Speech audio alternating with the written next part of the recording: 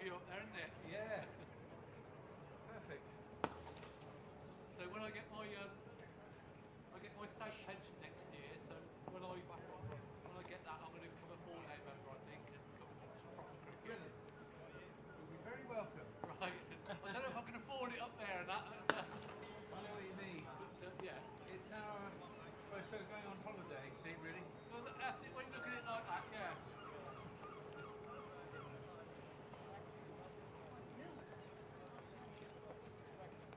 The forecast is probably will rain. This morning. I don't know where do you want to be.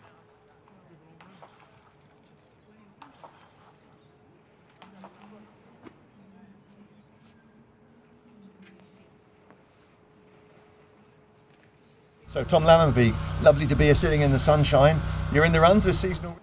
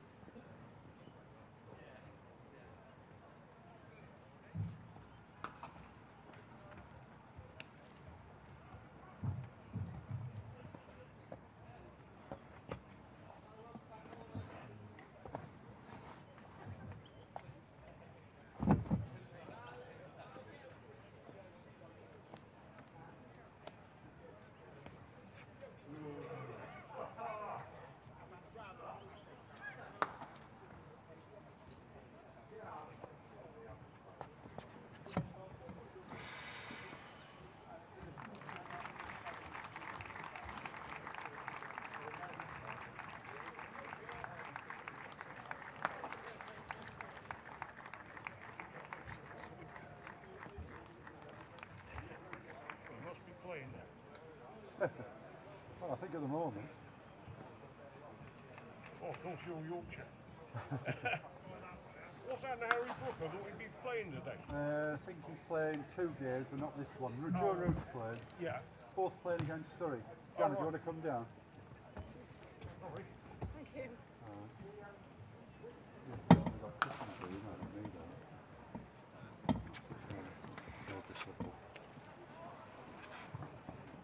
As low as you get here, you can get there.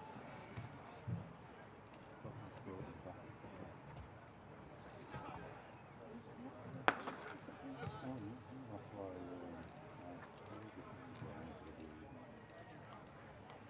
won't because it says these interiors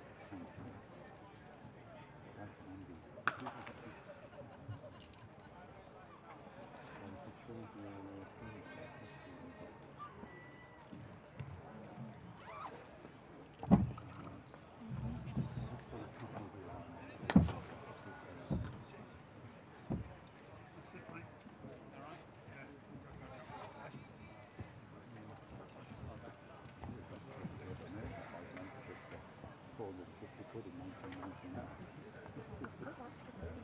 Yeah, so did he zap you? Well, maybe when you go out this say, oh, I don't know whether you... I'm not, my husband said it needs to be zapped, and I don't know whether it was. Something like that. Because I didn't forgot, because we'd obviously come in. But then he said, oh, has it been zapped? And he did it. Well, I wouldn't worry, it's not your fault, it's just because of any issues. Yeah, it's a problem. I mean, that will get you a members area. You've got your Yorkshire card, and you say, never do that at any of the grounds, and didn't do that last time. Who was that saying? We want to look at mine. Whether he wrote the names on it.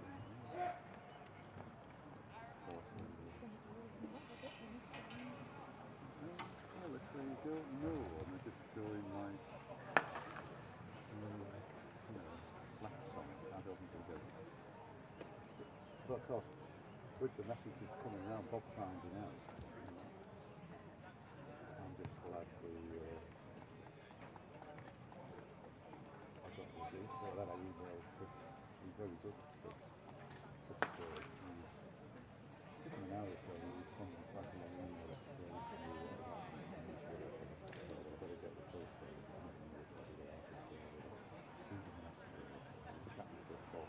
He's after the colour that talk to me, but he wasn't telling me what he talked to, so I was going away.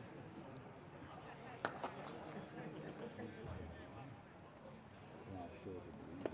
So what Bob was saying. Bob started off saying, oh, we can't get into this before. Because this membership worked out with WPA.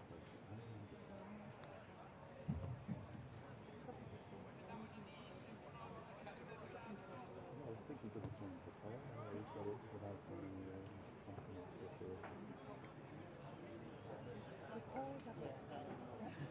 I don't know. Some of the earlier ones did. Nobody did. I think one of them was the games, 1 or 2 people went into the office and approved all of it. Some had it on some. On Bob. Either there or there, just here. I think it's. Well, I sent a picture yesterday to Paul, with those side screens on. So I think it's. I was thinking it's either this green one or the one next to it. I think it's the one next to it. I hope it's not the green one. Well, the green one looks very. Well, it might be all of it today. If it's the green one. Doesn't look too bad the weather now. Well, it was glorious.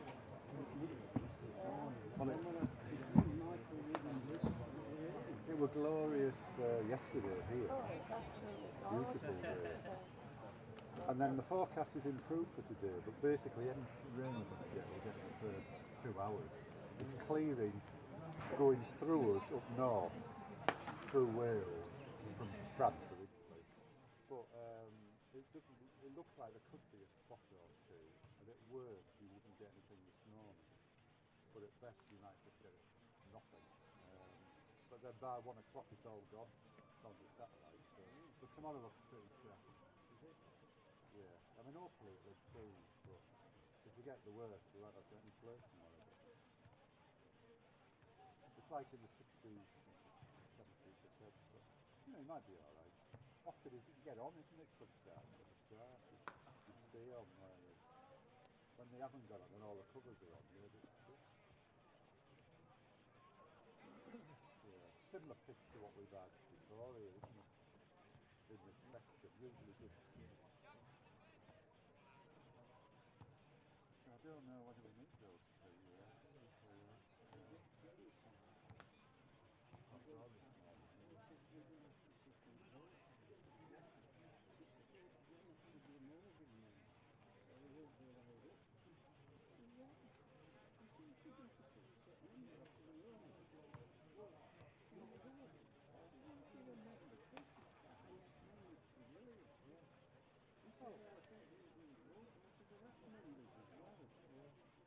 I saw this morning. Well, as far as I understand, membership in Europe, well, both officially it's the visiting member and the official member. You know, they say the official members who sit over there, don't they? And on the thing it says the supplicant.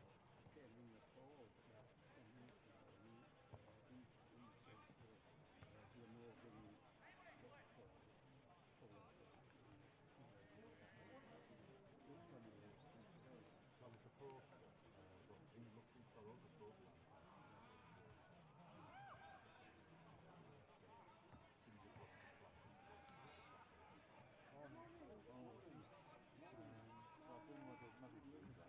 Whether you want an extra space, whether you want to sit two away from them, or do that and put them in the booklet.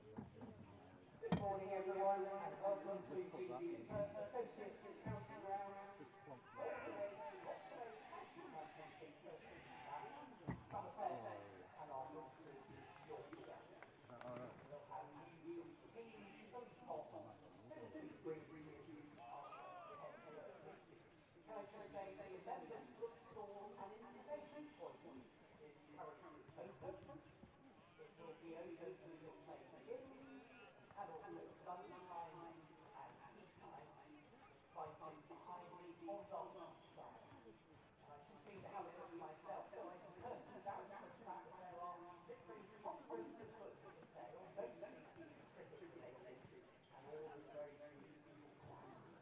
And also, if you wish to speak to members of the members committee, you can do that in person by visiting the stand or emailing the message. That's the members bookstore, books for sale across the day behind the Ondolchi Pavilion.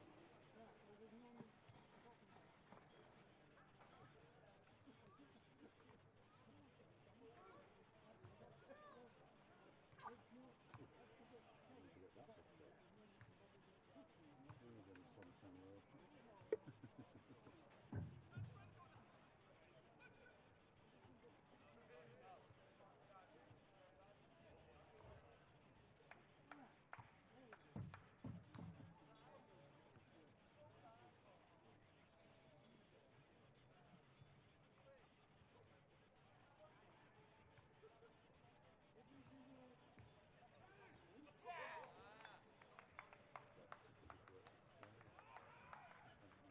Good morning.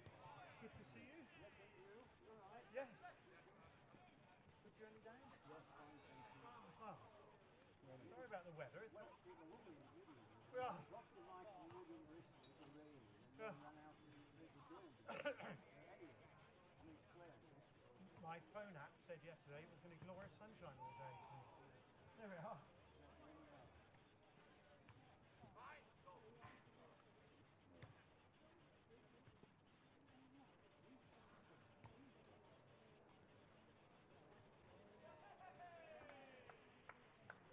Hi. Oh. Yeah. Then. You know, it came in. There's a couple of books and what's the. Right.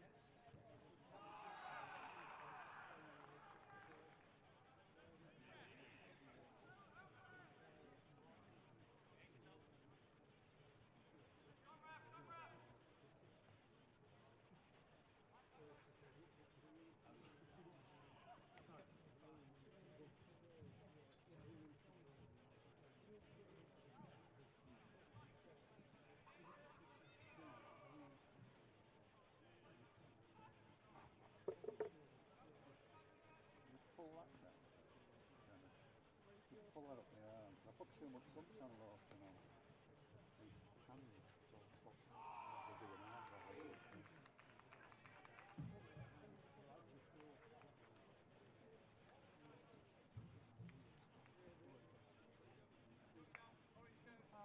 I mean, can you park anywhere on Sunday? Are you on a Sunday?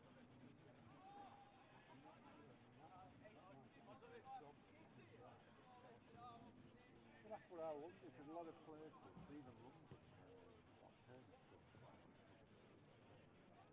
So it might be strange if anyone wanders out and just look at the side, you know, you might be able to park in front of the ground.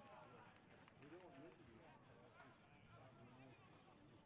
That's what I mean, that could be the answer, couldn't it? You know, I know where Whispering Jeff is, at the same hotel, not where we are, it's a bit more, but he came like a time a day. If you do watch the pictures anyway. I'd have thought surely there must be a reduction on Sunday. Anyway, not my problem, but just worth having a look when you're walking outside. See you later.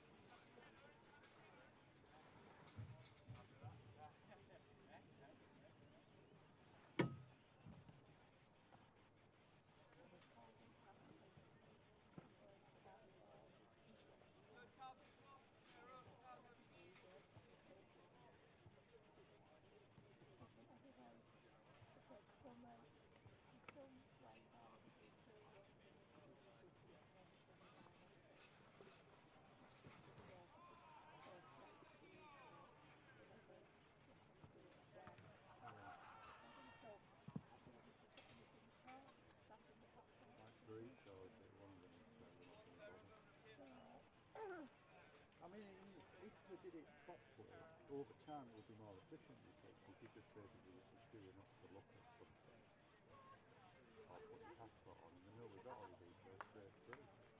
But the thing is, I don't think those signs are very clear as to which way you put your passport on. And if 1 in 2 people, or 1 in 3, put it on the wrong way, and then it rejects you after 3 goes, I mean, why doesn't it show you a picture of exactly the back of it, which way it has to be, and the front of it? Or why don't just have a video out so everybody gets it with like reject to book it? This is the way you put your passport on. Well, we're going on a good day, aren't we? Tuesday. Yeah. Well, we're early enough, aren't we? So even if we're delayed, we'll be there.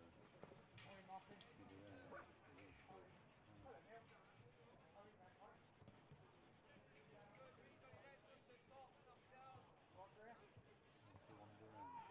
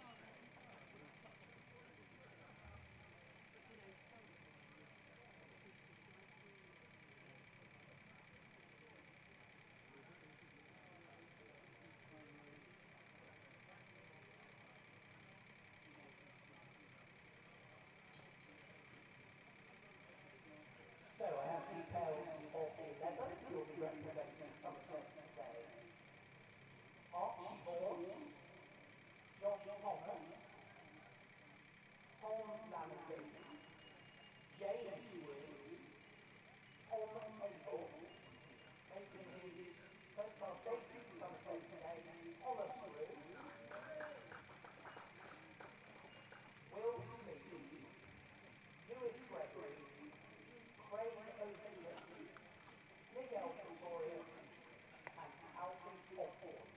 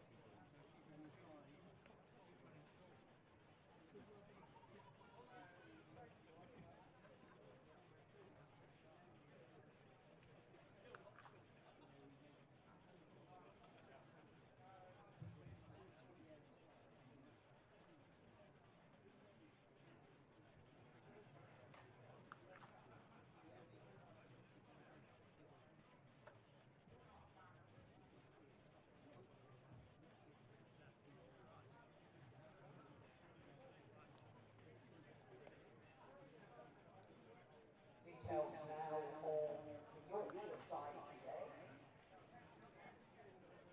Adam Wright, Finley Dean, James Wharton, Joe Root, Captain John Gladstone, Matthew Revis, George Hill, Don Bess, Logan Manby, Jai Richardson, and Jack White. You had just arrived on the ground in the last few minutes. Somerset won the toss and will bowl first.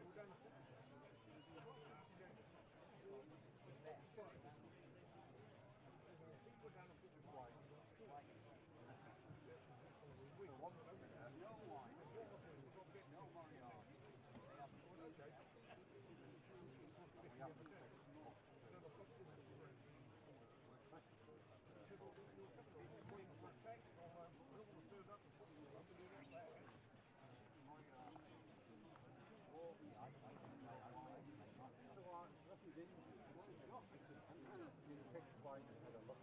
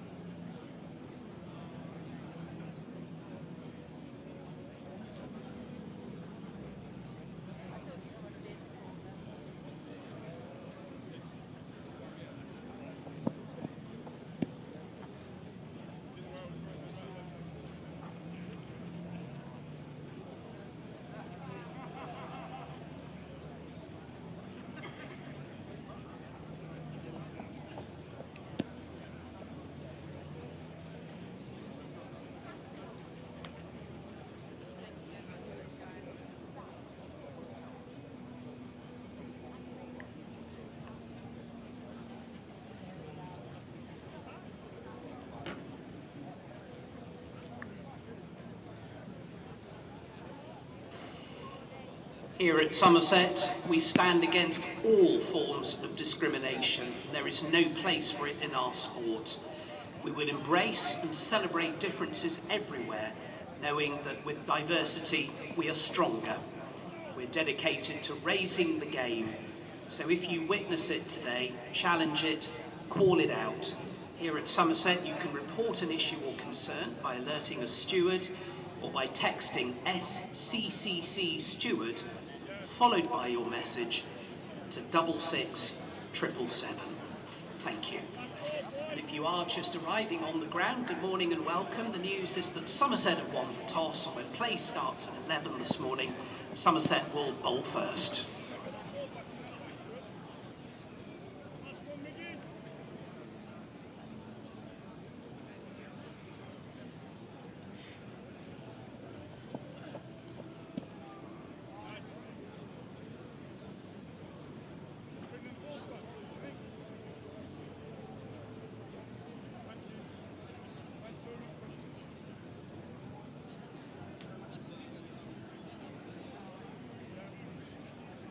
Fred, can you bring that speaker in?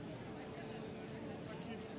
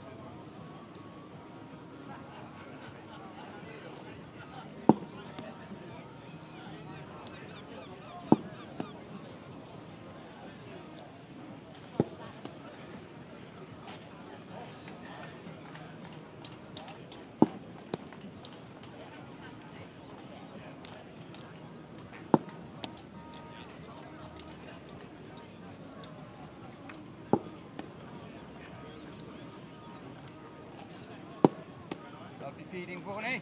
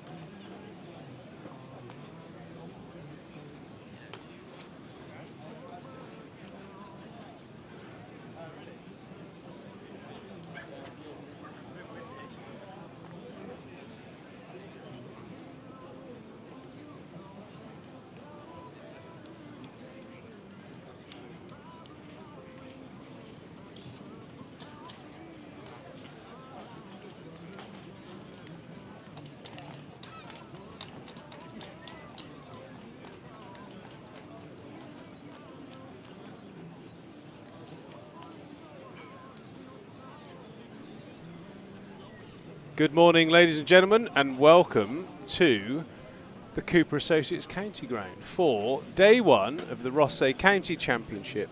Somerset taking on Yorkshire. Always a fascinating fixture.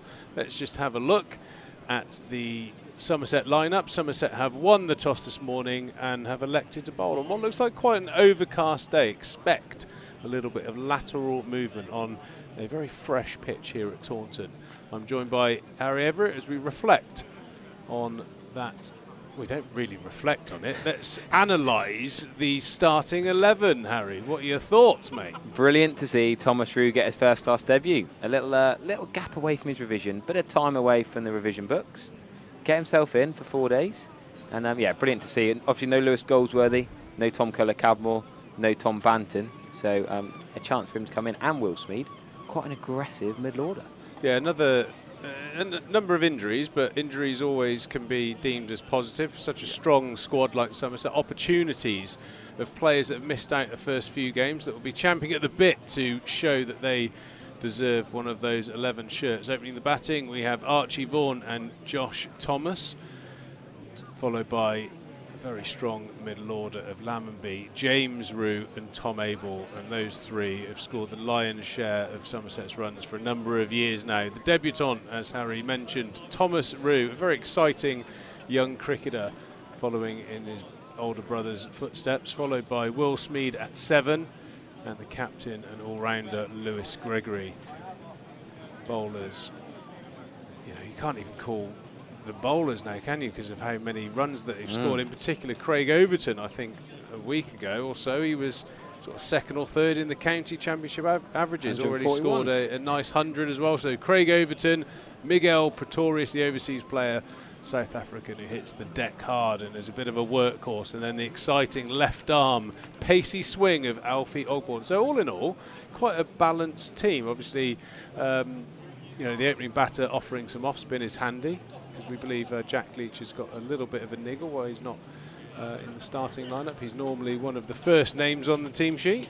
Yeah, a little bit of a neck strain for Jack Leach, so he's out. But you look at how many all-rounders are on that team. That's got to be one of the best 9, 10, 11 batters Somerset have ever played. Alfie Ogborn at 11, you know, he could bat 9. Craig Overton's batted 6 over the years. Mickey Pretorius has batted 7.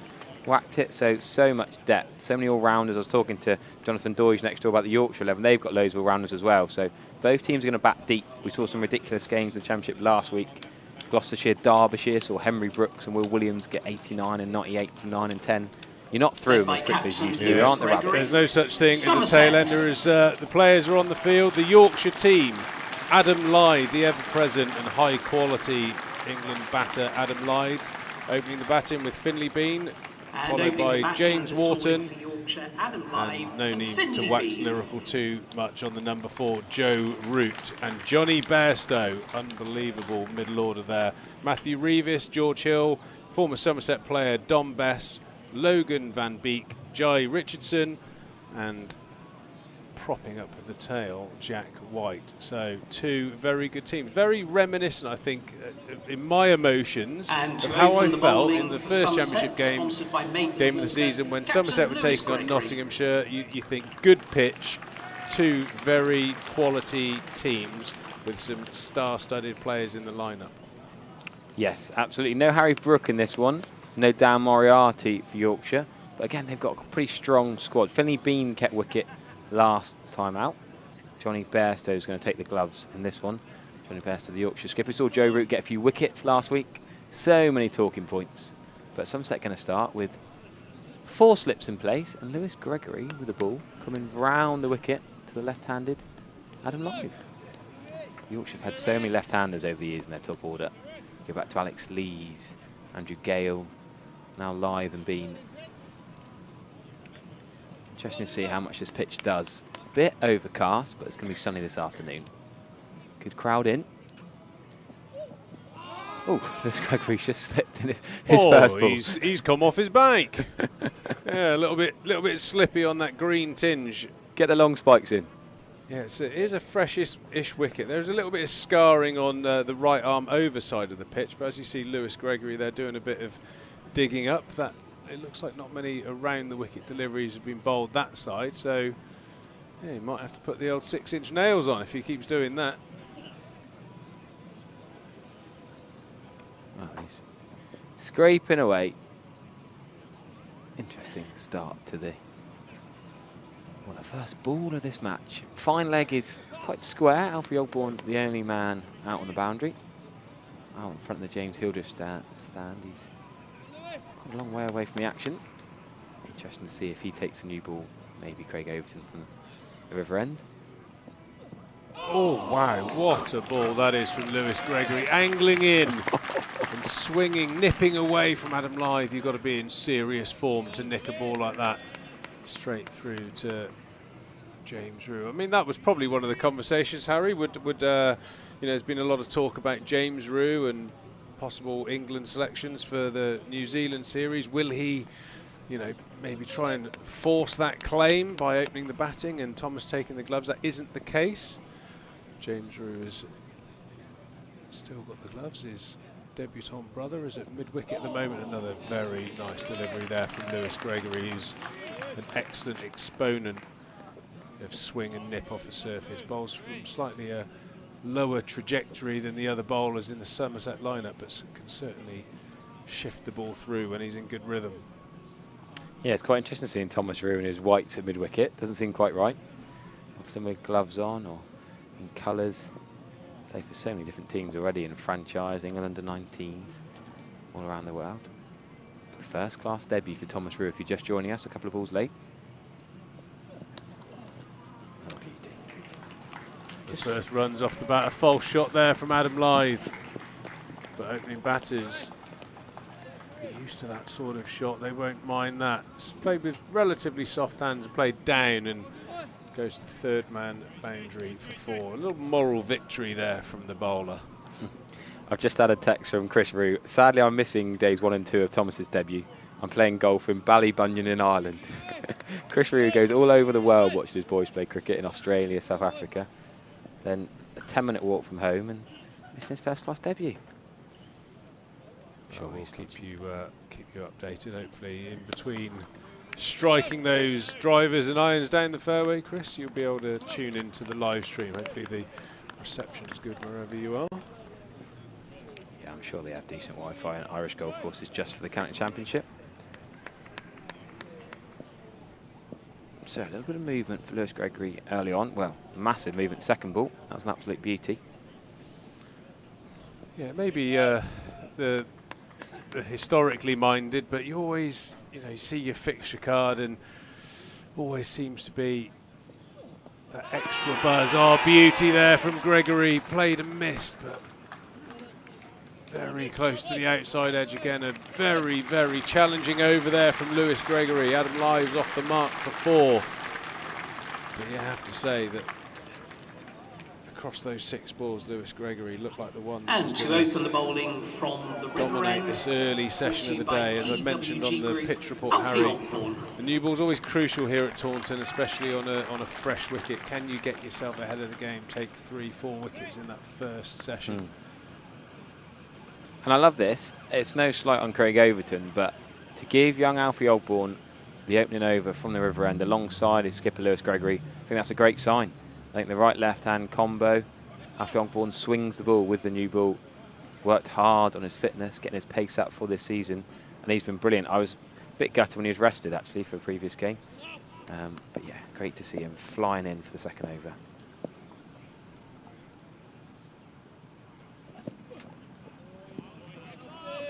Nice loosener there from Ogborn in a good area, just outside the off stump of Finn Bean.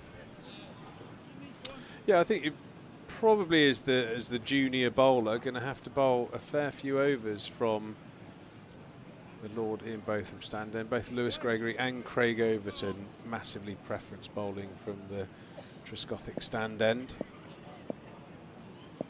The past swing bowlers used to do a lot of their work down there, Graham Rose in particular, while Caddick was steaming down the hill. Graham Rose would be bowling his swingers from the other end. No ball from Alfie Ogborn. He's obviously got loose hamstrings this morning, Harry. Yeah, nearly a single there. I think they realised that Tom Lammonby's a left-handed thrower, Thought about pinching the one to his right and mid-off.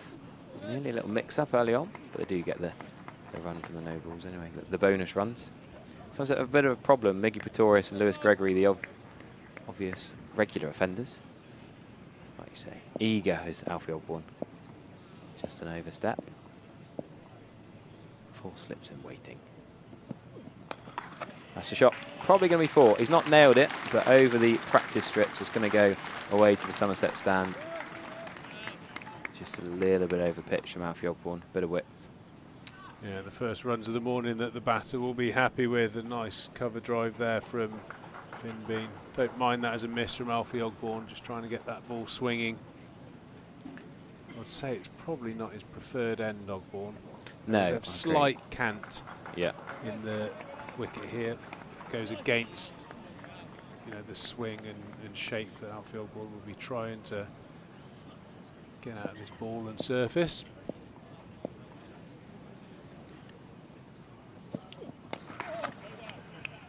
But I like that Alfie Ogborn's pitching it up, giving it a chance to swing, giving it a chance to bring those 4 slips into play.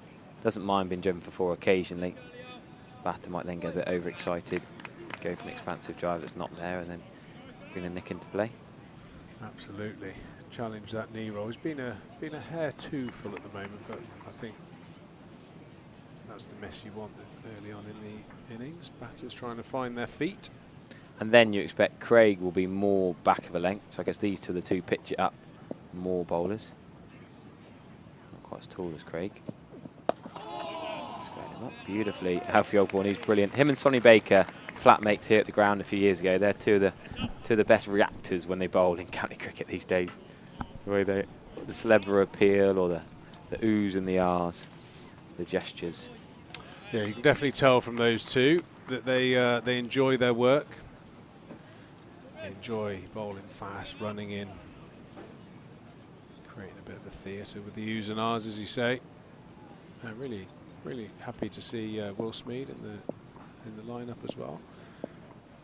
Very much a like-for-like in style replacement from Kola Cadmore. That's off the outside edge and down to third man. Will Smead is in hot pursuit. He's going to reel that in. That's the Yorkshire. Batter picks up a couple of runs. Makes me laugh as always. The cable knit sweaters from everyone except the wicket keeper, the bowler, and Archie Vaughan. The northerner down here. He just wears, whatever the weather, he just wears a shirt. He's in the cordon. Good to see Somerset aren't afraid of putting young lads in the cordon. We've seen Archie Vaughan, Alfie Ogborn.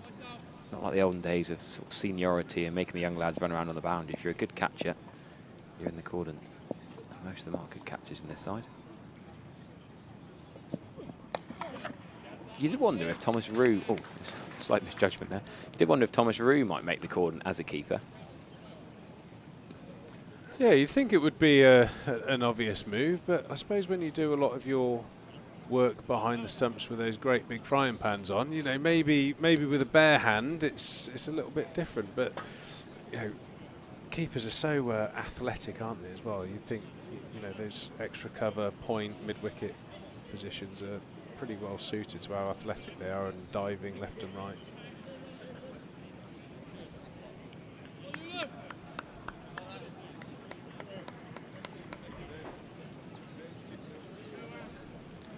So Lewis Gregory's going to have another 4 slips. Same field, I think. I don't think there's any reason to change. Both left-handed. Bean and Lythe. All this talk about James Rue keeping. Could James Rue keep and open the batting? Well, Finley Bean did it last week. That draw for Yorkshire up at Headingley. Joe Root picking up a couple of wickets. But yeah, fair play to him. Keeping and opening the batting is an arduous task. But they're so fit these days, and it's 4 days. It's not a 5-day test match. Rarely do they actually get their 96 overs in the day. I suppose any knock or tiredness, say James Rue gets the first innings century. Sure, he wouldn't mind saying, look, Thomas, you take the gloves to the second innings.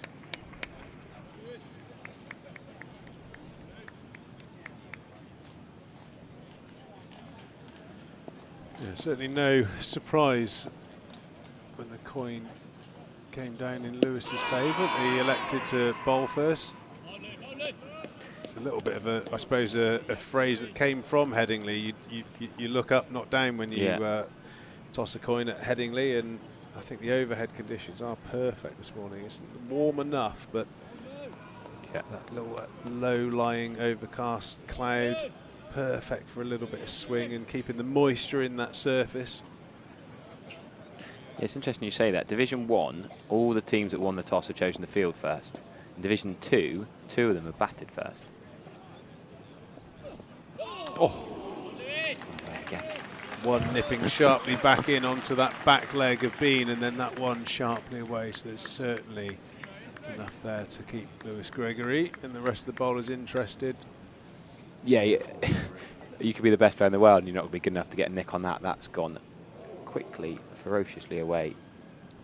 Fair play. Bean just happy to survive that. I have to say, Lewis Gregory looks in really good health, fitness, the way he's running in. You often see Lewis at times be a little bit cautious of his body when he runs in, but certainly getting through the crease and zipping that ball down. This for me looks like all cylinders Lewis Gregory at the moment. And it'd be great to get through these two, get Joe Root early,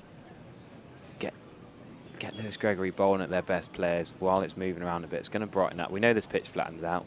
It's going to be sunnier and drier and warmer this afternoon. So yeah, I'd say that's the opposite of that would probably be quite daunting for the Somerset bowlers. A Joe Root on a flattened out Taunton pitch. That's the worry.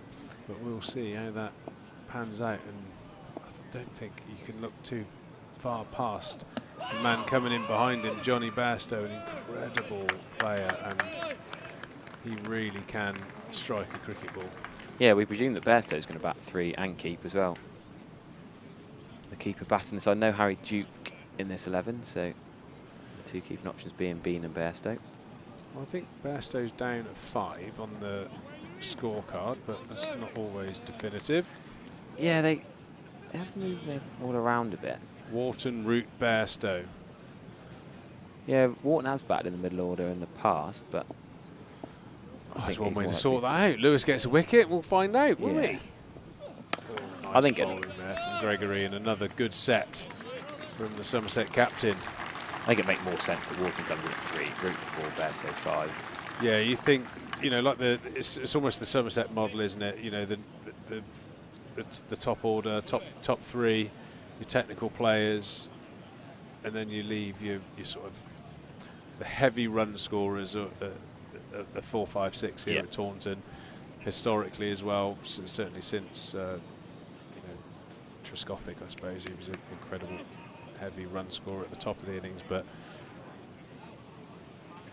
it's always one of those, I suppose, headaches for any team, isn't it? You know, Joe Root batting 4, could he be a 3? But then obviously you put him up at 3 and there's a couple of early wickets, you might lose your best player, and it's an ongoing conversation, that one.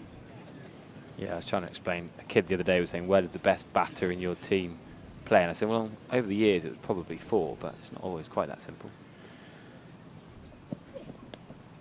Shot from Adam Live. Yeah, if you asked, I think maybe there's a generational change there, but it was always 3. Number 3 was always the gun player. Viv, Lara, Ponting, Callis. It was always 3, but I think that has definitely shifted. It does seem to be the key player, or the marquee player seems to be in that 4 position, where, I mean, I use the word reservedly, but slightly protecting them away from the new ball, because you can get jaffers with the new ball. Slightly just sort of mothballing them for the change bowlers when that lacquers off the ball, the swing and seam just dies down a fraction. And that's why I always thought, when there was that debate about Williamson, Coley, Smith and Root, probably more 2 or 3 years ago, I always had Williamson above the other 3 personally, because he batted at 3, the other 3 lads batted at 4. And however many runs Coley, Smith and Root got, you know, they're batting another wicket further down, often on flatter pitches, softer ball, easier, whereas Kane Williamson fronted up at 3 and was probably the underrated one of the 4 in my opinion, of the Fab 4.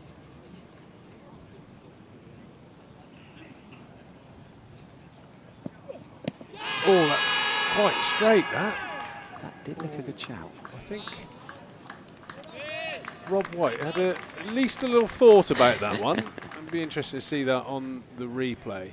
Did it swing back enough to stop it going down the leg side? Oh, I think it did. Is it height that's more of an issue? Yeah, than leg side? there's enough doubt in that, I think, to be fair. Yeah. But that's, you don't want to miss too many of those. I've seen those given, to be fair. So I think slightly lower on the knee roll. He's in a lot of trouble. Just hit him on the upper half of the knee roll. I think that's a better shout than any of Lewis Gregory's. Probably the best shout of the morning so far. Yeah, well, Lythy's certainly taking quite an aggressive movement across to that off stump. He is very good when the ball's in straight. When you used to open the bowling against Lythe, what, 10 years ago now? Not quite that long ago. Would you that movement across, would he have done that then? No, he was always in a very good position where he's such a good player. He always sort of covered his off stump really well. This movement, from my mind's eye, looks a little bit more exaggerated than I remember in the past. Maybe the left. I think it's just I think he would end up in the same place, but if Yeah. the starting position, he's miles outside of leg stump. Oh, that's close. That's close, and that's out. Alfie Ogborn strikes. Adam Lythe offered his bat towards the umpire. Did he get an edge on it? But the umpire thought not. And Somerset have taken their first wicket, a key wicket of Adam Lythe. Just falling over that straight delivery. He did it earlier on in the over. He got away with that one. Not the second time. Yeah, you said you don't want to miss another one like that. You might get away with one, but not the second one. I don't think there's any bat involved. That's stone dead. No, that's out. Yeah. No, that's. I think he knows actually. He thought about offering the bat, but then Yeah, he realised. Yeah, that's. I think he's missed that by quite a way. In fairness to the batter, it looks like he maybe clipped the lower part of his front pad on the way through, so you get some sort of sensation, but that one is very straight. Wharton coming in at number 3, so the scorecard looks like it's going to be Root Bairstow, 4 and 5, but Alfie Ogborn has struck and is absolutely buzzing, as he rightly should be. Yeah, I think going back to the Lythe thing, he would always start batting on sort of 2, make a smaller movement, end up in the same position. Yeah. But almost a little bit Kim Barnett going on here. Yeah, he's walking in from square leg at the moment. I think that's quite a big movement. I would always say that unless you're very diligent, do a lot of practice and maybe video it, are you making that the same consistent size of step every time? Because that's much movement. That's a long way to go. Okay. I've never been a massive fan of like too many moving the head parts. moving sideways. But to be fair, Adam Lythe is a high quality player. But when he was at his pomp, he didn't do that.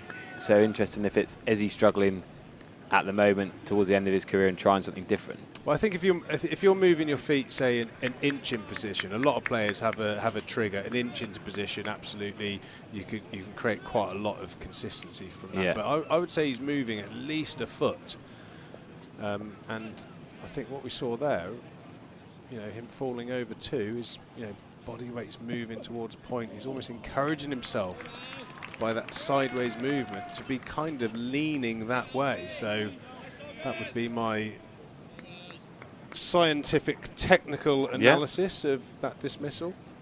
Like I said, he did get away with one in that early on the first. I don't think it's out, don't get me wrong, but I think there was enough doubt in that. But that should have been a warning sign for Adam Lythe that his head's slightly falling over the ball. But as you mentioned, Alfie Ogborn has persevered with that nice full of a length, giving the ball a chance, and he got his reward.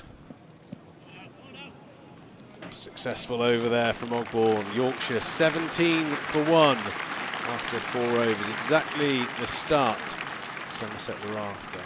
And as Harry mentioned, Somerset captain will be very keen to see the superstar batters in as early as possible against this nice shiny Duke ball. Magnificent crowd turned out. I know there was a number of people that I've spoken to around the southwest were bookmarking this fixture with Joe Root coming down to Taunton. You don't want to miss out on an opportunity to watch greatness. Yeah, remember Yorkshire had Sam Whiteman at 3 last game. No Wharton in the 11 last week. That game against Sussex ended up in a draw, only a 3 innings draw up at Headingley. Whiteman was 3, Root and Bairstow 4-5, then the all-rounders, Revis, Hill and Bess. Some middle order that with bat and ball.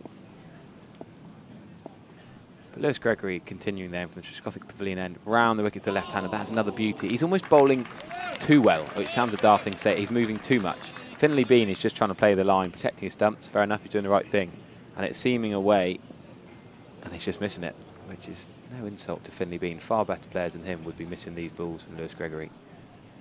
No, I think you're spot on there, Harry. He's bowling some absolute jaffers that you just very rarely get nicks from those. They're just almost moving too far on a perfect length. But that's what bowling partnerships are all about. You know, Alfie Ogbourne has got the reward there, but you'd be hard pushed to say that Lewis hasn't been the better bowler so far. That's not good cricket from Somerset. A no ball and a misfield for Miggy Pretorius. Tom Lammonby mops up, but that's probably the worst bit of cricket from Somerset so far this morning. Well, I think hopefully the camera have got a replay of Miggy Pretorius's dive there. That was like a tumble, felled oak tree. It was not the most athletic, but we'll give benefit of the doubt. He's bowled his overs, but no, he hasn't yet. Done anything yet? Well, previously he's had a round off. No, absolutely. They've had 10 days off as well, haven't they? There's no excuse there, Treeks. Yeah, that was. Had he barely bowled? Barely played the first few games. That was like when someone falls over in a nightclub with strobe lights on. It was all in instalments, like the Robot Man. He's got too many jumpers on, Jack, and he can't move. We might get a replay of Miggy Pretorius at, what is he, mid-on? Just, yeah, didn't really move, did he? It's just unusual from Pretorius. He's such a good fielder normally. Yeah, it was. I think he would have got down to about the third Here we go. segment of his dive and thought, I've got this wrong. Oh. Did he get stuck in the turf? I don't know. What's the defender? I think a lot went wrong. Yeah. Not a lot went right. Oh, he's laughing at his captain bowling another no ball. I don't know. Well played. Finley Bean in behind that one.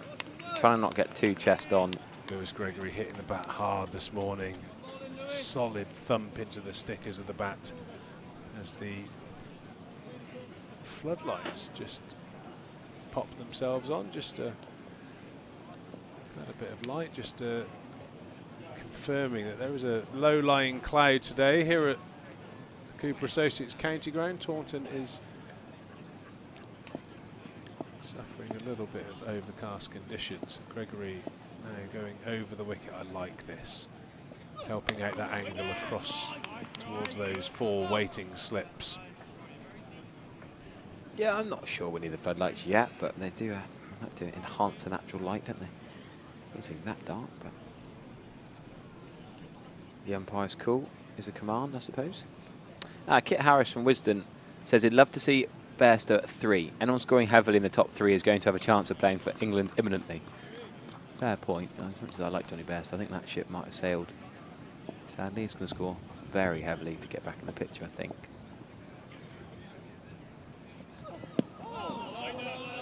Yeah, I think that would almost start the James Anderson reselection conversation, wouldn't it? You know, Bairstow, Anderson. I think from what I've watched on the footage and his figures so far this season, it's hard to argue that he's not still the best bowler in the country from a seam bowling perspective. You could probably, obviously, Joffre does what he does, but very hard to argue that Anderson he's just bowling the same as he was when he was taking all the wickets for England. He hasn't really changed. He's such a good athlete for his age. Oh, that's a close one there. Just an inside edge from Bean down to fine leg. Another superb over. Yeah, and I think there's probably just a point where the England selectors just move on. They're looking for that next generation, and some could argue rightly so. But yeah, what a career Johnny Bairstow's had. I mean, all across the world in multiple formats. Very fine cricketer. I think probably had the latter end of his career interrupted with that incident on the golf course, breaking his leg, which probably took probably 20 or 30 test matches off of his record of what it could have been. Feel for me. Got a double header here at Somerset. They're taking on the Hampshire Hawks, the men and women in action. Only 750 tickets available. That's Friday the 22nd of May. So get on the website and book your spot in for that double header, action-packed day of cricket here at the Cooper Associates County Ground. Ogbourne continuing from the River End, Yorkshire 22 for 1. I was just thinking there, this, we don't want to go into a rabbit hole, but the absolute farce of the like-for-like injury replacements, how can you replace Jimmy Anderson? If you've got to be, you know, Tom Bailey wasn't allowed to replace Ajit Singh Dale because he was too experienced or too many wickets or too high a batting average. I did see a podcast the other day about how many injuries would have to occur for Jimmy to get that call up. I mean, they were talking about maybe 5 or 6. I don't think it's that many. No, I think it depends on the type of bowler. You imagine you know there's, and I think rightly so. They've continued with the management group. You think how much the general public and cricket fans would love them to actually bring Jimmy back, because A, there's an injury, and B, he'd probably deserve it. And I think that's what cricket fans want to see. They want to see the best players on the field. Hard to argue James Anderson is not still up there.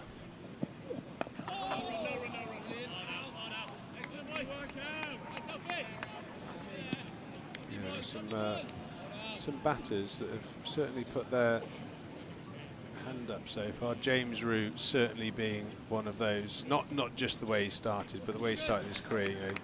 3-4 seasons now of very heavy run scoring. 12 first class hundreds in a very short space of time, so he's proved himself time and time again. Tom Abel, Joe Clark started the season brilliantly. Lots of talent out there.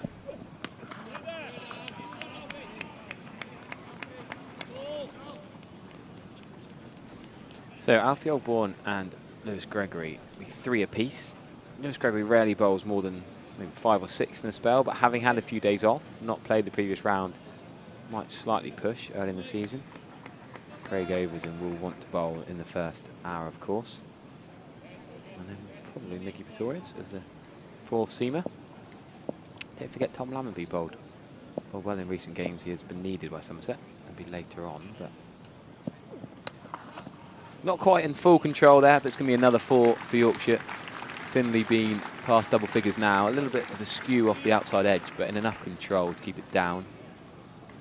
Again, full, giving the ball a chance to move, and just lost its shape a little bit. Wasn't going to carry to point. Josh Thomas is trying to keep the ball up, not letting the ball hit the turf, throwing it around the field so they can look after it, keep shining it up.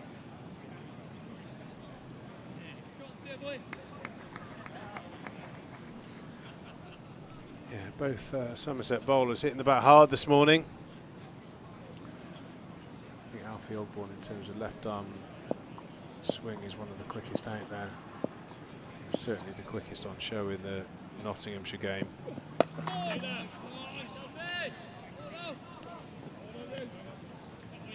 Such is the confidence and quality of the modern day batter. There's almost not a bowler that's got enough pace that these batters won't take on. They're very good at what they do. There's the scorecard there. That one dismissal, Ogborn removing Adam Lythe, who just fell over a couple from Ogborn, maybe expecting that ball to shape away, and it just stayed on the line. And hard to argue that LBW wasn't taking all 3 out of the ground. I'm very impressed with Finn Beans, look very positive and solid. Facing up to, in particular, Lewis Gregory, who's bowled some absolute jaffers this morning. 26 for 1 here at Taunton.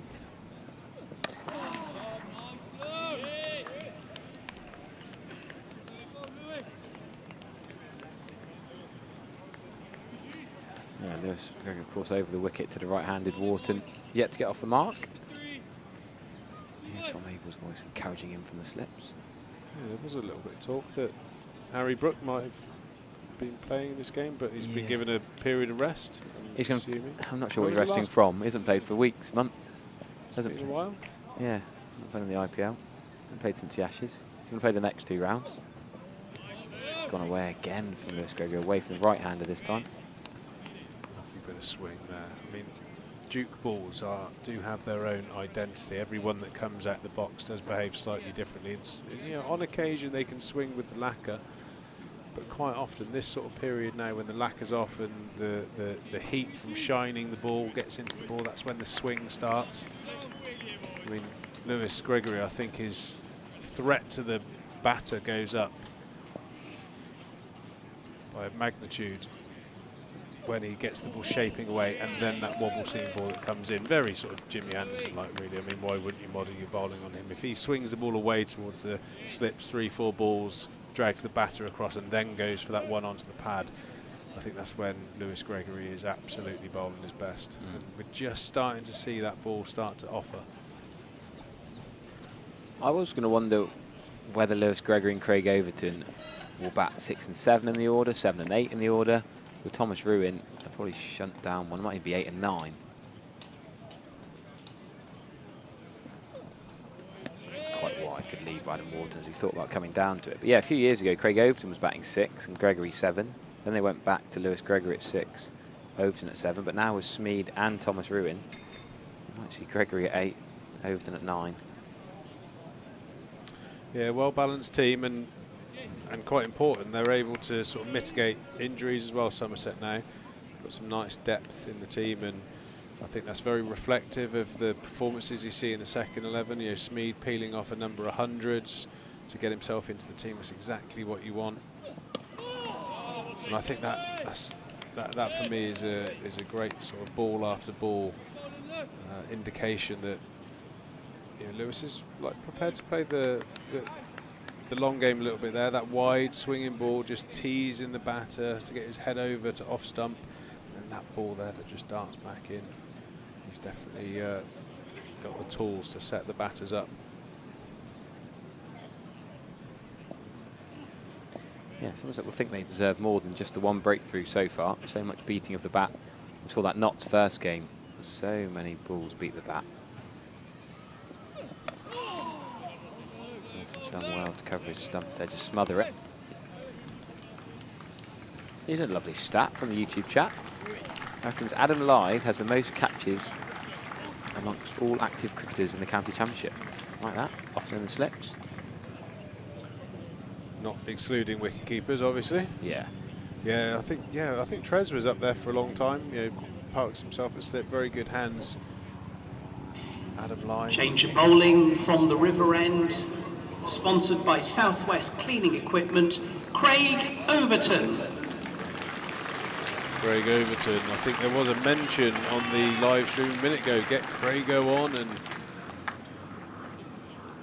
your ask has been accepted. From slightly surprising, he's having his first spell from the River End, but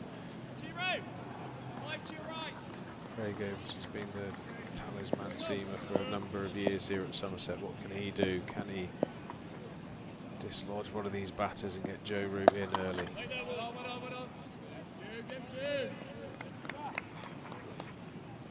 A gentle loosener there from Craigo. Always takes a little bit of time when you get a bit older to get the old Castrol GTX oil round the system, loosen up. Loosen off those suspension springs, Charlie, eh?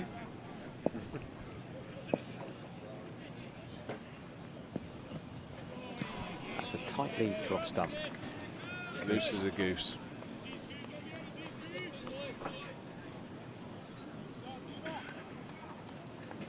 Wonderful to see an end change. We've seen outfield one bowl from both ends in the Notts Championship opener. Craig Overton starting from the River End.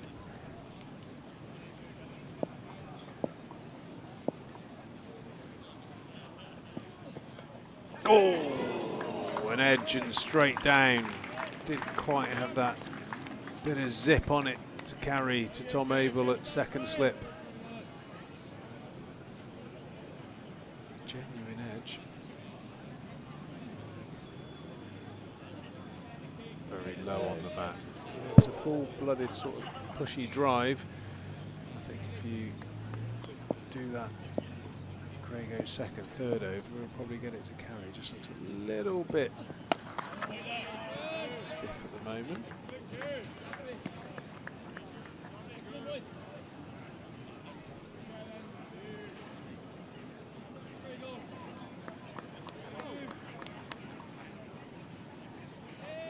.26 for 1 here at Taunton. Some good batting, some very, very aggressive line and length bowling from Somerset. Why they've leaked a few runs, nothing major, but I think, as Harry mentioned earlier, they've definitely made the decision to really bowl at that knee roll, bowl the ball a little bit fuller, risk getting driven every now and then. Trying to search out a few Yorkshire wickets. I just noticed who the match referee is. It's Peter Such, who's been the man who's had all these weird injury subs so far this season, isn't it? It's going to be a squirted one behind the point. Can they push for 2? Yeah, good turn and go. Yeah, I think wasn't he involved with the Lancashire controversy, getting Ollie Sutton to get his Uber for 3 hours because they wouldn't allow Tom Bailey to play. Then they wouldn't let Aaron Shetty be replaced by Tom Hartley. And they had George Bell, the wicketkeeper, come in for the spinner. Yeah, I think it's another one of those, a rule change that's sort of made in good faith, but I think these sort of things, you've got to go into a lot of detail, and I think you've probably got to put them into play with a little bit of a devil's advocate mind, thinking, how can this be sort of used to the advantage? Because there's no doubt that probably is going to be the case if you can bend a rule or sneak someone in that might advantage the game. The clubs are going to take that, so maybe a little bit of a teething process there of how you put it in play. Is there such a thing as a like-for-like cricketer on the planet, though? That's probably one. And that is stoned. Oh, he must have hit that, or is that high? I don't know. It did look a good shout. Oh, that looks really out. Lewis Gregory is not impressed. I've given that out, ladies and gents.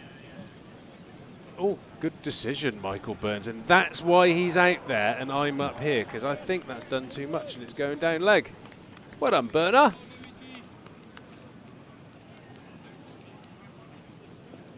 Yeah, Mike Burns, he's dusted off his old kit and played in the Legends game last year. Live, didn't it? That looked absolutely The more you watch it, the more it's done. Yeah, off the pitch, the seam in, down the leg side. I think because of the position Wharton's got into, got squared up, it made it look straighter than it was. Well, you can just, on impact, you can see middle and off stump as well, so that would have definitely swayed the decision. He does get his head over to cover point quite a lot. Where he sort of gets tucked up, pulls his hips back and his head's come over. I think that's very much what Lewis is trying to do. He's trying to hide the ball with a bit of a way swing outside off stump to get him feeling for the ball, get him creeping that head over, and then bosh, that one that nips back. But that just did a little bit too much. And again, a very, very good decision from the umpire. Yeah, Mike Burns, one of the better ones in recent years. I think we've realised he's generally been pretty solid. Oh, it's an aggressive move down the wicket. He's gone a long way past James Root. Now Fieldbourne and Tom Abel are going to race to final leg to get the ball. Tom Abel saves his. Remarkable that's gone that far down the leg side without hitting anything. It's sort of pitched and swung. Oh. Not far away from leg stump, and then you look how far from James Root's gloves it goes. Close to leg bail, and then whoosh, it's gone away. I mean, that's what produces those sort of saucer wobbly balls when the ball pitches, and sometimes the seam can stand perfectly upright and go sideways, but sometimes it can go parallel to the ground and then go and up or down or dip. Horrible for the wicket keepers. Yeah, I guess James Wharton under a little bit of pressure here with likes of Will Luxton, Sam Whiteman, Harry Duke. There's plenty of young talent in that Yorkshire side. Sam Whiteman using his English passport is a massive signing for Yorkshire. Well, it's been a long naught so far. Yeah.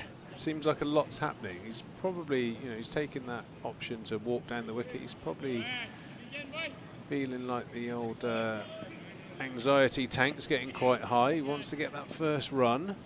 Yeah, noughts for warts.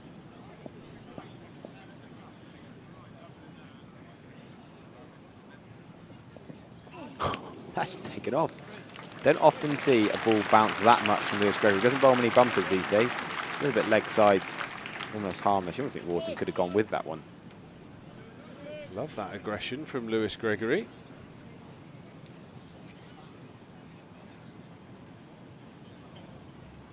Big toss for Somerset to win this morning. They will want to get another couple before 12. They probably want to be 4. You normally say you want to be more than 3 down. If you get a side 4 down in the morning session, you've probably won the session. Still an hour and 20 minutes to go, of course, but Yorkshire done well to survive. Only one down so far. Another good over there from Gregory. Close LBW decision and enough movement. Wharton's definitely feeling the pressure out there of what has been an excellent opening spell. He's gone for just the 9 runs. Most of those false shots down to third man as well. Gregory's in top form. Thanks to our match sponsors, Clark Wilmot Solicitors. We hope you're enjoying your day. I've met them having a little tour of the ground before the start of play. I'm sure they're being well looked after.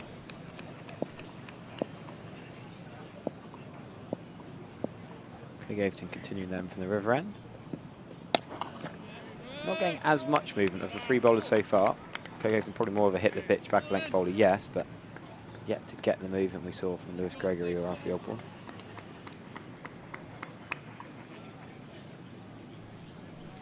I'm hoping to see Lewis go one more at least. Yeah. Really good rhythms. He's getting to that sort of age where you need to be mindful of not bowling him for too long, but he looks, I mean, even though Osborne got the wicket, he certainly looked the most likely Somerset bowler to take a wicket. Almost done too much, isn't it? Too much past the outside edge. And I think in this 11, Lewis Gregory could feasibly not bowl that much on days 3 or 4. In the second innings, when the pitch is flattening out, he probably wouldn't bowl as much. Whereas overcast, new ball, green, fresh pitch. That's Lewis Gregory in his element. Saying that, down at the Rose Bowl, he was magnificent. Yeah. 5 for in the second innings. Nice to see him in the wickets. Confidence is high. Wharton still battling. 15 balls now without a run. Josh Thomas joins the cordon at 4th slip, and Craig Overton's bowling.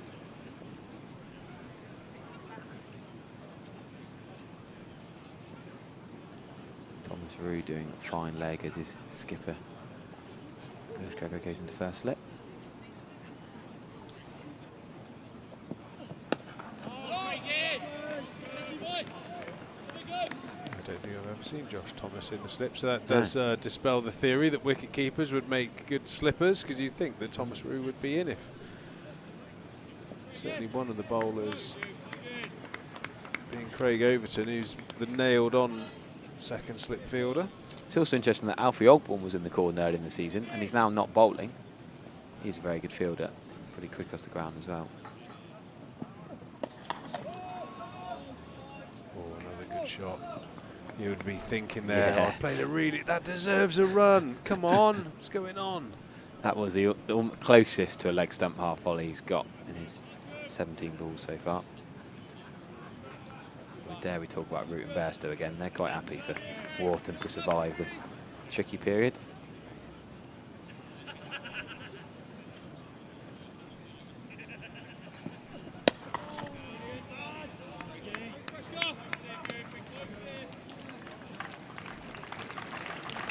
So a decent second over from Craig Overton. 2 overs just for 3 runs.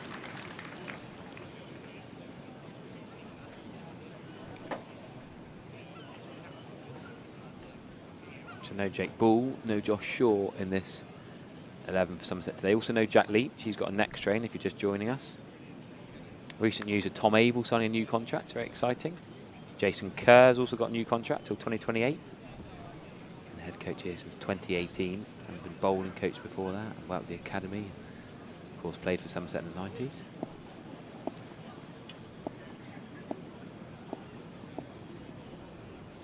Yeah, there's a good spattering of ex-players around today. It's ex-players day. They'll be over in the Colin Atkinson, where that ball has just disappeared off the outside edge of Finn Bean for 4. He moves into the 20s. Another false shot. Nice piece of bowling there from Gregory. Probably getting to that frustrated stage of his spell now after bowling so many wicket-taking potential deliveries. I think it's partly down to me jinxing him, so I'm going to take a little break, Harry, and Charlie Taylor is going to come and join you and talk you through a Somerset perspective there. Hopefully a couple of wickets. Oh, and that's not a no ball and bowl, is it? Lewis Gregory It is. does It's a that no lot. ball. That's clipped the top of off. An absolute jaffer from Lewis Gregory, and he's overstepped. Oh, it's time for me to go. I can't take any more.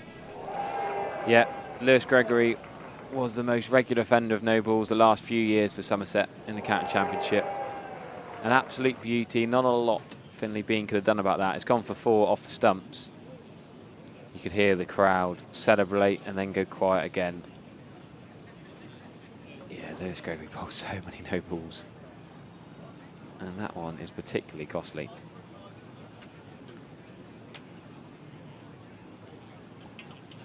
So has that gone for 6?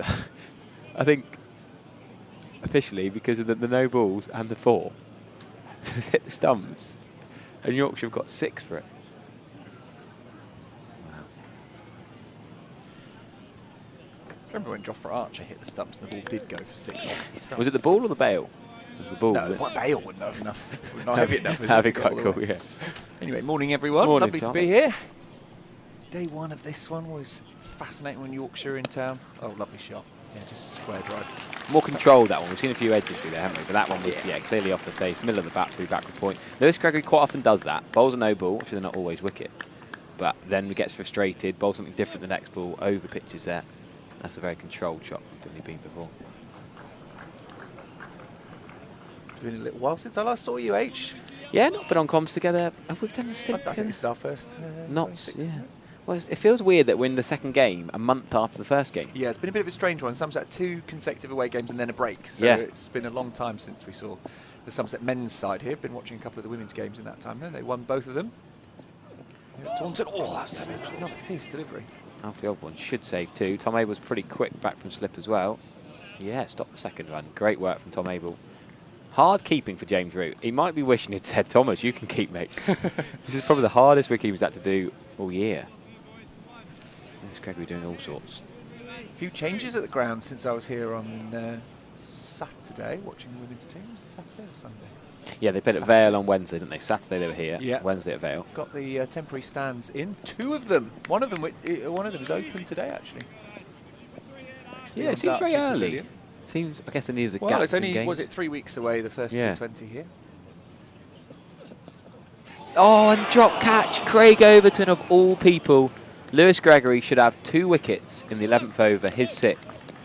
One should be Wharton for a duck. It should be a 19-ball duck. Finley Bean bowled for no ball, and Craig Overton at second slip off Lewis Gregory. How pivotal is this going to be? Lewis Gregory should have a double wicket maiden, potentially. Well, you'd have put money on that, wouldn't you? Yeah. You'd have put money on that being gobbled up. We almost have a list. We almost remember Craig Overton drops because there are so few of them. He did drop one in another game, but he's got buckets. There's Gregory. I mean, again, this time he's gone. Wharton, that is a long duck. That is a painful innings from Wharton. Lewis Gregory could have had 3 wickets in the over. It's a great grab in the end. Craig Overton not involved this time. What a bizarre over that is. 4 no balls, 4 through backward point, a drop. It's all happened this over. I tell you what, that's a hell of a catch. Yeah, it is. Because the one before was a much easier catch. I thought for Overton. Take a look at this. Just sticks his weaker right hand, don't forget. Could that have been Tom Abel's, really? Probably should have been Tom Abel's. Both Abel's. would have taken it, wouldn't they? Yeah. But still, what matters is it was taken. And yeah, poor Wharton looked like sort of put out of his misery there. James Wharton struggling to get the ball away. Joe Root will have to face. Not Lewis. Yes, he will. 1 ball from Lewis Gregory because of the no ball. He gets an extra go. Joe Root gets a big round of applause. Is it England legend? Just doesn't matter if home or away. Of course, he is a legend. He's done so much for England. It's I'm sure plenty of Somerset fans have absolutely loved watching him for England. So, quite right. In fact, I hope he gets that wherever he goes, certainly in this country. I saw Muzz, who works at the Somerset Foundation, Muzz Sheikh, get a nice picture in Tom Lambenby's coffee shop round the corner, and a picture with Joe Root and signed hat this morning. Straight on his social media, fair enough. So Joe Root will have the same field, I think. James Wharton, by the looks of things. Well, you said about 2 early wickets, get Root out there. Well, he's in the 11th over. He could have been in almost any ball in the 11th over. Yeah, he could have been. But he's in for the final ball. Not quite at the first hour yet. So Somerset got what they wanted. Root is out there. What they really like is to send him back into the Andy Caddick, but they've got to get him out, and that's something that a lot of teams struggle with. So 4 slips in place then. Joe Root's first ball from Lewis Gregory. How controlled, calm, and textbook is that? Like, we know he's a good player. We know he's one of the best players of all the time. But I don't mean to rip into James Wharton here. I mean, that ball didn't do as much, of course, but James Wharton looked so at sea to Lewis Gregory, and Joe Root's just calmly in behind it. I'll just defend that with the middle of my bat. We've commentated Quality. We've had Billy Root here a few times for Glamorgan, but older brother Joe was 66 on his back. It's quite funny seeing Archie Vaughan and Joe Root with 66. Well, Archie in the same obviously shot. has been inspired by Joe, so to have his idol there, presumably is his idol, out in front of him. I'm sure he'd love to take the wicket there, take the catch. As Overton is in to Bean, straight back to him, and Overton chucks it back at the stumps. Overton's ticking. He did well there. He won't like, yeah, it was good. It wasn't a bad throw to get it back so quickly. Yeah. He won't like that he's dropped the catch. He won't mind because the wicket was taken next ball, but we know what Overton's like. Oh yeah. That will really frustrate him. Because I'm sure he's the sort of person who sees how many catches he's taken. He takes a lot of catches. You know what? That might actually be a blessing for Somerset in the long run, because his first over was a bit calm, sedate by Craig Overton standards. He is charging in now. Yeah. You know, it's about the knees rising in his run up. The lift, and look at this, the purpose of this run up now. Around the wicket. This is a bit of a thick edge, goes out towards the other point, comes round, no run still. It's a good start from Somerset. It's a good toss to win, you think, with these conditions today, with a greenish pitch that could well flatten out. I mean, there is a fair bit of rain around the next few days. I don't want to put people off coming. Oh, it's only tomorrow, isn't it? But what you don't want is a pitch to flatten out, and then you lose overs as well to rain. So early wickets today would be very helpful in trying to make sure there's a result in this game. Of course, it was a draw here. Somerset's first home game of the season was against Nottinghamshire, ended in a draw as the pitch just flattened out more and more. In comes Overton, left alone. Finn Bean. We haven't made too many jokes about Finley Bean yet, have we? Bean and Root, you know, I think the garden vegetables. We've got Bean and Root at the crease. Yeah, it could make a good casserole, probably. We might have plenty of time to think about it.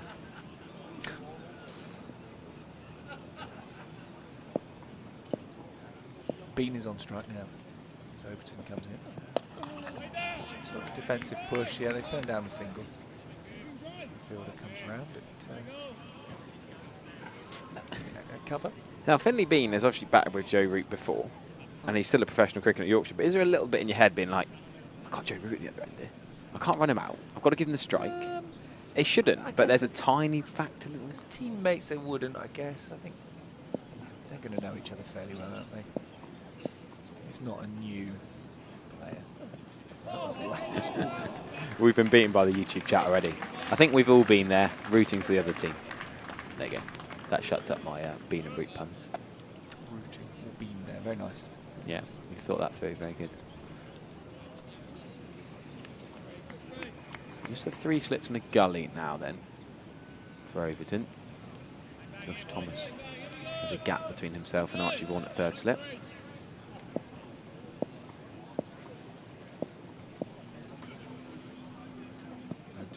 Straight to this one. Doesn't look like it's doing all that much off Overton from that end. Certainly seems to be more dangerous from Gregory at the Marcus Frascotty Pavilion end. But a good warm round of applause. There was a maiden there, wasn't it? Yeah. Overton bowled 3 overs for 3 runs. That maiden. Yeah, his first maiden of his spell.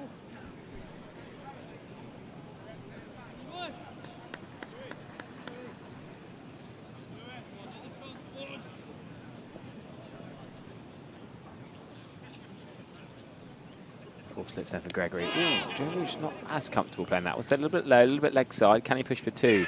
Ooh, he doesn't want to take on Tom Abel's arm. Good decision there. And Will Smead's done really well to get to the stump. James Root thinking about chasing that. Will Smead does the wicketkeeper's job.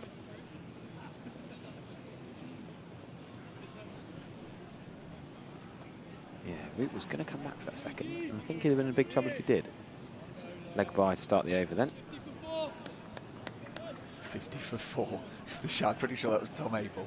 Bear in mind it's 49 for 2. Looking for 2 quick ones. And the optimism being on strike. That's a lovely shot. Probably not going to go for 4, but lovely cover drive in the gap between that cover point and extra cover. Got to pick the pace of it, didn't time it. I think Gregory's not particularly quick compared to Overton and Ogborn. Slowest of the 3 seamers. There's a ripple of applause for the Yorkshire 50. Yorkshire are one of the counties that travel well, I'd say. Well, Yorkshire's a big county. I think Yorkshire and Surrey, my guessing, tend to bring the most fans down to Taunton. A few days by the seaside, bank holiday weekend. A few Lancashire fans. Well, I'm just thinking different division now, Charlie. Well, yeah, different division now, but I'm just thinking of teams all around. Yeah. Playing Lancashire here was when Don Best, now in a Yorkshire shirt, and Jack Leach had that absolute shocker. Do you remember that? 1 run to win, and they both got out. Yeah. Both caught. Oh, yeah. It was a draw, wasn't it? Yeah, a tie or tie. a tie, sorry. Yeah. That was a shocker. Bowled out for 77 or something, didn't they? It was a very, very low target. Good game of cricket. They both got out similarly, I think. Yeah. Caught mid on, mid off. They were swinging. Paul, just get 1 run. Yeah. Don Best will bat higher up for Yorkshire than he did back then for Somerset. Probably around 8. And it's a good single there from Bean. Yeah. Easy single with Thomas Rue running round to his weaker side. Nice to see Don Best again, actually. It's always... Yeah. He did a loan spell here at Somerset, didn't he? When was that, 2 seasons ago? Last season? No, more than that. I want to say maybe even 3, you know. Because we've had Archie Vaughan the last couple. Yeah. I reckon, off the top of my head, without checking this, I think he made his first class debut against the Pakistanis in a touring game. And I seem to remember, was it Yunus Khan? Just kept whacking him off the back foot. He looked so good. Was it Yunus Khan or Azhar Ali? It might have been both. A ball that didn't look that bad, but the Pakistanis played spin really well on a flat deck. And Azhar Ali, of course, Somerset man. Got that 5 against Worcestershire. Had a few decent partnership retreats. Was it a semi-final of the One Day Cup that Somerset went on to win? Was it the quarter? Not in the quarter. Quarter-final, might be the quarter-final. The other change at the ground, yeah, got the temporary stands. There has been a change which affects me quite a lot. Last ball of Gregory's over. Joe Root looks so calm. Great single that. That is a sign of class. The fielding for Thomas Rue was enthusiastic, not quite as clean, and he's now got a dirty jumper. Talking of clean. But yeah, good single from Joe Root to keep the strike. What do you think it is? I thought you were going to say the coffee shop. I don't think it's going to impact you. No, I'm not a big coffee drinker. Oh, I'm a tea drinker, but I guess they probably do. Bike racks? Spot on. I've not yet cycled here. I've thought about it for years.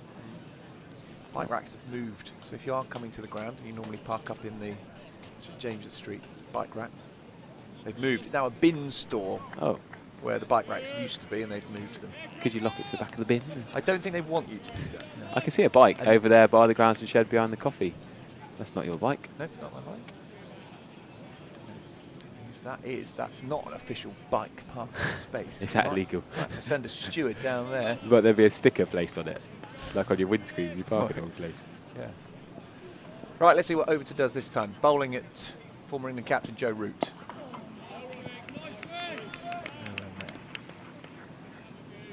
Of course, they played alongside each other for England. These two, Overton and Root. Overton's first test wicket was Steve Smith in a day-night test. I remember that. I want to say Adelaide. I wanted to say Adelaide. I was going to say Perth, and then I changed to Adelaide. Yeah. Chapped on, didn't he? I think it might be Adelaide. Was the day-night pink ball, I think? It was a pink baller. Yeah. So it would be Adelaide, not Perth then. Yeah. He comes Overton again.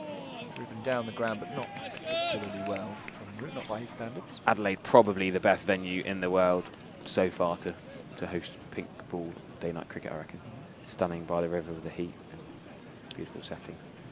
But there's a bit of controversy, isn't there? This bizarre. I mean, England and international cricket don't really think about the environment, do they? England travelling all the way to Australia for a white ball series, then going back and doing whatever for a few months, then going all the way again for this anniversary test. Oh, that's a shot. Nice shot. But there is a fielder out in the deep, so it will only be a single. But spotting the shorter ball and hooking it around the corner for a single. Yeah, they're going to play a pink ball test for this one-off anniversary test in March. are not. Why is it a pink ball test? Yeah, It's there's a an lot of anniversary controversy. test. Yeah, Do you correct. not want to just sort of enjoy a proper cricket? Yeah, test agreed. match? I don't mind a I pink ball test in a don't five mind match it in a series. five, yeah, in a 1 out but of one 5. off, yeah. But when it's 1 out of 1, it just feels like, well, Bit the problem gimmicky. with the pink ball test is it all depends on what time of day you're batting, doesn't it? It seems to have such a big Yeah. effect. If you're under the lights, as Overton's in again, and Bean's coming forward, just pushing into the leg side for a single. It makes for It's funky a bit declarations. of the luck of the yeah. toss in a way, isn't it? And because the wickets do seem to fall in that twilight period when the lights are on. You see batting teams declare just to before avoid. twilight, even when they're like 7 down sometimes. Yeah, which Just to have a ball. It's just made for Mitch Stark, isn't it? It's an extra tactical decision, but it sounds very old-fashioned. It's not proper cricket. You're not testing yourself all the way down your order to try and get your biggest score. You're trying to get a team in at a particular time of day. It's nicely flicked past the slips by Joe Root. So you hear what sounded like a steam engine? Is that some kind of whistle? I mean, there's one in by Cedar Falls, Bishop's Lydiard way. I don't think we're in it from there. On that one, we'll put the pink ball well. I don't know if he's related to David Willey or Peter Willey, but Alex Willey in the chat sums it up really. Imagine celebrating the legacy of the Red Bull game with a pink ball. Yeah, that's what I mean. It's a bit of a. It's not really celebrating the legacy, is it? You're doing something different. Anyway, I'm sure it'll be interesting to watch as Craig Overton prepares for his final ball of this over. Root can't do much. But actually, sorry, one more point on this actually. Is it because it's a watchable time in England, potentially? If you play it in the evening, it's better time. Yeah. It's a fair comment. Yeah. And it's between England and Australia, so there's going to be two nations in the world that are most into it. Yeah.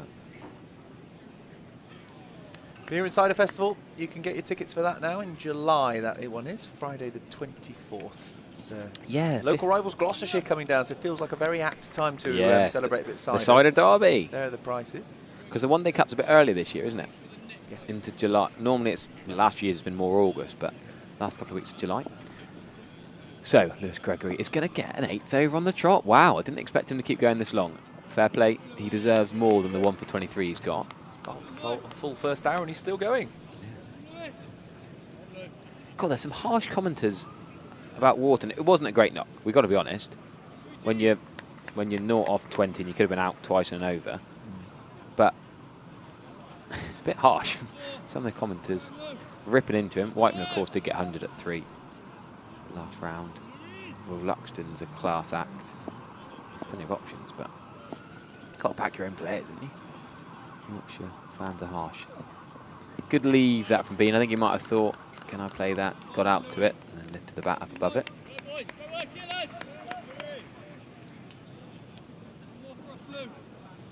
I think Yorkshire fans, have they forgiven Joe Root for playing golf when he could have helped keep his side up in Division 1 a couple of years ago in September? Seems like they're a forgiving lot with Joe Root because he scored so many runs, but less forgiving with others. Hold a grudge against Root, isn't it? And they're up. Yeah, back up in Div 1 now. Yeah, that year in Division 2 they were probably sulking for a while. But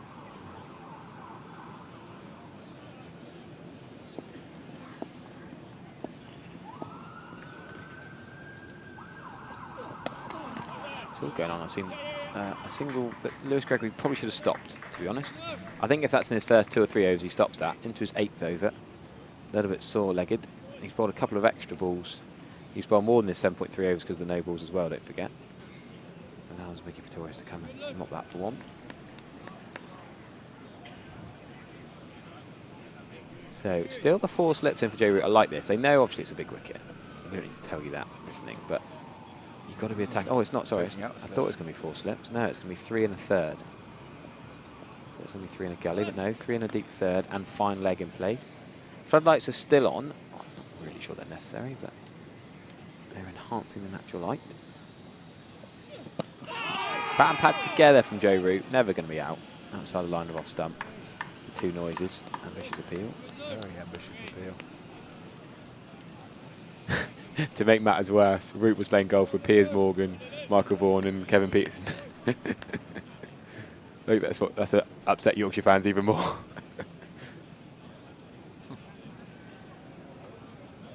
So 2 men back on the boundary behind square is an interesting change. Not quite sure why. Ooh, Joe Root's annoyed with himself there. That was For a man of his class, probably a leg stump half volley. Yeah. He'll think he should have whipped that between mid-on and mid-wicket. Yeah, he's reenacting that shot now.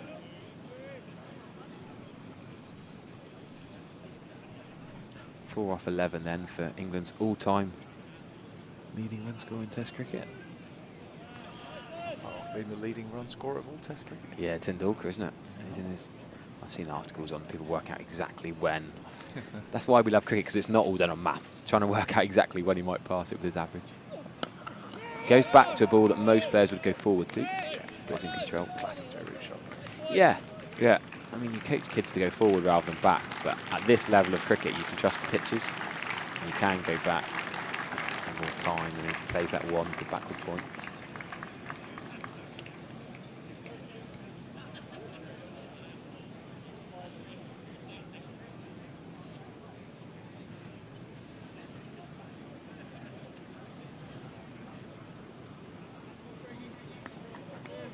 Craig Overton will probably continue around the wicket to Finley Bean. Here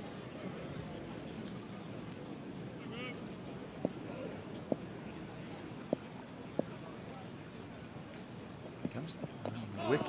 Just coming forwards there, defending. Oohs and ahs from the Somerset players, but pretty confident played there by Bean, I thought.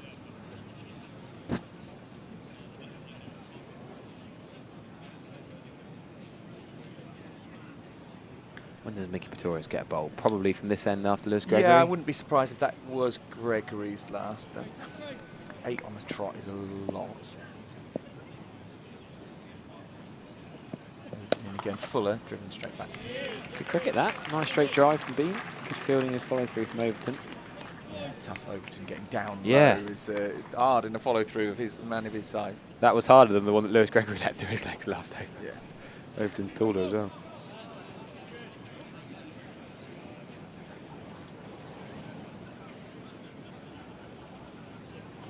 Clouds running in over the Quantox, just sitting on the top of some of them, but not rain yet, which is good news. Cricket happening in Taunton. Just, it goes, I think, between bat and player there. Have another look. It's very close to it. It's causing a few issues for Bean there. Let's have another look. Yeah, through the gate. Nearly hit his bottom elbow. Wasn't far away from clipping it. Oh, that would have been painful. When you go there and it hits your bottom elbow, there's no protection there. There's a lot of pain.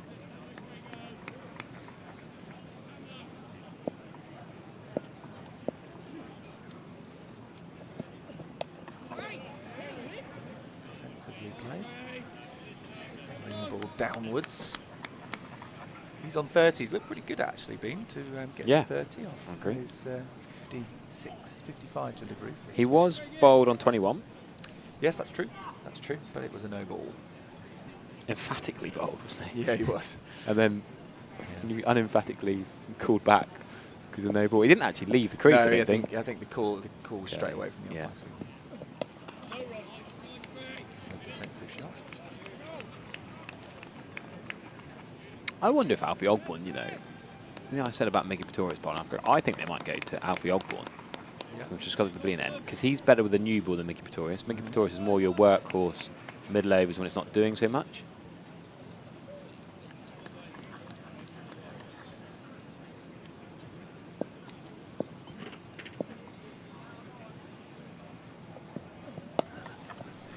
Clipped. And the midfielder comes around, and there will just be the one run. So pretty tight over from Craig Overton. Not looking as threatening as he can do. Not beating the bat very often, but just that one through the gate.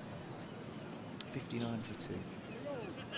Will we see a change at this end? Yes, we will, and it is exactly what we thought. It's going to be Alfie Ogborn. We thought. Are you taking credit for that one? Yeah. Returning to bowl for Somerset, I said, I think Alfie I'll be surprised at the end of this over. You name the player, I name the time. I think I named Mickey Pretorius, and then I said, actually, no, I didn't. Alfie Ogborn then from the Trescothick pavilion. Yeah, I think this makes sense, doesn't it? Swinging the ball around, and you've got a left-right hand combo. You've got Joe Root, new at the crease, who's not faced Alfie Ogborn probably ever before. Well, definitely never faced. Unless there's a secret net I'm not aware of. Joe Root's never played twos against Alfie Ogborn. And most of Alfie Ogborn's first-class games have been against Hampshire. Yep. So, yes, that's true. On to Bean at the minute. He slips in still then for Alfie Ogborn. Great shot from Finley Bean. He looks in good touch, as you said. More in behind the ball now. Middle of the bat, moving a little bit less. He's got through the tricky period. And yes, one of the commenters asked, Tom Cullercampbell is still injured. He had a big old mitt on his hand, actually. That injury he sustained at Essex that slightly controversially allowed Will Smead to come in ahead of Archie Vaughan, who was then picked as a Lewis Goldsworthy hamstring replacement 2 days later. Smead coming all the way from Abergavenny, day one. Of all the places he could have been playing, Yeah. when the team was in Essex, it was a Well, long yeah, old journey. and it was a friendly. Yeah. That for me was daft, because you can choose where friendlies are. Surely just play it, I don't know, Billericay or London. Or Yeah, Kent. yes, but Why yeah. choose? You know, we could have played Cardiff Students at any point. When you know all these injury replacement rules are in, yeah, I thought we'd have just picked the twos game nearby for that exact occurrence. So Cullercampbell not playing against his former club. We had Jake Ball play against his former club in the first round here.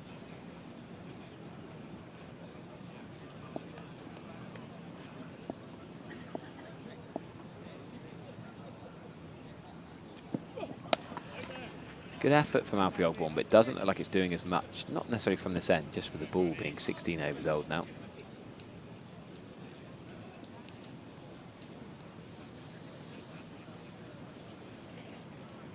A lot of shine being imparted on this ball by Tom Lammerby, who's currently at point. They sort of share the shining around, don't they, the Somerset lads? Yeah, they seem to. I thought that there isn't a Tom Abel does a lot of it, but shiner. yeah. Alistair Cook used to be the man when they didn't want it to have any sweat on it. I seem to remember the English Yeah, he side. doesn't sweat. You see, he. Oh, that's aerial. I don't think he meant that to be quite as aerial, Finley Bean, but it's safe actually. It's a lovely shot for 4. Not quite going to get there. A great chase, but Thomas Reed can't get there. I think Cian Roberts is on as a subfielder actually. Yeah, just noticed that. Not sure. Yeah, that's definitely Cian Roberts. Yep. Not sure who's left the field. We'll play the process elimination game, shall we, Charlie? Sounds like a very fun game. Yeah, that's Cian Roberts.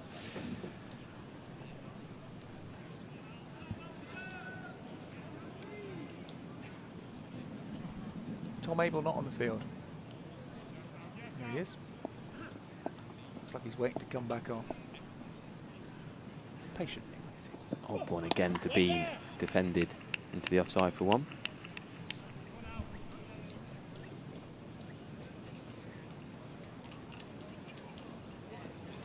Yes, boys. Myself, B.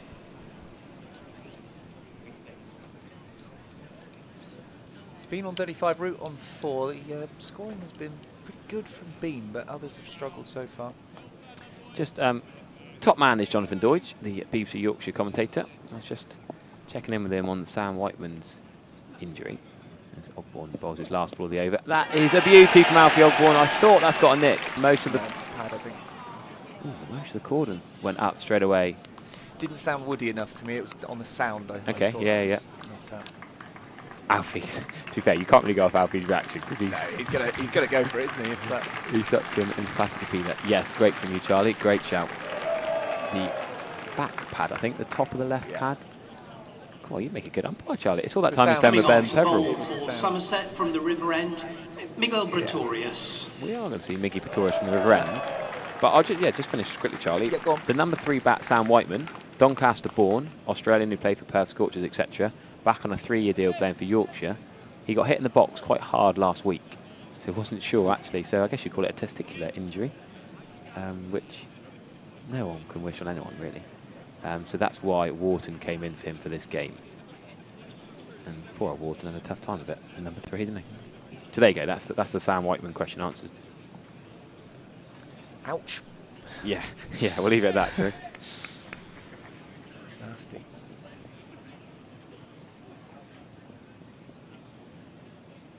So, Pretorius then bowling from the River End now. Over the wicket.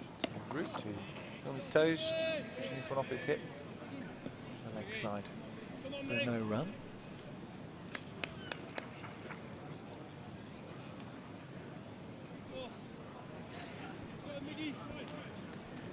So yeah, Sam Whiteman's a bit of a blow. Well, a literal blow to him, but a loss for Yorkshire actually, because he's a mighty fine player. Played at Northants, don't forget.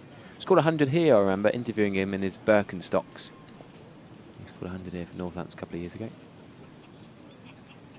Birkenstocks. Yeah, Barracos they call him, don't they?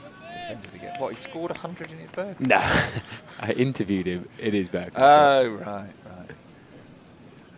So I don't think there must be some sort of regulation. You probably need a shoe with a back, don't you? You can't wear in sandals. It doesn't feel like. I mean, James Hildreth off Jake Ball may as well have just batted with nothing on. And he had that broken, was it a broken ankle? Yes. That was horrible. You know what? That's another thing on this injury replacement. You wouldn't get those amazing moments like that. No, but I mean, they are amazing, but is it good for the player to battle through something like that? Of course it's not. You've got to put player welfare right at the top of this. But then you remember war in, was it Madras in India, when it was like 40 whatever degrees and sweating like anything and just carried on and scored an amazing 100. Cheskothic had a broken toe or something, I remember, at Old Trafford and scored 100. Wokes we can talk about in the test match last year against India. It gives you these amazing memories. But I agree it's not good for their player welfare, but but then people can abuse it. Like Yorkshire, 2 lads ill from food poisoning at a Johnny Bairstow barbecue and replace them. You know, Bairstow didn't cook the prawns enough or whatever it was, and 2 lads are injured, and then they bring in 2 fit Seabirds. But that's not right. And it's open to abuse, isn't it? Yeah. There are. There's probably a good way that something like that can look after players, but the problem with cricket is because you're doing 2 different things. One team is doing a different thing to the other team, as opposed to football where you're both doing the same thing. So yeah, it's a good way of putting it. You're both aiming for exactly the same goal at the same time. Obviously, it's different ends of the pitch, and it's down the leg side. So tactical changes are very different to when you can bring in someone for some part of the game and then you change them out for a different part of the game. Cricket doesn't work as well. You want to protecting the players is absolutely key. That's the key. That is the most important thing for me. I'm not so bothered. The tactics of it are not important to me. But it also can't degrade the sport. Yes. It is a hard balance to get. I think with COVID and concussion, they've got it right. It's nicely flicked into the J-Root special. Offside, yeah. But no run there. I agree with you. Part of cricket selection is picking 11 for 4 for 5 days, not for, Otherwise, it's been, I hate the IPL Impact player. I don't like that at all. Awful. I love the Big Bash. Is one of my favourite T20s. Awful decision to bring that You got in. Tim David batting at 9 or something ridiculous. No. I love the Big Bash, one of my favourite T20 comps, and I don't mind the power surge. But when they brought in that player replacement thing in that as well, I didn't like it at all. Yeah, it can't. For me, it can't be tactical. It just cannot be tactical, which is why it has to be like for like, and that's really tricky in cricket. But that's hard to. It's really tricky. You can't define like for like. How about though? I quite like the Sheffield Shield rule. If you're going to have it, if one team makes a change, then the other team can make a change. that is a way of making it work. Fairer, but then it's more change. The other team might think, well, we haven't got a player that would suit. It's just very hard in cricket because so much of the game as well is reliant on the pitch and the conditions. Whereas football, you wouldn't say the pitch is these days because they're playing on very good pitches. It doesn't have much to do with game really. Most pitches that are played on high-level professional football are all going to be. They're not going to impact the game. The ball doesn't react to the pitch the same way that a cricket ball reacts to the pitch. So that's another thing. Is that actually on a certain day you might swap one person in. On a different day you might think, well, no, that's not going to work today. The ball's spinning or not, This seamer in particular is going to get a bit of nibble off the pitch. So beating the bat of Hindu. That's a better ball from Archie. Sorry, not Archie Vaughan. Alfie Ogborn. I do feel like the ball before wasn't that close to the stumps and he got very excited. Whereas that one was probably closer to getting the outside edge. I mean, I can't really laugh at Alfie Ogborn. His enthusiasm I love. And I really, really enjoyed the Hampshire game where it was Sonny Baker and Alfie Ogborn. What are the 2 talking points? Mates for years, playing Somerset 2s together, living together in the flats, coming through the academy, and just young quicks who get on and love bowling. I don't think Alfie drinks bone broth, though. I don't think the bone broth is a thing that Alfie Ogborn's trying. I think that's a Sonny Baker special. Good game of cricket, that. Yeah, very cracking. Good game of cricket. Tell you what, there's been some dull Division 1 draws, but Somerset have been involved in a pretty good game at Essex, pretty good game at Hampshire. The Essex game was a bit one-sided. In that, obviously, for Somerset fans, great, but as a spectacle, Essex just didn't play very well. I was surprised at how poor Essex were. William Mulder seemed to really struggle. He then didn't play the next game. That's a lovely shot for no run. Straight to point. Disappointed with that. Yeah, Actually, there's a lot of gap either side. He's nailed that. Straight at point. Yeah, I see what you mean. Yeah, Hampshire game, of course, was the best game from the Somerset perspective in the first three. But Well, from a neutral perspective, it's Yeah. just a good game that went down to the wire. Obviously, Abel played brilliantly, and as did several others with the bat in the final innings. But I forgot to say, I did work out. It was Tom Abel who left the field briefly. He is back at yes, first slip. we did say that because he was caught on camera. But Yeah. you were having a chat about. Injury subs, which we could chat about for hours and hours and hours. Well, it was I'll follow along specifically with about a particular injury, particularly painful injury. That wasn't actually an injury sub, that one. No. I'm still not convinced. We could go on about it for hours. And we will. Every cricket podcast I've listened to the last month has been talking about it. Yeah, well, and the ECB have said they're going to review it after the first bank of games, so But that's they're like- clearly not happy with it. That's like over half the season. You're reviewing it but that's quite a late review. Well, it is for the course of the season, but they were probably thinking this is a long-term thing for years, and so it's quite early on to do it. You can't. It's hard to chop and change it within that first bank of games because there's only 3 days between each round of fixtures. Yeah, but then there's a couple of games after the blast block as well, isn't there? Yeah. I guess it'll come in for that. In fact, that's one of those games you just mentioned there. Yes, well segued. The top two, as it stands at the moment. Somerset 1 point behind Warwickshire. Game Just in had that hand, round mate. off, game in hand, hand. exactly. So I could actually say Somerset are 1 wicket behind. Yeah, they're a wicket away. They're 1 ball away from being joint top again. Well, Yeah, actually, one good they're ball. 1 Lewis Gregory no ball away. Yeah. It was the same practice, but well, no, it was Finley Bean.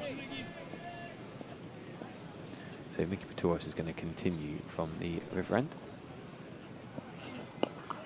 Well, he's had to double check. That's not going to hit his stumps. Playing it defensively. Joe Root guided it past his stumps. I feel like he'd be good at that, defending his stumps the second time, Joe Root. He plays it so late and so calmly. He's in full control, even when it looks like, oh, he's in a bit of panic there. Yeah, even He's then, in it control. was. He wasn't. I've seen more panicked batters there in that situation. Yeah, Tom Abel had one where he kicked away from something. He was against Keith Bath, was it last year? Remember that. Comes Pretorius to Joe Root. Wasn't there one where Abel here at Taunton kicked it onto his stump, or wasn't Was able it to Gold- stop was- it? was it it not Goldsworthy? No, Goldsworthy? Goldsworthy's a good footballer. He would have. Yeah. he would have been all right. No, Goldsworthy was the one when the whole back corner came off. Do you remember that? Yeah. That's what I'm Yes, thinking that's of. right. Yeah, I was on with Luffy. Did the wood hit the stumps? The wood hit the wood. hit the stumps, hit the bail. So I called it bowled because the bail But it came was off. bat but onto. it was the chunk of bat So came off. is it technically hit wicket, even though the bit that hit the Well, wicket no, wasn't connected? So we had to look it up, and if it's completely separate from the bat, it's not hit wicket. Oh, now trying just to glance that one down through third, but doesn't get hold of it. So come on, to see his bat hit his pad there. I think just gets a bit stuck behind one of his pads. Either way, no run. Plays it so late, does Joe Root? Yeah, it's a lovely shot when he gets it right, but he's just got a bit close to Bit him. tight to him to cut, I think. Yeah, especially with 3 slips there, you've got to get the angle. Maybe Joe Root thinks the bowlers here are slow for the level he's used to facing, that he can almost play every shot. Can't remember how well he played for the Pile Royals as an opening batter. Yep. Shane Berger, former Somerset coach, now at Hampshire, got him opening the batting with Dre Pretorius. Ian, this is flicked. I didn't even mean to go Leg side. Pretorius into Pretorius. Nice segue. So go on, it wasn't hit wicket, it wasn't bowled. No, it was not out. It was a dead ball. But did the umpire realise at the time? I can't remember what. I think so. Yeah, I think the umpire, once they realised what had hit the stumps and it wasn't the ball, it was a separate bit of bat. But we had to look it up. But as he shaped up, that bit of bat was part of his bat. Yeah, but once So- it separates, it's not. Yeah, okay. In the same way that if your hand is off the bat, Yeah, of course. you can't be caught Yeah. out of it. Wow. So it's only if it's in contact with the bat. In comes Pretorius around the wicket this time. And oh, that's gone. Yeah, he's taken the edge. Bean goes, and Pretorius is really happy about that. He's gone for 35. Yorkshire is 64 for 3. Somerset pick up their first bonus point, and they'll be delighted, having won the toss and put Yorkshire in. Really pleased to see the back of the third batter. Bean, who was looking fairly Yeah. good out there. The batter who's looked most confident in these conditions has to go for 35. He was Finley bowled off a Bean no was ball caught by when he was James on Root. 20, I think he said. Mickey 21, Pretorius for 35. No, decent knock that from Finley Bean And in the that's the circumstances. focus You've got to give credit where Somerset. credit's due. To open in overcast conditions against a high-class bowling attack And Lewis Gregory did too much. We talked about that ball didn't do anything like as much as a lot of the ones that beat the bat from Lewis Gregory. But they don't take the edge because it's quite hard to move your bat and follow it. Tiny Good ball. tickle. Yep. Good ball. Doesn't do it, as you say, it's not doing you loads, but it's just enough. 1 for 1 from 1.5. Also Johnny Bairstow now, number 51 on his back. Yep. I remember he was a bit scathing of the pitch when he was here last year. He certainly was. The green He pitch was, that flattened out. He wasn't very... Yorkshire's captain, Johnny But I thought there was a Bairstow. PMOA rule about phones being handed in. But then he posted it on social media. Maybe it was before 10 o'clock and Yeah, I phone was in. gonna Or say, something. Maybe it was 9:55 or something. I'm not sure when he handed it All in. he did was post some sort of eyes emojis. Yeah. Kind of a look at this. But he's got a fair amount of followers, and a lot of his Indian followers are used to dry, brown pitches. And actually, green pitches in here and New Zealand often flatten out in Plunkett Shield or Well, yeah, you've got to prepare a pitch for 4 days. You're preparing it for the first morning, are you? Yeah, exactly. A lot of people watch the first morning and then sort of drift away. I mean, well, you've got to watch the whole game. You can't just judge pitches. You say. Watch the first morning and then what? Not bothered. What happens Well, after that? That seems to be it with some of the comments on Really? the green pitches. I guess weekends people do other things sometimes, and then by day 4 the game might be done. But when it's Friday to Monday. Anyway, here's Johnny. Very nice. Wielding an axe. It's just his, Well, his bat. he does have a heavy bat that he picks up. His sort of baseball swing.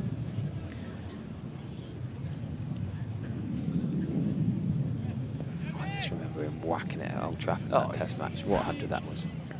That year that he had before his injury. 500s? Yeah.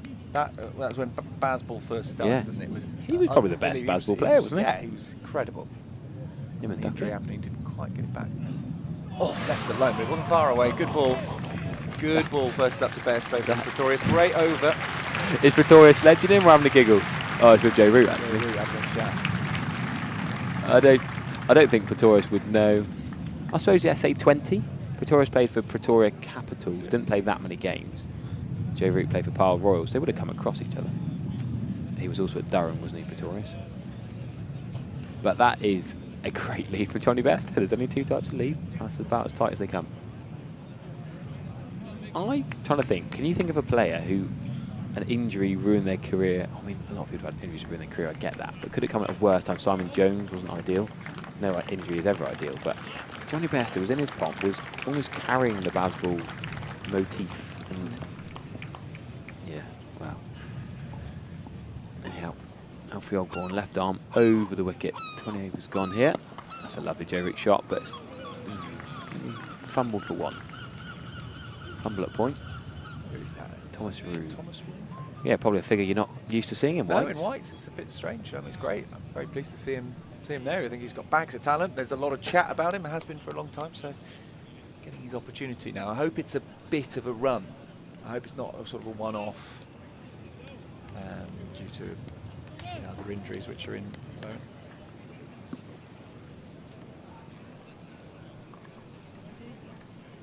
So Alfie Ogborn bowling to 2 men with quite a lot of international appearances. 2 men who've watched for years growing up. Got James Vince out a couple of times in his first couple of games. Well, if you're going to keep playing Hampshire like you did, it was bound to happen.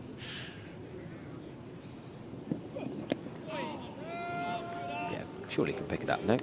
Johnny Bairstow, I don't know if he's not been allowed to pick it up. Or some just don't. Classic Bairstow kind of waving the bat almost upright before he yes. he's in his setup. He's got a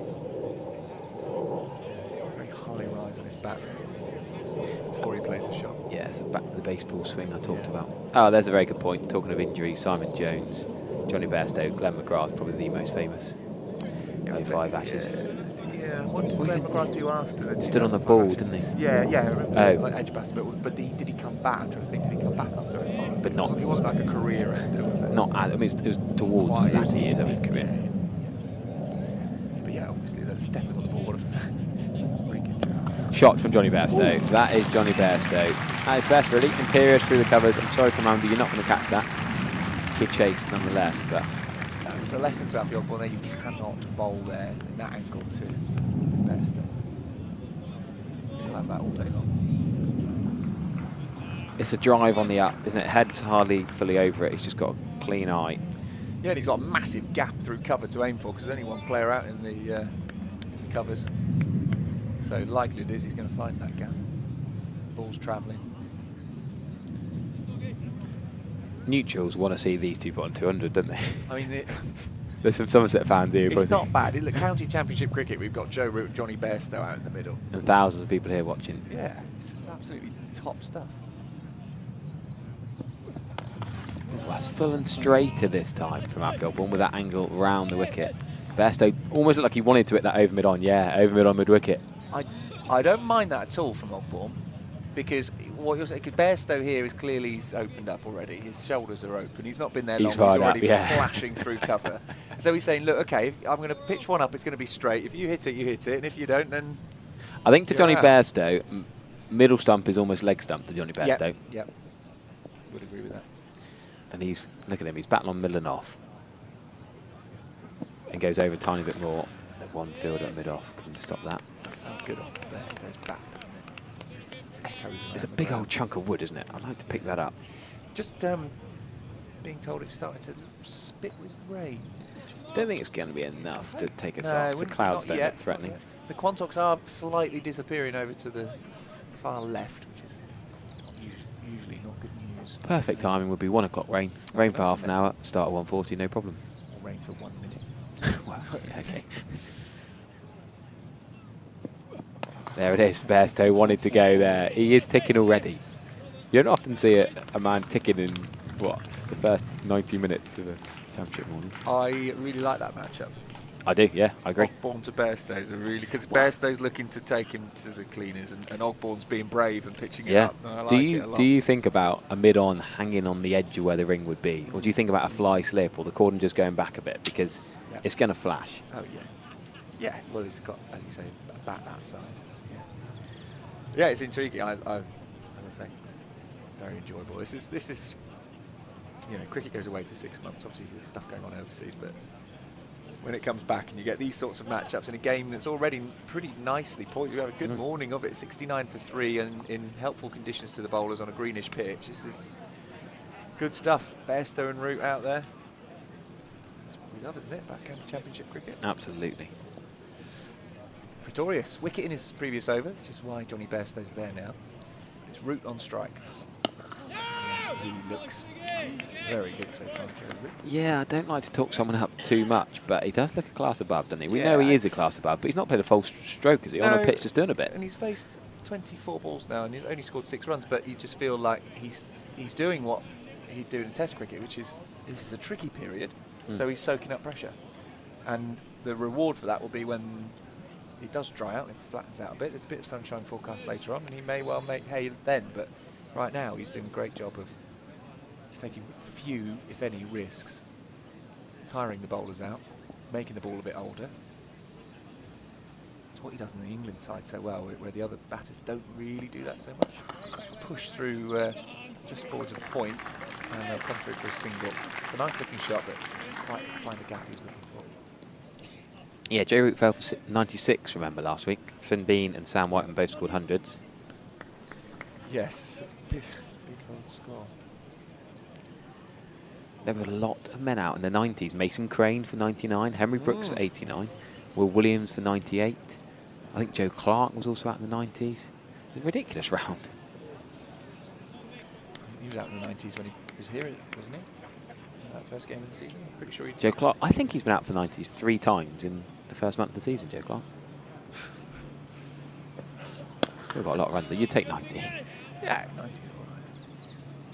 What is that making its way up? Is that a bonfire, yeah? No, it's Priory Bridge Road. Just had some kind of you think this steam train? Powered, no, it's a like a road vehicle. What is it? You see it like a little funnel going across the very slowly behind the trees. Yeah, it's going slowly. That's like a... Probably a traffic jam. Oh, it's a road, like, what is it? A road, that's what I heard earlier on. Yeah. There it is. It's a road steam train. Yeah, it's a sort of steam engine. Oh, there's a big cheer from the crowd. They enjoyed that. Triggs is enjoying himself and the Colin Atkinson with the former players. No, I'm not saying that, you know, Somerset is stuck in its old ways. I'd just like to say that we do have cars here as well. It's driven straight down the ground, but straight at the stumps. Now, was there a touch on it? No. One of the slipped corners, Craig Overton sort of thought there might have been. No, overly optimistic. Somerset's 12th man, well, I suppose you Far call away. it the stump to the non-strikers. Although I didn't actually look at Root to see whether he was in. I think he was in. He strikes me as, there's some quality players who can have a lapse of concentration. I don't see Joe Root as one of them. He would make sure he's back in. Yeah, I mean, it's hard to criticise any part of this game. Yeah. Bairstow on strike to Torius, and he's flicked this one straight back at him as well. Bairstow's not hanging around. These two players could not be more opposed in the way they're playing this game. I dare say Bairstow is what to drive, looking forwards, trying to hit through cover, hit through the V in front of him. You got Root who's just soaking up pressure, trying to find little gaps here and there. It's lovely stuff. I dare say flick was probably an understatement, to be fair, Charlie. That was a big old flick. 3 slips still in place. We've had 3 slips all morning. We've had, well, at least 3 all morning. We had 4 earlier on. Somerset feel there's opportunities there off Bairstow. He's on 4 so far, only 1 scoring shot. And he ducks out of the way of that one. You remember Yorkshire started quite quickly, actually. They were 17 for none after only 3 overs. Yeah. They were going at 6.5, 7 over after the first couple. Yeah, it was a slightly loose start from the bowlers, but they tightened it up nicely. How are our rain monitors? What are they saying out there? Our camera operators are still spitting. Have we dried up? Doesn't look. I can't see any raincoats on in the crowd. I think they're all right. They might have dried up a bit. Apparently, still drizzling a little bit. Okay. Looks like it's quite bright now. Yeah, I think the floodlights could go off, but they might wait till lunch now. I cannot see the floodlight shadows from the players anymore. We could see them for a while, so the cloud seems to be getting a bit thinner. But apparently still a bit of drizzle.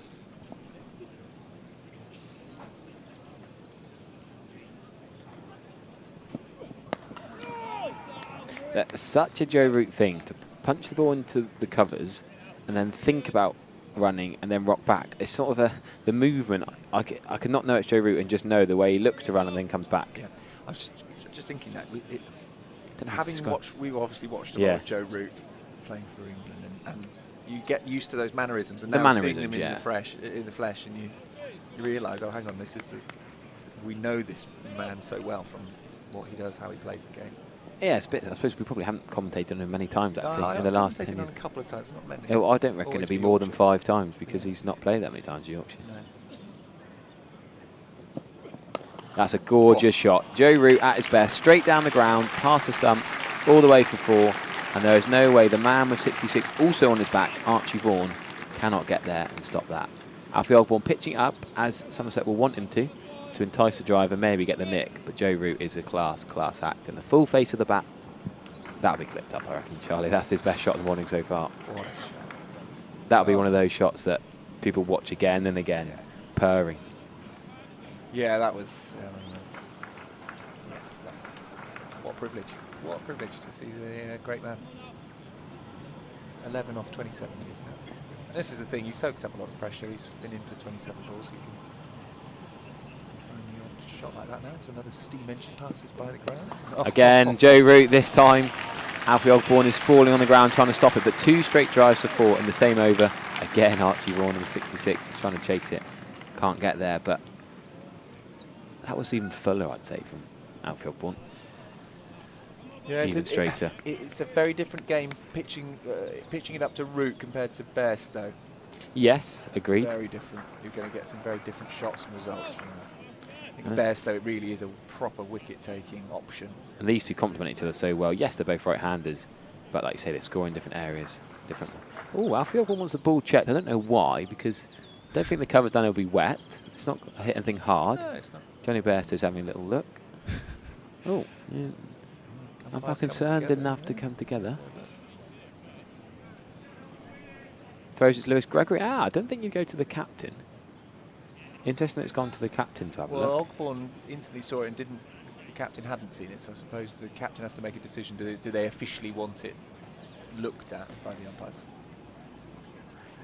I'm not a big fan of when you get hit for a 4 or 2 4s. Yeah, we'll get the ball changed. Must be the ball. Especially when, like, if it's whacked into a wall or a hard picket fence, I get that, but that was just along the carpet. Yeah, although it's different when we had that batch of terrible Johnny Bairstow. I do like Johnny Bairstow. He's passionate. He doesn't look happy. He does not look happy. He's like, Joe Root's not fast enough to worry. So are we getting a new ball here? I think we are. I think we're, well, not a different ball. A new, old, different ball. Johnny Bairstow doesn't look happy. Well, no, Johnny Bairstow's just watched his mate hit 2 glorious straight drives for 4. He doesn't want to see the ball. Is he kicking off to Alfie Ogborn here? Archie Vaughan and Alfie Ogborn, 2 of the youngest. Those 2 and Josh Thomas, the youngest ones in this side. Well, Thomas Rew, of course, as well now. But you're not going to argue with Johnny Bairstow, are you? I don't think it's an argument. I don't think Bairstow, Ogborn and Vaughan would have come across each other too much either. But then Root and Gregory and Overton having a giggle at the other end. Yeah. You're right, it does seem friendly rather than arguing. Oh, yeah. And Gregory will know Joe Root pretty well from the 100 side. They both played in the Nottingham team, didn't they? And a little bit of England. Yeah, a little bit of England. There's Gregory. And also the SA20, when Joe Root didn't play it this year, but right, this ball coming out to Lewis Gregory to have a look. One stat I did want to read out earlier, actually, not as relevant now he's out, but Adam Lyve, I thought this was very interesting. Of all the counties he's played against, Adam Lyve has more runs against Somerset than any other first class. Wondered which way that was going to go. It was going that way, was it? Yeah, I just thought it was interesting. You know, players have their favourite sides to play against. A lot of it comes down to the wicket. The wicket here at Taunton is pretty flat generally, but for an opener, where it often does a bit early on, it's impressive from Adam Lyve, but he gone for 8, so maybe that's a bigger wicket than we realise. You know, all the talks about Root and Bairstow. Crucial wicket, absolutely. He's a quality player. Tom Cadmore making his way out of the balconies. Yeah, Ogborn's gonna back in. No, not out, but 2 leg byes at least. Can they come around? Yes, well, Mickey Pretorius gets around well to keep it to 2. Did fall over a little bit there, Joe Root. Who are we to analyse his technique, but fell over to the offside. Lost his shape a little, didn't he? His head not quite over it.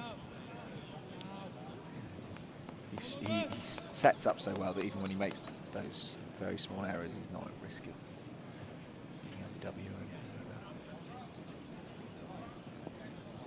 that. Maybe Ogborn thinking, oh, this ball's a bit more like it. Get Joe Root making the odd mistake.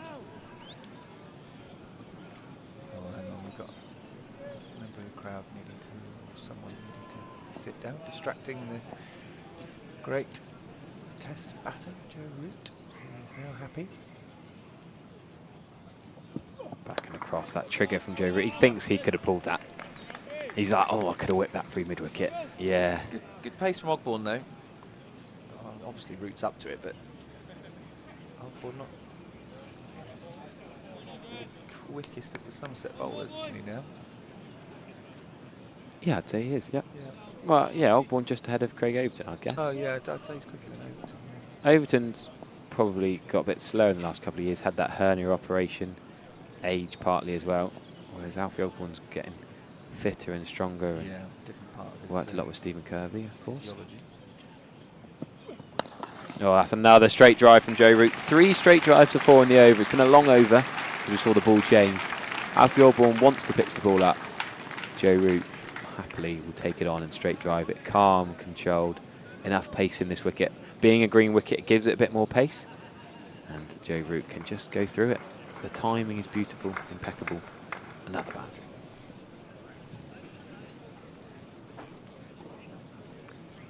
Is that Alfie Ogborn's last of his second spell? Tom Lammonby just got a little look at by Lewis Gregory. I don't think that was a you should bowl. I think it was just a bit of a conversation. But not before lunch, I wouldn't think, on the first day. Yeah, who bowls the... Does Archie Vaughan bowl the trademark spin over before lunch, maybe, with no Jack Leach? Could do. Yeah, shame about Jack Leach. That's probably a big loss for Somerset, actually, with... Definitely is. It's always a big loss when Jack Leach isn't playing, but particularly at home to Yorkshire, where they've got players who play seam really well. Might have a slight weakness against spin. Oh, there we go, slightly wide in there, Bairstow. We'll take one quick look at that and smash it through the covers for 4. Is this looking ominous already from Yorkshire? I mean, these two haven't even put on 50 yet, but... Bairstow's not in double figures, but he's played 2 imperious cover drives for 4. They're echoing around the ground when it comes off Bairstow's bat. It's very loud. Pretorius is going to have to bowl better than that to Bairstow, or he'll just milk those runs. Let's see what he does this time. Down the leg side, just about. Ooh, a little bit of a loose throw from Rue to his slip Gordon.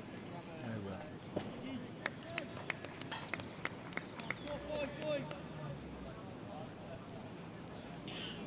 Hasn't quite got his line right here, Pretorius. One down the leg side and one a bit too wide and past the off stump, which was smashed for 4.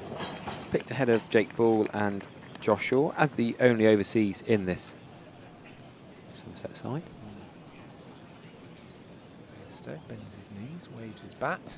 This is defensively played. That's a better line.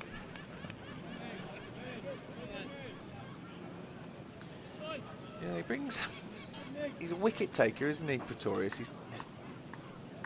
Consistency is not always there, but he does break partnerships, Pretorius. He's good at finding a way through.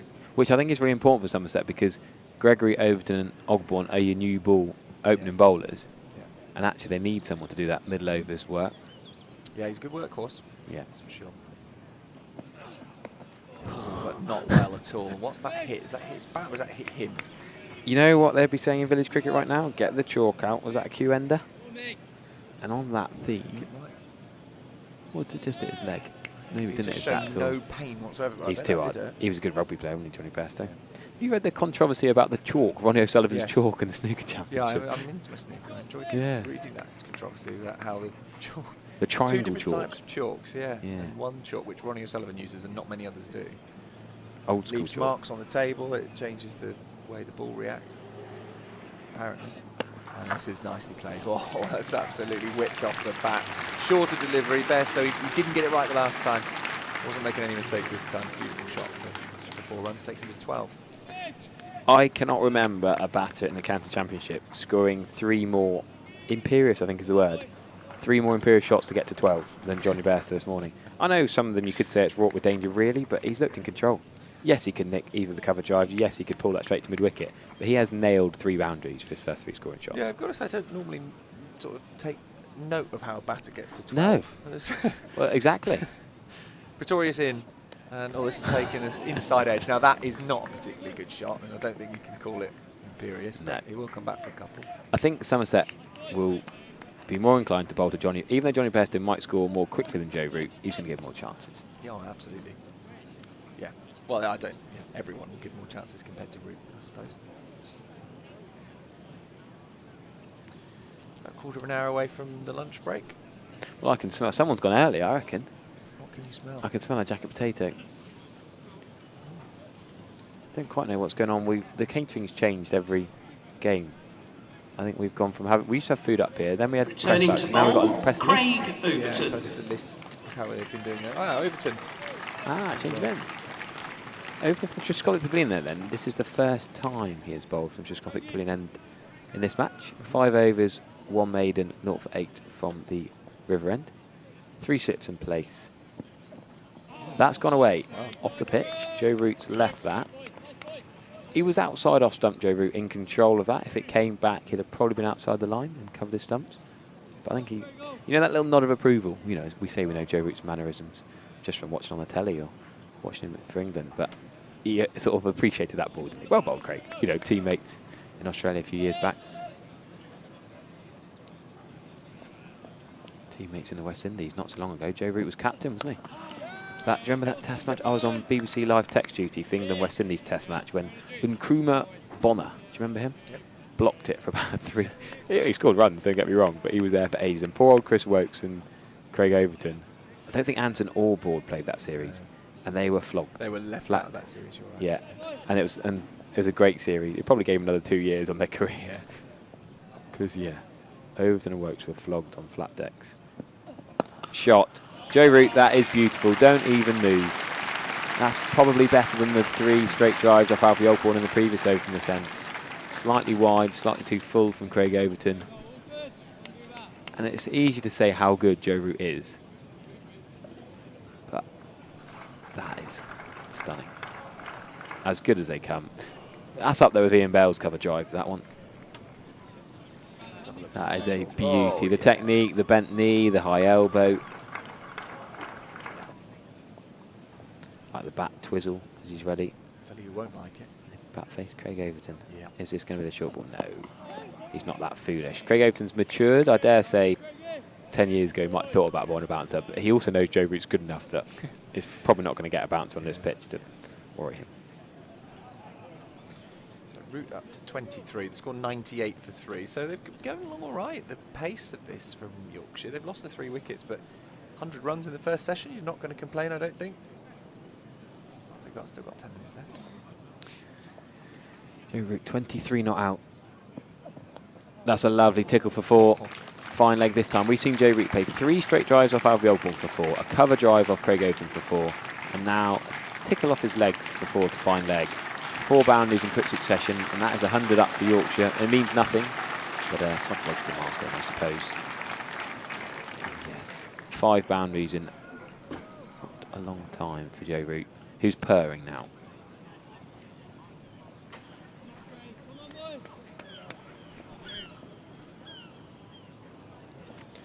Ben Green got the wicket of Hasib Hamid. Big wicket for Leicestershire, not 97 for 1. Don't often see someone who plays a Craig Overton over so easily. Yes, comfortably, I agree. Yeah, comfortably, yeah, that's the word. That was lovely from Joe Root. Don't think it was Overton's best over. He was a little bit wayward. Yeah. But that's the pressure that bowling at Joe Root will give to a player, isn't it? You know you've got to do something really special to get him out, and it forces you to probably push a bit harder and maybe make a few mistakes. Root on to 27 now, and they're 100 up for Yorkshire.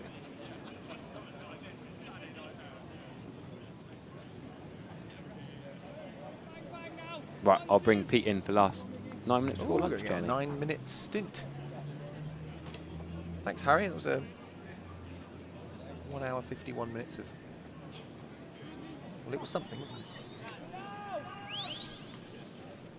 They're asking a man in an orange top to sit down in the boxes up there. I think we're sorted. I think Johnny Bairstow's ready. Hi, Pete. Hi, Charlie. You all right, mate? Yeah. This Root lad looks like he can play. Yeah. Bairstow will strike this time. Oh, that's another great shot from Bairstow. Driven through extra cover for 4. And Pretorius just pitching it up, and Bairstow saying thank you. Yeah, he's such a fierce striker of the ball, Johnny Bairstow. Key partnership here for Yorkshire. Were you at the ex-players event? Is that where you've just been? Yeah, I just popped in to see, and that's probably why it was a little bit longer than planned. Lots of old faces and teammates. Caught up with some old coaches as well that were as impressed that I was still alive as anything else. A nice shot there from Johnny Bairstow. Very signature of him, certainly in limited overs cricket, just whipping that straight ball over mid-wicket for 4. Well, he's moved to 22. He's flying. He's if it's there to be hit, he's hitting it. Johnny Bairstow, he looks like he's in that mood. His eyes go when he's in this sort of mood. You sort of see that steeliness in his eyes. I think he's probably got that. I don't know if when he's on sort of the Test cricket, they zoom in on his eyes. You can see it. I'm not sure we've quite got the cameras that can go that zoomed in. If we can. But that determination, the absolute focus in his eyes. It looks to me like he's in that kind of mood, which is dangerous for Somerset. Yeah, I think one of the great things if you're a Yorkshire fan and a Bairstow fan is probably got to that stage of his career. He's obviously achieved so much. He's still such a good player. Yeah. Whereas if he gets the bit between the teeth, he's just there's nothing holding him back from just totally expressing himself. And you know, he's such a dangerous player. And I think what I like the most about Johnny Bairstow is he always plays with a very full face of the bat. He's a hitter of the ball. He doesn't really give you too many angles to play with. Apart from that time, that looked like it caught the outside edge, but it must have been just swing. Yeah, massive swing to see where the keeper took it. Right in front of After the slip. bat. That would have been the classic commentator's curse there. But Johnny's, he's got such a good sound technique as well. A lot of his shots go in the V, as the purists would say. And if you stray off line, like I say, he's probably in that confident mood stage of his career where he just throws the kitchen sink and the shower room at it. Well, he's captain now as well. He hasn't got to worry about selection, so he can, if he gets a few low scores because he's doing this. Now, let's hit the bat, I think. Hands on heads for Somerset there. But if he gets a few low scores, it won't matter because they know he's got this in him, and he can. No, it's going down. I think he's just, yes, agreed, but he's just one of those levels of player that aren't going to go through long periods without scoring runs. He's just too good. He's a very, very good player, and again, the bloke up the other end doesn't look too shabby either. Well, this is it. This is why these two are so dangerous, because actually Root will accumulate runs while Bairstow will just bludgeon them. It's a good ball actually to Bairstow. He's going to struggle to get that away. His footwork's not so good though, Pretorius.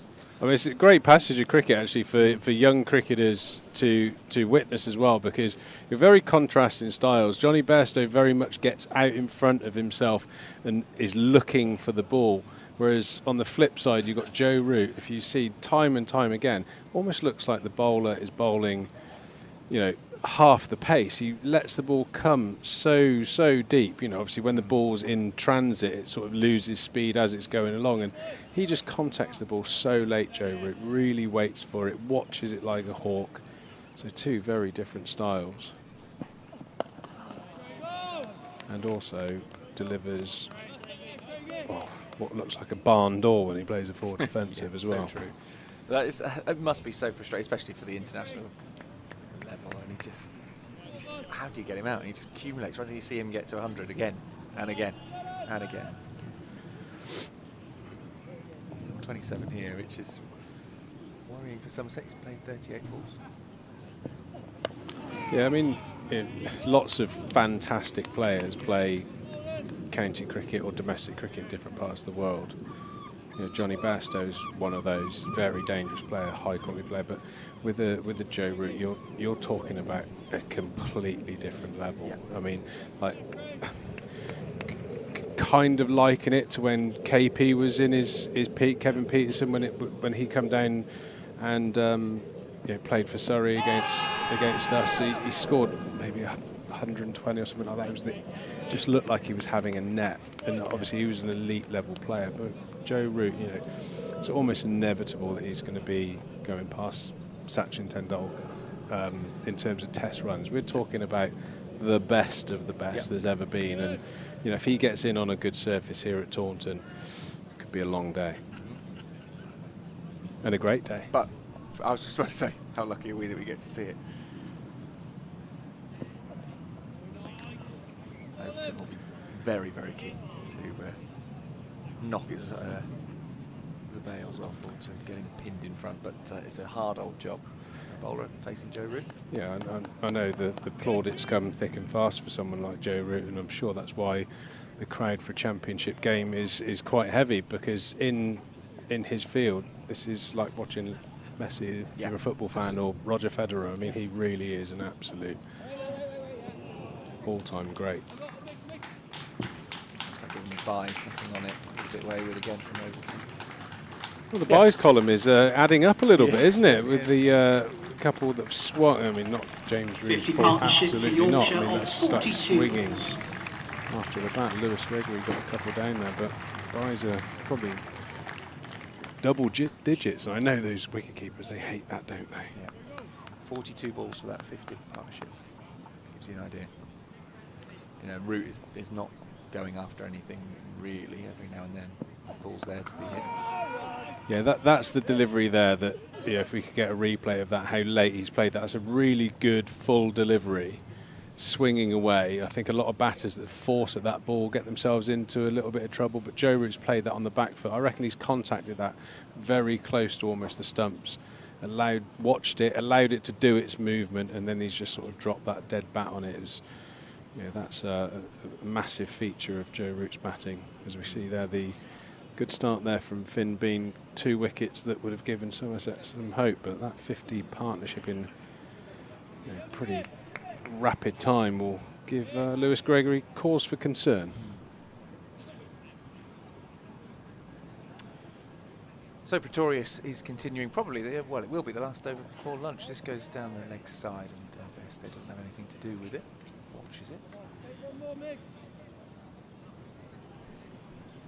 Had a full session in. There was a little bit of threat of rain at one point, but didn't come to anything major.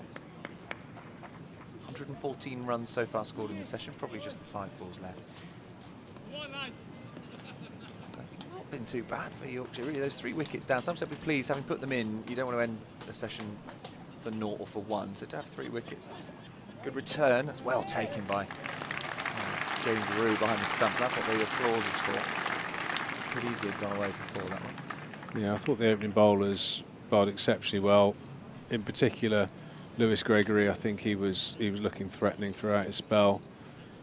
Alfie Ogborn in patches, bowled some brilliant delivery. I think his length was very impressive. He was very, very full, which is exactly what you need to be with that newer ball. So yeah, I would say that both teams will be going into the lunch break relatively buoyed, and that will certainly not please the bowler. I think that's gone down, and that's a huge miss there from Overton. Again, Overton's second drop.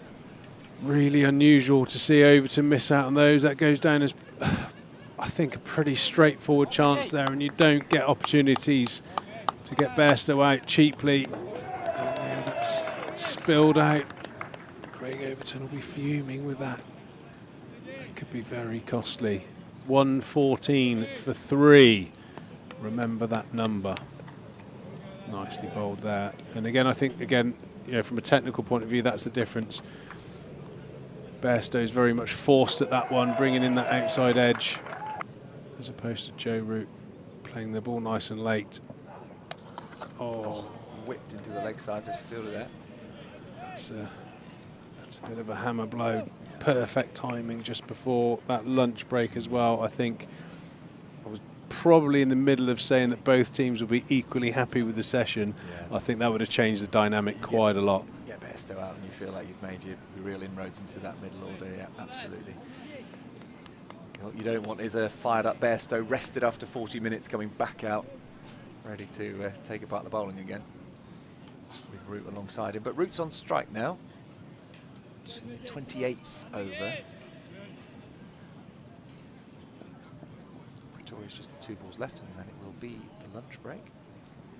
Over the wicket to Root, who's trying to carve this one into the offside, but can't really time it to get it past the fielder. Carve, Charlie Taylor. Joe Root doesn't carve the ball. That was caressed.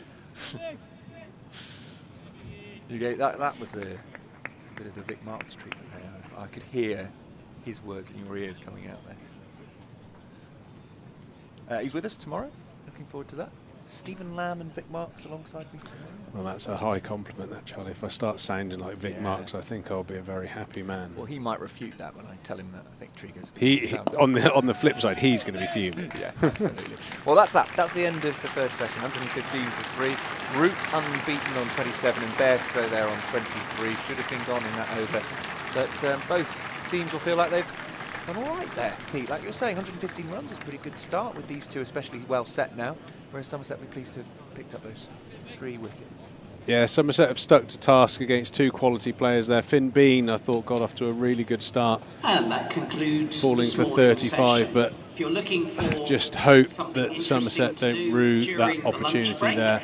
Quite a straightforward catch to Craig Overton, and he's very, very good in there. Very unusual to see him drop a catch, and I think that's going to be quite a key little moment in this first innings. But yeah, I think they walk off now. I think the emotions would have changed. I think honours even from a score point of view. Somerset will be quite deflated that they've dropped Bairstow. That catch being taken, Somerset will be chomping down their Battenberg in very happy spirits. But important that Somerset come out fighting to try and counteract 2 of the best batters in county cricket, and one of them one of the best in the world. Yeah. Well, enjoy your lunch. We'll see you again in just under 40 minutes.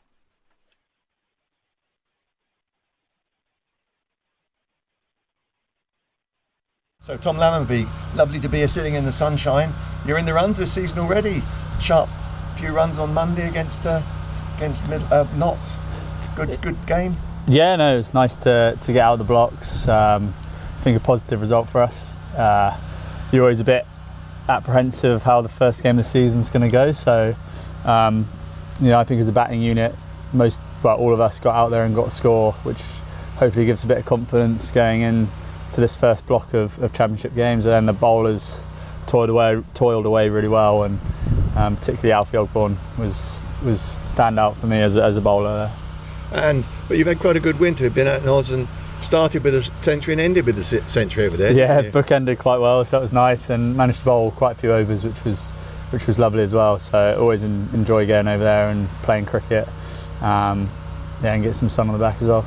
Because I suppose Oz has got you've got a bit of Oz blood in you, haven't you? Yeah, my dad's from Perth, so yeah, I'm not sure when he came over here, but it's a long time ago now. So yeah, always easy for me to get over there, but bit of Aussie blood, but yeah, English at heart.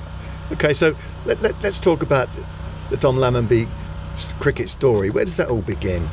I think, like we said there, like my dad's obviously an Aussie and loved his cricket. Came over here and played cricket a long time ago, and managed to settle down in Exeter, where he met my mum. So I think just growing up in that area, very close to Exeter Cricket Club, and a lot of my early childhood, early development, everything happened at that club. So I owe a lot to them as a club, but also helping me to mature as an adult and become probably the player I have. Were you a batter or bowler then? Batter, but also bowler as well, all rounder, but always batting came first. So I think I'd always have a bat in my hand before I had a ball in my hand. So and you started in the Devon age groups pretty soon, didn't you? Yeah, I think sort of under nines, I reckon, my first year with Devon, with the chap called Ted Ashman, who was the manager, who some people might recall the name, but I actually spent a lot of time at school with Giles Ashman, his son. So they probably had quite a influence on me cricket-wise through school as well. But yeah, absolutely loved my time for Devon.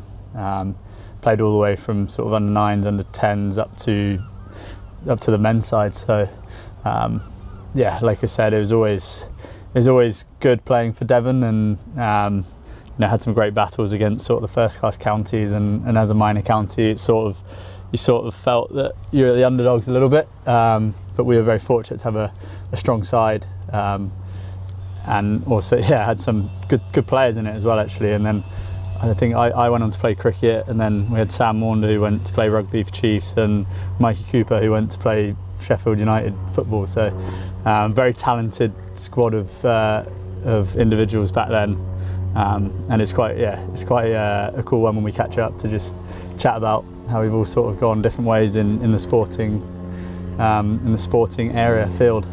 And it's maybe coincidental that you're scoring runs for Somerset now, but you scored your first ton up at King's College, didn't you, for Devon? Yeah, under 10s, I think, against Essex it was.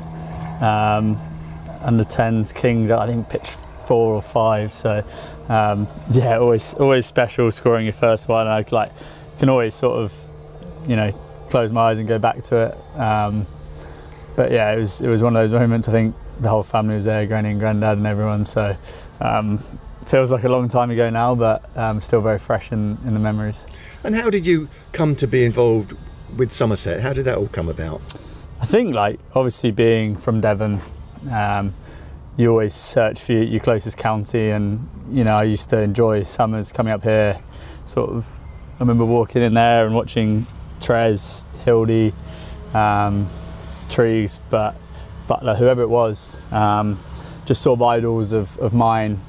I think partially coming from the southwest and Taunton being on the doorstep, coming up here, you always remember the first time you walk through the gates and how special it feels. And I think you never really, you kind of take it for granted now that you actually play here week in, week out. But back then, as a little kid or a 10-year-old, walking through the gates, if you told me I was walking out on the pitch here regularly, I'd snap your hand off for it. So it's quite nice to come back to that every now and then, and realise sort of the dream that you kind of had as a kid is become a reality a little bit. I remember you signing for the academy with Snelly, wasn't it? Yeah. How old were you then? Would have been 15, I think. Right. So yeah, followed in Ben Green's footsteps. So he's another one that sort of had a big influence on me, through school, Exeter Cricket Club, and then following him here. He was a great role model for me, and I looked up to him a lot. So just tried to copy what he did, and it's got me to a pretty good place. You first played second 11 cricket when you were 15? Must have been. Just I remember walking into the second team dressing room, and a fresh-faced Tom Abel lent me one of his shirts for the day, and I remember taking a picture of it and showing everyone at school and being like, oh, how cool is this? And then, fast forward to now, we're pretty good mates. So that was definitely a full circle weird moment. But yeah, I think it was 15 I think, just fielded for a session, but absolutely loved it. Made one good stop and I was buzzing, so, and then had to be whisked away to that school. So who was on the academy with you at that stage? Who was in the group then? We had, who would have been, I think it was, I don't know if I caught Dom Best, but maybe Greener, Bartlett, let's say like Bants would obviously be the year below. Yeah. Myself, and then Lewis Goldsworthy and Casey Aldridge, sort of the younger crop there. So a pretty successful group of youngsters, wasn't it? Yeah, I think so. Most of you have gone on. Yeah, if you chuck in, I've sort of forgotten Eddie Byram, Calvin Harrison was there, who've all gone on to play a lot of first class cricket and T20 cricket. So, I think that's one of the great strengths of this club, and I think it has to be, for us to develop the younger players and bring them in and find those talents everywhere. I think we have to have that coming through all the time, but I think it's definitely been a strength of ours over the last 5, 10, 15 years to be able to bring through and nurture sort of the younger lads into the first team, and we've seen the success and the accolades that everyone's got once they've been given a chance and they get that confidence at this level. And obviously you quite a successful career with England under 19s, didn't you? Yeah, managed to play our last game against India here, so that was quite nice. A little bit marred by injury the last few years of my 19s career, but early on it was really good fun, and played with some unbelievable players, and you still catch up with them now. So it's quite nice to see around the circuit, like a lot of those boys progress into first class cricket, and a lot into international cricket as well. So. And Sarge Andy Hurry was team manager of that? Yeah, I think Sarge was head coach, so very disciplined. But yeah, we have a great relationship, so I think that's always good. I think I seem to follow him everywhere, from the academy into the 19s and then back here. So we've got a great relationship and known each other for a long time now. So long may that continue.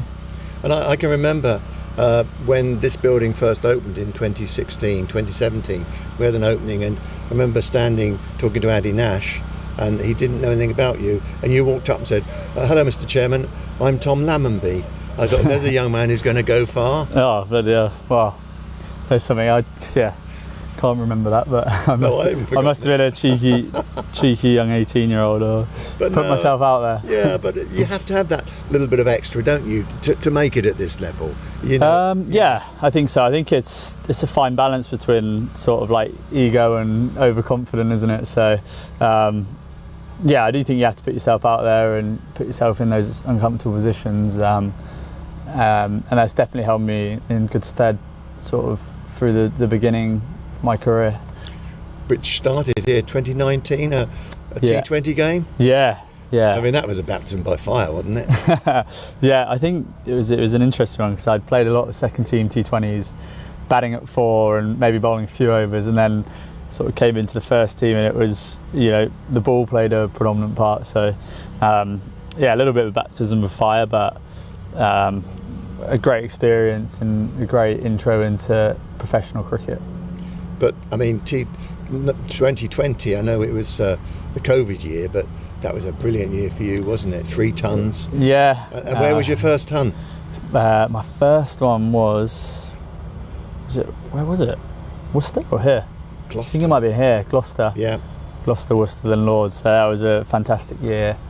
Obviously did really well as a team as well, so that was amazing. But that was probably the first year for me I felt like I broke through a little bit, and opened the batting back then, which was tricky, and managed to get quite a few scores. So that was fantastic. And then as I said, it just helped me sort of settle into the squad a little bit more and feel like I was, more earned it a bit more than and been given the trust to open up, so that was nice. But one of those centuries was Lord's, wasn't it? Yes. I mean, that must be somewhere up there amongst your best centuries. Yeah, I think so. I think just as a special place. But I remember our old academy director, Steve Snell, saying to me, because I missed out when we played a Bunbury game there or something when we were about 15 or 16, and him telling me at the time that I was definitely going to play there at one point in my career, and I was kind of doubting that a little bit. I was like, really? Like, play at Lord's? When's my next chance? But I'm so glad that I waited for it, because, you know, yeah, my first visit there ever, and then to score 100 in the second innings versus a strong Essex team was a pretty special moment. Couldn't quite, unfortunately, bowl Essex out on the last day. I think they won on first innings, unfortunately, but yeah, no, it's definitely a special moment. One that I definitely won't forget. You know, a century at the home of cricket, you can't really beat it.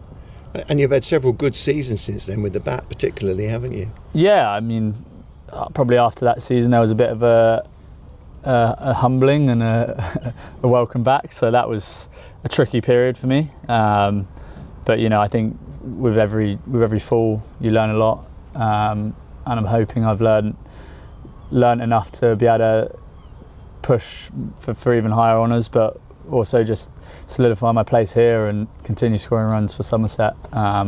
It's never easy. There's always good bowlers, good batters around. So I think being quite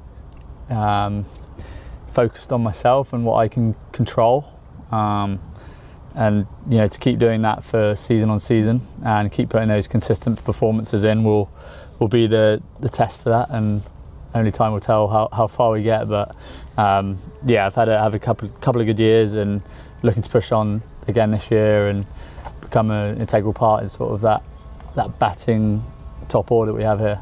And last year you had a good season championship wise, top hundreds of runs, but you got with the ball again, didn't you, in the 50 over competition? Yeah, that was did very well. 15 wickets. Yeah, it was a nice experience. And good runs. Being well, firstly a nice experience playing that format again, because you know, it's probably my strongest format.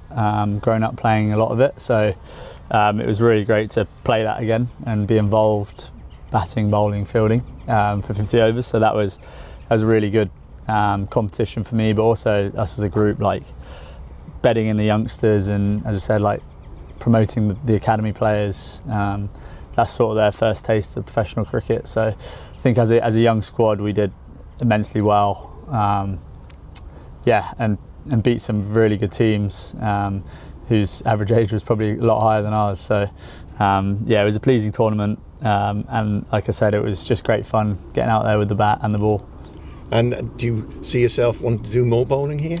Yeah, definitely. I think that was obviously part of the reason going to Australia in the winter, be able to bowl a lot more. I did that, open the bowling, which was great. Just have to try and get in the captain's ear and persuade him to give me a bowl before the 75th over this time. So hopefully a few more overs and a few more wickets this summer. And what is it about this place? I mean, here we are, lovely sunny day, but you know, even today there's one or two people around watching us. We get wonderful crowds, they're great support, don't we? Yeah, it's beautiful. I think for me, I wouldn't want to play anywhere else. Like you got, especially like on a sunny day, you got the two churches in the background. I love just sometimes getting caught in the middle when I'm batting, or standing at mid-off, just looking up there and being like, cool, this is quite a nice place to play cricket. But also knowing at the same time, like we're so fortunate, and there's loads of other people that would be willing to play here instead. So you've got to keep putting in the results and keep taking the wickets, scoring the runs, to be able to earn the privilege to play here week in, week out. But you know, yeah, it's a very special place. I think embedded in me as a youngster, coming here to watch my heroes, Hildy, Trez, whatever, like coming to watch them, and then, as I said, to be able to play here is a special feeling. And what would be a good season for you this season? I think, like I said, I can only control the things I can control, but you know, I'd love to really score big hundreds. You know, I've probably been caught the last few years getting to 100 and getting out, or not quite getting there, but actually getting game-changing innings with the bat. You know, that 100 into 150 or 80 into 150 really changed the game, especially in the first innings as well. set the platforms for our bowlers to then really dig in and attack teams. But I think that's very target setting, like pushing on, killing oppositions when we can. But that's with the bat, and then obviously chip in with the ball where possible. And what about the T20? Yeah, definitely look to hopefully play a few in that, but we've been strong over the last few years, and opportunities have been hard to come by. So build on from a couple of successes in the games I played last season. So definitely try and get back into that and enjoy sort of that part of the summer as well, because it's been a tricky road the last few years, watching and almost being the 12th man for a lot of it. So hopefully try and get some more opportunities in that format as well. Brilliant. Thank you very much, Tom. Thanks for talking to us, and good luck for the rest of the season. Thanks, Cheers. Brilliant. Thank you.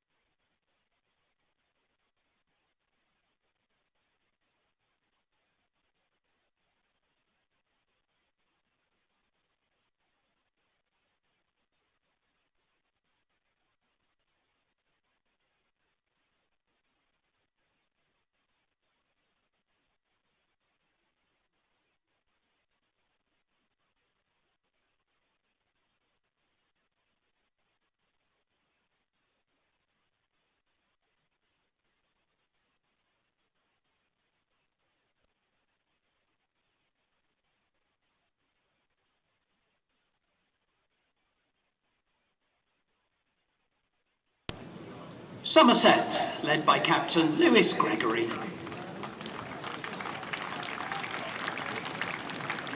Welcome back. Round of applause as the teams come back onto the field after And their lunch. resuming Yorkshire their innings for Yorkshire, 115 Joe for Root 3. and Johnny Bairstow. And it's a bit of a... we said it would be about 50-50 the way things were looking, but that drop of Bairstow in the final over before lunch will mean that Yorkshire feel that they will have got away with one, perhaps going into the lunch break with a more optimistic feel. Somerset will be back out. Hope that that doesn't come to bite them too much. Pete Tree goes alongside me, Charlie Taylor. Pete, that was a frustrating drop, wasn't it, for Somerset? Yeah, not amazing timing-wise. You talk a lot in cricket about breaks, before and after breaks, key times to take wickets, stopping momentum. And I think only doubling down to how I would perceive Johnny Bairstow in particular feels in his head. I would imagine getting away with one would only enforce those, right, it's my day, put the hammer down sort of thing. So we could see some exciting shot making because there's no cleaner striker out there than Johnny Bairstow when he gets running. So Somerset's challenge is to park that and get back to what they're doing. I mean, Lewis Gregory bowled that outstanding. All of his overs were outstanding. Actually, he was really, looking like a consistent threat. So important that with him starting from the Trescothick stand end, they go back into that mode, really. I mean, those 24 runs he went for, a number of those were quite false shots, so he really did have his skills and his pace was up. And yeah, it's important that Somerset sort of capitalise on that little break. You always have a little bit of a lapse in concentration when you have a break. It's sometimes nice to get in at the early part of a session so you get into a nice rhythm that's continuous. Those lunch breaks can sort of stall that. Oh, that's a extraordinary leave. I think Johnny Bairstow's gone to leave that. It's hit him straight on the knee roll. Never seen a leave like that. I think only height has saved him there. Just let it hit his pads. Can't be that far. Would have been one of the worst leaves I've ever seen. Yes. Strange shot. Well, it's definitely a leave, but yeah, high and potentially going down. Yeah, it wasn't out, but you don't often see a batter leave one that's going down the leg side. And I think that's, almost testament to, that lack of concentration when you have a break in an innings. Extraordinary. Probably goes into the category of a little bit of a brain fart, dare I say it. I'd agree with you. That's very farty. Not a cricket shot. Are we allowed to say fart? Well, too late now, isn't it? If we're not. 3 times now. Yeah. Yeah, that's a very strange looking shot from Johnny Bairstow. That second ball really nipped off the pitch as well. He managed to get a run off. Extraordinary start. Interesting couple of balls.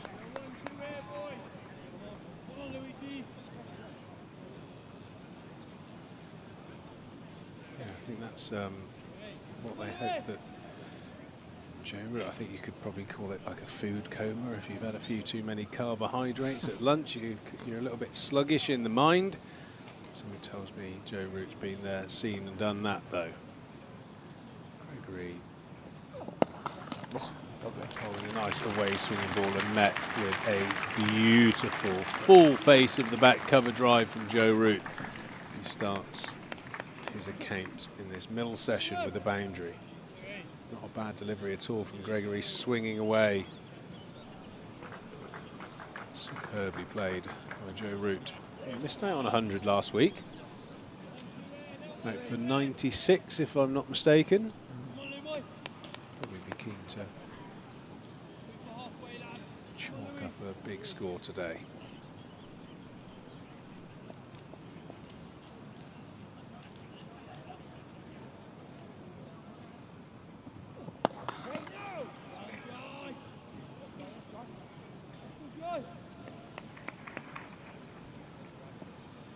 Subtle, isn't it?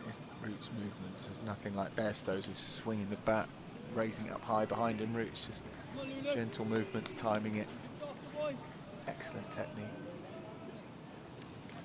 Yeah, I mean, it's again for the youngsters. You have a look at him. He's very upright in his stance. He keeps his hands in tight. You have a look, especially when he pulls his bat up into position, all very much behind the middle and off stump. and that helps him just rock his shoulders to bring forward a full face of the bat.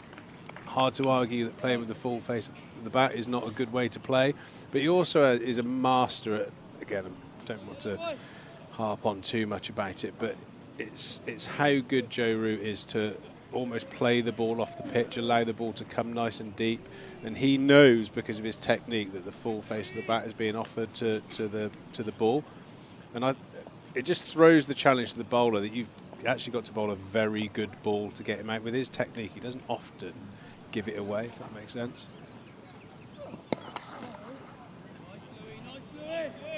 Inviting that shot, aren't they, in through the covers? They're just the short fielders there, no one on the boundary. Pitching it up.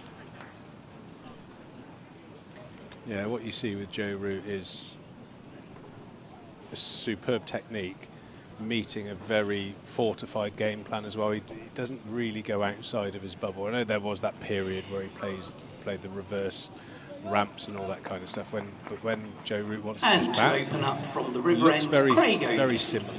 I mean, you could say it's almost, it's like watching a good golfer. Sometimes quite boring. Straight down the middle, onto the green, putt, job done. There's no sort of wild shots from Joe Root when he's in this sort of mode, looking to put a big score on the board.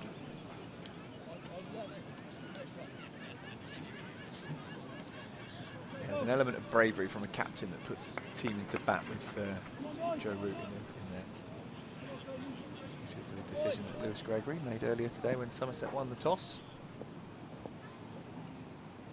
It's Overton from the river end.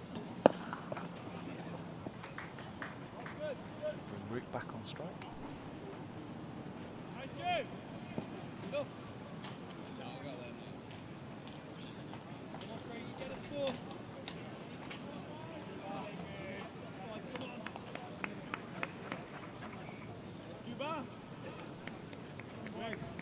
Still fairly good bowling conditions. Clouds haven't broken up at all. Hint of green on the pitch.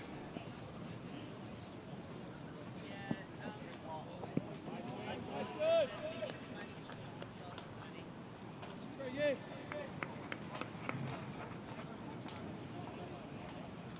it was certainly the right decision, I think, at the toss to bowl, especially with the overhead conditions, the forecast being relatively overcast.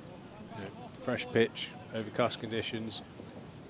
Hard not to think that bowling first was the right option, especially here at Taunton as it flattens out. If you fast forward to day 4, it's a pretty good place to chase runs. Yes.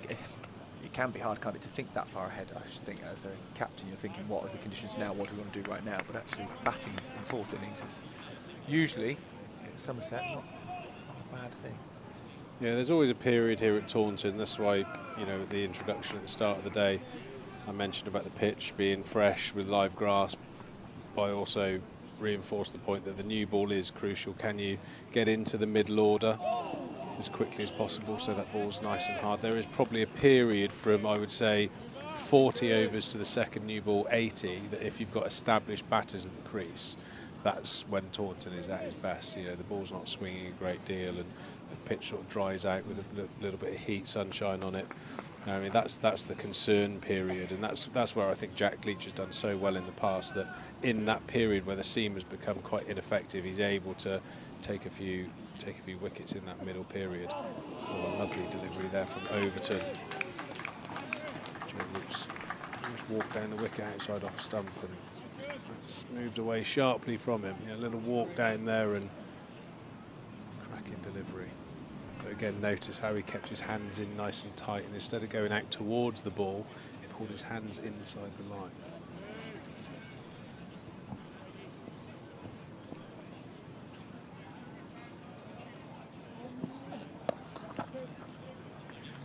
To the leg side, Overton's a little bit frustrated there. Coming back for a couple. Root on to 33.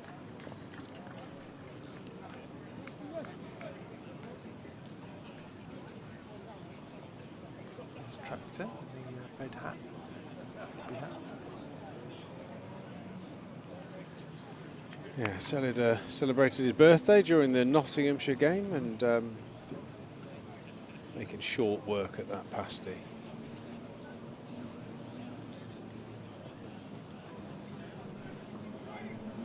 noticeably quiet. That's track just got past it.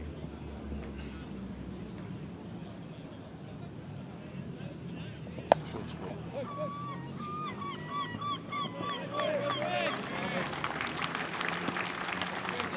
Short delivery there from Gregory. Awkwardly pulled away from Bairstow, and good bit of fielding down there on the boundary by Josh Thomas. Yeah, again, that wasn't played convincingly, was it, by Bairstow? He's had strange shots so far, Bairstow, since lunch.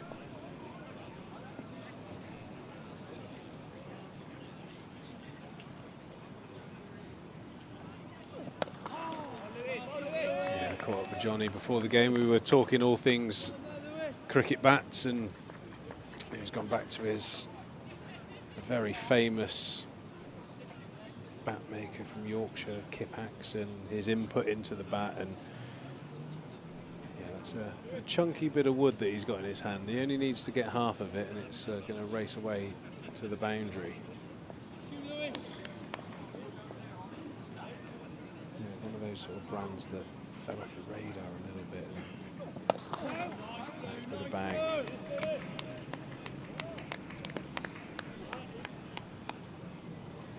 Like, I'd probably describe it Yorkshire's M&H. Yep. Yeah, similar sort of regional vibe. Pitching it up here, Lewis Gregory to Joe Root, who has been pretty consistently taking runs from those pitched up balls, whether that's through cover or mid-off. Got him, bowled him. That is how you get Joe Root out. A rare mistake from the former England captain, and Lewis Gregory sneaked one through. Root goes for 33, 124 for 4. Big breakthrough after lunch. That is outstanding from Lewis Gregory. Hard to argue that he didn't deserve that. I mean, what a wicket that is. Joe Root, who looked in supreme form. He's played that late, but it nipped back and almost ran off the face, angled down to the floor, back onto the stumps. As we have a look there, just nipped back in, bat and pad, and on to off stump. And Lewis Gregory, absolutely outstanding stuff, and over the moon, as he would be. That's a huge wicket for Somerset here on day one in the Rothesay County Championship. Matthew Revis. That ball looks almost unplayable to me, the way that nipped back. If you're going to get Joe Root out, it's got to be like that, hasn't it? Yeah, brilliant. That perfect amount of movement, caught the inside edge onto the pad, trapped it between front pad and the back, and onto the stumps. Absolutely outstanding stuff from the captain, 2 for 30. Well, there was that breakthrough we talked about, or the lack of breakthrough just before lunch, where Bairstow was dropped. I think if you offered them the two, they'd probably take that one, wouldn't they? If you had to choose one of the two to take, you'd probably choose Joe Root. Yeah, it's hard though. Bairstow could take a game away from you very quickly. Yeah, it's a tough one, because you've got, I think the pros for Bairstow having him out is you've got a dangerous striker, and as you say, can really in a session just rip the game from your hands.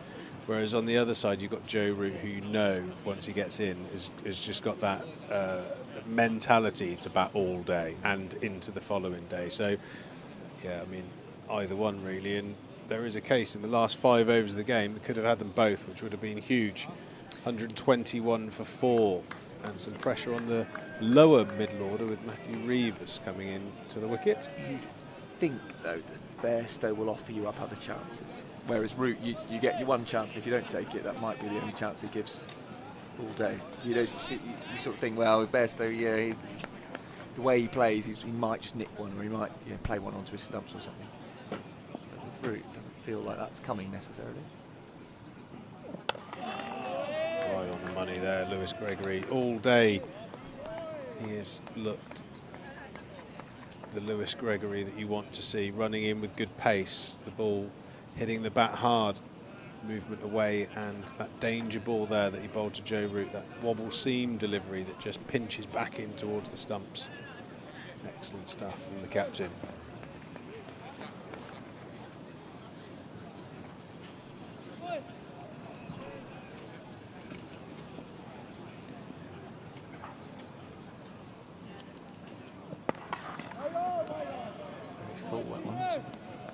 coming out, swinging wider as it heading towards that crease line. And big round of applause for Lewis Gregory, dismissing Joe Root in that over with a beautiful delivery, just nipped into the right-hander. A bit more. Yeah, superb stuff from the Somerset bowlers. So far as we have a look at the figures, very controlled. Osborne went for a few runs but got a massive wicket of Adam Lyth early on. Bowled nice and full, trying to get the ball to swing. I think his next spell will be trying to get that run rate down, but Gregory has certainly led the team and led the attack this morning with 2 for 30 of his 10 overs. Overton into Bairstow.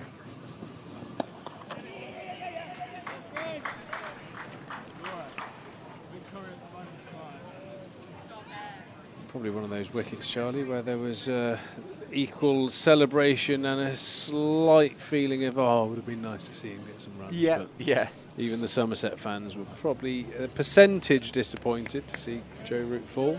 Well, he's still got bat again. You've got to get him out twice. Well, you don't have to, actually. But, that once, it's half the job done for Somerset. I mean, we saw some nice runs in that 33, though. Some pretty good shots in there.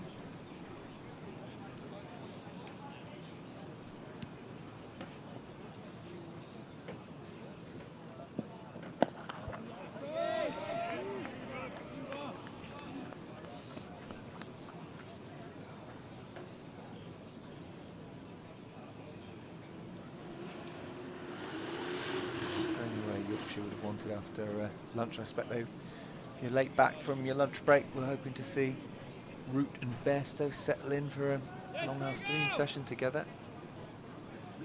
It's not going to happen. Gregory finding that breakthrough. In comes Overton. This is forwards from Davis. Blocks one out.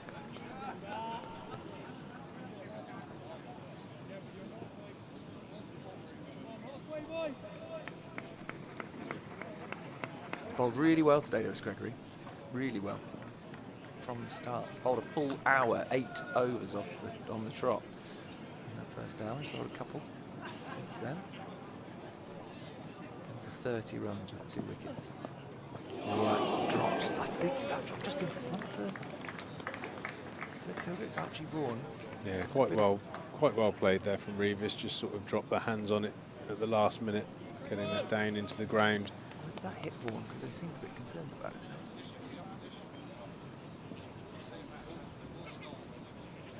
Oh, yeah. Ooh. Towards the face. Not nice. The old Falcon.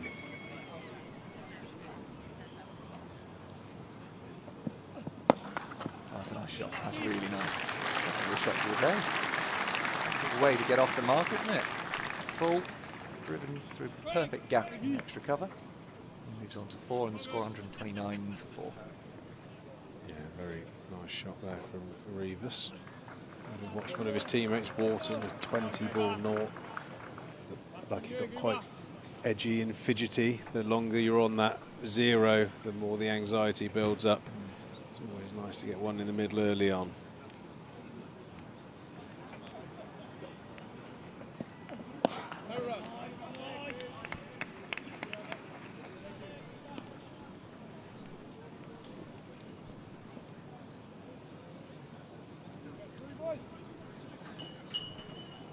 For Overton just yet, not for 24 from his 9 overs. Gregory will be determined now to get Bairstow in. Bairstow's on strike. Gregory can remove him here. And Somerset will feel they've got a real opportunity of getting Yorkshire out for not very many. When it looked before lunch or at lunch that Yorkshire could pile on some runs in this session. Bairstow will still fancy scoring some quick runs. Let's see what Gregory's got. Single there. Yeah, it's one of those times where I think you've got that match-up, as it's called these days, where it could go almost one or two ways. You know, it looks like when the ball gets this sort of age that Lewis Gregory's danger ball is the one that comes back into the pads against a player who's really good when the ball's coming back into the pads. I think it's important that Lewis Gregory's start line is just a little bit further outside offside, bringing the ball back onto off like he did with Joe Root. and not getting too straight. 'Cause Johnny Bairstow, if you get into middle and leg, he's very strong in that area.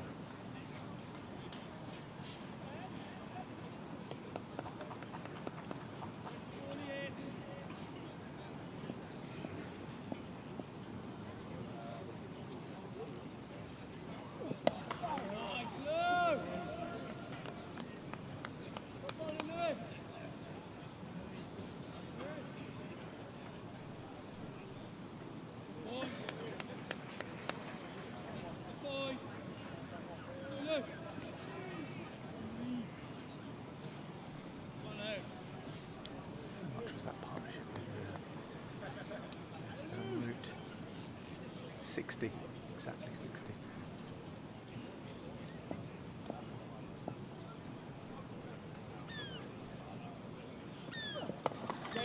That's a hit.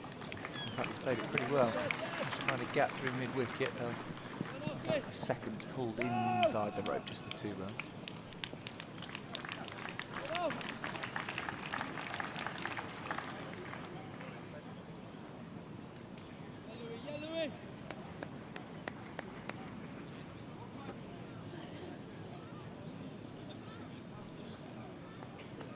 Born the most expensive of the bowlers so far. He's 1 for 38 from his 7 overs.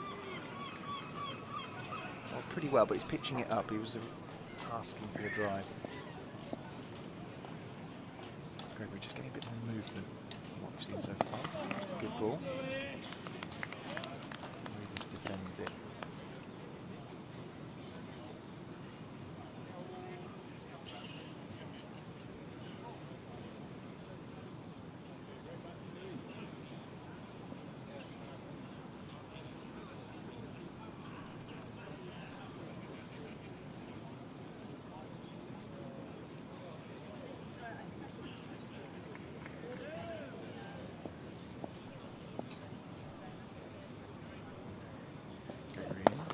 Driving this time into the extra cover area, but there's no run there.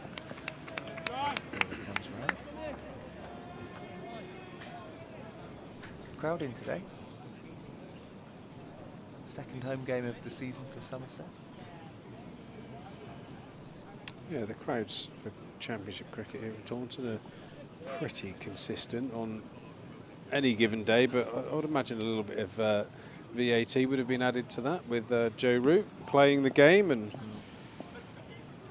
how well Somerset have started the Championship season. In particular, playing down at the Rose Bowl, I think it's been a bit of a, not probably is falling into the category of an issue, but Somerset have always been, superb from the middle of the season towards the end, and often behind the 8 ball a little bit, but to be right up there early on, that's a tremendous start. Especially in the with Leach and Best when he was here, and in particular Leachy. When those wickets get a little bit drier, that seems to bring a lot of positive results for Somerset. But that early season start was always a little bit, as I said, behind the 8 ball. So of optimism around the southwest of what Somerset can achieve this year in the toughest format of the game.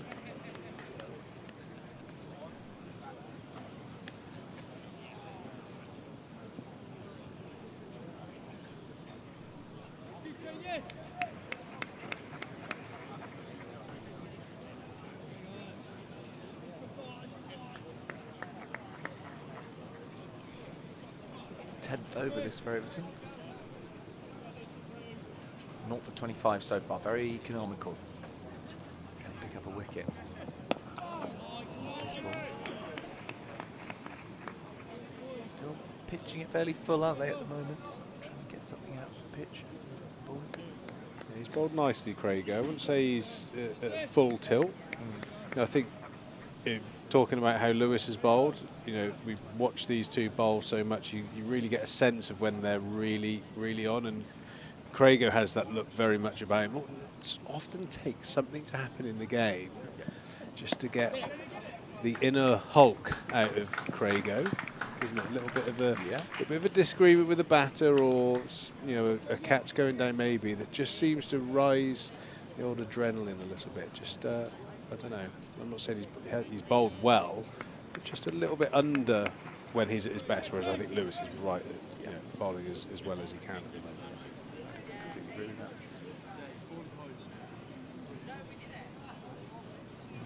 As an opposition player, you don't want to wind Craig over to that, really, because that's when he plays much better.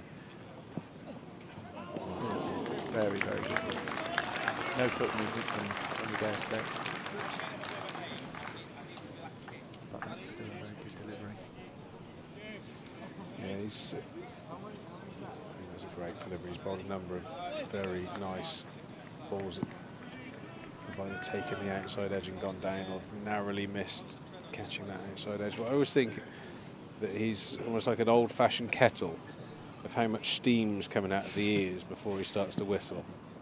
Another great ball. And he's woken up. Yeah. I think someone's told him, someone with an earpiece on in the ground and saying he's getting a little bit of banter from the commentary box. That's two absolute rippers there from Craig Overton. He stayed and had a word with Bairstow after that one. You would do, wouldn't you, if you just bowled that delivery? Yeah, just squaring up to him a little bit. Well, knowing Craig as well, he would definitely want to go up a level at Johnny after the drop. Yeah. Yes, he would feel that and feel the responsibility to get him out. After making that mistake, good over there from Craig Overton. Big round of applause. I think the Somerset fans recognise exactly what you said there. That he's going now. This is keep him on for another few overs, Lewis, because he's got the bit between his teeth here. The Hulk has turned green. Yeah. Thanks to our partners, WPA Health Insurance, and of course, what you're seeing now on your screen, Thatcher's Cider. Oh, I tell you what, I was having lovely Thatcher's in the sun the other day, Sunday. And a remarkable animated likeness of Martin as well. I enjoyed that. He was on the telly the other day. He was on BBC News. Had him on to his British Cider Week this week, and they had him on talking about life as a cider grower, cider maker. Live from Sanford. You've done a bit of work up there, haven't you, Pete? Great big warehouses they've got up there now around their orchards. Yeah, we had a day out at Myrtle Farm and then into Sanford where they press all the apples and make that glorious cider that we all enjoy around the southwest and the wider world now. It's a very global brand, isn't it? They've done a magnificent job there at Thatcher's. I had a text from a friend who was in, I can't remember, travelling somewhere Far Eastern Asia. She was getting Thatcher's there. Not going to be out. Yeah, she said she sent me a picture and it had all the various different Thatchers that she could have, and she was in, I can't remember exactly where she was, Malaysia or something like that, Singapore. Yeah, I think she was drinking all those. I was home from home, I could have some of those. I was on a train in Somerset thinking, I could have that. I played out in Australia, it would have been about 15 plus years ago now, and wasn't a massive fan of the lagers or beers that they had over there, and someone flew or ordered from Perth, where they did stock Thatcher's, over to Melbourne, 6 bottles of Thatcher's, and it cost him about $120, I think. From Perth to, which is essentially like crossing an entire continent. That's like flying it from Somerset to Istanbul or something. I don't know what. I have to have a look. It's a 4 or 5 hour flight. Yeah, I think it is. Yeah. Beaut delivery there from Gregory. That's a cracking ball there. Good signs though that the pitch is still offering from the bowler into the 35th over now, but still enough there to keep bowlers interested. So I've got to ask the question then. Once this ball's delivered, short of that time. Did it travel well, the Thatcher's? Did it survive the journey? Was it all? Did it taste like it does here in the West Country? I think after 2 or 3 weeks of the sort of the lagers that they have, that's very nice. It went down honey sweet. Yeah, in the sunshine. Definitely needed a bit of time in the fridge once it finally got there. I spoke to the other day, my other job, the pilot of the Thatcher's balloon, which we sometimes see drifting across the ground here in the T20 season. Well, we've had numerous conversations on this live stream about hot air balloon rides. I think I made the comment of not in a million years would you get me up in a wicker basket. I think I was offered a little trip, but can't think of anything worse, Charlie, to be honest. I don't see you're a man. You're a man, who drives a specific type of car that, to me, is not the sort of thing that I'd associate with hot air balloons. It's not the equivalent. The equivalent is not hot air balloon. Your equivalent is like a fast jet. Yeah, I don't mind a little bit of risque in life, a little bit of excitement, but I think it's probably the end result if things go wrong that disturbs me the most. Just plummet into the ground in a hamper is just doesn't do it for me.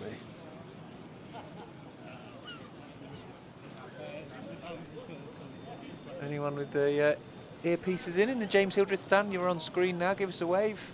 There we go. A few in the crowd listening in. Nice to have you with us. Yeah, good on you, sir. Enjoy the day out. We'll have to go back to him in a minute. Thumbs up or thumbs down? Were you happy Joe Root was bowled by Lewis Gregory? I have to put my glasses back on. Get my binoculars out. Okay. Got him in the sights. Overton in. Oh, lovely shot. Oh, dispatched down the ground before. That's the shot I think about when you think about Johnny Bairstow. That straight drive thundered past the stumps. Probably lucky that that didn't catch that trailing leg that Craig Overton was trying to stop the ball with. Well, the other thing, we talked about Craig Overton ticking. The other thing is Johnny Bairstow is exactly the same. He's that kind of player, isn't he? If he gets ticking, this is a really good two characters of the game here. Quite fiery characters. Well, left Craig Overton bowling something there just to let Johnny Bairstow know, actually, I'm not happy with you, that previous shot. Yeah, there's definitely a little bit going on between them. Johnny Bairstow coming walking down the stumps, offering him some bowling advice, no doubt. This is, well, I'm loving today. It's been brilliant. We've seen a few Joe Root shots that were absolutely exquisite. And we got Bairstow and Overton up against each other. Gone! There we go. We told you it was the matchup that was bringing so much drama here at Taunton, and Craig Overton wins it. Bairstow has to go for 34. It was a beautiful delivery back of a length. Bairstow had to play it in just at the edge. James Root does the rest. And the fifth wicket falls. Yeah, you can tell by the celebration there. That's a Hulk smash moment. Craig Overton has dismissed Johnny Bairstow, who he dropped just before lunch. He would have been tamping while chewing on his lunch. It wouldn't have gone down well, so he'll be over the moon to dismiss him. What a spell of bowling. He looked threatening in the previous over, and an inside edge through Johnny Bairstow to James Root. And Somerset's talisman can maybe breathe a sigh of relief from what happened before lunch. A little thin edge through. Coming in next for Yorkshire, George Hill. Agrees. That's a huge breakthrough, and now I think Somerset will be feeling like they're in real pole position here at 140 for 5, with the ball starting to do a little bit. If you notice, Charlie, as well, looking out on the horizon, those clouds have lowered a little bit. I think maybe just a bit of moisture in the air, definitely just still seeming. So it should inspire the bowlers. This is a huge window of opportunity for Somerset. I think there was a comment on the live stream about Somerset getting teams 4, 5, 6 down and then big partnerships.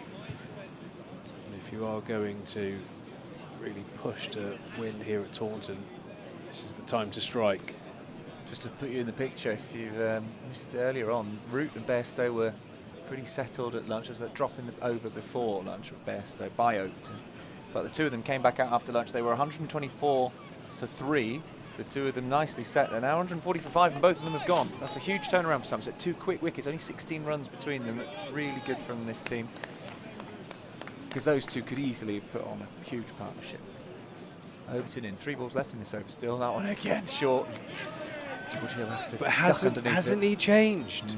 That little bit of niggle with Bairstow, and even that first delivery there, the bouncer. Like I said, he's a brilliant bowler, a brilliant cricketer.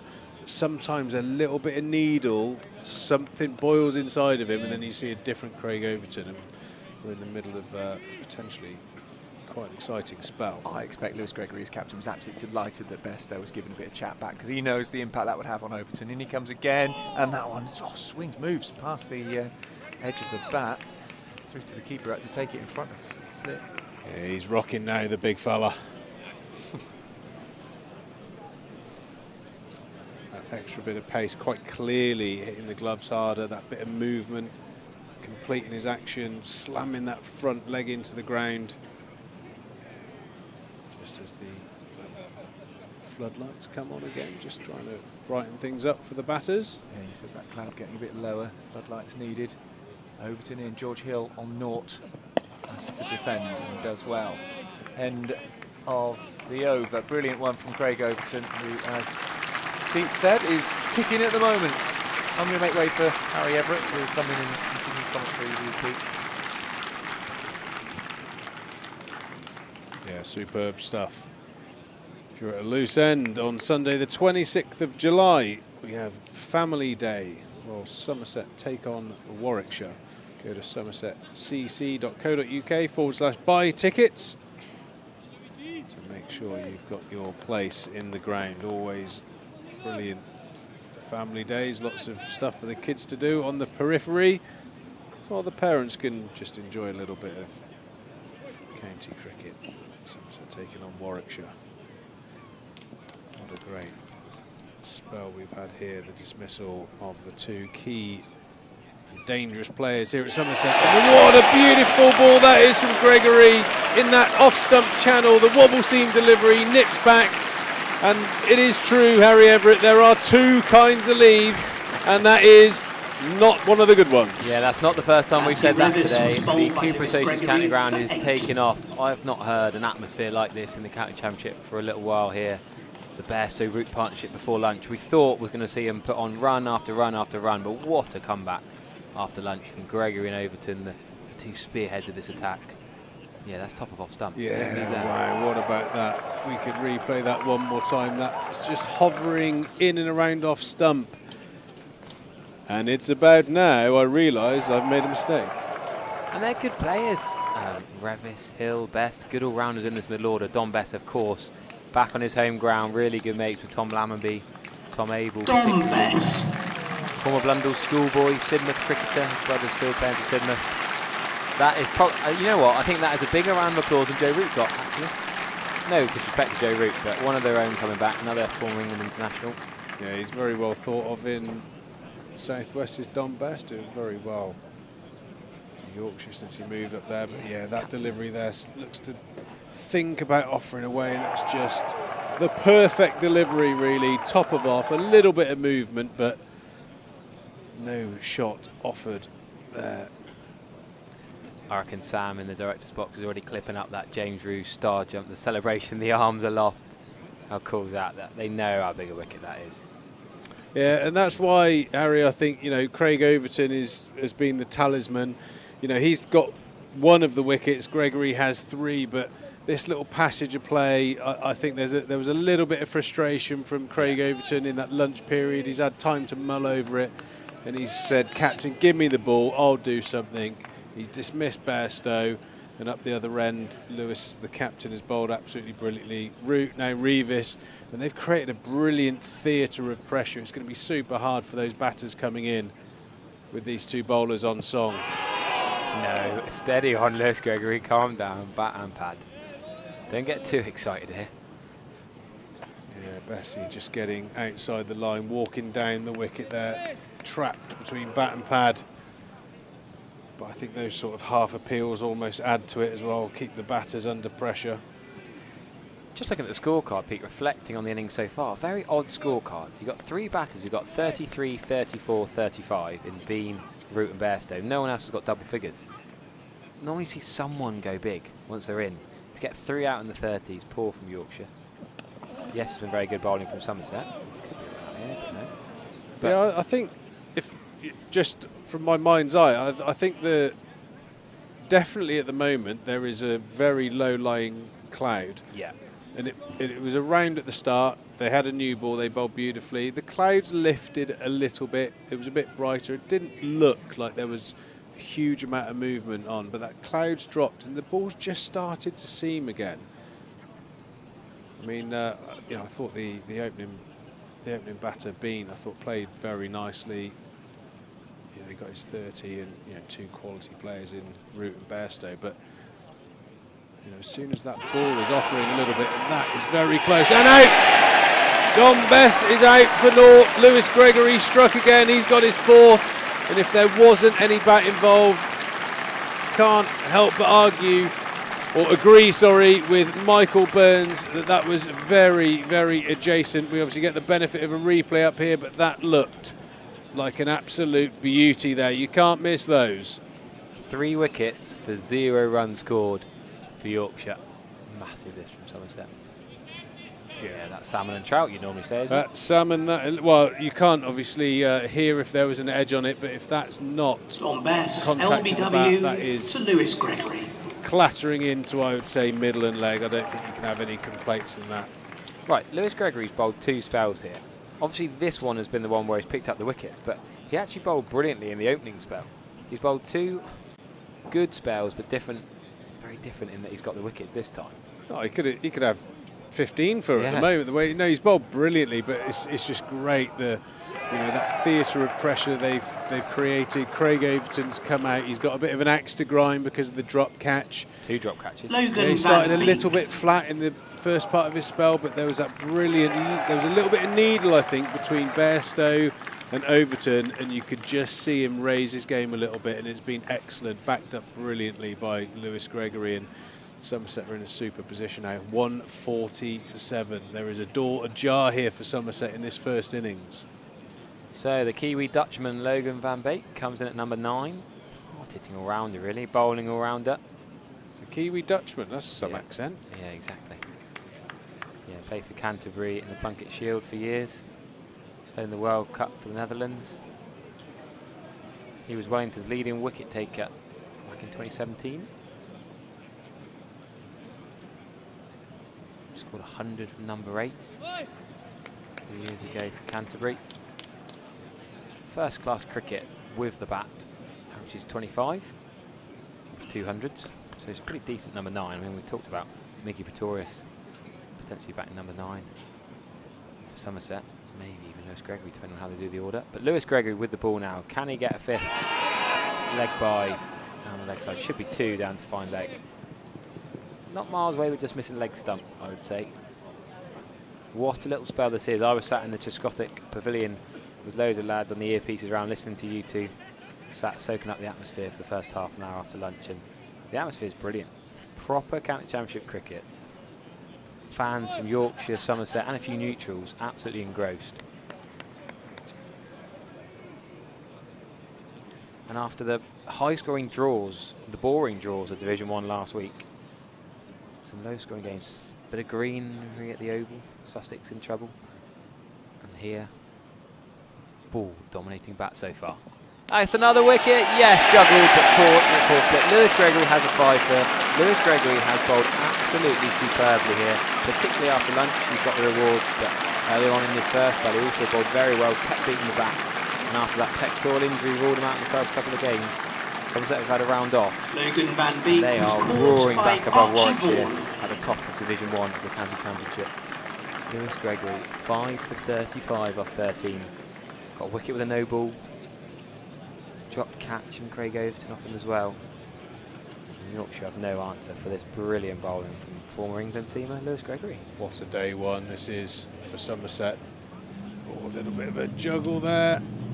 That third slip held on to just about by Archie Vaughan, but what a spell of bowling this from Lewis Gregory. Backed up very well by Ogborne, Pretorius and Overton. Overton, I think you have to credit him for, I think he's just raised the temperature out there, but the captain has responded. He's gone with his teammate, and that is a really, really important wicket. 142 for 8 now. Mike from the museum says Van Bleek, Logan Van Bleek. It's getting bleak for Yorkshire. Cannot believe how different it is to how good Root and Bairstow were looking. Wow, listen to that through the effects mic. I can't remember a more raucous atmosphere. 2:24 on a Friday in the county championship.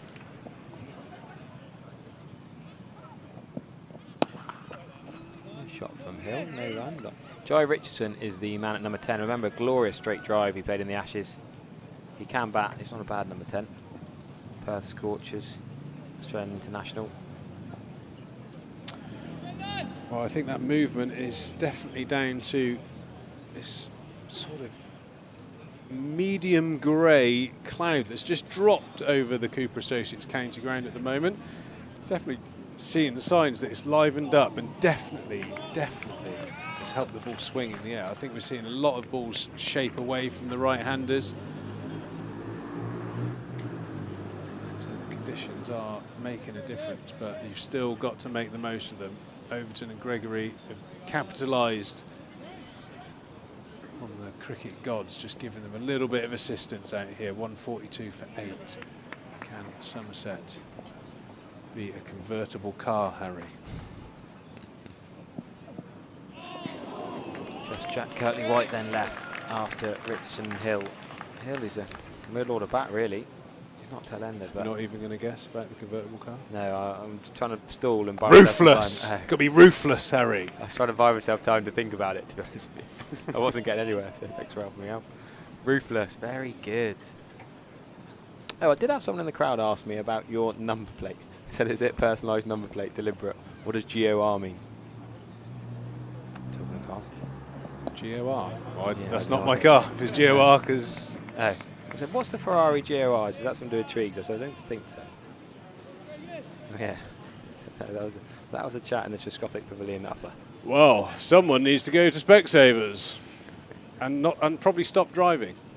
Well, there you go.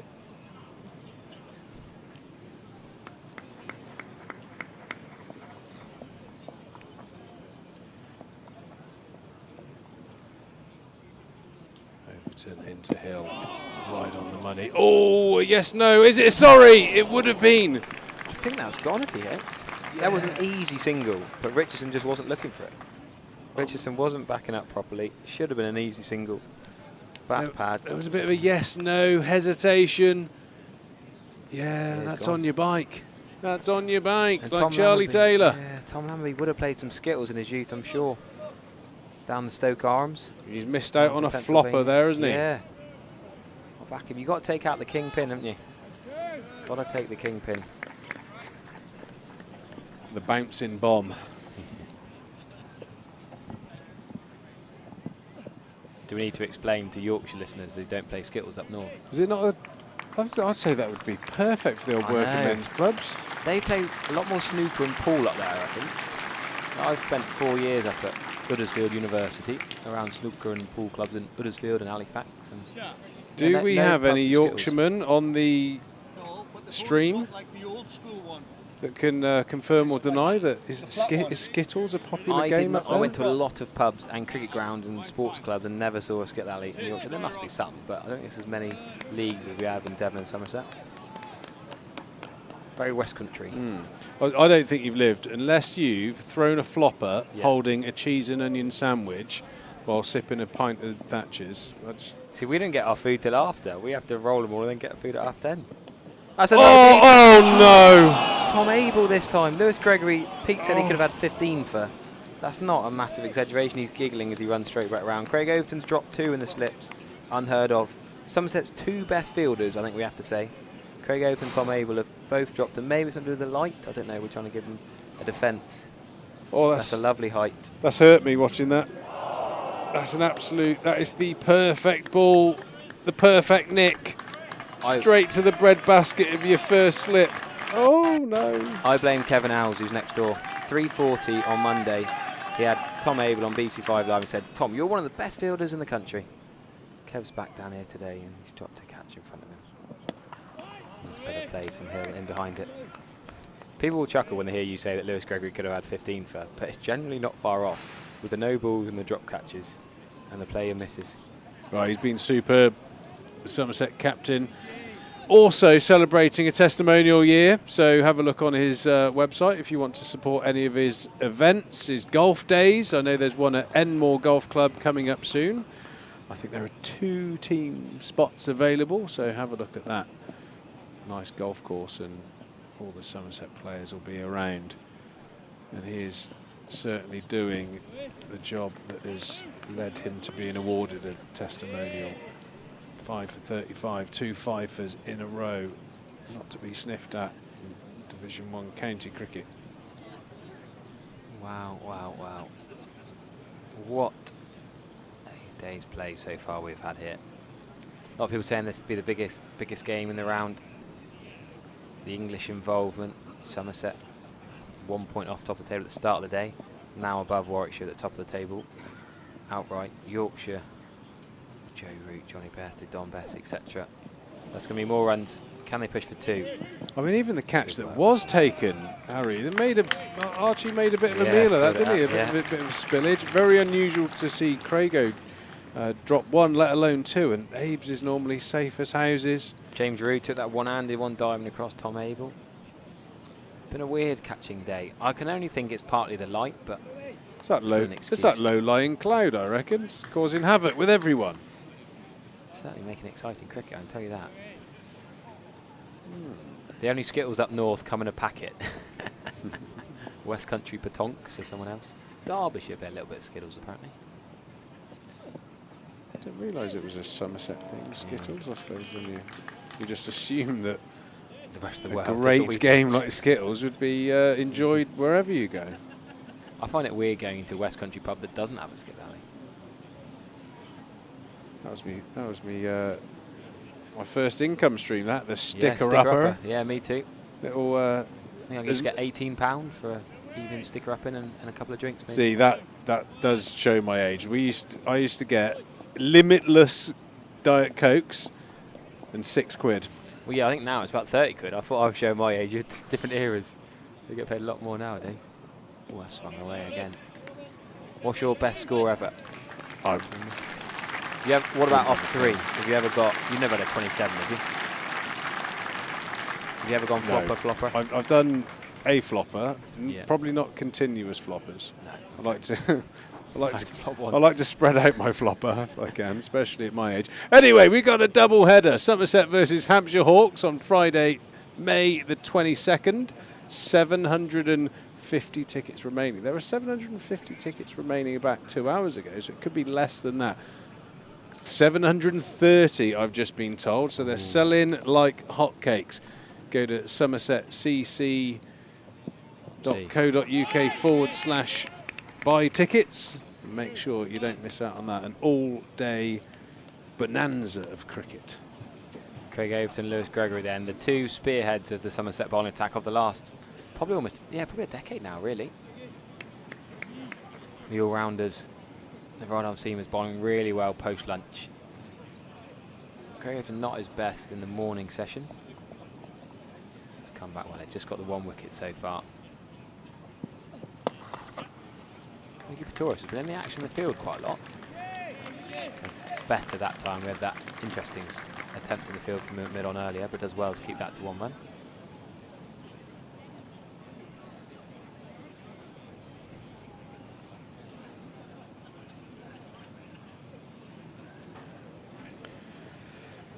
Yeah, it's very unusual. You go through an innings in first-class cricket, drop 4 catches and get away with it. Somerset have so far. Is that going to cost them another appeal from Craig Overton? Don't think that was as strong, not as vociferous an appeal this time. Jai Richardson hit on the pad, but we'll get away with that one. Let's have a look. Very deep in his crease. Too high still? Oh, that's close, but yeah. Benefit of the doubt, that's incredibly close. I think Hawkeye would probably show that just at best clipping. So fair decision there from Rob White.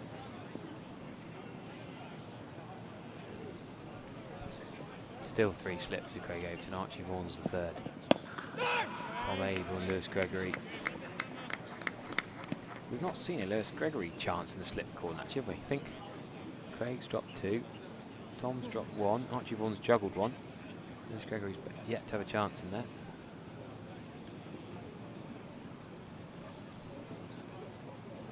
So at lunchtime, Yorkshire were 115 for 3. They became 124 for 4. Joe Root to go. Another massive appeal from Craig Overton. Just some choice to run and put him off. Craig, good left arm, underarm flick there, took the stumps. But yeah, just got back. Craig Overton was too busy appealing to think about the run out straight away. Yeah, Root going 124 for 4. Oh, that's Is that better really close. Whoo-wee. Oh. Has a hint of leg side about it, but that's hit him very, very deep in his crease and very low on the pad. Yeah, that was probably closer than the first one. That is a lovely shot from Jai Richardson. Should have been stopped, but almost deserves runs. There's different ways of looking at it. Alfie Oldbourne does brilliantly, sprinting round from mid-off to mop up. Josh Thomas didn't quite get there. Let's have a replay of that last LBW show if we can. That was mighty, mighty close. Had a suspicion of leg side about it, so you can see why it was turned down, but very low on the pad. Oh, it's not, hasn't got far to travel. Yeah, position, isn't he? I think that's probably clipping the stumps, but fair decision from Rob White again. Benefit of the doubt to the batter, which still does exist sometimes. I think you'd probably have a go at reviewing that. You're right, there's not a lot for it to go because he's so deep in the crease. It's got to be a factor. Joe Richardson doesn't look comfortable, but then plays some lovely shots as well. Yeah, you can tell that Jai Richardson is from sunnier climes. Yeah. Playing back in England this time of the year is not normally recommended. He's gone back to balls that have skidded onto him. Somerset will be happy for him to continue with that game plan. 146 for 8. It's been an absolute whirlwind middle session here. The dismissal of Root, Bairstow, and a flurry of others. Two senior bowlers doing the damage, Gregory and Overton. And that is straight through him. Gregory has 6, could have been 16 today. Unbelievable stuff from the Somerset captain. 146 for 9 now. Somerset are on absolute fire here. What did they serve up for lunch? Because keep it coming. That is a superb spell from Lewis Gregory. Just continues, keeps getting on, we keep saying it. Jai Richardson could have been LBW a couple of times perhaps, but he's bowled, castled, stumps and bails flying. Oh, it's a bit of a loose drive, but deliberately.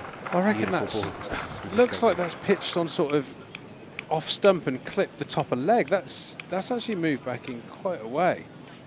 Oh, what a delivery that, straight through him. I mean, you know, he's obviously batting number 10 for a reason, and that would be good enough for most batters. What a spell from Lewis Gregory. 6 for 36 off 14.2 overs. Let's have a look at that replay again if we can catch it. Oh, my eyes deceiving me. No, that is properly jagged back through the gate. On his day, Lewis Gregory is absolutely superb. A few injuries the last few years. Sometimes bowling within himself, not fully fit, but an absolute pleasure to watch him so far today. What we really need, Harry, is about 5 more minutes of this low-lying grey cloud that seems to have almost certainly livened up the pitch, certainly seam and swing in this middle session, and then blow away if you're a Somerset fan. Oh. Jack Kirtley-White then, former Northants bowler, sort of in the Lewis Gregory bowling mould. He will probably like bowling these conditions. Very different bowling technique to that of Jai Richardson. Born in Kendal, up in the Lake District, played for Cheshire and Cumberland, but most of his time was at Northamptonshire. Well, he's taken guard like he bats number 11. Let's see how he goes, because he's got quite a challenge facing him now with on-song Gregory, and up the other end an angry Overton. He's not made it to 10 in his last 5 first-class innings. Oh, yeah. See why. The funny thing is if you look at his last 5 scorecards, even going back to last September, he's not batted twice in a match in his last 5 first-class matches. Either draws or not needed. Right, looked like he was hanging back, let's just say. There wasn't much in the way of foot movement there. First-class highest score ever 59. Is that a 50? Average is 8, 8.7. List A, that goes up to 10.3, and T20s, the average is 13. Yeah, not outs. From one innings. One T20 inning. Well, I'm sure he'd be keen to somehow put on something like a partnership with Hill at the other end. He's 3 not out with 14 balls, and a lot has happened at the other end. Wickets tumbling. Gregory doing the lion's share of the damage, but almost the catalyst was Craig Overton getting a little bit of chirp with Johnny Bairstow. Sort of looked very friendly, but that competitive banter that you occasionally get on a cricket field, and Gregory rode that momentum and has bowled a superb spell. In fact, every over he's bowled today looked like he was going to take a wicket. Can he pick up that 7th wicket? Oh, beautiful shot. Almost shot of the day. On the up and straight back past. Mid off for 4. Maybe Hill has got enough about him that he's going to chance his arm. Definitely since the Root and Bairstow partnership, that's the shot of the day. Saw Root cover drive for Overton and a couple glorious, well, 3 in the over straight off. Off the old ball was stunning. Bairstow through the covers and a pull shot, but that off the back foot. And we're going to see, I like this, a fly slip, almost a deep third halfway. Archie Vaughan has gone, I'll show you on the camera, in between first and second slip. There you go. I don't mind that as an idea. If Hill's going to have a slash and have a go, Archie Vaughan might be in the game back there for a catch if he's ready and looking. There you go. Oh, he's gone over the top. Over mid-off just. Miggy Pretorius weighed down a little bit by his big, heavy woolen sweater, I suppose. Great effort there from Miggy Pretorius. Slightly more athletic than the dive in the first couple of overs of the game. Lewis Gregory's over comes to an end. Another successful one. He's got 6. Can Overton mop up this innings? 152 for 9. Somerset been flying.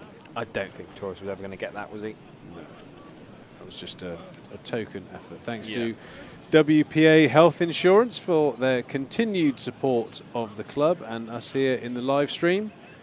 Also, hit your mortgage for 6. That sounds nice. Take a look at the Cooper Associates website if you're looking to buy a home or remortgage.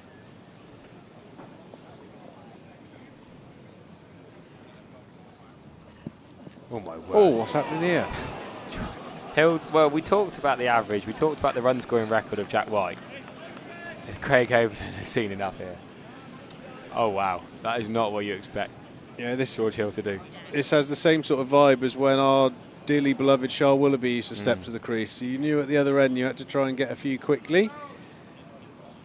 Craig Overton looked on in disgust at that shot. Root and the England batting coach, Scothic, just having a chat. Stayed in line with that one. George Hill discussed himself, not doing anything with that. Will he take the 1? I don't think he will, from what I've seen in the first couple of balls. The modern trend these days. No one seems to trust the tail ender, and Jack White's got a bit of the Monty Panesar about him, or the Phil Tufnell. Yeah, there are tail enders and there are tail enders, and from what we did see, it looks like White is what about the potentially quite susceptible. The no stickers on the bat for me. I know some people do it as a sort of cool way these days, but having no sticker on his bat for me is proper tail ender. Oh, he's gone again. He's got hold of it, but fine legs in the game. Archie Vaughan, can he get there? 6.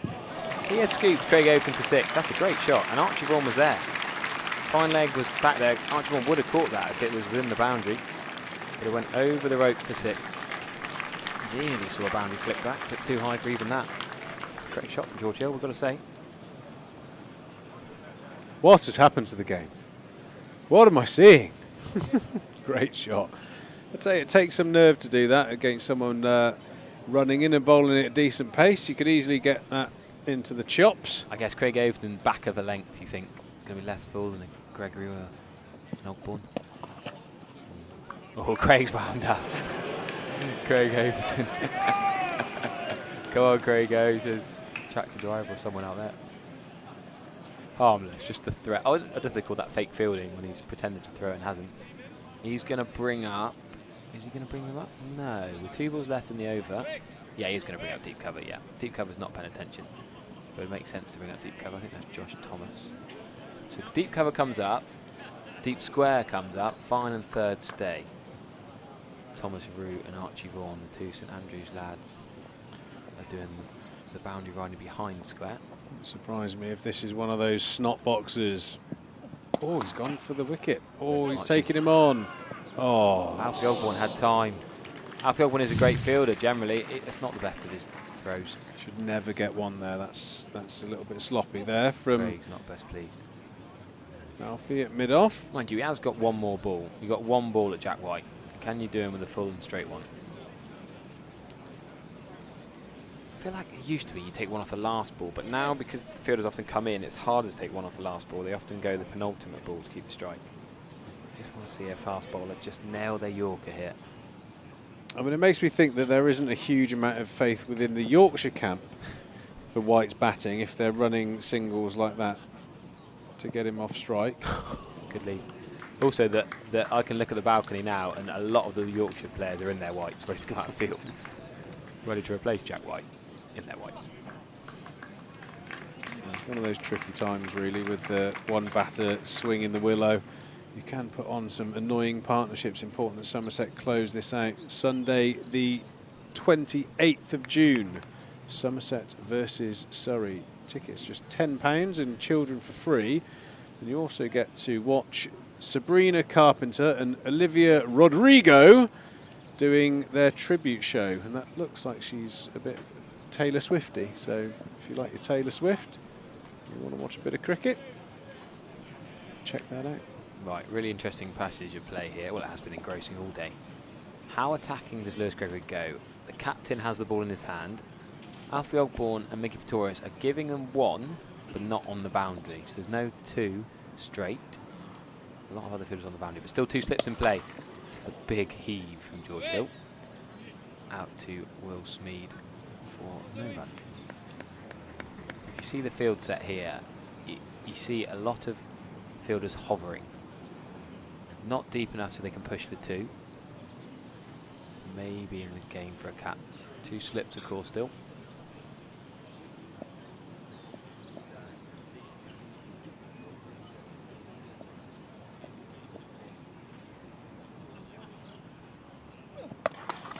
Ooh, we thought about it. Mickey Pretorius is just tempting and teasing.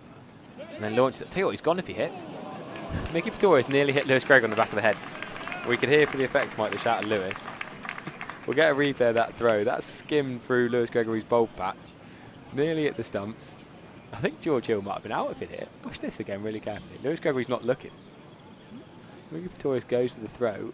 Have we got it? Oh. The cameraman have just spared Lewis Gregory being hit in the head, I think. Oh no, here we go. He's looking, having a word. That is close. You know what? It wouldn't have been far away though if he'd hit the stumps. George Hill was dawdling back. 4 balls left in Gregory's 16th over. That's a loss of shape. The wide York outside off. Almost T20 style bowling this from Gregory now. He knows Hill wants to get underneath and hit it over the top.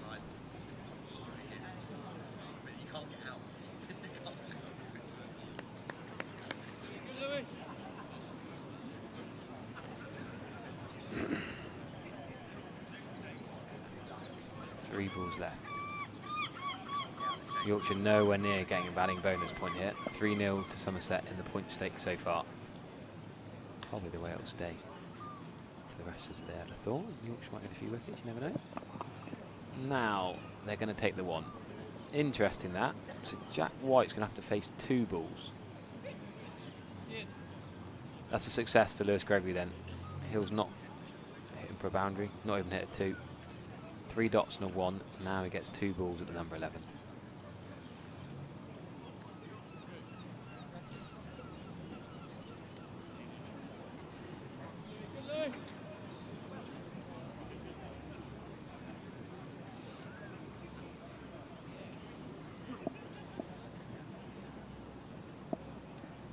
Three slips in place then for the number 11.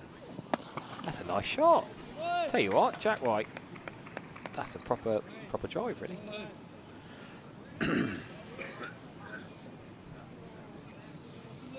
So Joe Root, 33 off 57 balls, but he's part of the collapse, really.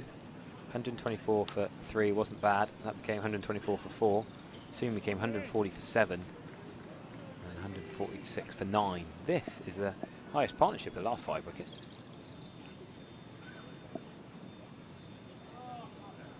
14 they put on together. Mostly from Hill. Well played, Jack White. So George Hill gets another over to try and add a few lusty blows. I think over the wicket to White would be my suggestion to Lewis. I think bowling at him from around the wicket, he kind of just has to put the bat there, whereas get it landing on the stumps and moving away from him, I think he'll just nick off. But it's amazing watching top quality batters really struggle about, you know, just to stay at the wicket, with Overton and Gregory bowling brilliantly. And as soon as Hill has just thrown caution to the wind and is slogging and ramping, he looks like he's going to be really difficult to dismiss. It's going to be one of those frustrating periods of play. Oh, they're pushing for 2 here. We hope they don't get too many. Kean Roberts is a great fielder. One of the better Somerset fielders.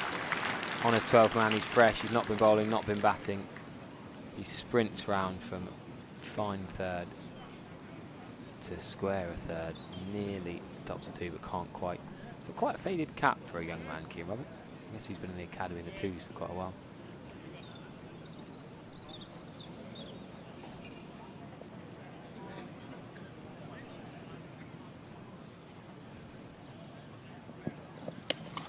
That's gone up in the air. Should be caught a deep square leg. Should be an easy catch. There it is. Somerset bowl, Yorkshire out for 162. George Hill by Tom Lammonby. 18, but Tom Lammonby with a comfortable reverse cut catch, the Aussie style, with his thumbs to the air. And that is a brilliant first session's work, first innings work, really, from Somerset. This morning they weren't perfect with the ball. Lewis Gregory beat the bat a lot of times, but he has been superb after lunch. He had 6 for 43. Overton finishes it off with 2 for 42. And Yorkshire, no batting bonus points. In a bit of trouble. Yeah, superb Somerset today. And rightly so. Gregory will hit the headlines, but I think all 4 bowlers used have kept the Yorkshire batters under pressure consistently. But what a spell after lunch. Not even the biggest optimist sporting Somerset would have imagined that collapse. Bairstow, Root dismissed early, and then a cluster of wickets, and Lewis Gregory finishing with figures of 6 for 43. We'll take a little break and we'll be back to you to watch Somerset 43 runs and start their 6 first wickets. innings.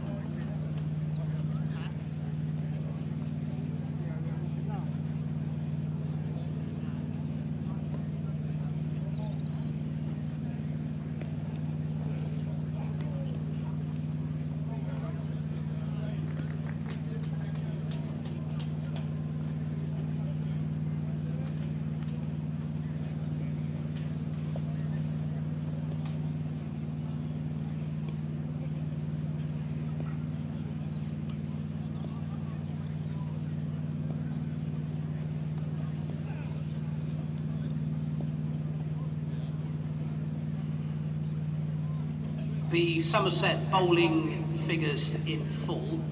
Lewis Gregory, as previously mentioned, 16 overs, 4 maidens, 6 wickets for 43 runs. Alfie Ogborn, 7 overs, 1 maiden, 1 for 38. Craig Overton, 14 overs and 2 deliveries, 2 maidens, 2 wickets for 42 runs. And Miguel Pretoria, 6 overs, 1 maiden, 1 for 21.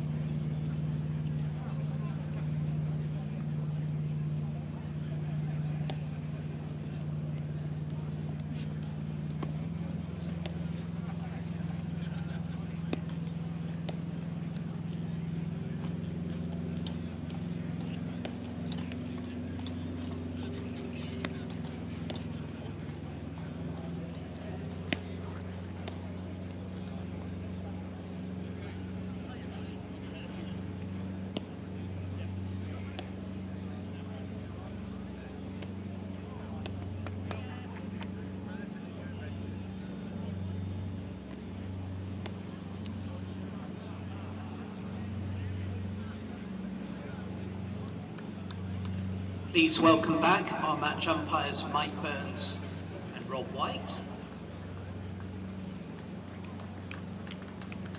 Yorkshire, led by Captain Johnny Bairstow.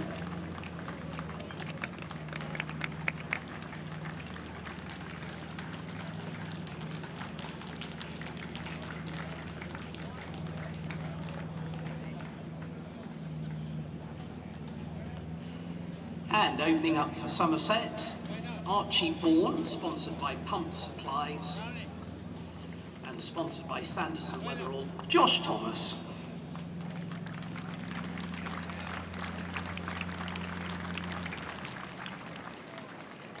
And Chai Richardson to open the bowling for Yorkshire from the Marcus Trescothick Pavilion end.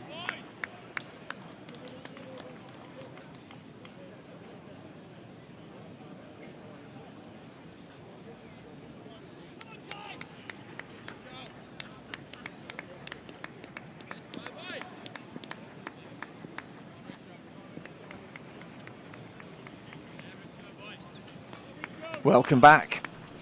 We're already into the second innings of this match, Somerset's first batting-wise, and it's Vaughan and Thomas who are opening up the batting for Somerset. Richardson, Jai Richardson, the bowler. Oh, now, shout on the first ball. And the answer is no. But gives you an idea. Gives you an idea of what we might be up against here today. It's been doing all sorts. Yeah. Since lunch, really. There was a bit of movement in the first session, but since lunch it's been really hard batting conditions out there. Yeah, I've just seen a few people in the 10-minute interval between innings queue for the toilet, chat to Mark Southern from WPA, and a few Somerset fans very optimistic. Ivo Tennant was wandering around, thinking, oh, could it be 90 for 9 now? Reply with Mickey Pretorius and Alfie Oldbourne to bail Somerset out. Richardson even. I'm going to put it out there. I reckon last round to this round could be one of the biggest contrasts in average number of runs in a county championship game from last round. The boring draws when 500s, 600s, and they barely got to the fourth innings, to this round where Surrey-Sussex is low scoring. Here's low scoring. There's green pitches all around the country. Because it's been one of the driest Aprils we can ever remember, after one of the wettest Januaries and Februaries we can ever remember. So, climate change and all that. Richardson in. Oh, does it take an inside edge? No. Not clean from Bairstow. Not clean. Where's Finley Bean then? Because he could be keeping, but it is Bairstow. Yeah, he's at slip. Finley Bean, third slip. Yeah, Lives at second. Roots at first. 33 on his back from Bean. Bit of a bean pole, isn't he? I don't actually think he is, really. Root looks taller than him. Yeah, Root's taller than you really in real life. I think Root is a taller man than you. I've met him in a bar in Cardiff. Walkabout? No, that was different. Richardson in. This is just played up to point by Archie Vaughan, who also wears the number 66. We assume. Do we actually know? We assume it. Sure. We do know for sure it's inspired by Joe Root. Not surprising. Of course, the links to Yorkshire through Archie's dad. Yeah, he's probably quite involved. Quite a lot in this game, I guess. I don't think he's here. Oh, a bit of a ripple goes round when an Atherton or a Vaughan is here. Well, got Ivo Tennant's here, George DeBell's here, a few national press here this first day. Richardson in again. That one swings in and it's edged and it's going to go through the slips. Root got a hand to it. There's a throw at the stumps. It's direct. I don't think it's out.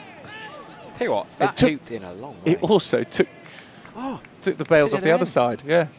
It took both. I think, has that touched something on the way through? I didn't see it. I just saw the bails come off the other end as well. What happened there? Didn't that happen at Taunton Vale in the Twos game last year?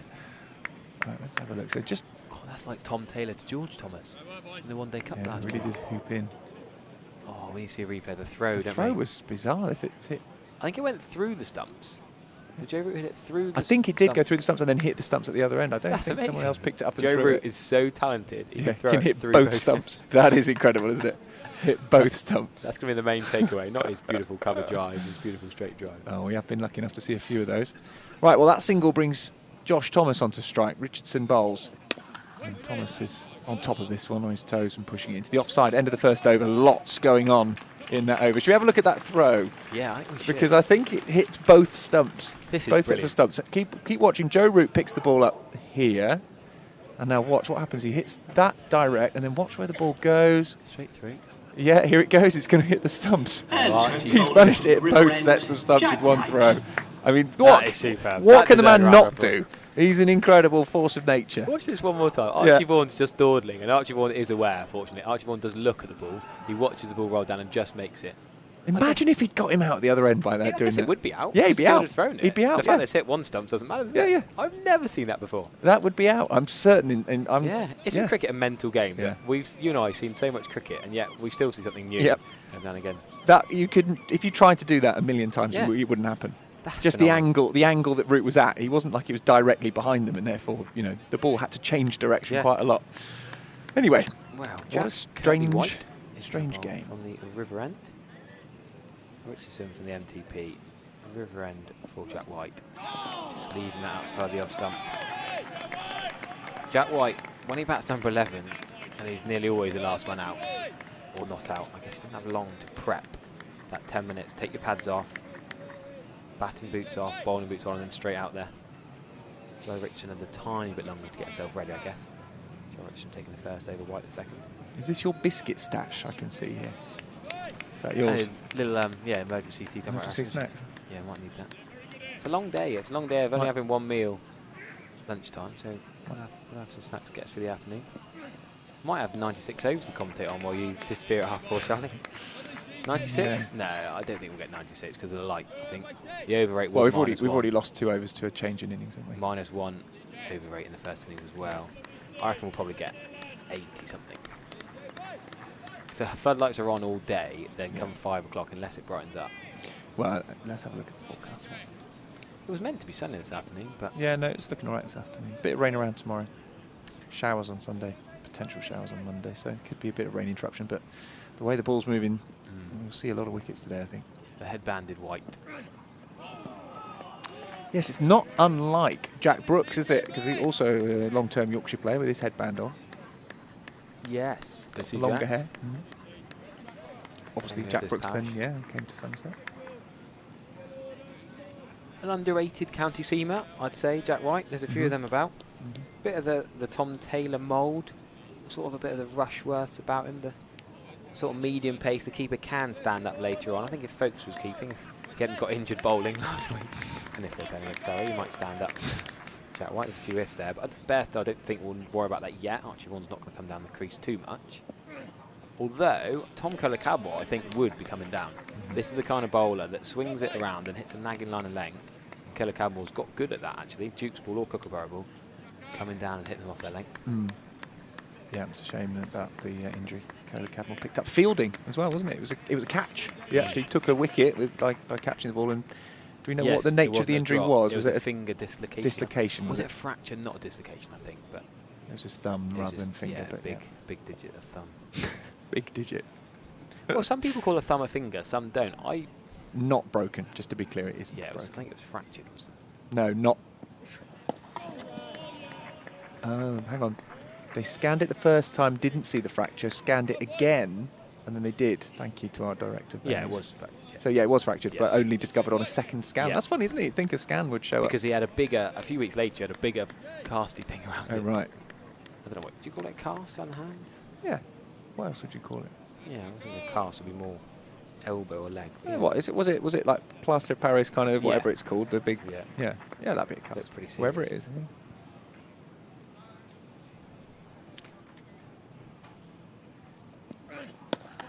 Good line of length there from White. Archie Vaughan just triggering across over the onto off stump and then behind it. Here we go, Kit Harris. What are you saying to us here, Kit? England West Indies ODI at Scarborough 1976. Alan Knott hit a leg glance. Graham Barlow made his ground at the striker's end. Michael's Holdings throw rebounded off the stumps. Ooh. Okay. Into the other stumps, presumably. I think that's part one of two. Irrelevant. It's going to be like a I'm a Celebrity reveal tease here. Right, we're waiting for the second comment to finish the story. We have to go to an ad break or something. Yeah, probably. There we go, there's one. WPA, thank you. Richardson continuing from the Marcus Trescothic Pavilion end. That's a bit leg-sidey. No, it's half a shout there. Good take, Johnny Best. Yeah, Thomas sort of chased it a little bit, but nothing from the umpire. Great one-handed take down the left-hander's leg side. He's all right, isn't he, Johnny Bairstow? Yeah. He's the keeper. You wonder been at the top level if his keeping's affected by the injury going forward, or if he's running around the outfield, because he was a very good fielder when he wasn't keeping as well. I think how many times Josh Butler would keep for England and Johnny Bairstow would be in the field. Yeah.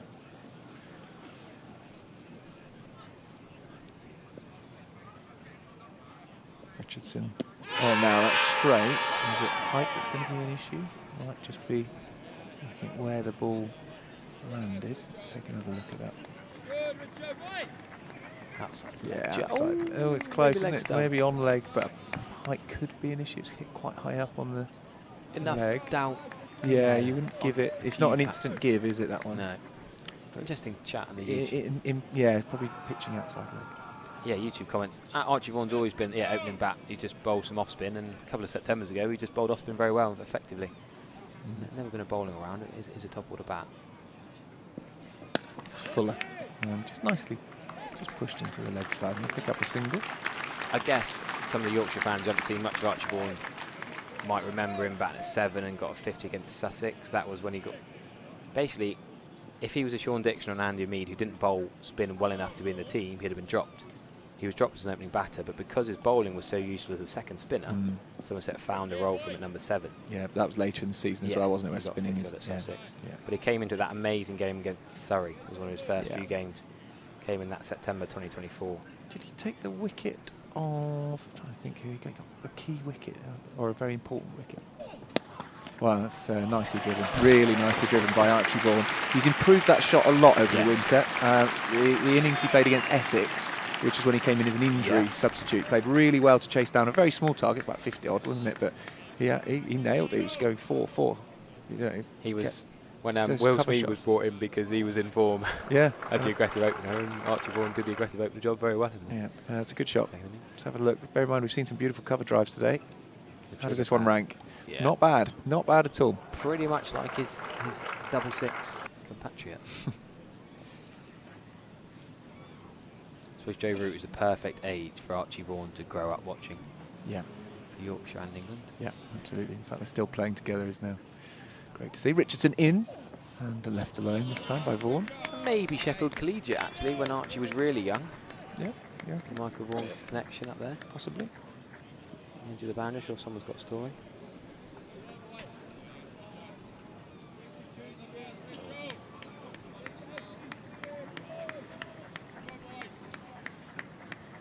Six runs already chalked off this fairly low total. We're saying fairly low, but actually it was hard going out there. Really hard for the batters. You know, that might turn out to be quite a good score, but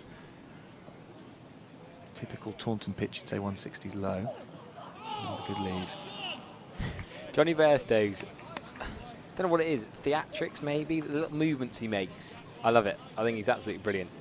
It's almost like he catches the ball and then does a little shimmy and then a little celebration, and then a lot of keepers run, but he just walks like it's almost like a Darth Vader, like Imperial March walk. It's like a strut.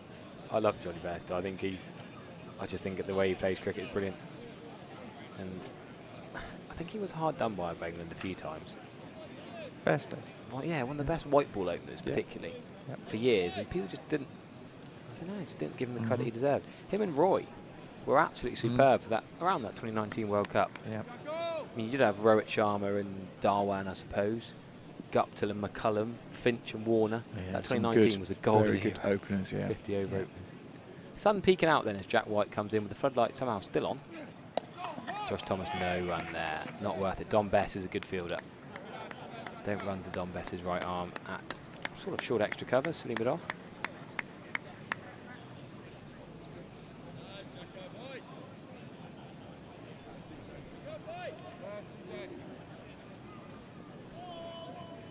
Slip cordon is still the same route, live, Bean Hill. Yeah, it's well populated slip cordon today. As the ball's moving a fair bit. Good crowd in today. Inside edge, inside half of the bat. Josh tries to drive that. Yeah, we'll have to try and get a stat, an official figure later on, but I'd say this is probably a healthier crowd than the Notts game. Slightly further into summer. I would agree with that. I don't know if Yorkshire pull any more fans in than Nottingham, the champions. They're both big clubs. Don't think that's really a factor. Bank holiday weekend might have more people. Well, no, because down that to was a bank Southwest. holiday weekend as well. It was the Easter weekend. It yeah, was. so you had 2 bank holidays actually. It was Good Friday, wasn't it? We started. It was indeed. So it was, yes, and whereas today is actually a working day. Good point.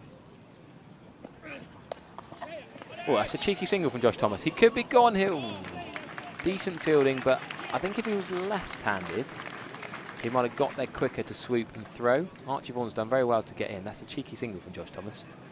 Archie Vaughan did well to trust him and not stutter, commit and get through. That was almost blocked straight to point when he got through. Good running. So George Hill, Matt Revis, good seam bowling options. Don Bess and Joe Root, the off spinners. Logan Van Beek, another seamer that they can turn to. Plenty of bowling options. Adam Lythe would be the second spinner in many Yorkshire sides, but it's probably third spinner today.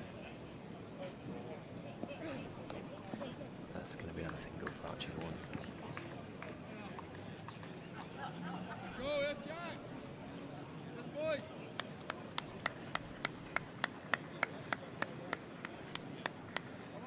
47 overs remaining is the ambitious minimum target. Tea will be a bit late. Well, yeah, the thing is, we're going to see an awful lot of seam today, aren't we? Quite. So we're not going to rush through spin overs, I doubt. We might see a little bit, maybe, but I should think we'll stick mostly with seam. Somerset not playing frontline spinner, no Jack Leach because of an injury. Yeah, neck injury. Yeah, which is an unusual one. Oh, that's a whoosh. That's a poor shot from Josh Thomas. Yeah. I mean, that flash might have got luck and gone over the cordon, but he wasn't in full control. His head was just leaning back. I wonder if Jack Leach maybe he's bowling the nets and been it for a big 6 and stuck his neck up too quickly. Craning his head at someone whacking him for 6. Or maybe it's a Skittles injury. He does play Skittles. Does play Skittles. He's a big Skittles away. I think he's a big fan of the Skittles. Enjoyed that conversation earlier on. A lot of the YouTube chat were getting involved with the Skittles chat. I wonder, I don't know, he's a new dad, isn't he? So I'm not sure if Skittles is probably not his priority at the minute. No, a bit young to be sticking up in his junior. Well played, actually. Josh Thomas, that actually is a controlled 4 through the cordon. It seems a weird thing to say. Listen to my commentary and watch it at the same time, because I generally think that was deliberately played with soft hands. And it was almost off the middle of the bat. The outside edgy bit of the middle, perhaps, but it's down in front of the cordon for 4. Hard to field that when it's going so quickly and it's angled down. So, I mean, it might hit a boot of a player and therefore not go, but otherwise it is hard to field it there. So yeah, given the benefit of that one for sure. 150 now, the lead they've managed to get it down to. It's just 12 runs, no wickets down yet. There was a clatter of wickets. If you're just joining us today, surprised to see Somerset batting already. Yorkshire were going along pretty well, to be honest, given it was a bowler-friendly day as Richardson's in, and this comes off a bit of a leading edge. They'll come through for a quick single. Yeah, they were 124 for 3. Yeah. When and then Joe Root got out. Yeah. And they ended up 162 all out. So they, well, how many? Well, 3 fell on 140. Yeah, 140 for 5, 140 for 6, 140 for 7, 142 for 8, 146 for 9. They really couldn't get out the 140s. A bit of a partnership towards the end, but yeah, it was a proper collapse. The conditions got very good for bowling, didn't they? The ball seemed to just be doing a lot, especially off Lewis Gregory, but also Craig Overton, who's at the other end. As Richardson comes in full and straight, and this one is just nicely clipped, actually. That run away for 4. Another 4 to the total. Josh Thomas picks up some more, I think. Was it given this runs? Runs, yeah. He's got enough on it. You know, still quite in the middle of the bat face, but he's done well to beat fine leg off that. Yeah. Bat onto pad.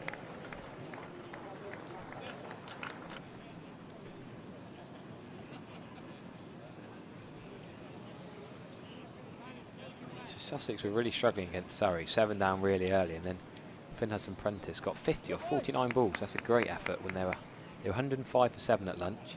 They were 92 for 7 before that. Great effort from Hudson-Prentice. The all-rounders we've talked about a bit between Somerset and Yorkshire today, particularly. Teams batting so deep in the modern game. So many rabbits like your Jack Whites. But there's plenty of batting in these teams. Can you still hear us? It's gone quiet, Richardson in and bowls again full, and this is defended.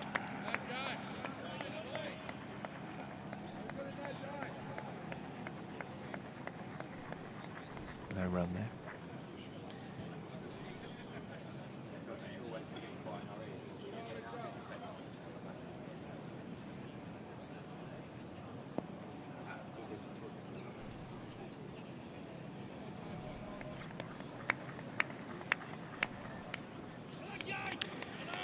We're going to see one of these very tense, low-scoring county championship matches. Who knows where we'll be at this time tomorrow in the game? Well defended. Just trying to get that movement, trying to get it to move away from the left-hander.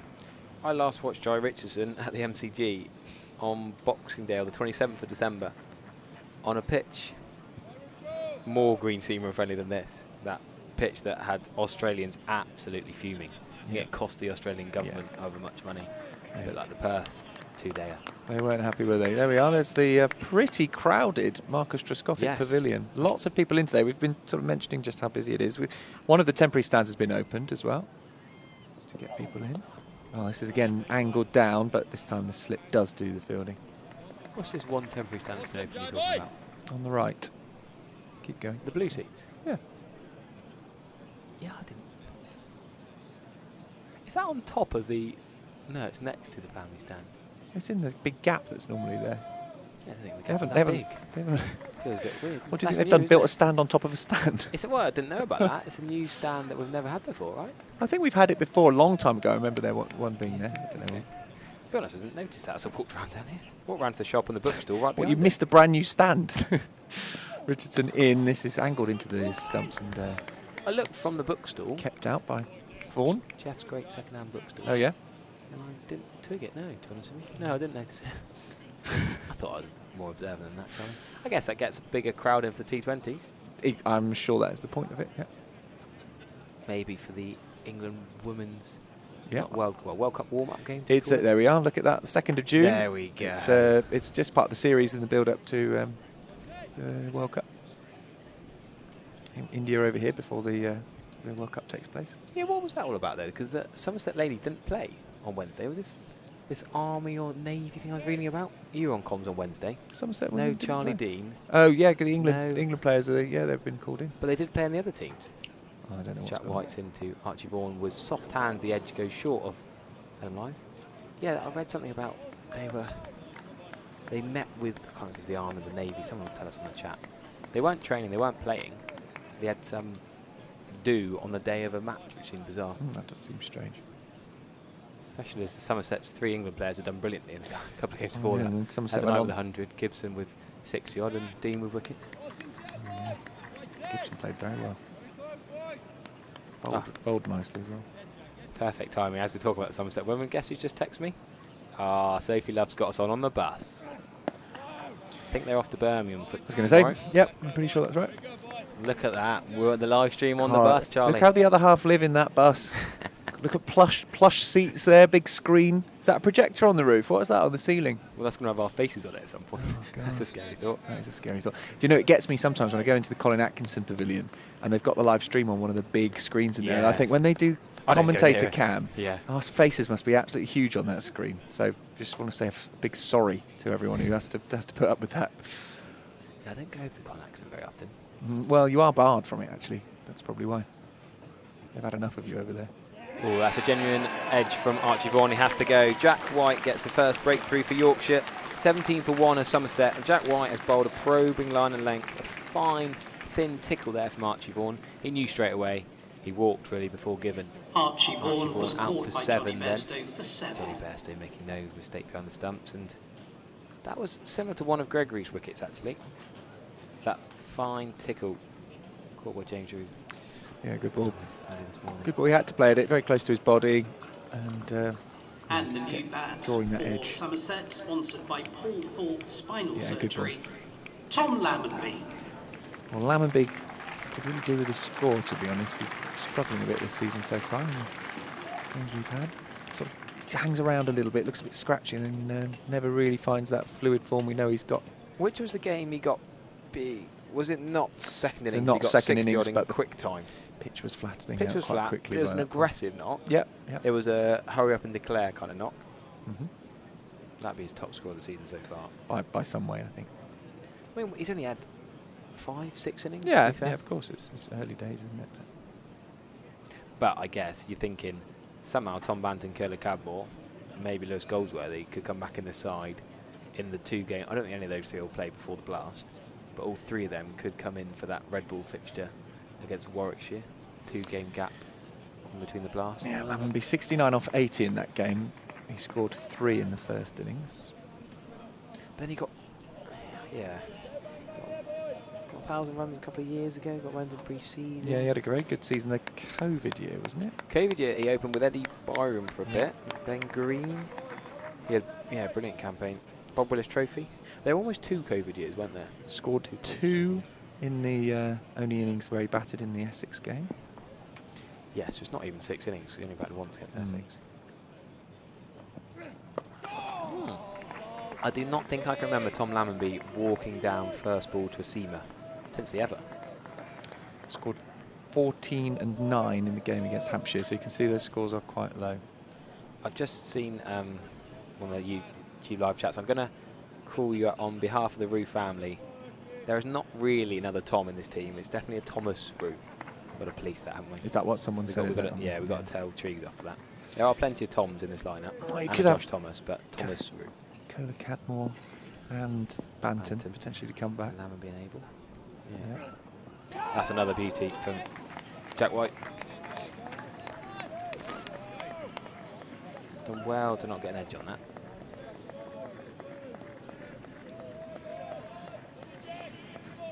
Jack White has a first-class bowling average of 24.75, 164 wickets.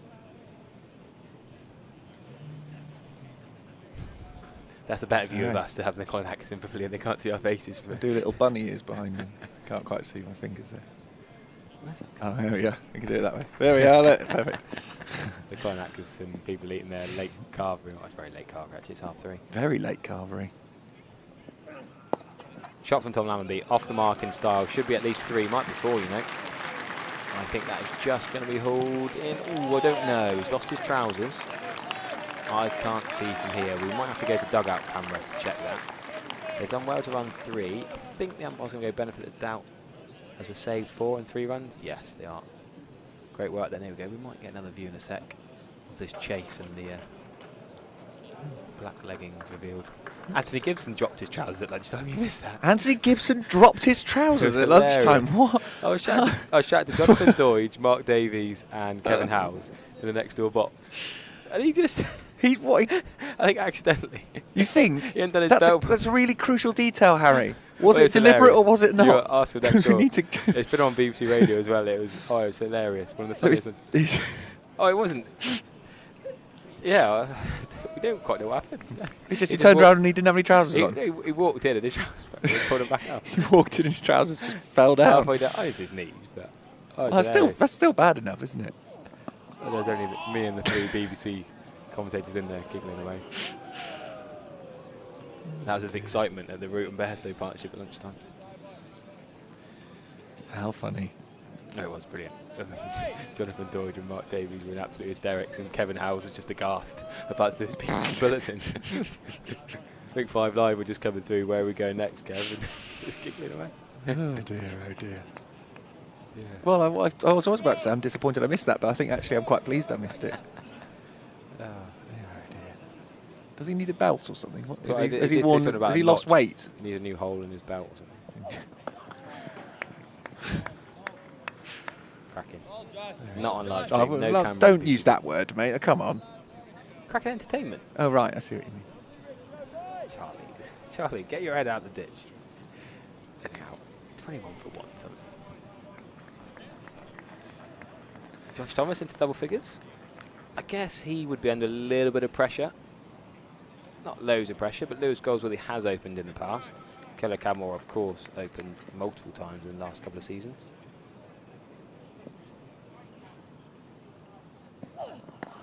Yeah, he played quite well, didn't he? What did he score? Was it in the previous game 40, against Hampshire? he had a good 40 odd, didn't he? Yeah, he's got potential, but the problem is when a lot of these players come back from their various leagues, go on then. The potential isn't enough to keep him in the side, probably. A tricky question then. Curler if they're all in Banton. form, the 2 games in between the blast, do you say Curler Cadmore and Banton just concentrate on T20 blast cricket and Will Smeed? You 3 are our top 3 in that format. No. Okay. I think you get them in. Give I me think your I'd top put Tom 7. I'd definitely have Tom Kohler-Cadmore in the Red Bull side. What are your top 7 for those 2 games? I think I need to. Hard because I kind of want to see Banton playing in a Red Bull game to see what sort of form he's in. Because he's not playing much in. I don't think the IPL, Banton. is he? Well, someone said to me the other week that he waltzes back into side. I don't think you can. Sure. I think it was Shepard's argument. He said Banton comes straight back in. I said, I'm sorry, he probably doesn't. If Somerset at the top of the league, he's got IPL then England. He's currently injured yet to come out of the IPL. And he's got that injury, yeah. I mean, we were saying if he's in form and fit, but yeah, I'm not sure he waltzes back into hypothetically, this. if they're all fit, yeah. Because if Somerset top of the league with what they've got, then... Yeah, I mean, Kohler-Cadmore is only out injured at the moment, isn't he? So. Oh, that's gone through the slips. Who was that? Oh, Joe Root. Bairstow and Root. They've both left it for the other. You'd think those two would be... You'd think the communication between those two would be top-notch. Of all the players, all their years of experience, they probably played more games together for Yorkshire than anyone else in this 11, perhaps. Well, Live has been there for a fair while. Who are you giving that to? Who should be taking it? I think it's the keepers for me. I would say probably the keeper. Yeah. But then you've got the gloves. How about we compare that to Rue going in front of Abel? Rue took the one-handed catch. And he took the catch. So in front of Abel, and Abel was there backing up effectively in the end. If the keeper can comfortably reach it, i.e. if he can get it comfortably in the palm of his hand, I think I would always back the keeper with the gloves on. But should Root still go there and Bairstow go in front? Yeah, that's ideal, isn't it? The so slip fielder dives behind the wicketkeeper. Do we criticise both then? Root moved out the way to leave it for Bairstow, but should Bairstow have gone in front and Root covered behind? Yeah, it's hard, isn't it? Here we go. This is a good view. This is a good view. Josh Thomas has a life, whatever we say. Oh, too late. Root Bairstow didn't move at all. Yeah. Bairstow's left it for Root. Yeah. And Root then tried to throw a hand. I mean, and Root is obviously fantastic slip fielder. Well, you say that. I can remember him dropping a lot of catches in the slips, you know. Yeah, but probably because he's played so many tests that he's bound to have dropped. So if you look at his catching... Yeah, but then he's got the most catches because he's played so many games. Of course he has. No, I personally think he's a very good fielder. I always think the Aussie slip catches are better than English slip catches in general. Collingwood and Swan were 2 of our best. Collingwood last was couple of decades. one of the best I can remember seeing. Astor Cook took a lot, but I wouldn't say he was up there with the Wars. He was pretty reliable, Cook. I don't remember him dropping loads.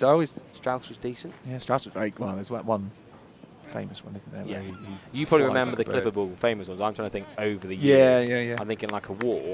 I can't remember dropping one. I'm talking years back. No. I feel like Aussies just catch slip. Yeah, no, they are. When I trained in grade cricket in Australia in November, the 4th team were doing slip catches. Yeah. Whereas in England, even Whipple and Devon Premier League clubs I've been with hardly do slip catching. And I think that's a big part of it. Yeah. Maybe the bouncier surfaces as well. There's more nick-offs caught in Cordon rather than bowled and LBW we have here. Yeah, that's certainly true, isn't it? The pitch is very different and could lead to different dismissals. 4 slips in place here, though, including Root at first slip and obviously Bairstow, the keeper. Just a bit of leading edge again from Tom Lemon. Have you added that to your drop book? You normally have a nice drop book. I'll add it to the scorecard. Yeah, I'm not sure.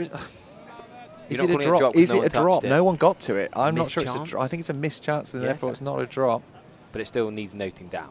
Yeah, you can. Oh, yeah. Josh Thomas got a life on 14. That's it, isn't it? Got 10. a life. So he was on 10, wasn't it? He was on 10 then, yeah. I assume. We haven't had any more runs from his bat. How about Trescothick? Yeah? England and Somerset slip catching wide? He was good. He was very good. Good point. Yeah.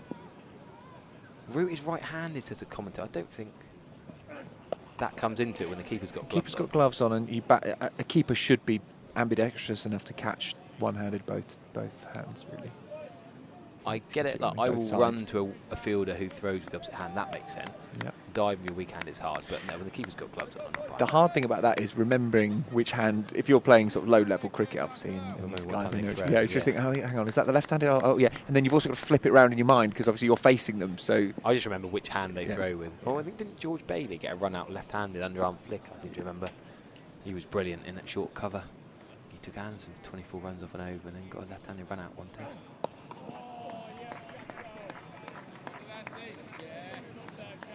Yeah, so Harry Duke, the wicketkeeper, consigned to the 2s, not given a first team go. Johnny Tattersall, don't forget, he went to Leicestershire. Steve Eskenazi, Leicestershire's had a few decent cricketers. But Cox keeps at Leicestershire. So wicket-keeping wise, it's going to be Bean and Bairstow.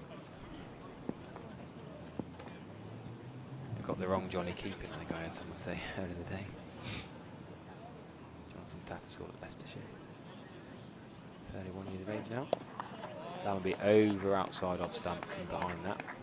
Yeah, Johnny Tattersall made his debut for Yorkshire back in 2018. He hasn't played that many games. He played against Glamorgan and scored that 112 game I was covering last weekend. Scored 47 and 28 not out against Northampton, and then bowled. It was that, you know, when he came competing to a draw, Johnny Tassel, the keeper, then had a bowl. Actually won that game in the end. I can't remember why he bowled. Might have been to get the over 8 out. We can talk about Folks' bowling again. Can they push for 2 hit? No. Lamberby is going to settle for 1. The two left-handers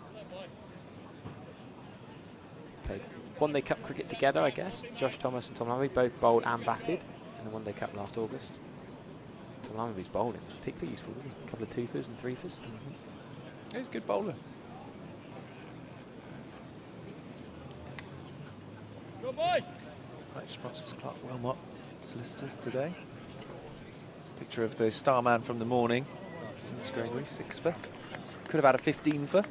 I like that from Pete, because normally we'd say, shut up, you're over-exaggerating. But it actually could have been today. Oh, back in there was, well, 2 drops and no ball, and many playing misses. Yeah. Close to the edge. Richardson starting another over. Sun's coming out, flattening out for the Somerset. Good timing for Somerset's batters. Yeah. Too late for Archie Vaughan though.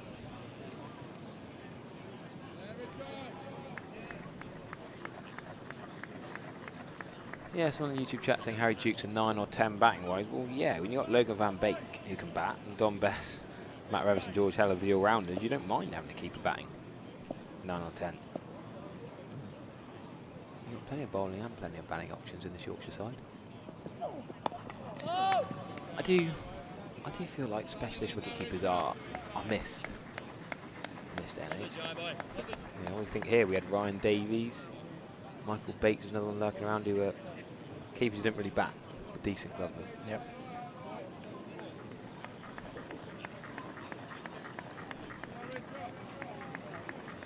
Revis with 77 on his back. He's given a big old clap at mid-on. I wonder if he's going to be the first change bowler. 4 overs each, these two so far.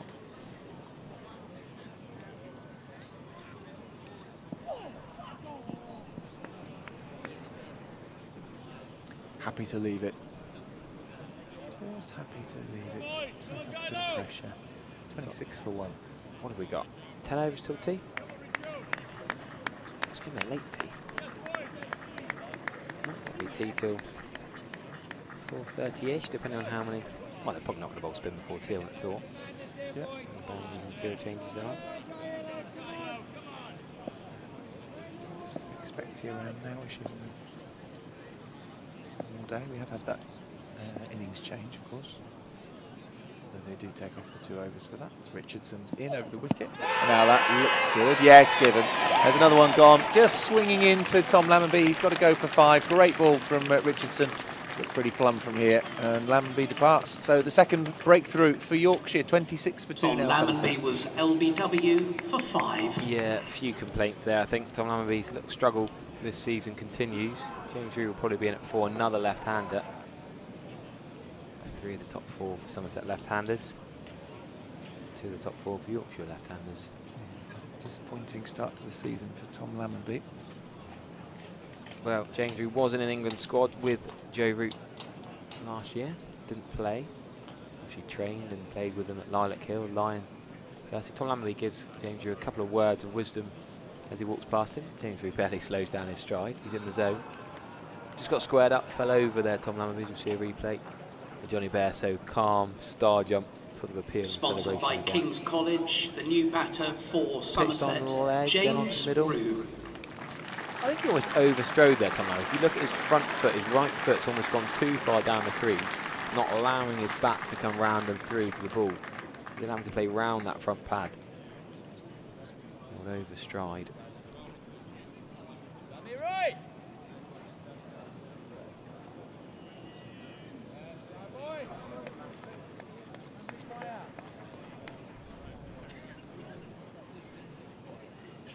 The old surfboard on the front leg for the Aussie bowler. Was it Matthew Hayden who described Joe Root as having a surfboard? Pads are like surfboards. Yeah. Richardson into James Rue. Oh, that's wide and off stump. That was a poor delivery. Yeah. First ball to a new batter. That was awful from Joe Richardson, who apologised straight away. As a few YouTube commenters mentioned, he owes Yorkshire a few after last week. 0 for 131 and 2 for 59 against Sussex last week. Sussex 502 all out, and your opening bowler 21 overs, an economy of 6.23, 3 no balls, 0 for 131 without a single maiden. No one else went for 100. Not his best bowling day. Or 2. Richardson into Rue, who forces him to play, but it's outside off stump, avoids the edge of the bat. It's a good ball. That's a beauty from Direction. I will take my leave and let Pete take through until tea time. Very good delivery that from Richardson, who's now bowled 5 overs. Somerset are 26 for 2 after 9 have been bowled. It's well, it's going to be tense, I think. The tense afternoon, especially if the ball continues to do a little bit. The sun is out now, so it might just make things a little bit more sedate. Pete Tree goes back alongside me. This is, it's got the makings of a low-scoring thriller, Pete. Yeah, it certainly looks that way, but I think as a Somerset fan, you're not completely surprised when you see a couple of wickets down early on. It's all going to be down to the strength of Somerset's middle order. I mean, the Somerset bowlers, especially Lewis Gregory, bowled a pretty serious spell of bowling there to dislodge the middle order and the tail. It's just important that Somerset can just almost take the heat out of the game a little bit, bat some time. And then you've got that middle order of Abel, Rue, Smeed, and the other Rue will be looking to be slightly more ruthless than Yorkshire were. You know, number of 30 contributions. It's going to take a couple of the Somerset players to really dig in, take responsibility, and score something plus 50. That would be the goal. I don't think at this stage you can expect a enormous lead, but you know, here at Taunton, if you get yourself in and you can get to that 30-40 over stage, but it does come a little bit easy. I think that was one thing that Somerset did do well. They took those little clusters of wickets, so you know, a lot of panic in the away dressing room, strapping the pads on, and you're out there, and the adrenaline's high. It's just important that if wickets do fall, which no doubt they will, there's just some partnerships built and some time taken out of the game.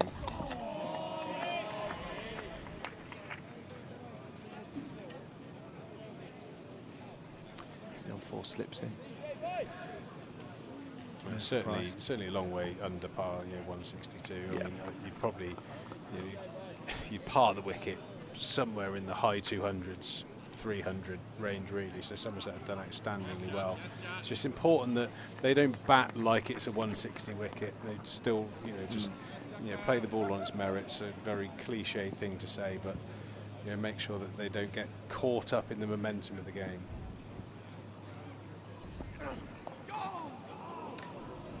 Down, didn't carry to the slips.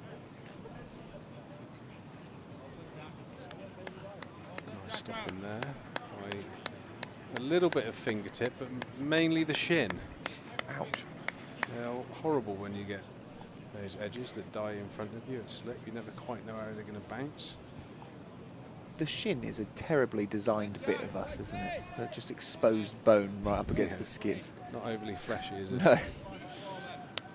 I don't know how that happened. A lot of protection on other bits. How else would you design a... Would have put a big old muscle in the front of it. A big muscle? Yeah, would have put a big old muscle in the front of it. What function would it said? Protecting the blooming bone. It's like a shin pad, like a built-in shin pad. So not, just a fat pad. Yeah, a bit fat pad, yeah. Great big fat pads in our legs.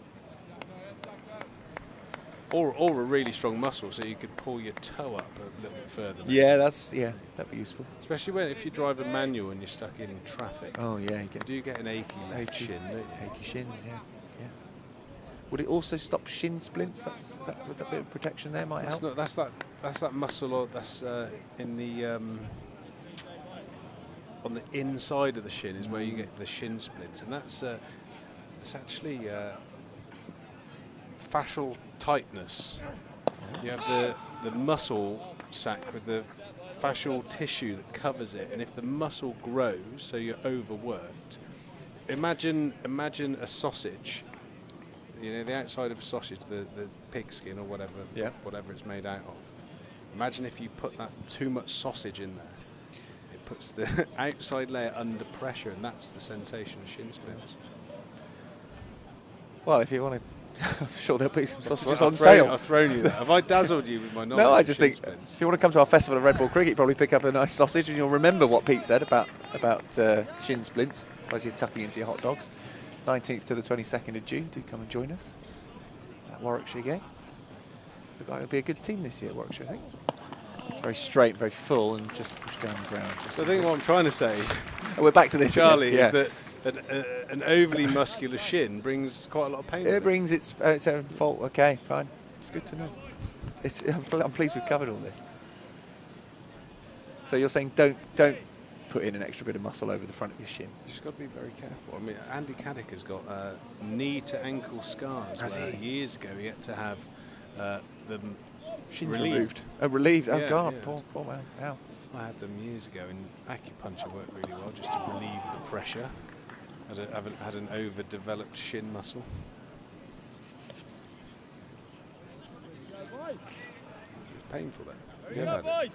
Overdeveloped muscles, no. Anything tendinitis-y? Yeah, I've had tendinitis shin before. splinty, I've very had tendinitis. uncomfortable. Not very nice. Very unpleasant. Not a lot you can really do, is there, other than the surgery, as you say. The tendinitis is just a question of resting it. Pain lasts for a long time. Did you see Anthony with his trousers down earlier? Anthony Gibson. I thought you weren't in the room. This is driven beautifully. What a shot that is, James Rue. That's one of the shots of the day. The trademark James Rue cover drive. Very, very easy on the eye.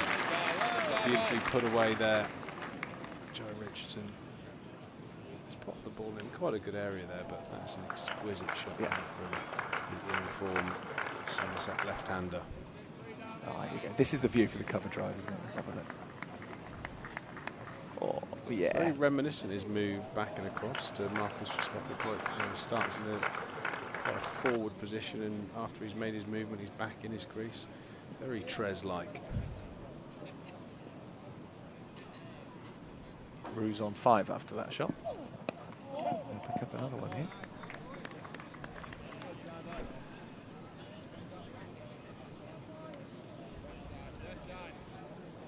Good boys.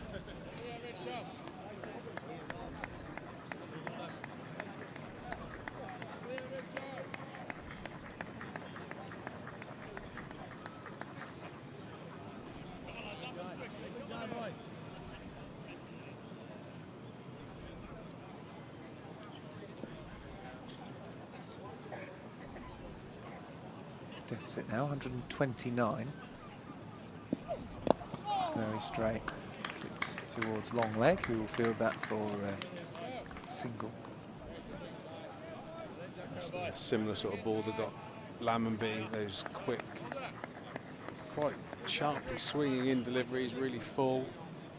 Just looking at maybe sort of like tease the outside edge with those wobble seam deliveries, and then that big booming in swinger. Nice amount of pace. Joe Richardson. Yeah, pretty quick. Having said that, he's gone for 8 off this over with the ball to spare. We'll go for 9. That's the one to watch there for the left-hander. The leading edge from James Rue moves to 7. He'll keep the strike, and Josh Thomas there on 16, 35 for 2. Somerset replied to 162 all out that Yorkshire made earlier today. A real clatter of wickets. Yorkshire went from 124 for 3 to 162 all out. So it really did fall those wickets very quickly. It was quite timely, Charlie, that we had that low-sitting dark cloud for that whole period, and I think it really did made a cause difference. an You could effect. see The the ball started difference, yeah. swinging, and the pitch seemed to liven up. Whereas that cloud has lifted. There's a little bit of blue up there. It's still cloudy, but nothing like when Yorkshire were batting. No. Definitely had an effect on what the ball was doing.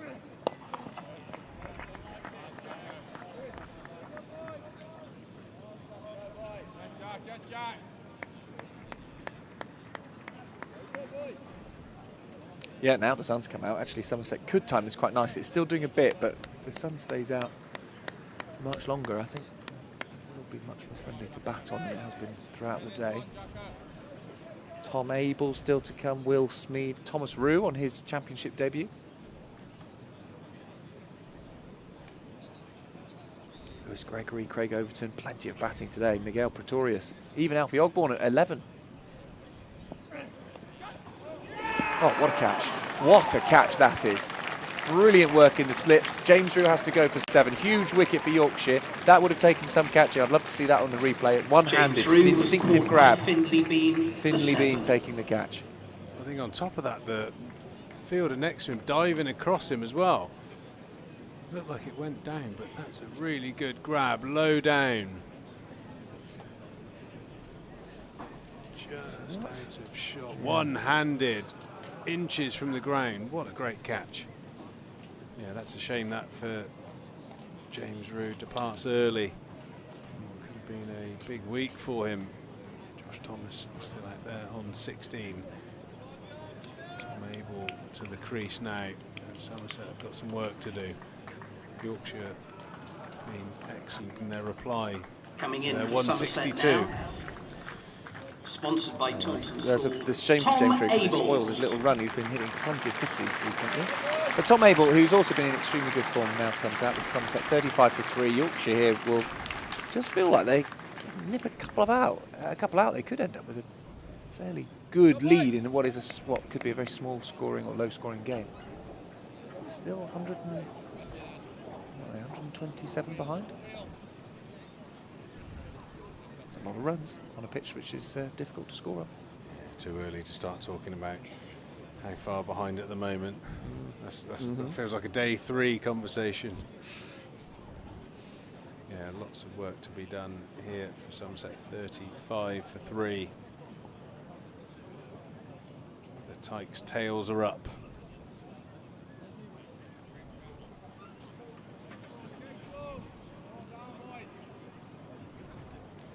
White with his second wicket, then Richardson with the other. Tom Abel on strike for slip fielders.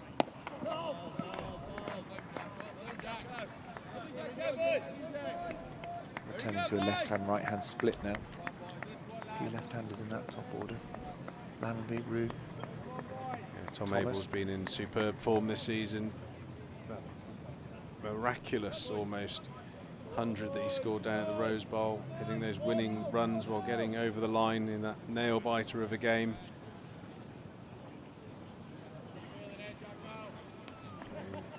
Brilliantly, as he has done for many years now, but they need him today, Charlie.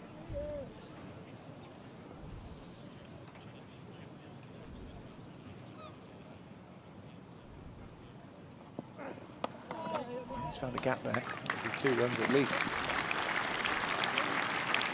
It's not going to reach the boundary. They'll come back for a 3rd.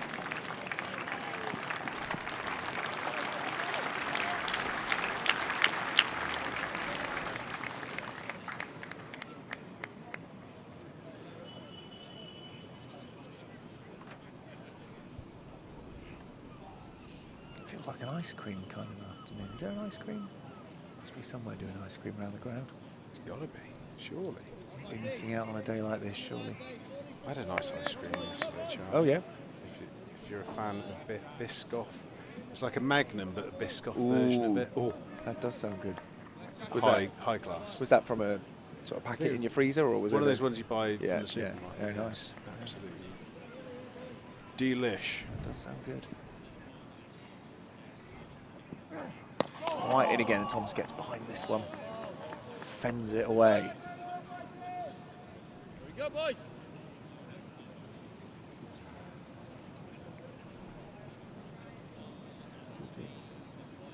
much beats an ice cream on a nice sunny day, especially when you're watching a bit of cricket. Had a nice week of weather. It's nice to put the wind and rain behind us. It was a particularly miserable winter. It was horrible. Horrible, horrible winter. I was in Western Super Vegas on Saturday, Pete. It was my birthday meal with my parents. Very nice time. Oh, it's a good ball. Where did you go? Michelangelo's? No, we were in Bistro Pierre. Oh, okay, on the seafront. The round thing. Big in the middle. circular building, yeah, it was a bit of a treat. Had a glorious day. We were sat outside, there's a balcony on the top floor, we were sat out there looking out over the seafront. The sun was so warm, even towards 7, 8 o'clock, it was lovely. What a place, eh? Beautiful. Change bowling for Yorkshire, George Hill. Well, here we go, bit of a change, George Hill. New bowler Richardson given a break.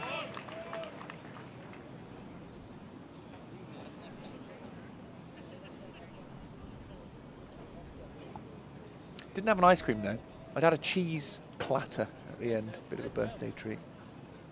Must be getting old choosing cheese over sweet puddings. I've always done that, to be fair, but yeah, I am getting old. You're right about both of those things.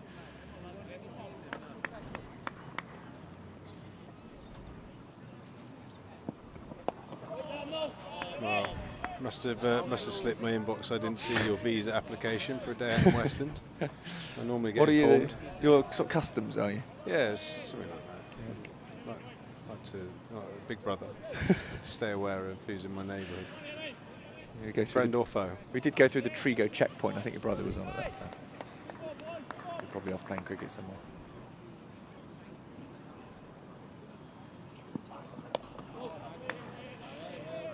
Well, it was a big day Saturday. Go on. For sport in West-Supermare. Is it? That was the game where West-Supermare, the Seagulls, played Dorking, and they needed a draw to get into the playoffs. They won that, and they have subsequently, on Tuesday night, won their game against Hemel Hempstead, and they're now in the semi-final to get into the National League. And it looks, if you're a betting man, that the final could potentially be Torquay United versus West-Supermare. What a great fixture that would be if that came to fruition. So the National League, same league as Yeovil, potentially then. The dizzy heights. They've been good for a little while. West, they had a good cup run, didn't they, last season? I think they got through to the. What did they get through to this first round proper?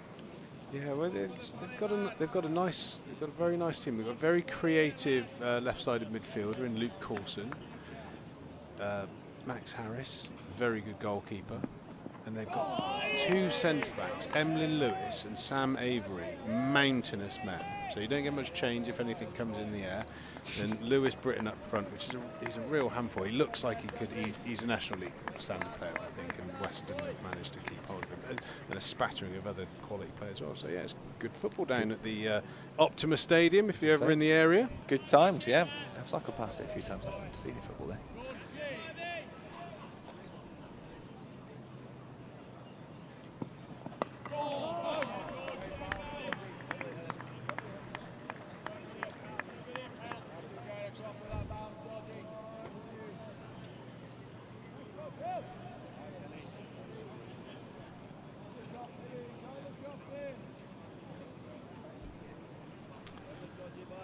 Hill bowling from the Trescothick stand end, just hitting that good back of a length area.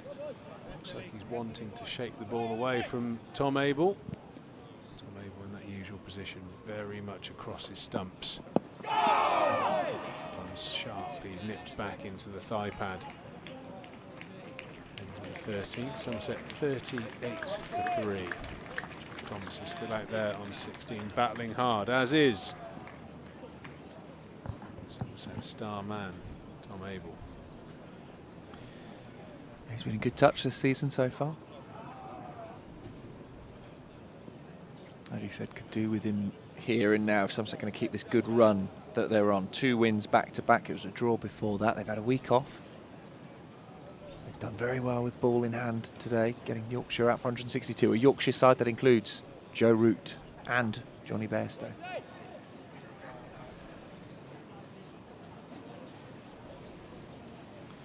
Yeah, it was a very turbocharged middle session, that wasn't it, Charlie? You kind of expected to. I think most of the crowd would have expected to see some sparkling shots from Bairstow and Joe Root in all his glory, but it was a complete about turn, from the way that you'd somewhat predict the session going. Credit to that nice chunky grey cloud that sat above the ground, but Lewis Gregory was right on form here. White 2 for 15 at the moment has looked dangerous.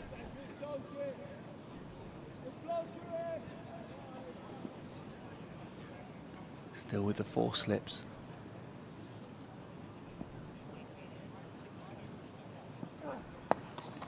Some runs there. Probably 2. They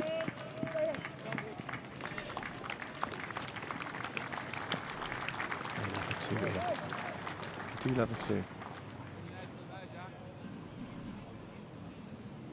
Just speaking to some of the women's players, we had Molly Robbins and Emma Corney up here for the game against Surrey. And they were saying about how the Taunton crowd loves a 4 and a 1. 4 and a 1, that's what gets the biggest cheer, is the 1 after Sensible a 4. cricket. Yeah. Sensible cricket. Yeah, Molly's in the process of trying to oust me from my job. I was doing the game at the Taunton Vale. And she was walking by. Come on, Triggs, everyone's bored of you now. My turn. She did a good sort of 30 overs across the game. Emma Corney. Erin Vakusic as well. Oh, Erin came on, was making her live stream debut. I was going to say she was up here watching on the Surrey game, so she obviously liked what she saw and fancied having a go herself. Yeah, Molly rates her banter. She's got a bit to learn. Bright future though. So you're saying the potential's there. Some kind of steam-powered something goes through Taunton. What, smoke behind the bowler? Is he running? He's running in. Just leaning back here, Thomas, trying to find the gap. He does find the gap. He hasn't timed it brilliantly. It won't go all the way, but he'll pick up a couple. And as we said earlier, Somerset crowd here enjoying that.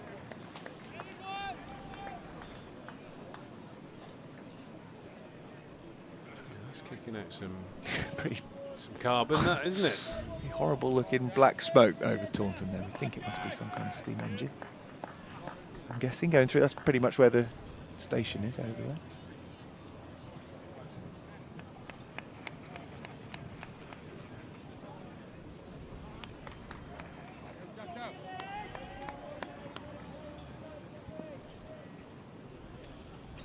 White with a couple balls left in his 7th over now. Picked up 2 wickets so far. That one's going to be left alone. Thomas pushing at it but bringing his bat inside the line. There's a couple of nice train lines down into Devon, if I'm right in saying that. A few old steam ones, trains yeah, you've got them on from time to time. Lovely, aren't they? Yeah. Another day out. Down That's a good day for an ice cream. Oh yeah, down to Dartmouth from Paignton. That's lovely, that route. Kingswear, very nice. Yeah, on a sunny day there. Train running along the river and then into the Kingswear and Dartmouth. Lovely. Shot there from Thomas. Short from White. And capitalise on the good puller of the ball. Josh Thomas swats that away powerfully into the leg side boundary for 4. Well, he's moved on to 26. Somerset's top scorer by some margin. No one else has reached double figures yet.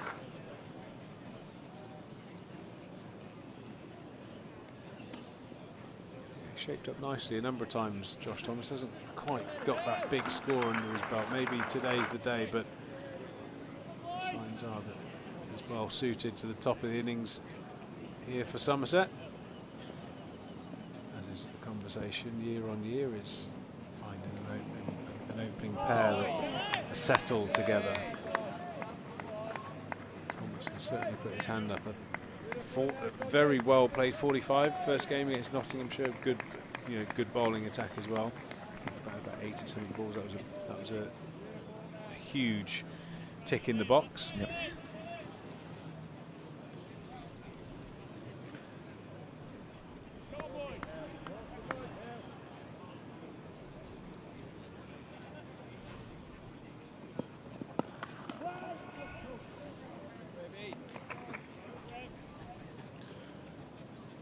good from Yorkshire so far. Not seen a lot of loose bowling. There's one or two spells for Somerset where it was a little loose, wasn't it, earlier on before those wickets really started to fall. Quite a few extras. How many extras in the end were there in the Yorkshire innings? 24 out of 162. It's a lot. Yeah, I think that's a signature of Yorkshire's bowling in particular. They've got some flair players from a batting point of view, but I think they very much set their stall out to be quite attritional with the ball, hit good areas, and you know, if you're not taking clusters of wickets, you're keeping the run rate down. It's a pretty good algorithm that to work from. It's not actually been an extra yet. Extras is 0. So big difference. Well, there were a few in the first innings, in the 20s, I think. Yes, 24 in that one, yeah. Down the leg side. Helped on its way, and that will not be 4. Brilliantly cut off. Thought it had enough pace to beat the fielder, but fantastic bit of fielding on the boundary. And the Somerset crowd applauds that, actually. Bit of hard work out there. Is it Don Best? Is that why he's getting a big applause? Who was it? The 50's out. That'll be it. 50 for 3 in the 15th over. 2 favourite things. A great stop and a 2. Good hard running there from Tom Abel. There was a couple of weeks ago showed signs that he might have had a little bit of a tight hamstring. Hasn't come to anything, which is great. Certainly didn't look to hold him back down at the Rose Bowl a week or so ago.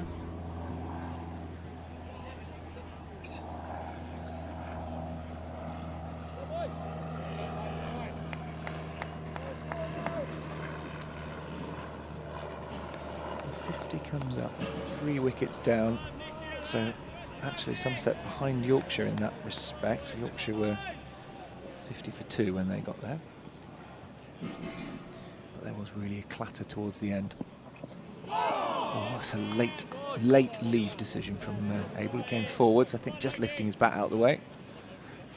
3 overs to go until the tea break here. 50 for 3. Going along nicely enough here. Somerset, Yorkshire bowling equally well.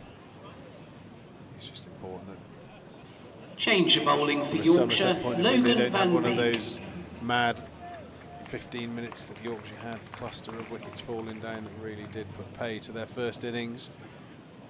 A combination of slightly lapsed batting, but you have to say that the bowlers really did deserve a cluster of wickets. They bowled very nicely. Van Beek coming on to bowl his first spell of the first innings from the River End, or the Lord in Botham End.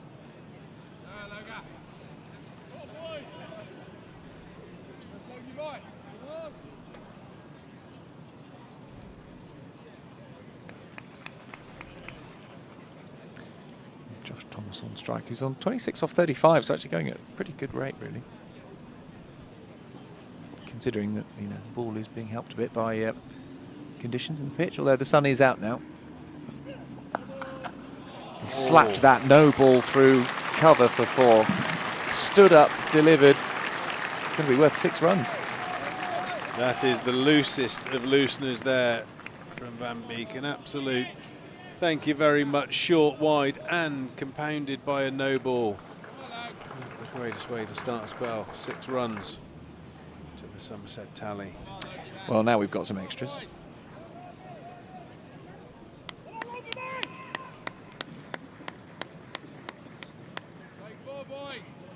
Certainly looks like he's going to be a hit the deck bowler, the way that he gathers to the wicket, a big bound before he delivers the ball.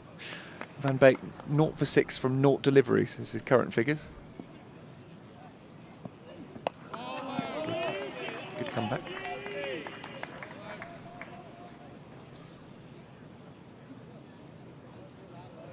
Looks like a strong unit. Van Beek, a big bound, slams that body down towards the ball at quite a pace from the look of those first 2 deliveries. Slam your body down, it made me think of the Spice Girls. Slam your body down and wind it all around. Some to the left, yeah, exactly. Oh, lovely shot there from Thomas. Straight down the ground, over pitched by Van Beek.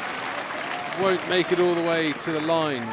Picks up a couple, but another shot of high quality there from Josh Thomas. Going on nicely.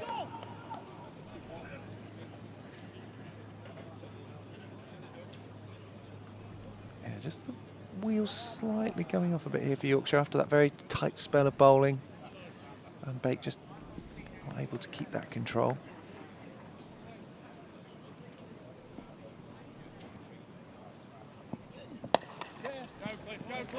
Another run. Thomas here, perhaps just thinking maybe this is where we can find a few runs. This, you know, harder against White and Hill and Richardson. Well, it's slightly in their favour, I think, with, again, those overhead conditions have quite dramatically changed. The sun's out, a bit of blue sky up there as well.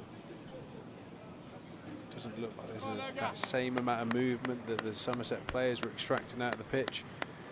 So it's just about being ruthless, getting in. There's an opportunity here for Somerset to put a partnership together. Still very much early days, but looks like the stock length from Van Beek is potentially not ideally suited to the Taunton surface. He looks like he's going to be a bash it in, a yard or so shorter than most other bowlers, just looking at his first few balls. He'll probably bowl his fair share of bounces. I think Lewis Gregory on you know, when there are good overhead conditions, I think he's the perfect trajectory bowler for Taunton. If you can cast your mind back to Alfonso Thomas, slightly shorter than the taller bowlers, you know, gets the ball full, skids it at you at a good pace with good skills. Really do think that they're excellent bowlers on a Taunton surface. He was almost unplayable, wasn't he, in parts today? Some of those balls, the one to Joe Root, to get Joe Root, it had to be good, and it was. And then those other balls, once Root had gone, you couldn't take your eyes off him. Lewis Gregory, what he was bowling, it was a fantastic spell, inspired spell earlier on today, if you missed it. Lewis Gregory finished with 6 for 43, I think it was in the end, wasn't it? 6 for 43 from 16 overs. Brilliant. Yeah, well, I'm sure the Somerset media team will put a nice little montage up together of those wickets. It certainly does deserve celebrating. Just remember, there are family discounts available at Somerset. Kids go half price with a Vitality Blast ticket bundle. So, well worth it. Day out with the family here at the Cooper Associates County Ground. Lots of activities to keep the kids occupied and enthused. That on top, obviously, the cricket team. Group offer as well. Buy 10 tickets, get 10% off, and so on. Check out the offers on our website. How far up does that go? 100 tickets get 100% off? Some round like up 100 people? Be, Definitely for the 10, 20 and 30 people. You'll get those discounts. It's irrelevant. I haven't got 10 mates. For 9. We've got a cricket team though. There's 10 mates. Or 10 people who know you. No, I don't think all of them like me.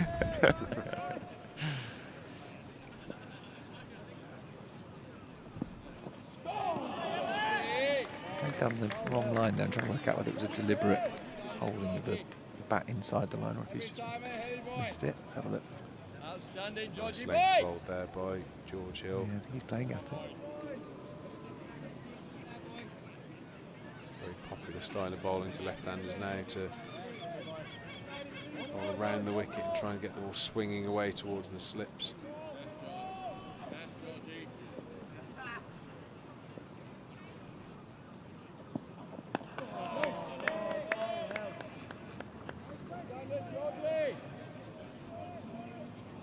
Nice work, Hill.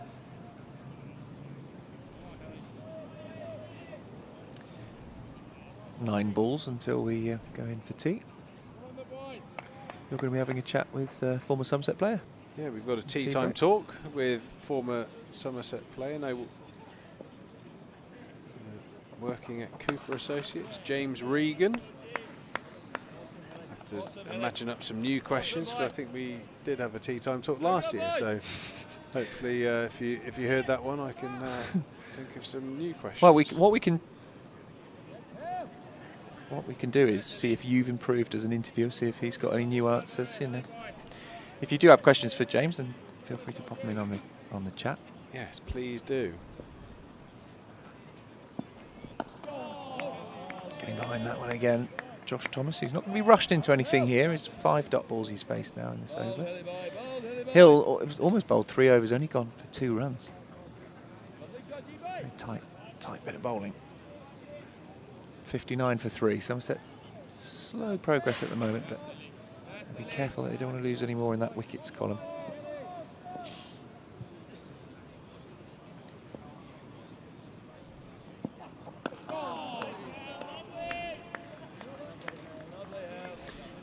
That over. So final over before tea then on this Friday afternoon in Taunton under what is now sunny skies. It couldn't have been better for Somerset the way this worked out. They won the toss. It was cloudy in the morning. Yorkshire lost a lot of wickets quickly under those cloudy skies. And as Somerset come out to bat, the sun comes out.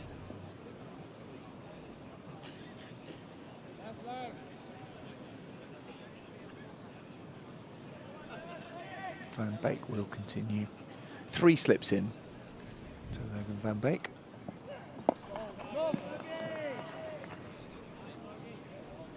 Yeah, these two, just by the judging of the pace of it, just quite happy to get to tea, I think. Keep their wicket intact. Almost like you wouldn't mind some sort of wild card where you could just postpone a break, because it looks like the Somerset batters have got themselves in nicely, and now they're going to have to wander off for 20 minutes just to... Talking about this, you're beginning to sound like the IPL or something, coming up with these new fangled ideas. Postpone a break. Yeah, what should we call it?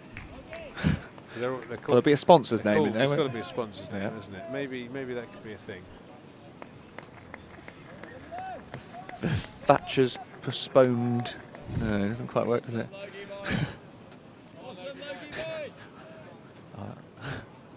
Ben, our producer, says he's more than happy to take a break. Does he mean a break from us, Pete? Is that Probably. He's been out to listen to us natter on. You know, our live stream listeners have the choice to mute us, whereas Yeah. poor old Ben. Ben has to listen. Has to Yeah. put up with us. Van Beek into Abel, a very tight lead, followed by another one. As we have mentioned today, there are 2 kinds, and almost nothing in between. Well, we've seen some good ones and some bad ones today. Yeah, Reeves left that one that nipped back, and that one did dart back in towards the stumps from Van Beek. Must be horrible seeing that when you know you've already committed to the leave and you see the ball jag in towards the stumps. Yeah, just praying that you don't hear that, the death rattle. What have we got left? 3 balls. Looks like that is probably going to be the challenge from Van Beek, his pace of bounce. It doesn't look like he's going to shake the ball away.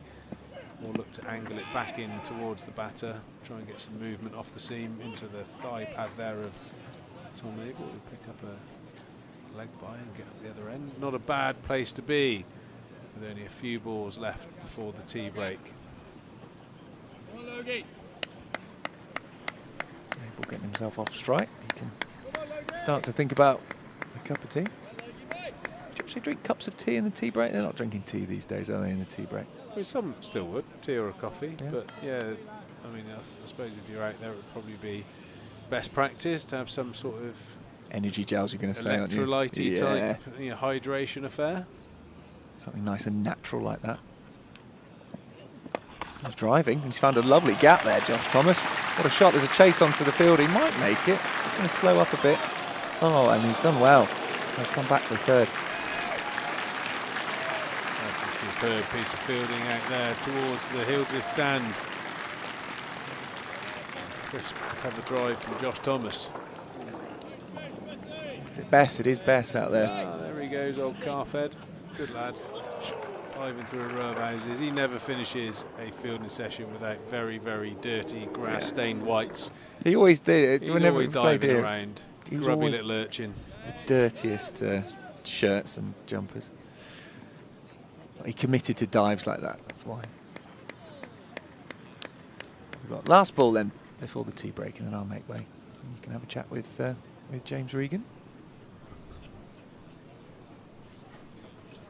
He's here, he's early, he's keen. Pushing this out to the offside, yeah. No run, and that's the end of the afternoon session. Somerset 63 for 3. They are 99 behind with 7 wickets in hand. I'm going to scoot off. I'll be back again tomorrow. I'm not going to be with you in the evening session, so Pete, I shall bid you farewell. I'll see you tomorrow. Are you here tomorrow? No, you're playing, aren't you? Good luck. Thank you, mate. See you Sunday if you're around, or whenever. I look forward to that moment. Yeah, good session there. Battling session. Yorkshire have taken 3 Somerset wickets. Somerset have scored 63. Josh Thomas, the lion's share of those. 36 not out at the tea break. And we're going to stay online while you boil your kettles and have a break yourself. But James Regan, former Somerset player, is going to come and have a chat for a tea time talk. It doesn't feel like that long ago we did this, but it probably is quite a while. He's just getting himself comfortable and spoiling that wonderfully coiffured hairstyle with the headphones. James Regan, welcome again, my friend. Triggs, on the eve of another season. We go again tomorrow, don't we? We do. I had a little look on the old social media. You're number 1 on the team sheet for Bridgewater again, looking to go back to back. Yeah, I mean, looking forward to it. Boys have wintered well. Good little pre-season. Obviously, typical that on the eve of the season starting, I think there's going to be a little bit of rain around tomorrow. But yeah, boys are really looking forward to it. Is there rain around, is there? I think there is, yeah. A few rain cards. Excellent stuff. So, Riggs, you obviously played here in your younger days and moved across the road, as a number of cricketers do, to work for the Cooper Associates. And the Cooper Associates celebrating their 10th year, I believe. It is indeed. January of 2016 was when we sort of took over the naming rights for the Cooper Associates County Ground, as what it's known now. And yeah, I think it's been a great partnership all round. Obviously, a number of the guys benefit from the services that we offer, and every now and again we get to come over and watch what they do best as well. But yeah, it's been good. Well, I suppose if you are looking for a sky from work, with the offices being about 15 yards away, it's not the worst place to come and sneak away from the boss or whatever and come and watch a bit of cricket. And I'm sure, with the world being quite remote now, is that part of your day-to-day to be able to work remotely, watch a bit of cricket, do a few emails or whatever you do? I mean, a man of your stature as well, networking is a key part to sort of any business. So, as many people as you can meet.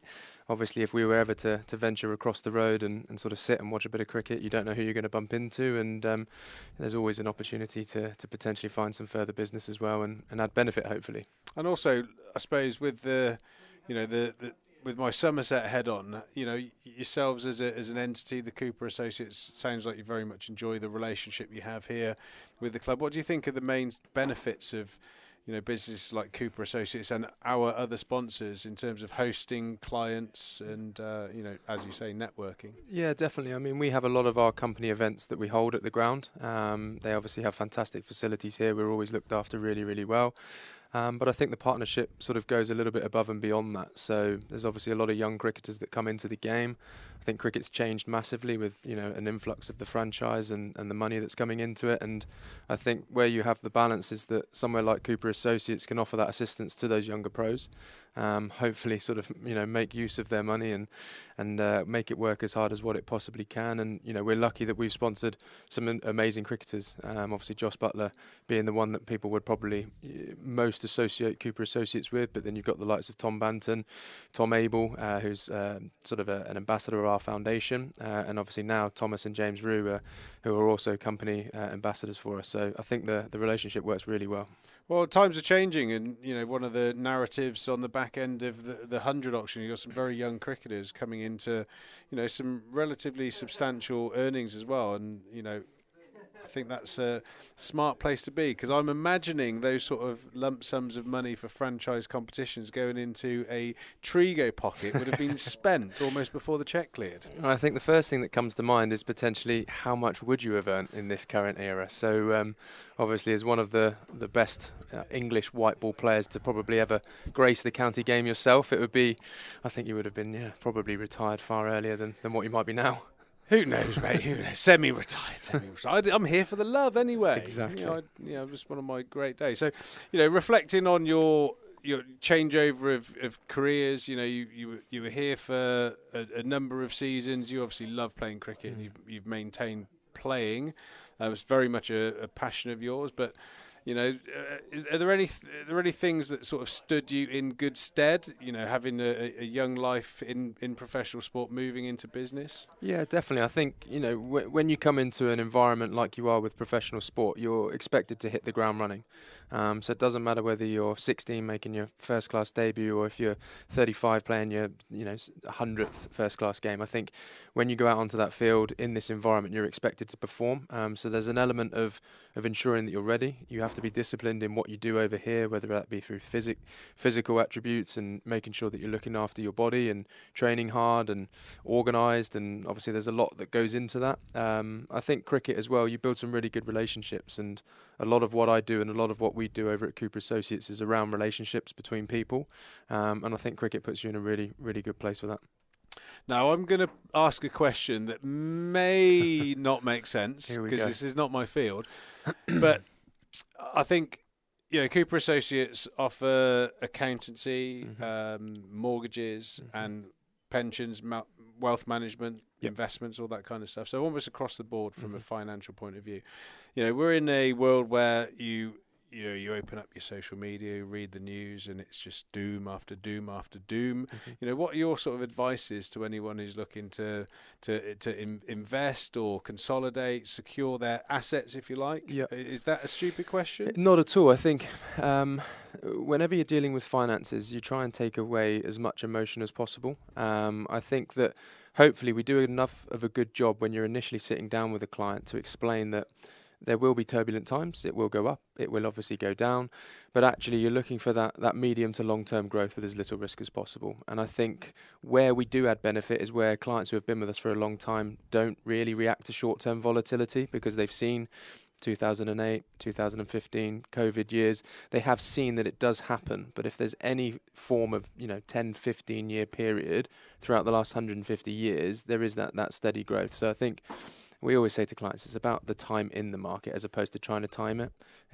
If you get caught up and you're an emotional investor, you'll withdraw at the wrong time and you'll try and reinvest at the wrong time. So it's about knowing what you can do. It's about ensuring that you've got enough emergency reserves in the background, but then also ensuring that you're willing and happy to allow this investment to do what it's supposed to over that period of time. So in the perfect scenario, because obviously life is also worth living. I mean, there are people that are very frugal, probably the guys you don't want to be in a round with at the bar that sort of squirrel away everything. But, are you an advocate of portioning off, amounts of money that you earn? This is for bills, this is for investment, this is my play pot to to go out on holidays or whatever it might be. Is that something that you would advocate for? It's what we talk about all of the time, and the reality is, we start a lot of clients' journey right at the early stages, and then actually it's really fulfilling when they get to the retirement stage where they're then able to utilize what they've amassed and what they've built up. You're quite right. We don't know what's going to happen tomorrow, and there's an element of living every day like it's your only day. So there's that sort of every month knowing that, okay, this is what I'm going to save, this is what my essential expenditure is, and this is what I'm actually going to put towards what I enjoy doing and what I love doing. But a lot of conversations I have with clients, it can be quite addictive when you get saving and you start seeing growth and capital growth, and you almost get to the latter stages and people are more reluctant to spend it. And part of my job is actually, ironically, encouraging clients to also spend money and to utilise it and use it for their families as well. Yeah, well, it must give you a great buzz building those relationships. Much the same as when you're in a sports dressing room. It's obviously a little bit of a closer network. You travel away with your 15, 16 mates, teammates, and you do all that kind of stuff. But also, I suppose within your network moving forward, you've probably got that similar vibe, but maybe in a different field. Absolutely, I think. Whenever I deal with a client, it's all about the relationship first and foremost. The reality is that the investments will do what the investment management committee are selected to make sure that they're making the funds work hard. But the real benefit is the rapport that I build with and relationship with the client. So that's what I enjoy. And every client, whether it be through note taking and various different things, there's always that sort of special part of the relationship which you can remember and build on, and I enjoy that part of it as well. Well, talking about relationships, you've got a lot of mates, in particular the skipper, Lewis Gregory, who took a magnificent 6 for today. Have you been keeping an eye on what's happened today, and what are your thoughts on the way that Somerset have started the season? I think it's brilliant. I mean, first and foremost, it's difficult not to keep an eye on because our office is so close that if the window's open, you know 2 minutes before something's happened that something's happened. So there's always a little iPad set up, and it's great to see him. It's great to see him back fit. First and foremost, I think he's such a pivotal part of this side, not only with the ball but with the bat, and obviously his captaincy speaks for itself as well. So it's an amazing year for him. Obviously, with his testimonial, he's got lots going on off the field, but to do what he did today, I think you summed it up in commentary brilliantly, that the conditions were set for that type of bowling, and we were all lucky enough to see just how much skill he really does have with the ball.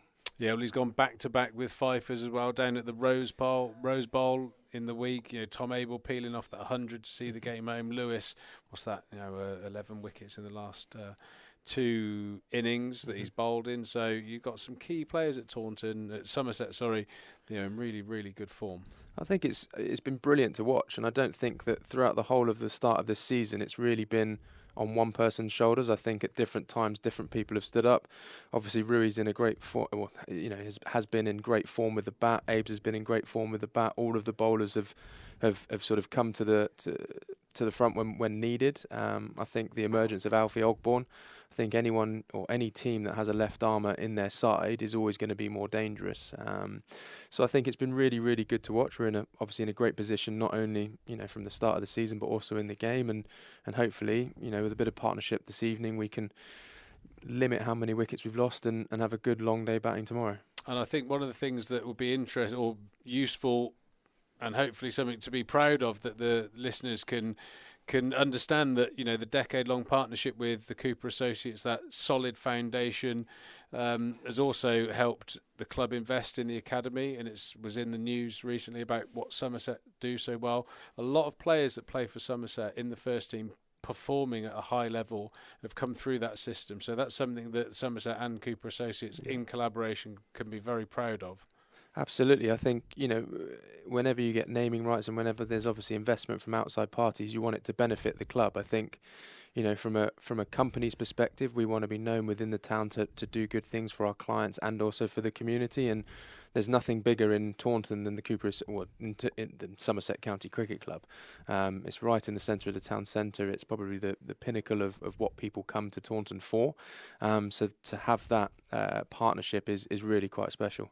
And also, the Cooper Associates know that there will be a number of cricketers who finish early or when they retire that are going to be guaranteed staff in the future. So it's a win-win for everyone. Absolutely, yeah. We're building a nice little cricket side across the road. So if there's any injuries, we're not all that far away. Well, you wouldn't want to play the Cooper Associates at 6-a-side, ladies and gentlemen. It's been a pleasure chatting with James Regan. I'm going to spend the last 5 minutes trying to get a little bit of sandwich or a cake or something. But Regs, always a pleasure, mate. Go well tomorrow, but as a member of an opposing team, don't go too well. Try not to. And maybe let's have a tenner on which one of us scores the most runs in the league. Are you up for that? In the league? Yeah, of course. So over the whole season? Only the proper games. Okay. Yeah, I'm happy to do that. In fact, I was thinking more. Well, I got some runs in the warm-up games. We can add those if you want. No, we won't do that. League season, yeah, I'm more than happy. League season, tenner, come back in September, and let's see who hands over that lovely, shiny orange one. Cheers, Reeks. Cheers, mate.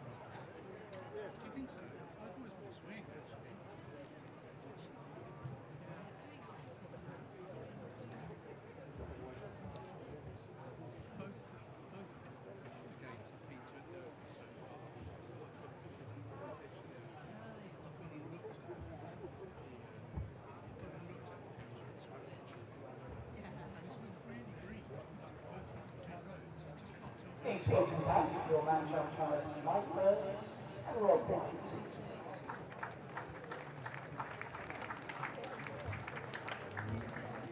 And on visitors, led by Captain John Chester, Yorkshire.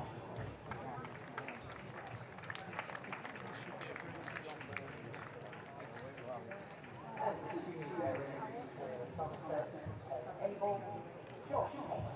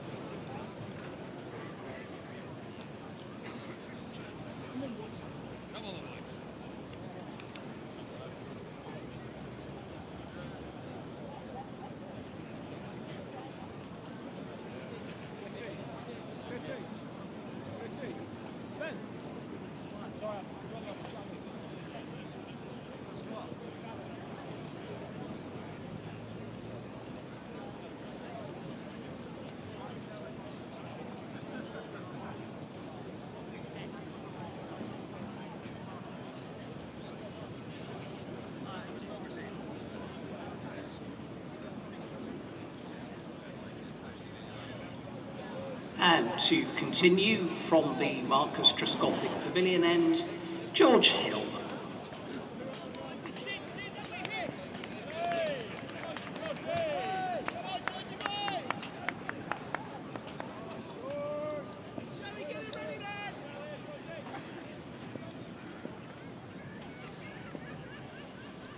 George Hill then from the Trescothick Pavilion end, first ball out to tee. Playing a miss from Josh Thomas. Josh Thomas just outside that off stump. Great channel from George Hill to start the session.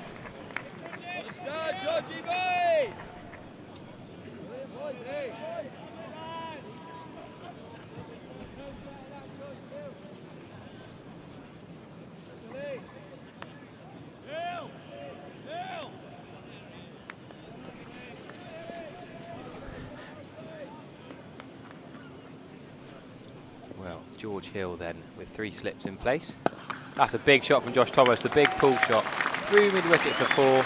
He's looked in great touches, Josh Thomas. He was saying he's in a bit of pressure on his spot.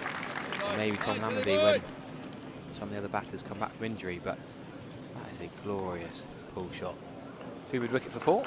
Just caught up with Gordon Holland in the tea break. Lovely to see the former CEO who helped steer Somerset through the COVID times.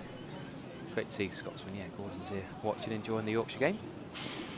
In the glorious sunshine now in this afternoon and evening sessions.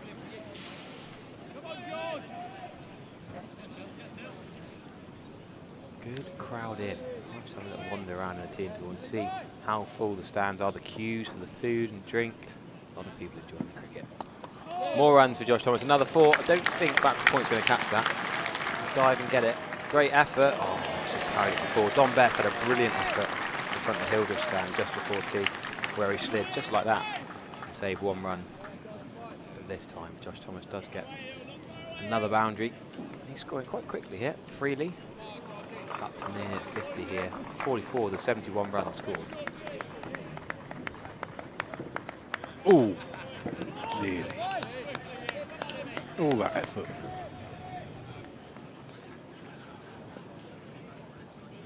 Nice start here from George Thomas. 44, not out. George Thomas. Yeah. Not playing for Sussex much, is he? Sad to see, actually. Did well for Somerset in that one-day cup. Got released that year. Signed for Sussex. Had a few injuries. Had a couple of T20 Blast games. But younger brother Josh is now getting a chance at the top of the order. Great vocals for the effects, Mike. Tell you what, Yorkshire up and about. Somerset were brilliant just after lunch interval. Yorkshire really up and about, ready for this. More runs for Josh Thomas. Probably going to be 2 to recover point this time. Ooh, great fielding. I think that's Wharton, who is a very good fielder. You might remember that catch he took. I think it was at Scarborough, an incredible running back catch last year. Proper young athlete. Sprints after and save what looked like it would be easy to.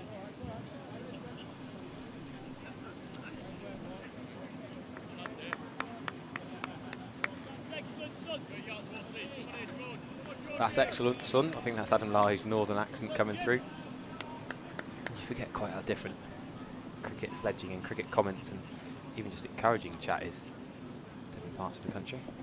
Yeah, I used to enjoy the Yorkies, especially Bairstow and Live. That's a great combination. They kind of like get into you, but also get into each other at the same time. It's very good value. I do enjoy my Yorkshire humour. Dry. Yeah.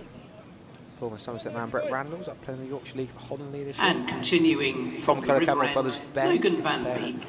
Hoyland Swain in the Yorkshire League. Spent a few years up there around my uni time, and yeah, enjoyed different kind of cricket, very competitive. Logan Van Beek is going to continue from the River End. Was emphatically cut for 4 first ball from Josh Thomas. Ended up with 12 off his 2 overs. Bit short, bit wayward with his areas. He'll want to bowl a bit better than that in this evening session. 31 overs to go this evening if light allows. The floodlights are now off, interestingly. Brighter as the day goes on. Oh, up in the air this time from Josh Thomas. I think he was in control. Quite often you say not in control, but it's short, wide, and laughed at it. All he had to do was beat point with the pace on the ball, and Logan Van Beek has not had a good start to this match. 2.1 over for 16 now. Again, too short, too wide. Well, that got what it deserved there from Josh Thomas. Bit of a drag down, short, wide. Thank you very much.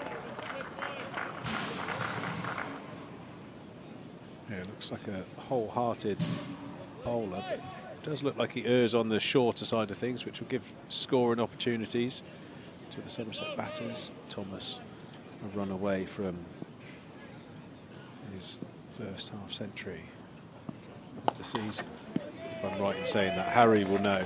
45 in the first game and a couple of low ones since. Yeah, I agree. Yeah, he's battled well. He shapes up nicely, so it'd be great to see him chalk up a 50 and go on. And a crucial 40, to be fair to him.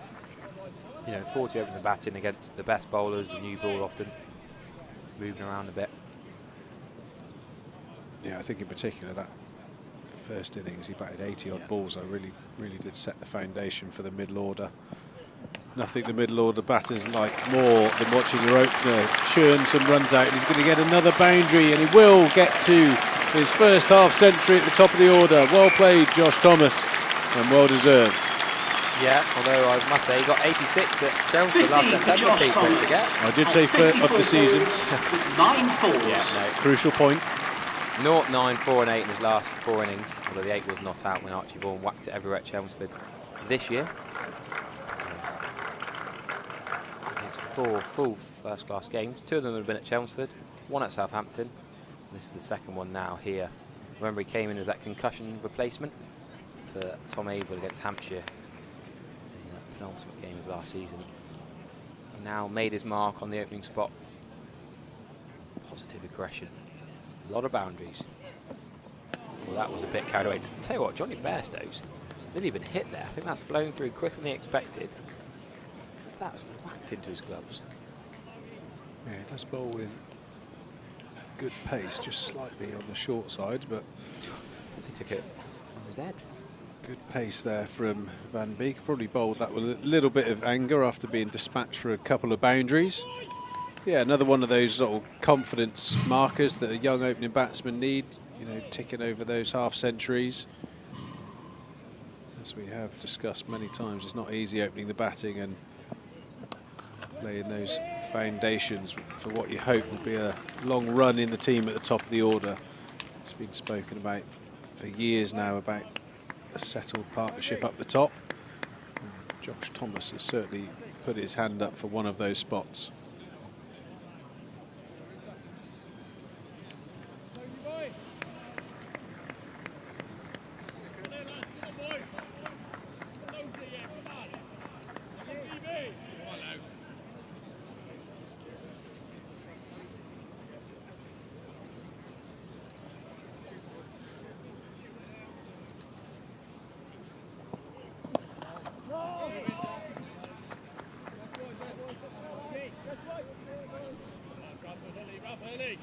So talk us through this former Players' Day then. Pete, seen Mark Davies here. Who else has been around? Adam Dibble, was he involved? I saw him on the Thatcher's deck earlier on. Yeah, I saw a number of old ex-players. I think Caddick was up there. Yeah. Alan Whitehead, who was a first-class umpire after his playing career for years. Paul Jarvis, who came down from up north to play the back end of his career at Somerset. Played a bit for England, bowled quick. Paul Jarvis. Joe Tucker. Carl Gazzard. There were a number of friendly faces. James Regan wasn't invited to that, but he came here instead, I suppose. Well, he's probably busy, wasn't he? But yeah, I think they all.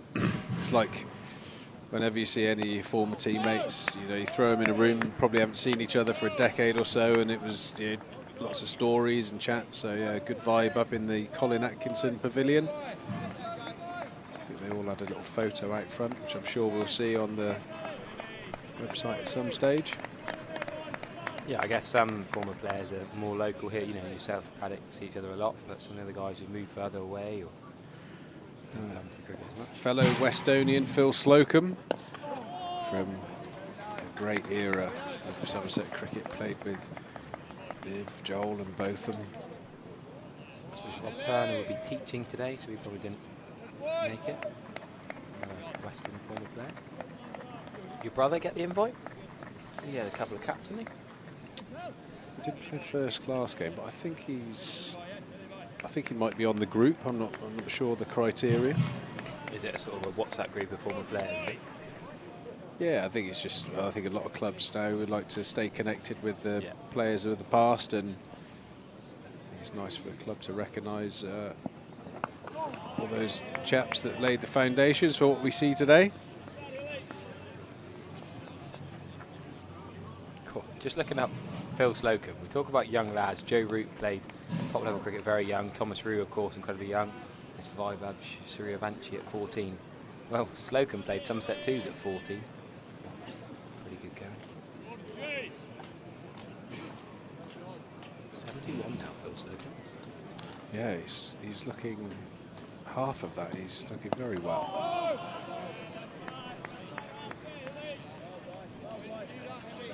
Somerset's first batsman to score 1,000 runs in his first full season here. Really useful all-rounder.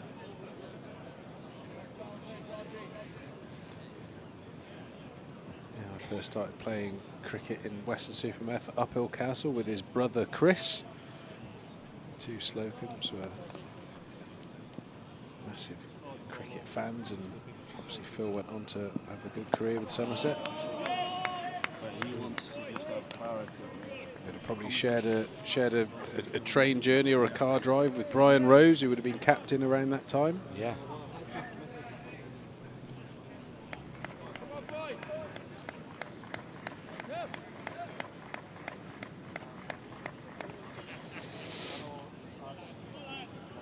.82 for 3 here. Thomas 55, Abel 5. A very watchful 5 from one of the key players for Somerset, one of the prized wickets in county cricket now. Very consistent performer, in particular in Division 1. 3-4 multi-format player is Tom Abel, and certainly one that you target as an opposition bowler.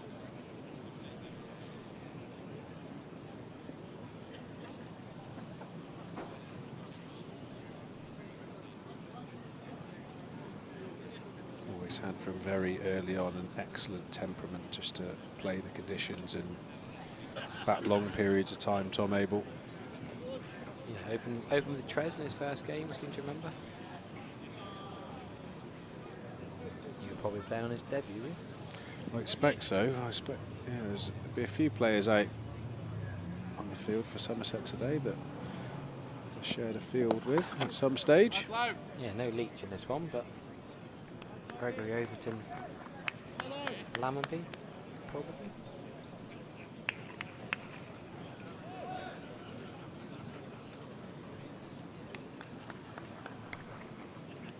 Josh Thomas, 54, 56 balls. Down to 55. Very healthy strike rate without playing really risky shots. Been in control of those pull shots, the cuts, seen the drives. Really top innings this. And Brian Misfield from Don Bess was one-handed hard to his left, but he sets high standards. Just wandered around the ground. His family fan club are up in the Blundell's box, the Ondarchie box. School he went to a few years back. I enjoyed the applause he got when he walked out to bat, and then when he stopped that one in front of the Hildreth stand, the afternoon session, there was a massive round of applause. Somerset fans remember their own, no hard feelings to Don Bess. A lot of love, respect and gratitude for his services.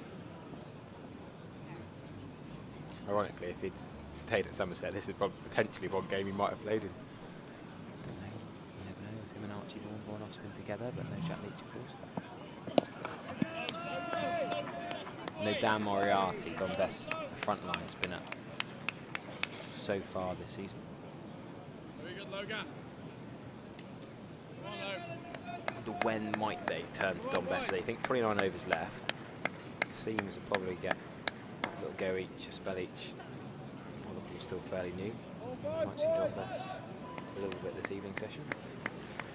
Well, it does look, even though we're into only on day one, it does look like there's a little bit of scarring on the wicket from the bowlers' follow-throughs. Left-hand, right-hand combination, so there'll be something one side of the wicket for Don Bess to work with it. Yeah, I'd imagine I'd want to see a relatively full spell across your bowlers, and I think White, who bowled particularly well, to come on again. But yeah, I think what happens a lot here at Somerset is a lot of seam bowlers do preference this end here that we're sat on, the Truscothic stand end, and the spinner often bowls quite a fair few balls from the Botham stand end. That might be the case at some stage. Van Beek just beating the outside there. Tom Abel, a loose shot, a rare loose shot from Tom Abel, very wide outside off stump. Unusual to see him playing aggressive shots out there.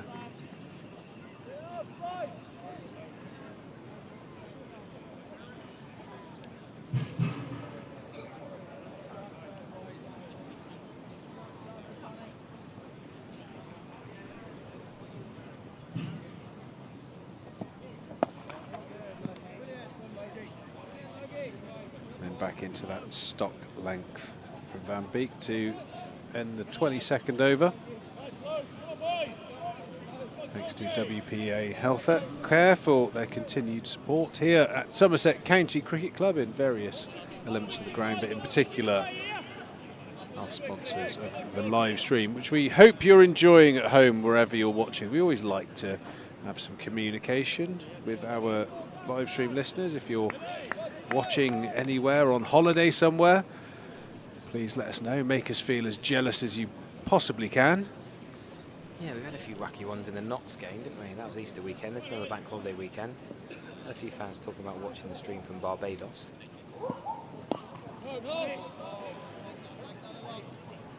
Very, very global our viewership.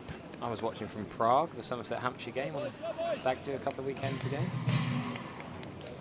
Board delayed at the airport, and then Lincoln plane left just as Tom Abel needed about 10 runs to win. So on a 2-hour flight, not knowing if Somerset had got over the line against Hampshire, with Jack Leach at the other end with Tom Abel.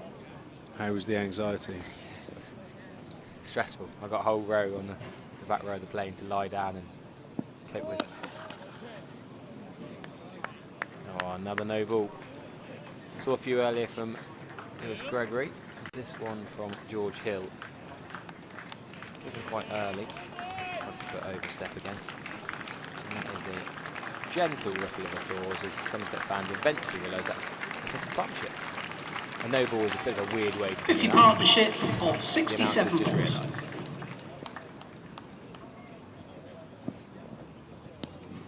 down the leg side. George Hill may be a bit rattled by the no ball.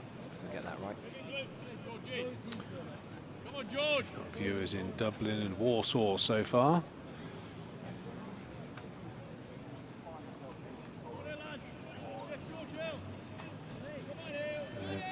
Chris Rue is on some golf trip in Ireland as well, missing out on his youngest son's first class debut. I hope he's sinking a few birdies to make up for it.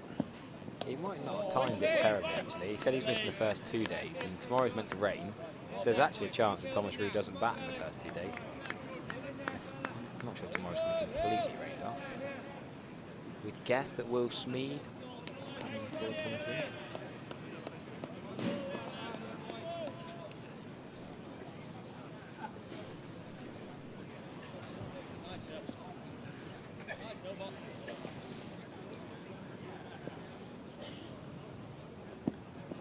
Solid in behind that, Josh Thomas. Don't think there was a single there. Tom Abel fancied it, but Josh Thomas is cool. Wharton running in from that short extra cover wasn't giving him a sniff. Just had a bit of a PTSD moment there from when I used to be at school, being tapped on the shoulder by the head teacher, former CEO Gordon Holland, just popping in to say hello. How are you, my friend? Excellent. We're all well. I just had that little feeling that I'd done something wrong. And quite often I had.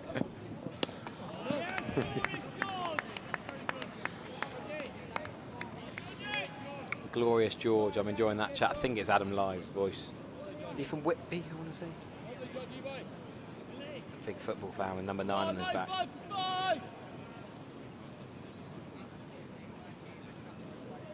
Yorkshire desperate to have some. 100 for 5 is a shout. The cry. Just Root and Live and slips now, just the 2. Josh Thomas has played so many shots, they've had to push a few fielders out. Deep covers still out. And there's runs through where a 3rd or 4th slip would be. Exactly as I'm saying there, Josh Thomas has earned that 4 because he's played some glorious cut shots, pull shots, cover drives. He's then pushed deep cover out, lost that 3rd slip. Well, there was 4 slips earlier in the innings. And now he's got bonus runs where 3rd or 4th slip would have been. Yeah, moral victory there for the bowler, but the batter Will Kell not picking up 4 runs. We've had some serious gazumping of Dublin and Warsaw at the moment. Ho Chi Minh City in Vietnam. Wow.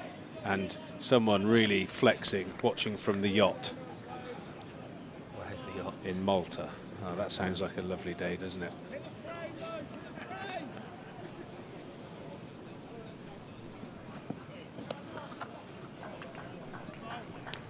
Well, I reckon we should get Gordon Holland on for a bit of commentary. Well, as Charlie Taylor has had to leave early, and me and Harry will be doing a decent shift throughout this afternoon session. Perfect time to bring in Gordon Holland, former CEO here at Somerset. As Harry mentioned, navigating a turbulent time across the world during that COVID period where we were all having to train in bubbles and all that nonsense we had to hear about.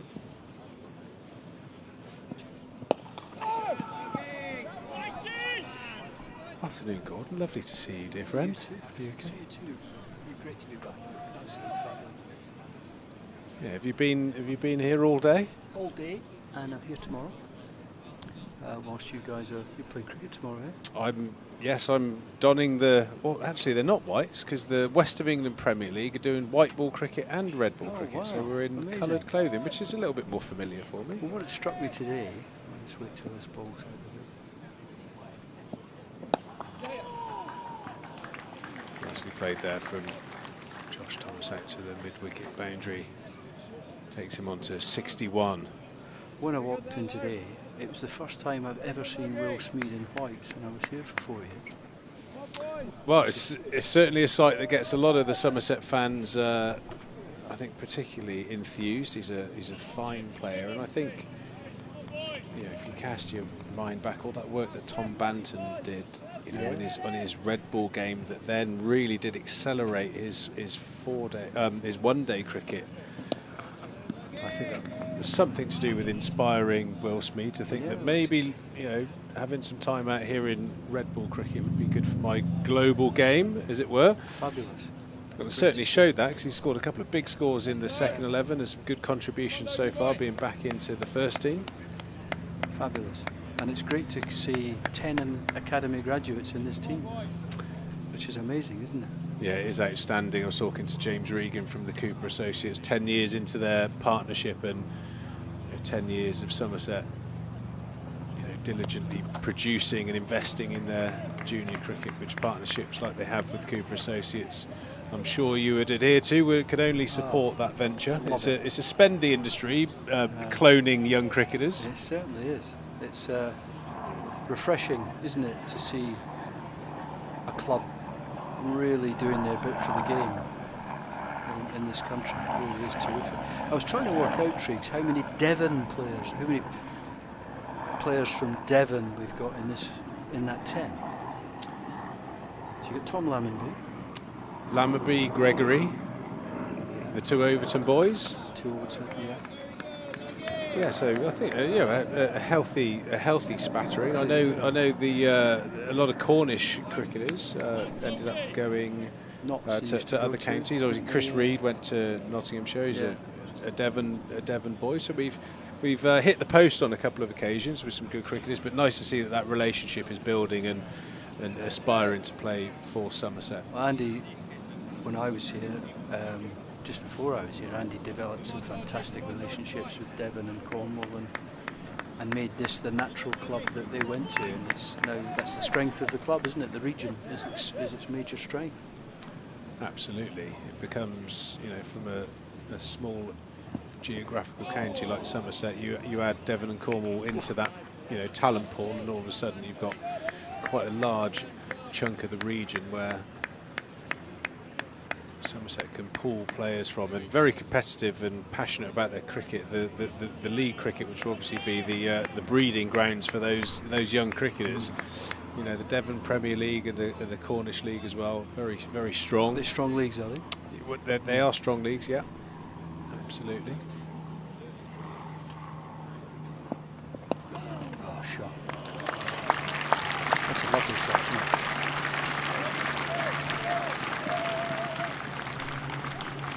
I think with the leagues down in Devon and Cornwall, from my experience, Gordon, is they echo a little bit what it feels like when you play in the Birmingham League or the Lancashire League. It's almost like the smaller communities, and in the football season everyone pitches up to support the football team, and vice versa in the summer.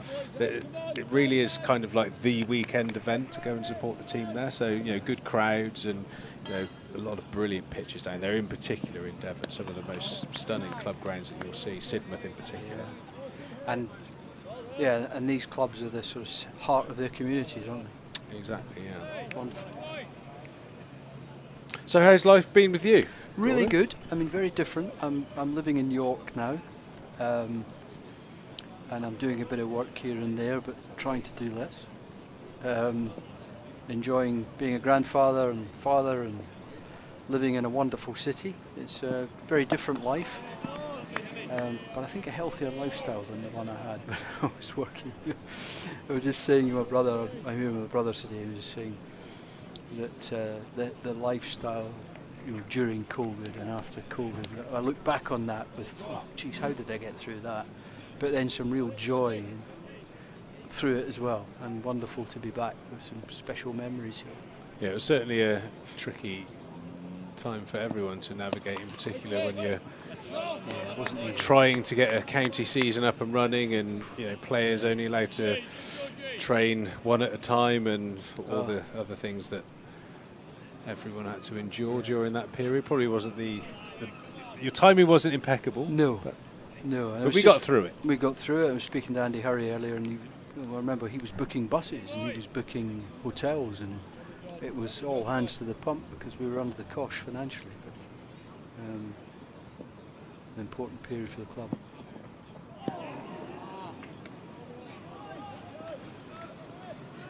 Good over there from Hill. Somerset 95 for 3. Star of the show this morning, Josh Thomas, 61 after what's been a extraordinary day here at Taunton.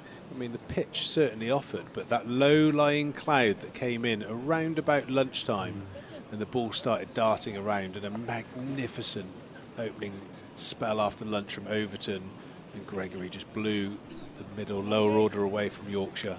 Very watchful Tom Abel, he's moved himself to 10, ably supporting Josh Thomas, who's on 61.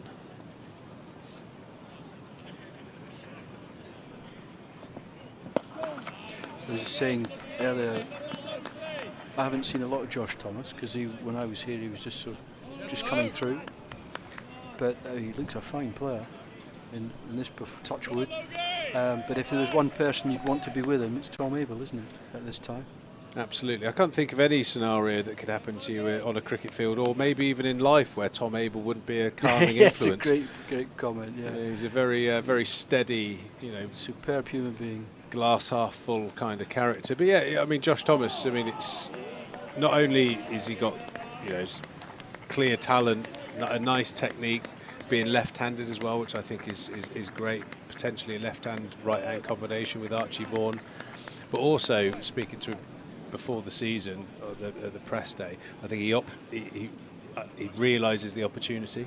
It's been a bit of a sticking point, the opening batting position, and he made a magnificent 45 against Nottinghamshire. Ollie Stone in particular was bowling quick and with high skill, and he navigated that, and nice to see him get his first 50 of the season in that position, and you think that's another one of those confidence markers he can tick off and hopefully kick on from there. Yeah. The other thing that struck me is how Alfie Osborne has developed since in the last 2 years. Tremendous. Yeah, it was quite noticeable in the early season games. A little bit of footage, and then watching him warm up, that he's definitely he's a very motivated cricketer. He's one of those young cricketers that's not going to leave any stone unturned to maximise what he can do in cricket. So it's really quite rewarding as a friend, fan. He's a Western boy, isn't he? Yeah, to see those guys, do well. Well, he's been playing for, is he Bridgewater way? Yeah, he's Bridgewater. So nearly West. We'll claim him. If he does really well, we'll claim him. Yeah. He's a Bridgewater lad. I was going to say there's no good players come out of Western, is there? Well, there's a spattering across history. The black sheep of the county. Yeah, they're no. He's great. He's definitely put on a yard of pace, and there was a spell he bowled against Nottinghamshire. I think he blew 3 wickets away pretty quickly. He got Joe Clark out, who's a fine player, and was doing well at the time, and it really felt like he'd landed, and he's just going from strength to strength. So yeah, lots of positives, and I think that's probably a nice thing for you to see.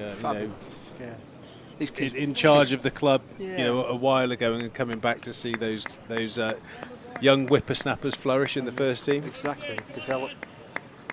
So there's so much coaching and input into their careers at that young age, isn't there? And when it actually starts to bear fruit, it's a wonderful thing.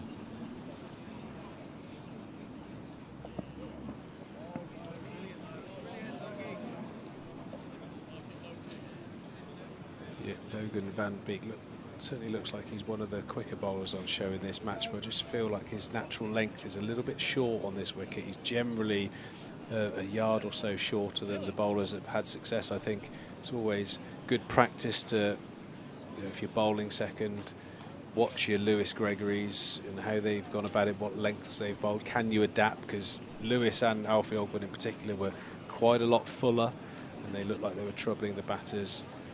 I thought the Yorkshire opener, White, I think he absolutely nailed that length. Van Beek's just a little bit too short at the moment. I'm sure he'll be getting some guidance from his very senior wicketkeeper and first slip. Yeah. He'll continue in from the Truscothic stand end, swinging sharply, and probably a little bit too much that time. So you'll have seen most of the cricket this season. Who stood out for you as the most improved? There's a death and taxes situation with Abel and Rue.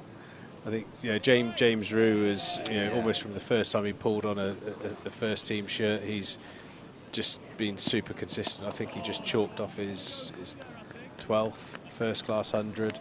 Tom Abel, not only heavy run scorer, but he's very timely runs as well. The 100 he got to win the game down at the Rose Bowl. Most improved, I would say Josh Thomas and Alfie Osborne definitely slip into that category. Really excited to watch Thomas Rue, the younger brother of James. A lot of fanfare about his game. He's done some really exciting things on the cricket field with the Somerset one-day team and England under 19. So it'd be great to see how his game transfers up upper level. He's a super talent, isn't he? Yeah, very, very talented lad. I mean, had the opportunity to watch a lot of him, similar age group to my lad in the junior setup, and he was quite a slight character as a young lad, but as soon as he got to sort of 13, 14, 15 and started to mature and get a little bit bigger, he was hitting the ball to all parts, and he's quite a powerful lad for. I mean, I always think about Thomas Rue. I always remember him as like a 12-year-old who was always quite a lot shorter than all the other kids, whereas all of a sudden now he's a strapping lad and belts the ball to all parts. He always had a brilliant technique, so that will always stand him in good stead. Well, one of the very few highlights of my cricketing career was I played against Sachin Tendulkar when he was 14, and he got his 18th 100 against us. He was really, really slight. And he didn't stop there. He didn't stop there. Yeah, I mean, the crowd's been great. The crowds are always very consistent here at Taunton, but there's a bit of VAT on it today with Joe Root being on the team sheet. You mentioned Sachin Tendulkar. I mean, think about the creme de la creme of batting. Joe Root's certainly right up there. It's hard to argue that he's not going to probably go past those 15-odd thousand runs that Sachin scored in Test cricket. And bar the dismissal, he looked absolutely in prime form as well. He just looked on another level, didn't he? Just looked on another level. Yeah, he does. And that single takes Somerset to the 100. 3 down, and a vital partnership here so far, yielding 65 runs. Abel 13, Josh Thomas 63 not out. We're going to have a change of bowling at the Lord Botham stand end. Jai Richardson coming into the attack. He struck early, dismissing Tom Lammerby, LBW. He's got 1 for 25 so far. Change of bowling. The Aussie, Yorkshire, Jai very Richardson. skiddy pace. He can swing the ball back into the pads of Thomas, so he'll have to be mindful of that. Infrastructure-wise, has anything changed, Gordon? Well, they've done some, quite sadly, having lived with the detail for 4 years, I notice absolutely everything that changes. But they've done some tremendous little additions. The steps, a new addition for the you? steps were done just as after I moved on, which are a tremendous addition. And they just small things like the coffee cart over by the scoreboard. I know they're doing some work behind the Somerset stand, which is going to be tremendous for blast games, because it was always a big challenge for us behind the Somerset stand getting the catering provision right. But the work that's going on behind where Eat the Bird used to be, and that's going to have a catering offer facing into the ground, which will be tremendous. So 1 or 2 small improvements, but obviously probably at some point some big work to happen, I would have thought. Yeah, I did hear whispers of the now in place temporary Trade Nation stand that's obviously pops up for the Vitality Blast. When you see it in situ, you think it very much does fit the ground. It'd be nice to have something more permanent there, and I think a mirroring of James Hildreth on the other side of the ground would be a nice addition, but those buildings don't come cheap, do they, Gordon? Well, I think the challenge that Jamie and the gang have is that when you think that Somerset's a sort of £8 million business and Surrey's a £65 million business, Lancashire's a £50 million business, we massively punch above our weight on the field. And I think the challenge that will be ahead will be how do they commercialise the ground to generate income that the likes of Lancashire enjoy, and obviously Manchester's Manchester, Taunton's Taunton.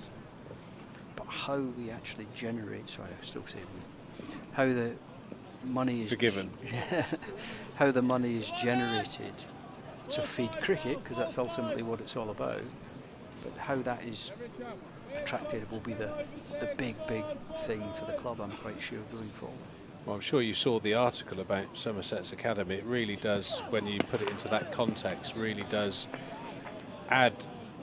Was that the Steve James one? Yeah, even more really to the fact that Somerset are producing so many players. And let's not forget that a number of those players are now in first teams at other parts of the country. So, you know, to be one of the top teams in the country, spent the majority of when the division split many years ago. Spending the majority of our time in the first division, competing in all 3 formats. The Blast wins. Yep. And like I said, on the back of homegrown talent. So yeah, the club have done some great things with the funds available. Yeah, absolutely. And it's one of the disappointments to me, having left cricket, is the lack of reward for being a really good county cricket club.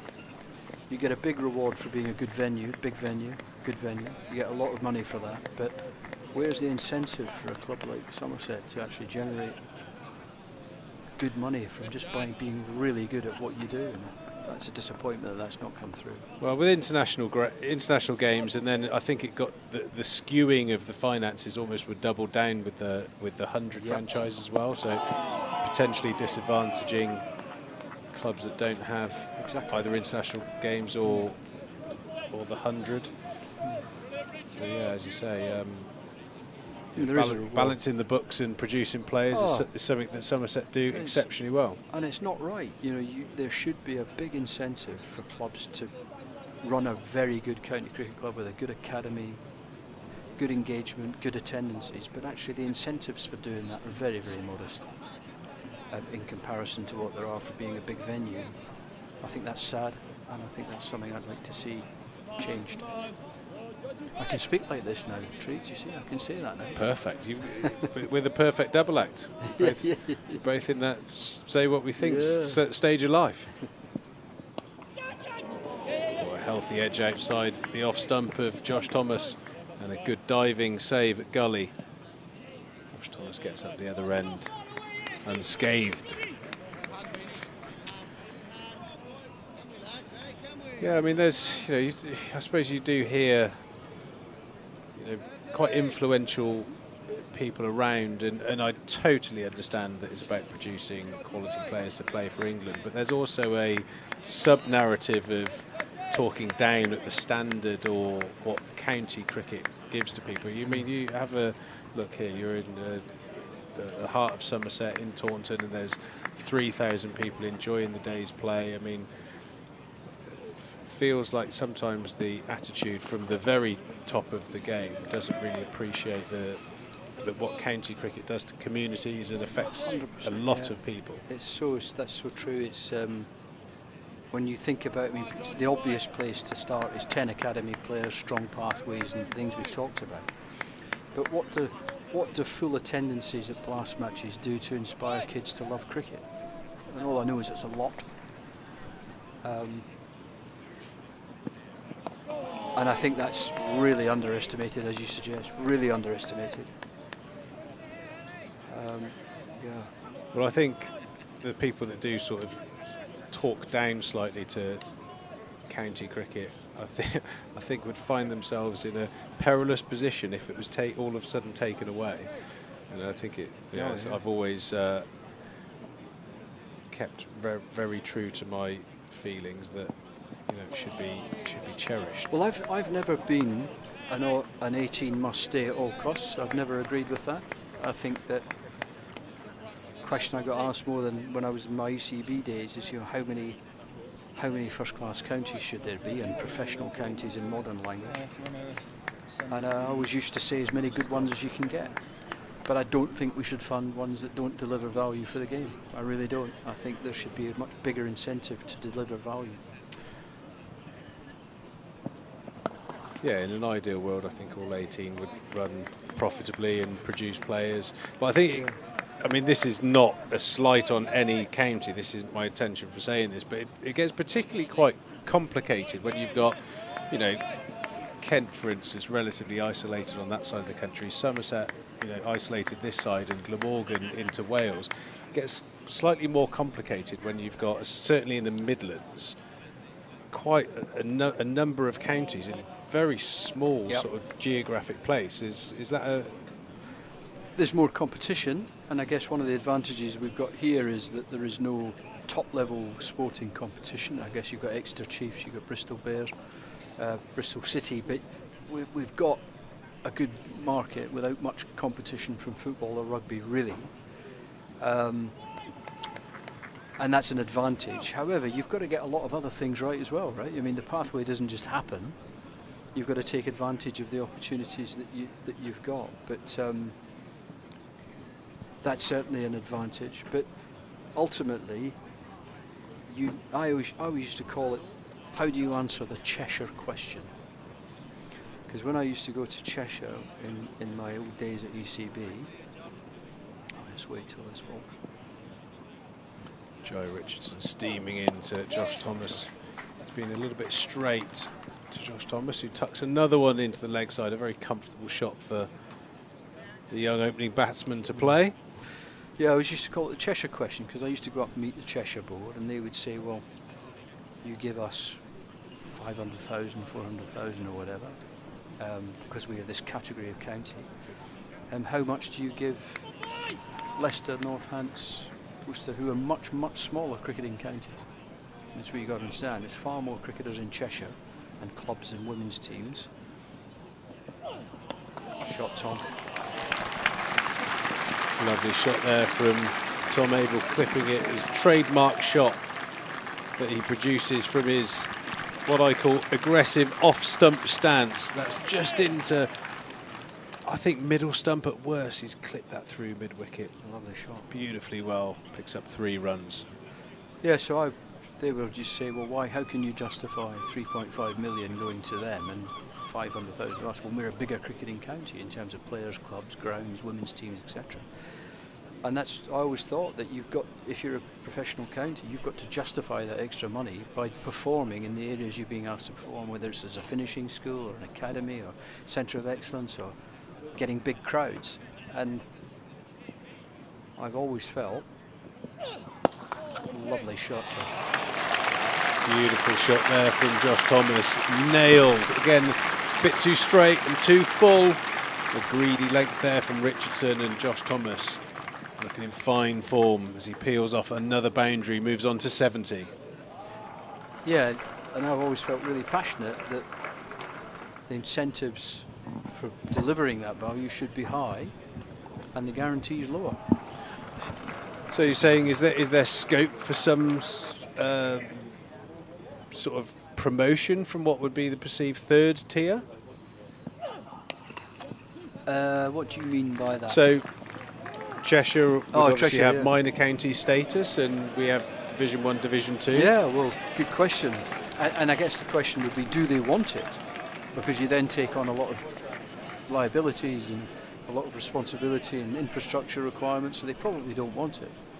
But I think what they would want, and any good county like this one would want, is fairly rewarded for the value they add, and I'm not convinced that's in place at all. At the same time, when there are counties that are not adding value, or enough value, should I say, that are receiving very similar money to a Somerset, I think that's wrong in principle. And am I right in assuming that without that money they would cease to exist? Oh, without a shadow of a doubt, yeah. And I guess in fairness, virtually all counties would, maybe 1 or 2 exceptions, but it's to what degree you're dependent on it and what value you offer in return from it, I think, is the question. But that's for today's regime, not for me.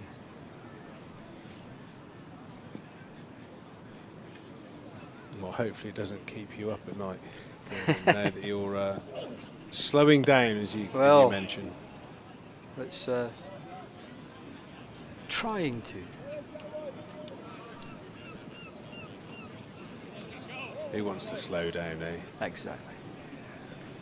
A bouncer to close that over out from Joe Richardson, a somewhat expensive one. Somerset 112 now for 3, and barring that mad half an hour we have after lunch, I think that's the task set for the Somerset batters, just to consolidate this position. Runs are somewhat irrelevant. Tire those Yorkshire bowlers out and just try and accumulate towards that first innings total of 162.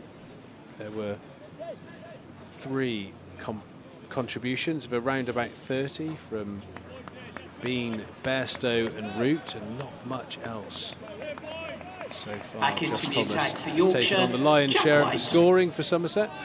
He is on 72 and looking in fine form. White back into the attack.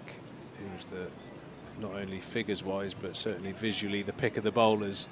That speller 2 for 23, his first spell bowled, lovely length. Just like that one, but that one slightly wide. Yeah, there does seem to be at Somerset a quite rapidly moving conveyor belt of young cricketers coming in. I think, you know, to lose quality players like Kohler Cadmore and Goldsworthy with an injury, Leach with his neck, and there always seems to be high quality replacements without going into the loan market. Yeah. Do you think that may be something that will be looked at in the future? Putting your CEO hat back on, in some sort of like remuneration to clubs. You know, you go back a generation. James Taylor went on to play for England. Stuart Broad, obviously one of England's greatest. You know, birthed in the Leicestershire team, signed up by Nottinghamshire. Do you think there should be some sort of reward that comes back to counties that produce? Because that's one of the things that does happen. You know, players, starting their career somewhere and then almost wanting a move to a perceived big club. Yeah, well, you have got a form of transfer fee already. There is a formula that if you develop a player, then the club that developed him gets some sort of compensation. It's nothing like football transfer fees, but it's modest. And of course, Somerset still get a payment for Joss Butler playing for England, right? Because he was brought through the academy, which is a good principle, I think to have. But will those numbers get bigger? I think that depends on the level of investment from investors in clubs that will. I would have thought you'll see going forward, clubs taking outside investment. You'll probably see a move away from members clubs towards demutualised clubs. I think that will happen in various places. And when that starts coming in, then who knows what happens, because the money then becomes quite significant. Yeah. What are your thoughts on a lot of the 100 franchises being brought up by foreign entities, most of them sort of IPL franchise owners? Staggering numbers. Staggering numbers. Yeah, they've certainly seemed to be something like the plan from the outset to run it for a few years and sell to some point. Yeah, I think it's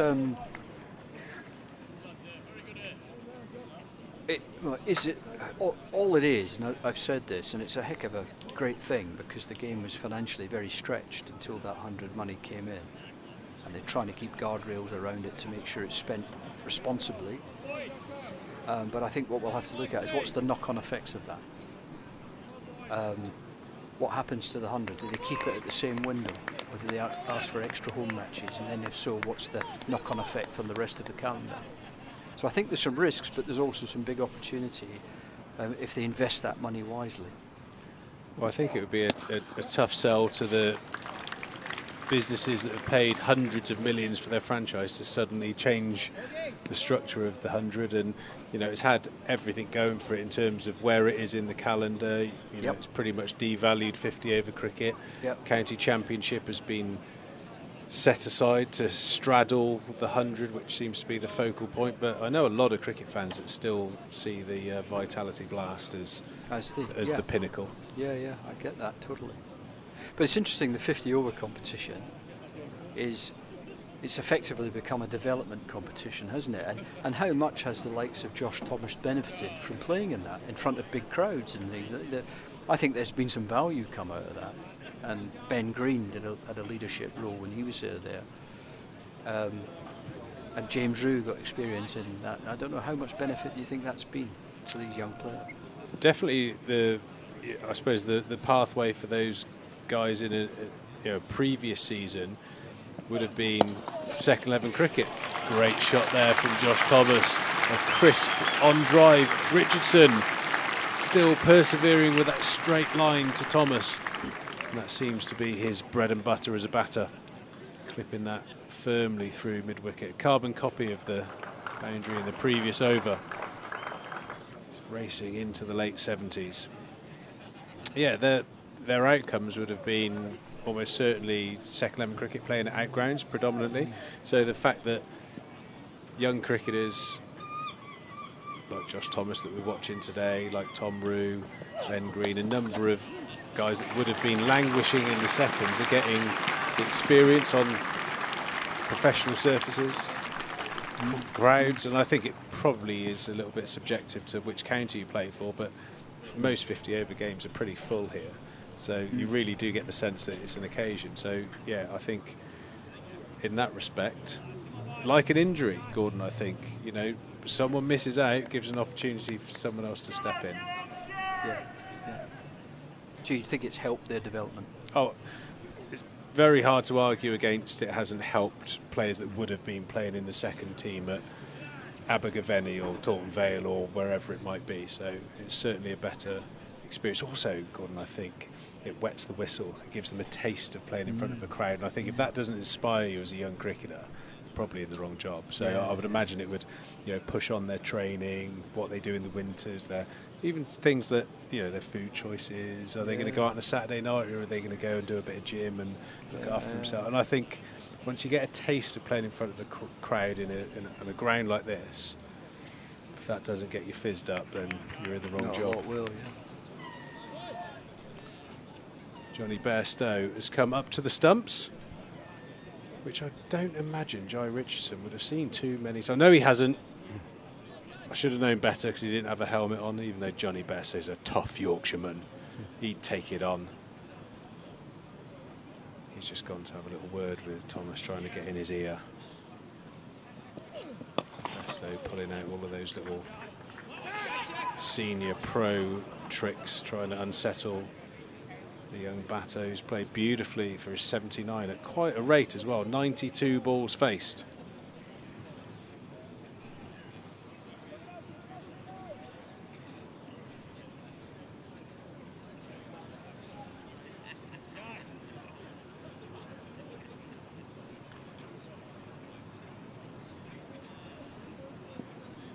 Quite a turnaround in today's play.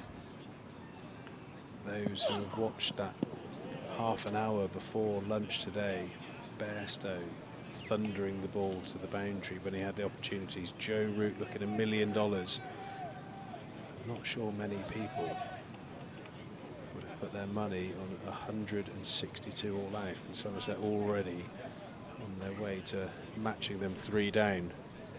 Been quite a turnaround. 2,000 or 3,000, Gordon, have certainly got their money's worth today. They certainly have. It was quite funny though, I think even the Somerset fans, which would be the high proportion of fans today, as Thomas pulls that ball into mid-wicket, moves on to 80. It was like a cheer, sigh sort of noise. Yeah. He's got a second innings to have a go at there.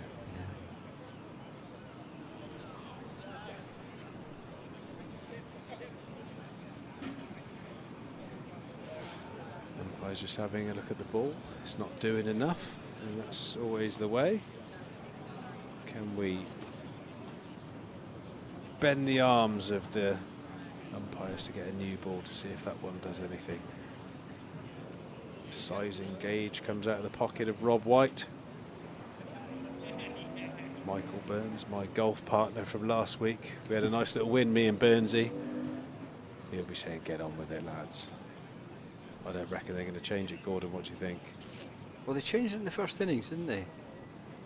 They changed the ball in the first innings and Somerset were bowling. But that's not convinced this time by the looks of it. Burnsy's a true northerner. That's a good ball, that. Don't want to waste another 100 quid.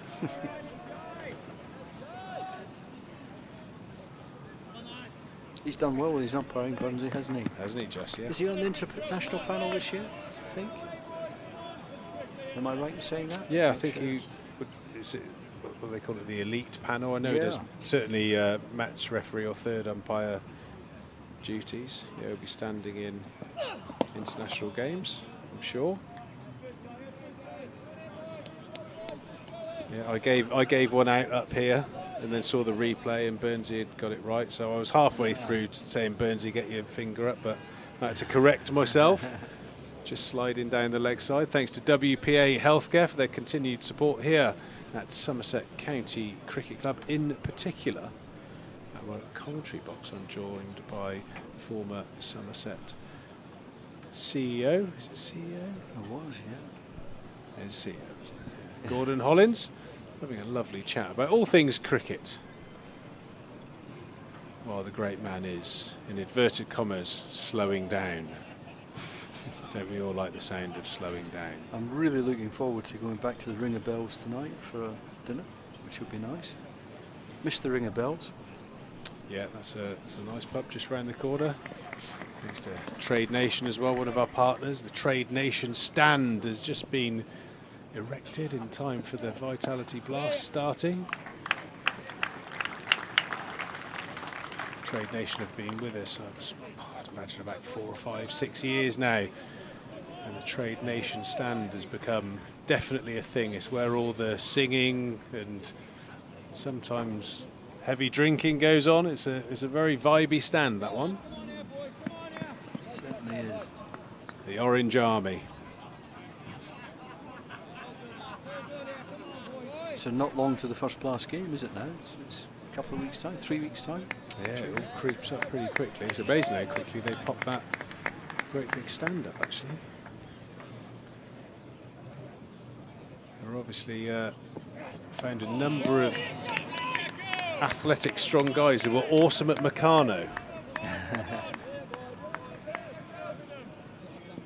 We've got a double header here. Somerset taking on Hampshire Hawks Friday the 22nd of May. There were 750 tickets remaining. Then I was told it was 730. What is the live update, Ben?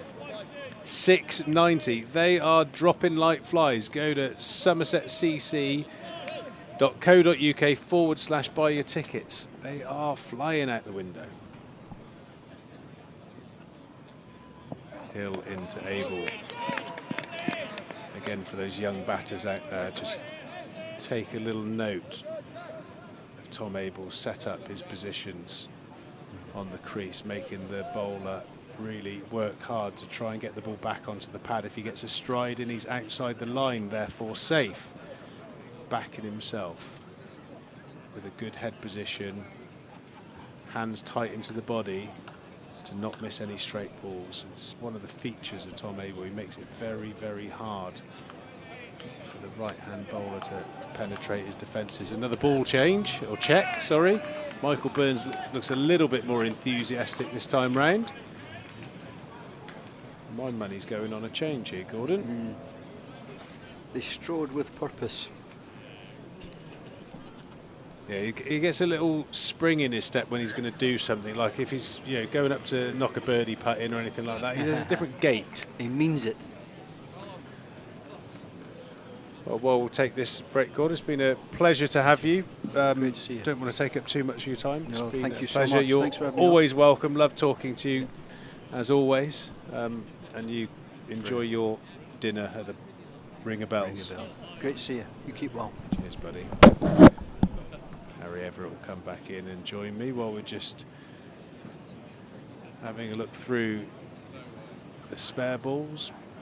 Burnsy's trying to find something that's a like for like. For those who don't know the rules, the umpires will have the ball that's in play at the moment, and they will try and match that up from an age perspective as best they can to one of the spare deliveries. It's not an exact science.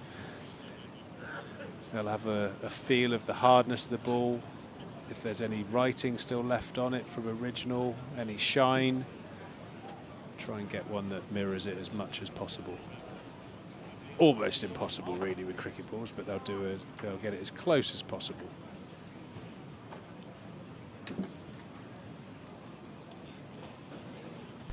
Great stint from Gordon Holland there. Great to have the former Somerset CEO who navigated the club through COVID.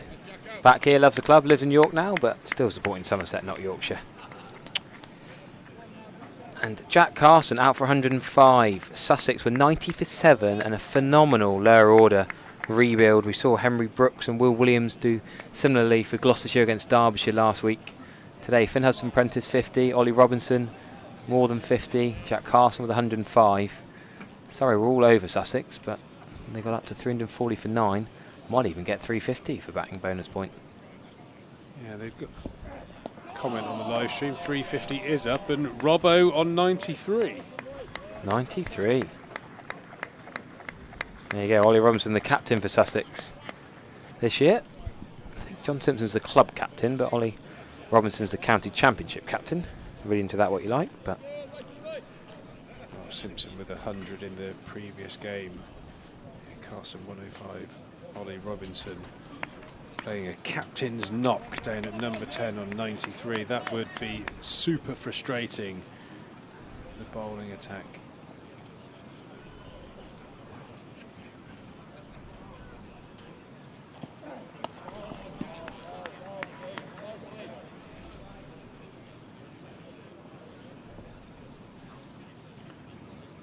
Lots of work still to be done at the Cooper Associates County Ground for the Somerset batters. They've forged themselves into a good position here. 122 for 3. Star of the show so far, Josh Thomas, 81 not out. A brilliant knock. He scored at will, quickly, comfortably, positively, without taking too many risks. And Tom Abel's just really calmly just batted in his slipstream. No stress. Tom Abel just happy to bat to the close. Jack White's changed ends. Yorkshire trying different angles. That is aerial from Tom Abel. It's going to be 4 in between mid-wicket and mid-on. I think he knew that was going to be safe. It was in the air teasing the fielders, but it was never really going to be a catch for Matt Revis or for George Hill at mid-on. Superb piece of time in there from Abel, taking the ball off what looked like off stump and whipping that through mid-wicket. Feature of Tom Abel's batting. Nice to catch up with Vic, who's got a day off commentary, but was up here for the Players' Day. He's back tomorrow and Monday. He can't stay away, our Victor. No, I said to him, you must have had 40-odd former Players' Days by now. He said, Change yeah, of bowling for the Yorkshire, novelty's worn off slightly Revis. when you see so many of them so often. Catch up with Adam Dibble downstairs, I said earlier. That was a man who's not been here very often despite living nearby, and Vic was saying there's certain players who don't actually come to all the former Players' Days. So every year there's probably someone different you haven't seen for a little while.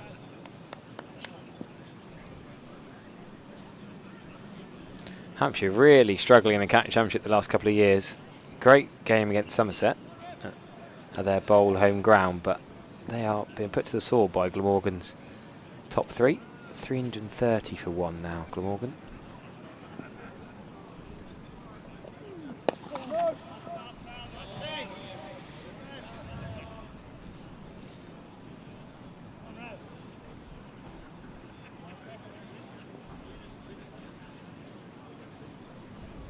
So, apparently 17 overs to be bowled today, but I don't think light will allow us to get the full quota in.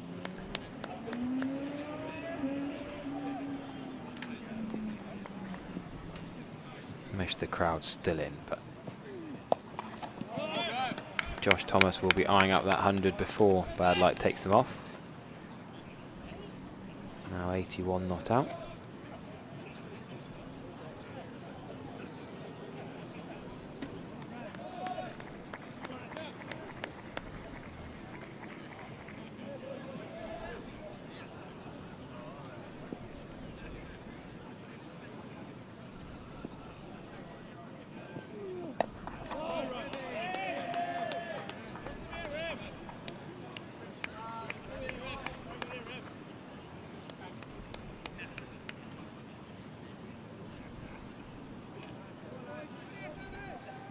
.126 for 3 with 3 balls remaining in the 34th over. We wonder if Don Best will have a little bowl shortly. Yorkshire have rotated through their seamers. Matt Revis, the latest bowler into the attack, the 5th seamer to be used by the away side. A man who's played England Lions and a hard-hitting all-rounder, pretty useful white ball player as well.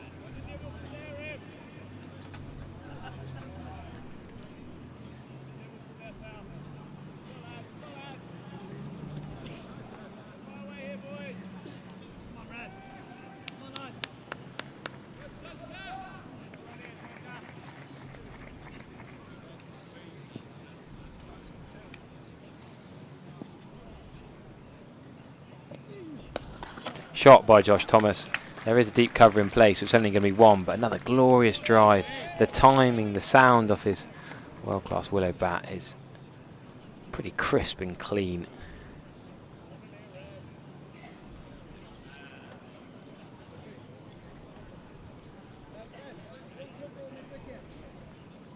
Talking about a field change here, the right-handed Tom Abel coming to strike.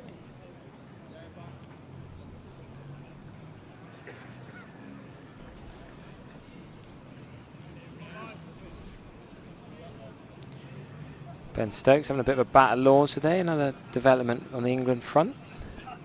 So much talk about the England team here. Brilliant competition as the County Championship is. I guess you still see the step up. Players proving themselves in the top league of cricket in the country, pushing their way up to the Test arena as well. Well, all fans have been delighted to see a Bairstow and Root partnership before lunch that looks superb. And then suddenly Lewis Gregory with a breakthrough. If you are just joining us, do rewind. Remember, on the YouTube live stream you can rewind, catch up with any of today's play. Watch 3 Yorkshire wickets fall on 140. Lewis Gregory 6 for 43. We'll go back before that and see Root and Bairstow put on 60 runs together. 60 of the best runs you'll see. But then Somerset bounced back so well in the afternoon session.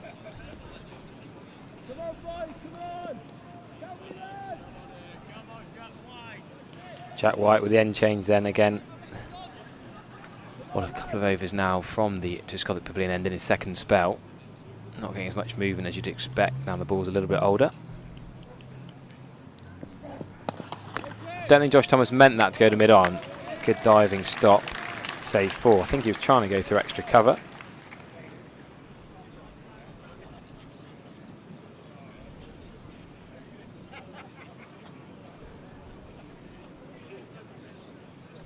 Remember, a few sides are not playing in the County Championship today. No Warwickshire in this round, for example, who are Somerset's title rivals currently.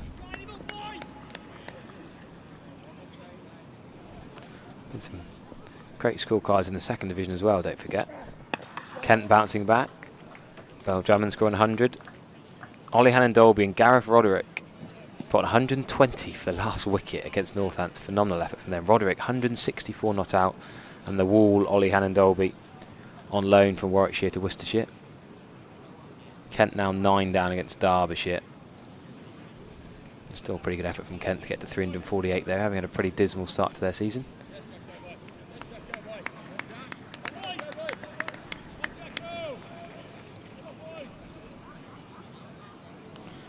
Devon day here today, plenty of cricket fans from Devon up here.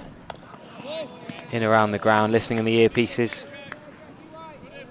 Devon CCC members, Devon cricket players as well. Nice the game happens to be where the opposition have a player from Devon in Donbass as well.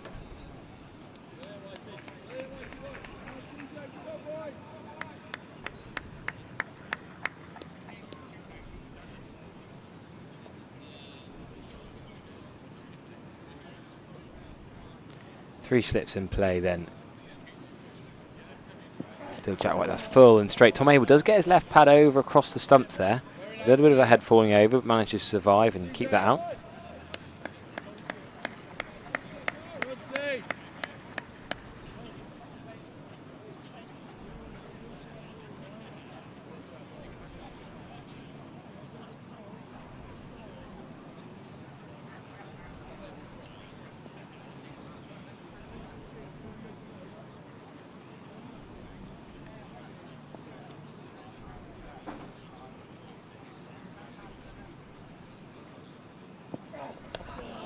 Full and straight. Not quite as full as the previous ball, but Tom Abel can go back. I guess Tom Abel's probably got the most similar style and technique to Joe Root in this match. Controlled right-hander, plays well off the back foot, calm and happy to bide his time.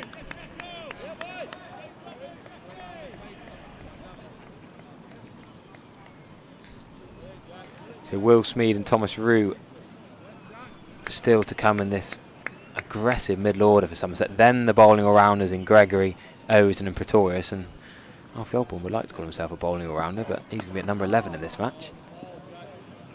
Batted as high as 8, 7 for the twos and for Bridgewater in Whipple Prem 1 cricket.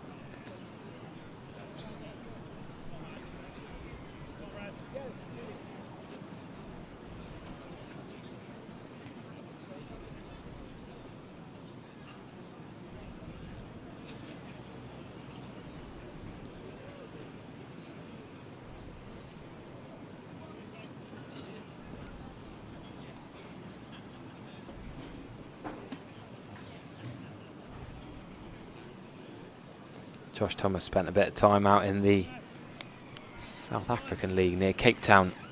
Actually got hit for 6 sixes and over by a big South African chap called Daniel Smith, but not bowling the county champ for Somerset yet this season. Oh, he might have bowled 1 over actually towards the end of one game, but you wonder whether this pitch might break up and Somerset might turn to Josh Thomas on Monday with no Lewis Goldsworthy in this team, no Jack Leach of course with that neck injury. So having had 3 left-arm spinners in some of the earlier games, they've got just the 1 for Somerset. So yeah, him and Archie Vaughan might end up being the spin bowlers if this game's taking a bit of turn on Monday afternoon. Big shot from Josh Thomas into the leg side, 1 bounce out to that deep square leg fielder. Thought a little panic that it was going to carry, but almost hit it better than he intended to, I think.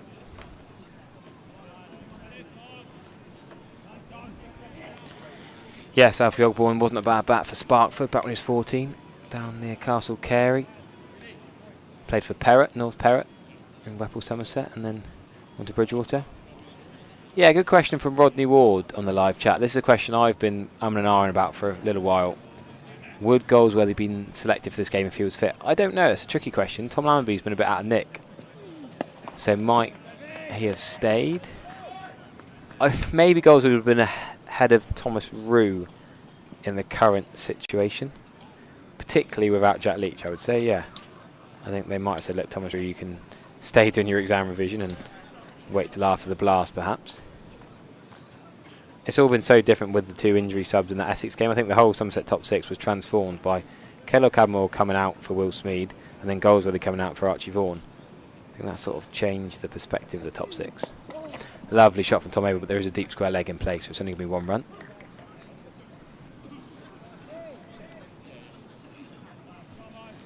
Wow. Sussex went, what, 97 for 7? Oh my word, and they've declared. They've got so many runs now. Ollie Robinson decides it's enough. He's got 100 with a 6, 358 for 9. Then he's going to have a little go at Surrey before close of play tonight. And I thought they'd just carried on batting and tried to get near 400, but I guess he decided they weren't going to get the 400 batting bonus point. Josh Thomas goes big into the leg side. That's going to be... Oh, is it 6 that landed on the rope? Yes, I think it's just cleared the rope in front of the Trade Nation stand, the empty Trade Nation stand, saving a bit of steward costs. It's not open, but that is given a 6. Yep, Josh Thomas is into the 90s. What a shot that is. Picked up early. Only just carried, and there's no one there, so the fielder's going to have to go and field it himself, and that is the 100 partnership. 149 balls for 100 runs. Great work from Josh Thomas and Tom Abel. 100 partnership, of which Tom Abel's got 22 of them. There have been 5 extras. So Josh Thomas, the lion's share of that partnership. Still 2 slips in place, Root and Lythe. Thomas, can they push for 2 here? Probably not. Up to mid-wicket where the fielder's attacking that. What a partnership this has been from the young opener and the former Somerset captain.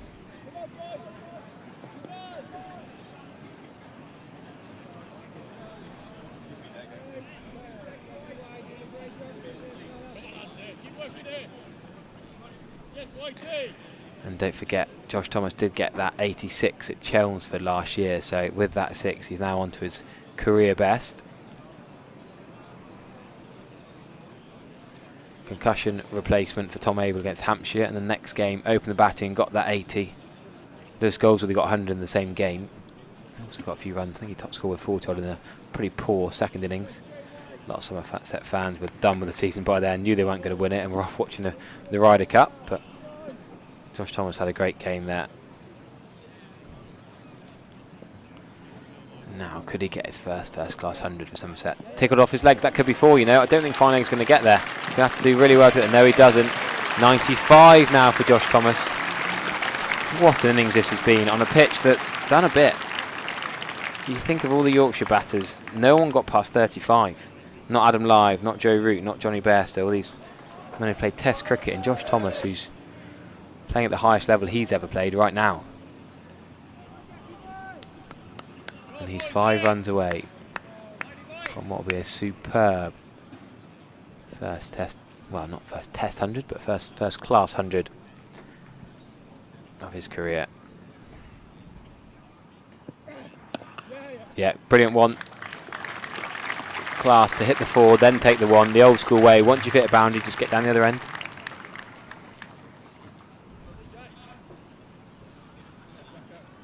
This pitch is flattening out a little bit. Still overcast. The lights are still on. I think there's conditions that will make the ball swing a little bit, but this pitch here flattens out for fun and generally easier to bat the longer the match goes on. 3 slips in play for Tom Abel, the more defensive of these 2 batters at the moment. Of course, the man of the moment really from that brilliant 100 against Hampshire. Getting Somerset over the line with Jack Leach at the other end.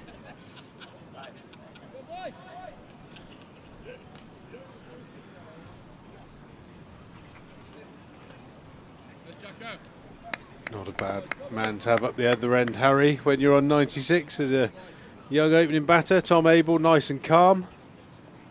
Been there, done it. Yeah, Josh has played here. I remember a few years ago, I think it was the Baker Cup final, played here with George Thomas's brother. It was quite cool to see those two having a big partnership together. He's played so much cricket with Tom Abel in the last year or two, but not much because Josh Thomas would have been in the 2s in previous years when Tom Abel was in the first teams. They've not played club cricket together. Probably would have played against each other for St Andrews against Taunton CC a few years back. But the left-right hand combination complementing each other nicely.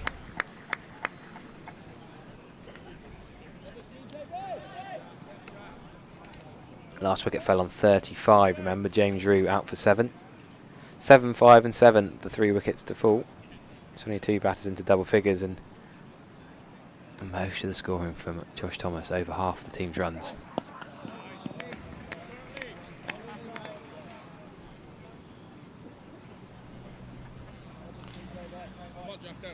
Yeah, it'll be an interesting one. If Archie Vaughan gets runs soon, selection dilemma. People ask me about Goldsworthy. Well, if Vaughan and Thomas are both scoring runs, does Cola Cadmore come back in to open? Tricky decisions for Jason Kerr and Andy Hurry. And some influence from Lewis Gregory, of course.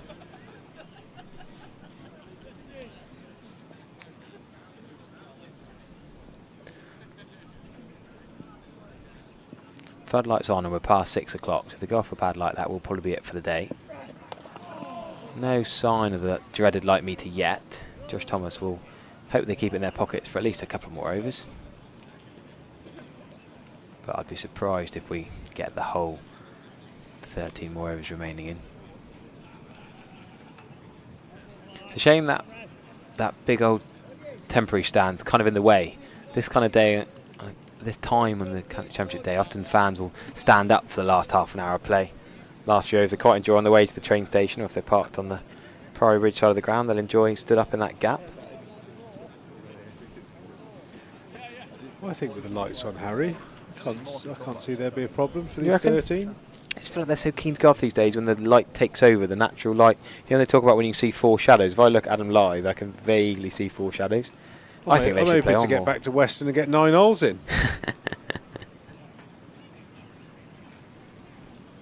Got to go and coach the youth of Topsham this evening when they call it off. But Josh Thomas, 1 strike away.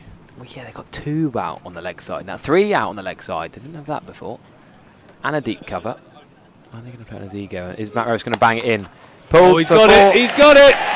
Pulled hard in front of square on the leg side. Josh Thomas goes to 100. What a great knock. He has made it count, and it's fair to say he's chalked himself down for that opening batting position here at Somerset with that innings. Awesome stuff, Harry. Brilliant, brilliant knock from Josh Thomas. Look at the delight on his face. We can see it from up here. A massive crowd in today. I think there's a little ripple of applause from Joe Root at first slip. Not much from Johnny Bears and Adam Live, but he has batted brilliantly. 100 runs out of 146 for 3 on a pitch where Joe Root struggled in the end, having looked really good for a while. Johnny Bairstow got out for only 34. Josh Thomas has scored more runs than 15 other batters all put together on this pitch. 109 balls as well, so quite a strike rate. 1-6, Yeah. 14 fours. None of them as sweet as that 4 to take him to a century. Maiden Championship 100 for Somerset.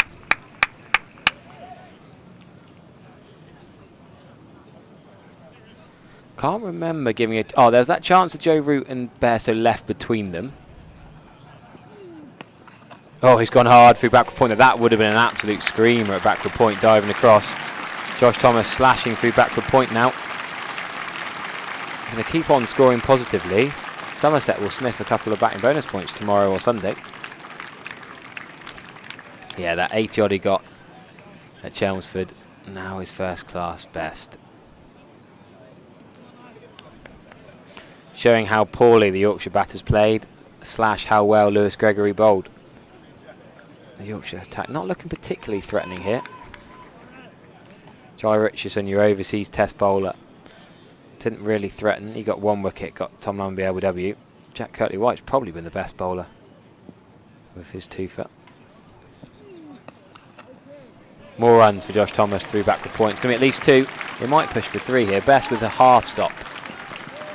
Yes, Tom Abel's quick. Good running.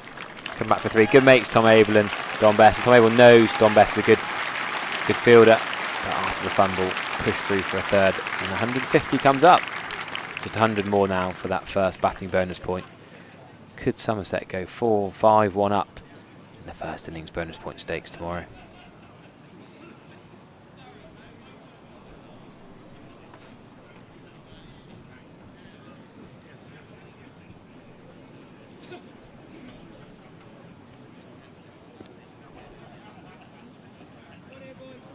Ben Green's got a wicket.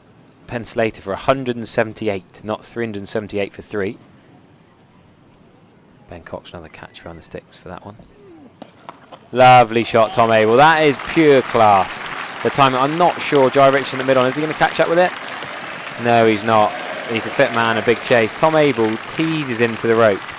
That is gorgeous timing. Not over-hitting the ball, just waiting on it and punching it through mid-wicket for 4. Spendy over this from Revis. 3 boundaries and a 3.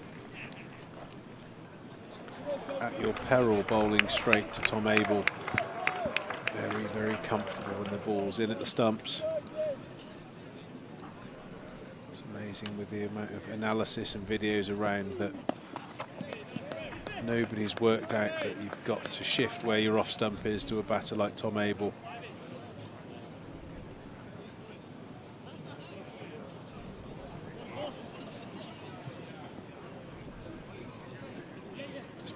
A middle and off ball, and he's so strong in that area. Partnership of 122 now.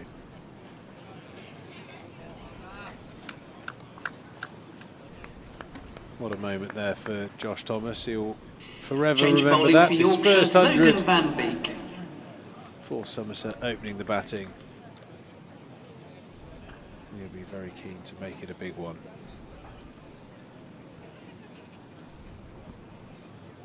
Change of bowling here at the Truscothic stand end. Van der Beek coming into the attack.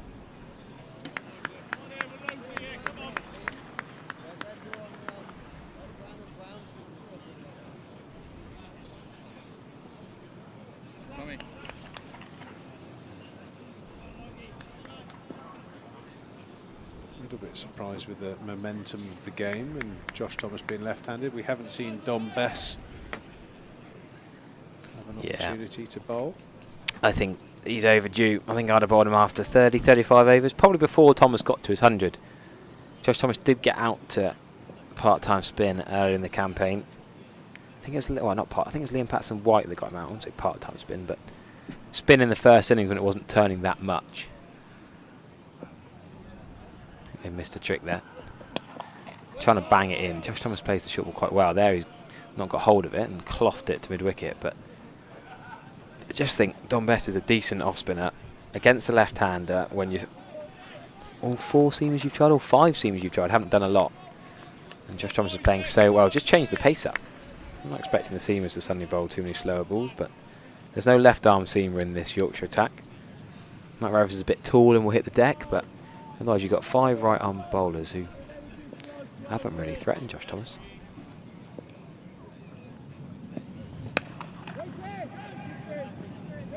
I think there's a run there all day. Mid-wicket so deep. I hesitated, but then the misfield come through for 1. Yeah, bar that opening spell from White, I just think the Yorkshire bowlers have been a yard or so short on this wicket. You've gone to that hit the deck length, which is actually quite nice to face here at Taunton. You've probably got to allow for the fact that Somerset in their bowling innings did have the lion's share of that overcast. Those overcast conditions, it did lift when Somerset came out to bat, albeit they lost those early wickets. Since then the clouds lifted, the sun's tried to pop its head out a few times and there hasn't been that same amount of movement that was being extracted by Overton and Gregory in particular.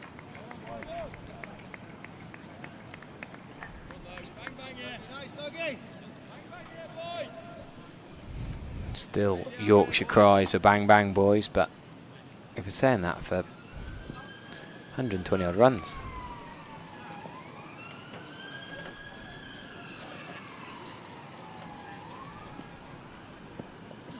What a shot from Tom Abel for 1. It's probably the best 1 we've seen in the day. That's like a gunshot, the crack off the willow.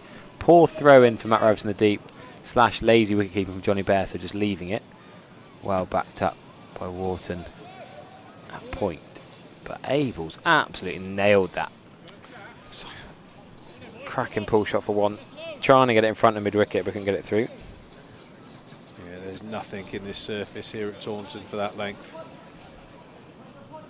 Got away with that just being 1. Very dismissive shot there from Abel.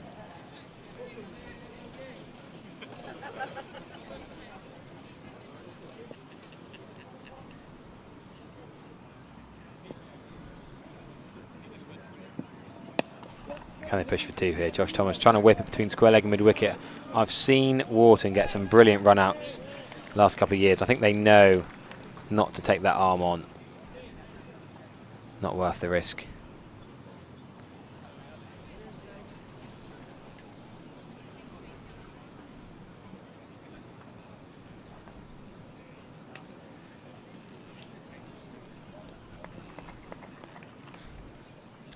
Oh no, Josh Davies been subbed out of the Leicestershire Notts game. Tom Scriven's taken his place. I'll wait for your comments on Josh Davies' pain threshold. Scrivens? Yeah, Tom Scriven. That like for like.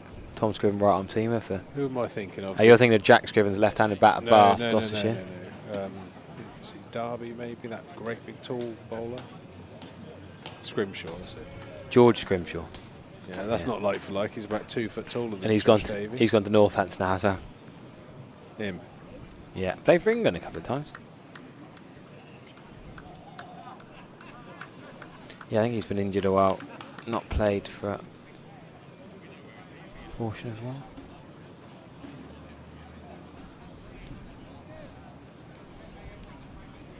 .6'7", George Grimshaw.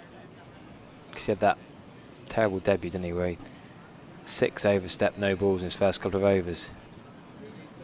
George Grimshaw played Northampton 2s in Yorkshire 2s. Dom Bess. Here he is then, at last. His family are in the Andarchi box, ready to watch him bowl. A lot of Somerset fans loved watching him play for Somerset. Always had the dirtiest of whites, he'd be throwing himself around in the dirt. Still so now. He's going to bowl off spin round the wicket to Josh Thomas. The deep square leg in place. the 21-year-old Josh Thomas to face Dom Bess, who we probably always think is younger than he is. He must be nearly 30 now. But young, enthusiastic, passionate. He'll be desperate to do well here. He's got to be older than 30, hasn't he? Nah, he's definitely younger than me, and I'm only 30, mate. I reckon 28. Been around forever. Yeah. I think he was pretty young when he came in. Played for England at a young age. I'll guess 28, but he could be 29.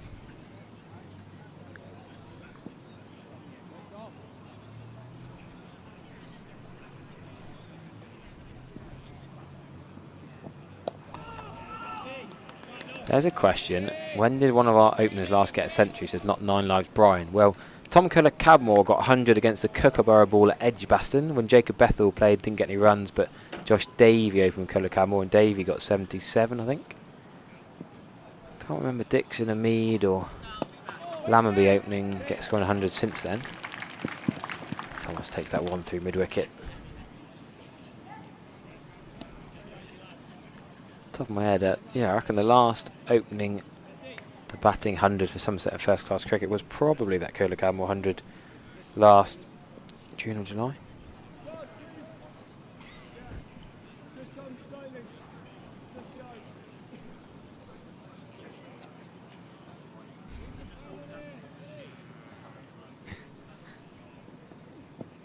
Wow, Tom Abel goes all the way downtown to the edge of the Hildreth stand for 6. What a lovely shot that is. Use of the feet. Saw him play that shot to Liam Dawson at the Utility Bowl 2 weekends ago. This time he nails it. I say these two good mates. Tom Abel went to ex-university, Don Bess, Blundell School, and then obviously played Somerset with Tom Abel. Spent a lot of time together. Well, no respect. They'll have a side and a laugh tonight, potentially, but Tom Abel has creamed him for 6 over long on. Decent comeback from Don Bess, but their predictable line of length change. Not quite in the river, just into the Hildreth stand.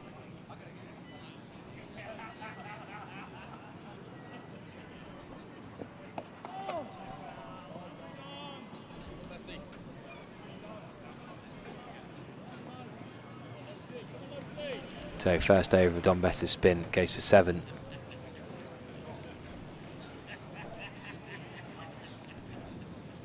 Oh, we might have missed a trick here. I don't know if the question was asking about a first innings century or just an opening in either innings century. We could go back to Tom Cadmore's second innings 100 opening the batting against Notts. He was caught and bowled Patson White for 104, but that second innings opening century would be the last century from a Somerset opener in first-class cricket.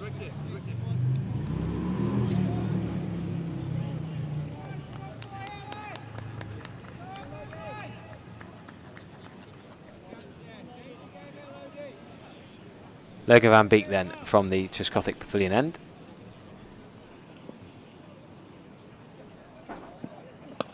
Shot by Josh Thomas through mid-wicket. Doesn't quite get past that mid-wicket man. Bit of wrist flick in that, but not full power to get it past him. Yeah, 28 is Don Bess. He's still a puppy.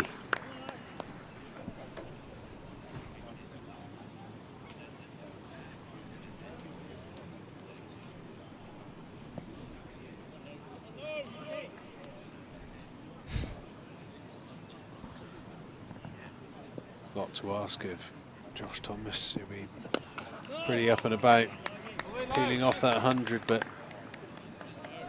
make a huge effect on the grand scheme of this game if these two can be here at the close of play. Walking out together tomorrow morning be huge in the context of the game. Somerset can really eye up a substantial lead here. You know, it does get a little bit easier to bat as the 4 days progress. First innings lead will be crucial.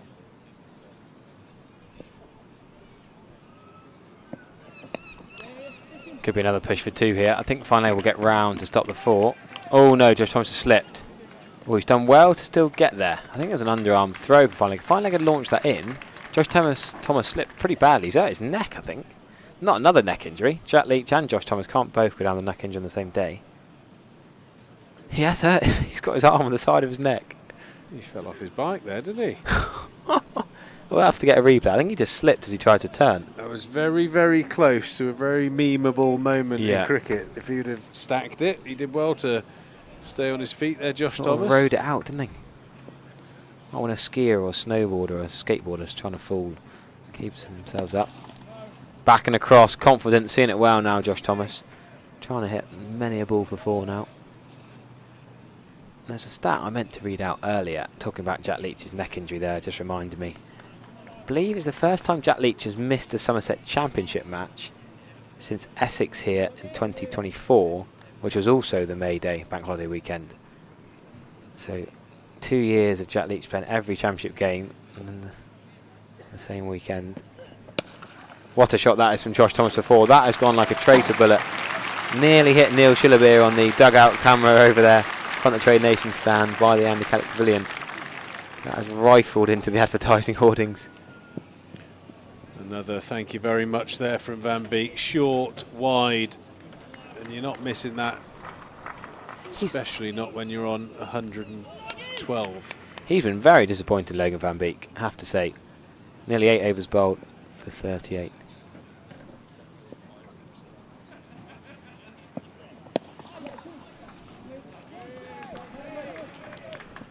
Yeah, you can't fault the efforts. You know, he's running. You can see he's giving it everything, running in, bowling hard, but it's just bowled the wrong length and throw a spattering of short, wide deliveries, and you're always giving those release pressure moments to the batters. Here we go, Josh Thomas. Oh, there we go. Oh, that's a good save. A very good save. He was one stumble away from coming down like the spaceship at the end of Independence Day. I don't think Logan Van Beek realised he's right next to him. I don't think he saw. Well, he's smiling again after that thumping cut shot for 4. Yeah, that could have been a rather embarrassing moment there from Thomas, but who cares? He's on 117. Life is good. Life is good. It's one of the best night's sleep you'll ever have if he can make it through these closing overs and be not out at the end. Treat yourself to a double meal from Nando's or something, bag of M&Ms. Happy days. Hundreds of good days in cricket can be hard to come by. You've got to enjoy them and make the most of them when they come your way.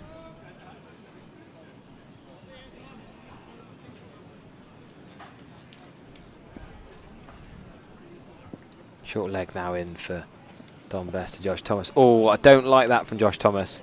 That's a shot I've seen him get out to before. Oh, a bit similar to what he tried to do off Liam Patterson-White in the first match here.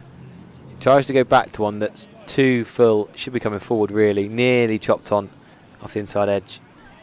When he's on 117, so he can play some slightly more attacking shots because he's seen it like a football, but he can keep going and bat big. Plenty of time left in this game.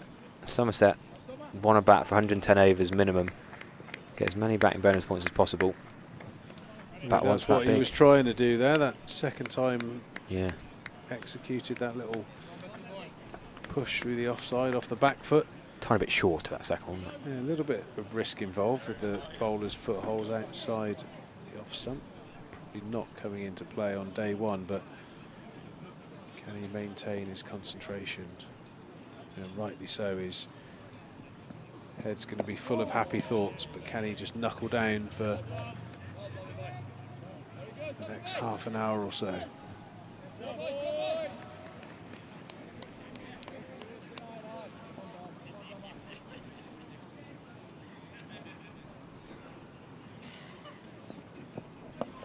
Oh, that's a hit short leg. That's a big owl. Adam Lythe in there as a character. Tom Abel knows he's alright, but man, I've taken that well. Not often you see probably the oldest player in this 11. Yeah, I think he is. In at short leg. Can't think of many other sides where your oldest players put a short leg. Maybe back to the Brian Close days, but Trez. He was about as old as anyone on a cricket field. He loved it in there. The Beer and Cider Festival on sale now. A famous and celebrated day here at Taunton, Friday the 24th of July. All news coming in, it might already be sold out. Is that true? Oh, it sold out last year. The first release of tickets at £27.50. Shot, Josh Thomas. That is a stunning straight drive for 4. That is right up there with the triptych of straight drives from Joe Root, South Wellpoint earlier today. Mid-off, couldn't quite get there. That is sumptuous. Let's see a replay of this, because that is beautiful. That's one to clip up and watch again and again, Josh Thomas. Maybe that's one of those clips that someone like a Ben Stokes will have a flick through MV Play or an Instagram reel. That Rory Burns had a quite funny interview the other day saying to get selected for England, you just got to have a few good shots that go viral on social media. I can't think of a more unlikely scenario than Ben Stokes watching TikToks of cricket, if I'm honest. Oh, did you not hear about, apparently that's how Shoaib Bashir got selected. Ben Stokes and Robert Key pinged across a reel of him bowling. That makes sense. Yeah, Alistair Cook was facing him, which is obviously a big man to back against him.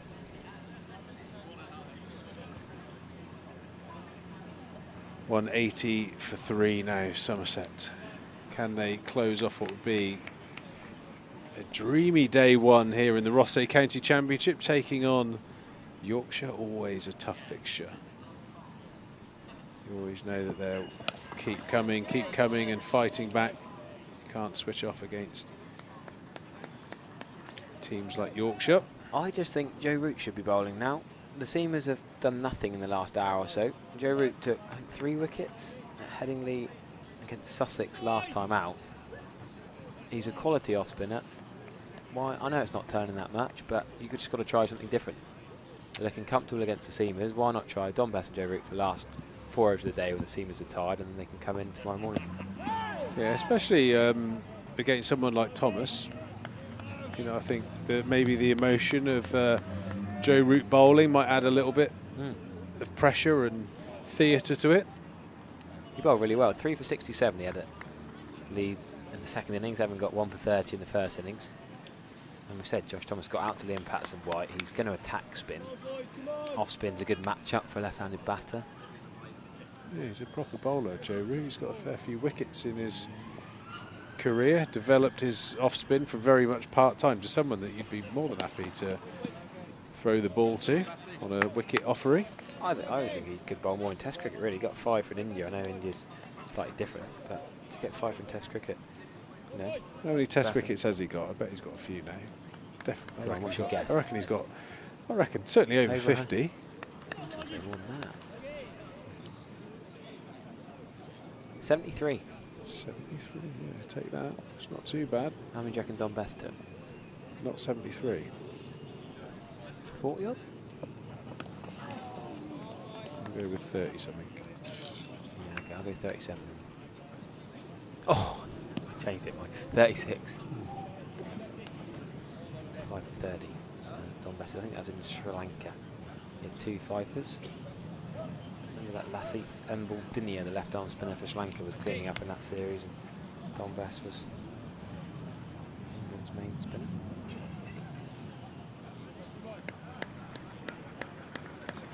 Still Best bowling, but Joe Root's talking to him. I think, well, Root, your off-spin expertise could be used for yourself, but Don Best, always a willing listener. Field change, I think, is what's been talked about. Joe Root, who's been in slip for pretty much the whole innings, the seamers, is going to go to mid-on and then have another chat with Don Best.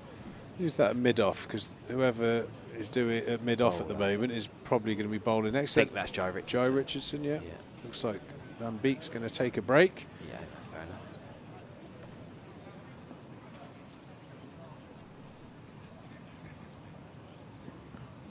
There he goes, Tom Abel. That is a lovely shimmy down the wicket, but didn't quite get there to get there through the covers.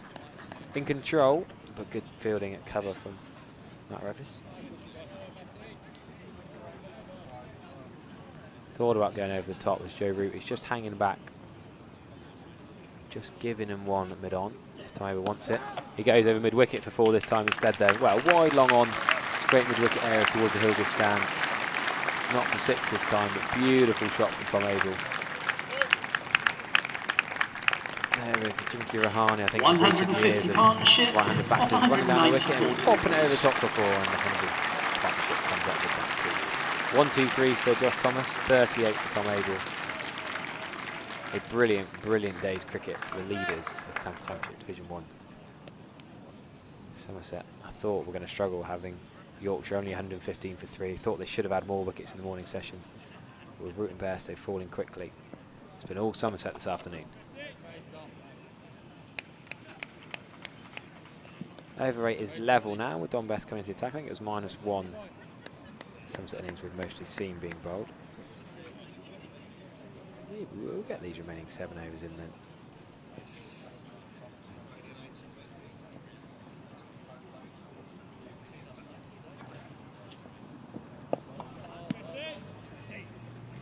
On that spot from Don Bess, giving nothing away after that shimming hit for 4 of mid-on. Now we're long on back. Does Abel still come down and try and hit straighter? Does he come down and hit to long on for 1? Well, Adam Lives are very straight, silly mid-on. He does come down and just plays it calmly for 1. Sensible, composed, calm, still brilliant batting from Tom Abel. Got a very early close of play at Lords. They're done with Middlesex 272 for 6 versus Durham, 57 for Ryan Higgins.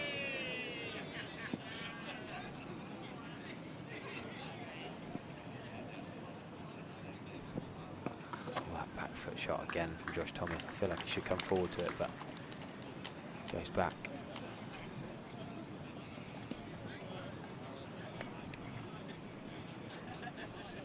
Close at Canterbury as well. Derbyshire 24 for none, replying to Kent's 352. Beau Drummond's 129. Kent get up from 147 for 5 to get 352. A 5 for 82 from Rory Hayden, a new name for Derbyshire. Quite important with big all-rounder being injured. Mr. Moore not playing for Derbyshire this summer. We are going to see a change of bowling. Is it Jai Richardson? Yes, it is, as predicted. As we saw warming up mid-off, Jai Richardson is going to try and bowl potentially 3 overs from the Trescothick Pavilion end before close.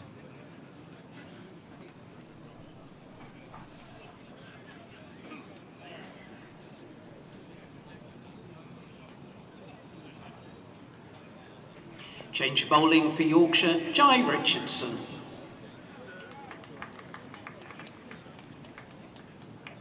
What a rate of scoring from Josh Thomas. 124 off 130 balls. It's been outstanding from him. Tom Abel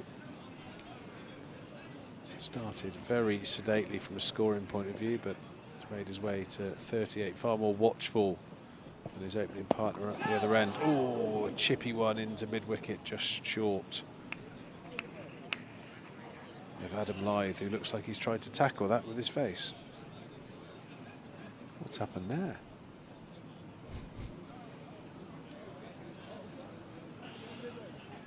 Go on, Lythy lad. Yeah, he's gone for a diving header at the back post. Number 9 on his back. Brave at short leg. Northern nutter at Adam Lyth.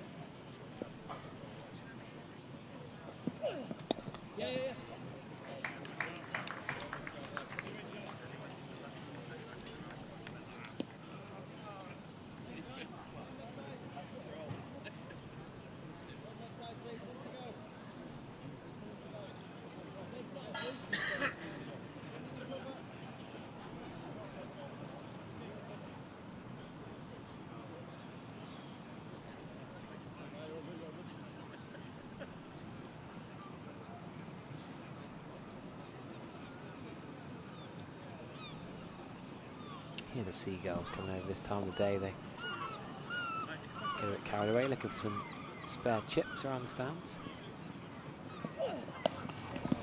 We've seen Tom Abel have leg gullies in place before. We've seen 2 mid-wickets a few times, I think, because he's strong through mid-wicket. They think that's maybe a weakness. He's not quite your Tom Wesley or your James Vince whipping through mid-wicket, but I guess they're getting desperate now. Funky fields from Yorkshire. How are they going to get Tom Abel out? The form he's been in this season. They'll try anything.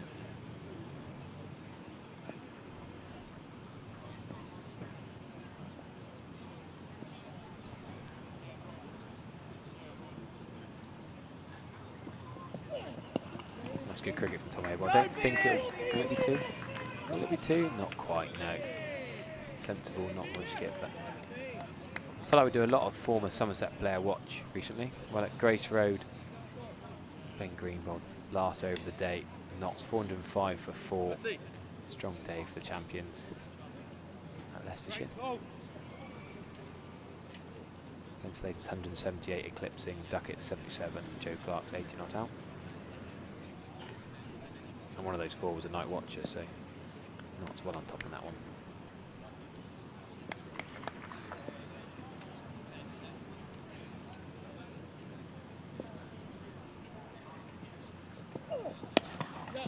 Lovely shot, Josh Thomas.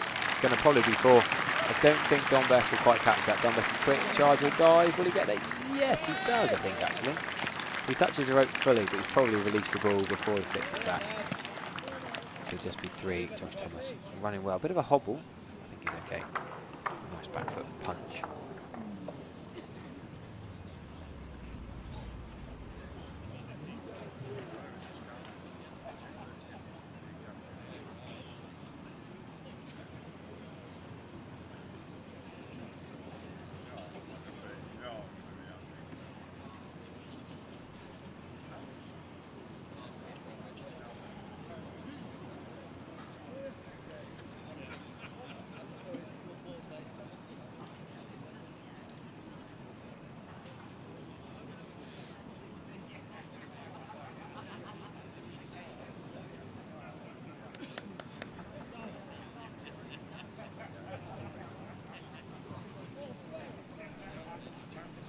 Right, Don Best then.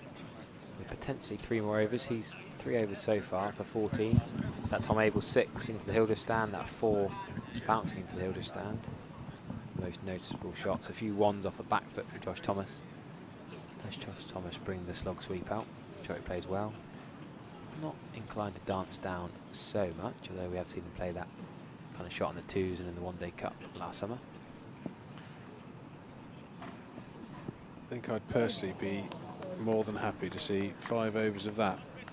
See out to the close. They just don't do that anymore, do they, Trish? Remember James Rue reverse sweeping? Was it last ball of the day? The Notts game reverse sweeping for 4. Oh, well bowled. That's spun from straight, that. Beauty there from Don Bess. It's the first real bit of turn we've seen in, what, 19 balls of spin?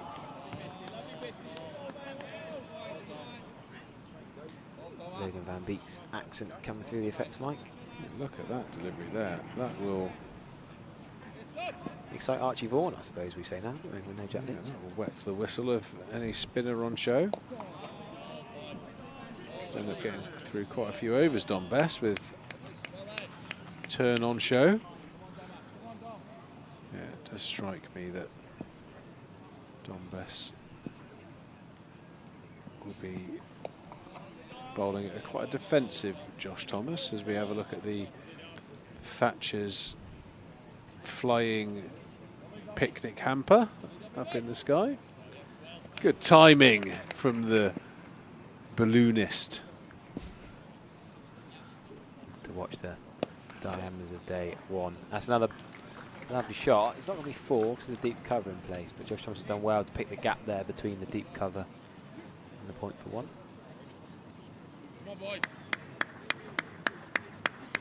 Well, apparently Sonny Baker's bowled well again, but little luck for Hampshire as Glamorgan finished on 353 for 1. Some high scores still around the grounds today.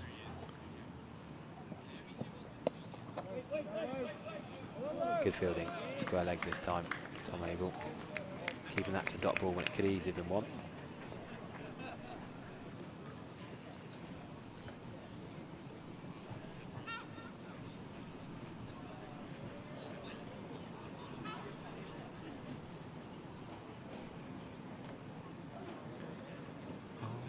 See Jai Richardson again. You'd have thought so. He's involved one over in this spell. Yeah. I'm impressed actually, seeing there are 4 shadows here under the floodlights, and the umpires we had for the Notts game were checking the light meters in lighter conditions than this. Well, White and Mike Burnsmore get the game on. The Wagtail's happy. He's out there having a little cruise round, so what are these cricketers still doing out here at this time? This is my munching time, evening dinner. Seagulls are sweeping around. Saw a clip of Dom Sibley taking a decent catch in amongst the seagulls at the Oval earlier today. It would be quite off-putting, diving through a load of seagulls, take a catch. Alright, Bairstow sorting the field out. Wants the angles, wants Dom, Bess and Wharton to swap. Wants Bess in close, Wharton at more of a cover on the 1. Yeah, Bess is extra cover. Catching. Right then, 4 more overs in the day.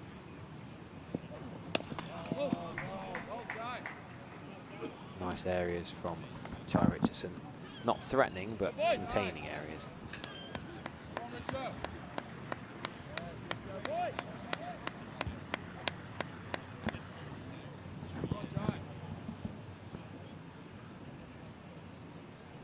Thomas 129. Can he see out these remaining deliveries? Try it all again tomorrow. Big score is out there for him.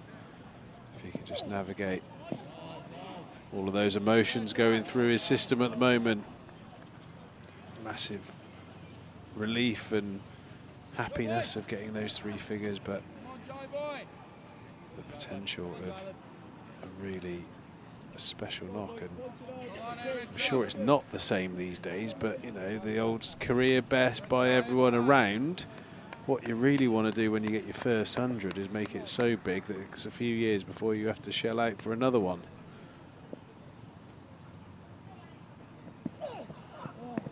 Here's a thought, Pete. Career best score for Craig Overton.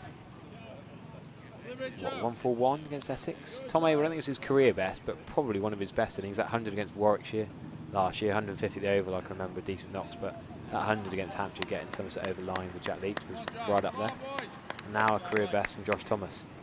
3 standout batting performances that have gone massive ways to the 3 wins. There's 1 draw and 3 wins so far this season.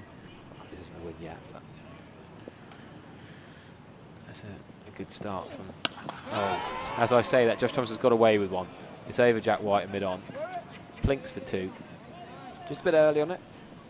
Top edgy pull, but it's... Well, it's huge, isn't it? I think 50s and 3-fers, I think they will always keep you competitive in a game. Yeah. I think what gets you over the line, if you look across the board so far this season, Lewis has picked up 2 5-fers. There have been a number of 100s scored, and I think that's the mentality of Somerset. And I think very much breeds from the success they've had in the Vitality Blast. When there's a game on the line, someone comes up trumps with a match-winning performance, and that is swatted away in front of square. Josh Thomas is a very natural puller and cutter of the ball, not fazed by the pace of Jai Richardson back end of day 1. Every pull shot he's played has been fetched and dragged in front of square. A good indication that he sees it pretty well when it's into length. Lovely batting there from Josh Thomas. He looks like he's gone within himself, quite defensive, but he's not missing out on those opportunities when the bowler drags down. Again, tell you what, the sound of Josh Thomas's bat, pretty decent. Wouldn't mind trying one of his world-class willows. That's cream to mid-off, no run. Yeah, he's absolutely in a spot of form here. 199 for 3, Somerset. 3 overs remain in the day. Can these two see it through and start again tomorrow? Tom Abel 40, a watchful 40 off 97 balls, but the hero of the day, Josh Thomas, backing up the unbelievably good 6 for 43 that Somerset captain got in the first innings, blowing away the middle late order of Yorkshire. Joe Root signing autographs at long on. And lives at straight silly mid on. Again, Tom Abel playing best mostly through the leg side with the turn. No sweep shot yet, I can remember. No reverse or orthodox sweep. Adam Lyve's going to have a chat with Don Best, but Josh Thomas right behind him, listening into the tactics, not too much. Josh Thomas can't control what Don Best bowls, but could tell Tom Abel, I guess. The plan. Most other games are coming to a close now. This one, the last one's to finish today. Northants 40 for none in reply to Worcestershire's 306, thanks to that brilliant last wicket stand between Gareth Roderick and Ollie Hannon Dolby. That's in Division 2. Good gapping, good placement from Tom Abel to get that one. He's on 41 and Somerset on to 200 for 3. Just 50 runs more now for that first batting bonus point.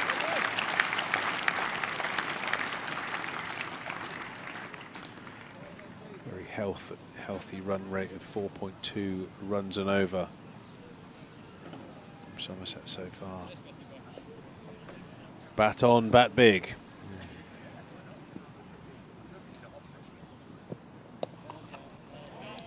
Maybe Johnny Best and Joe Root will be Josh Thomas's favourite England cricketers after leaving that edge between them when he was on just 10.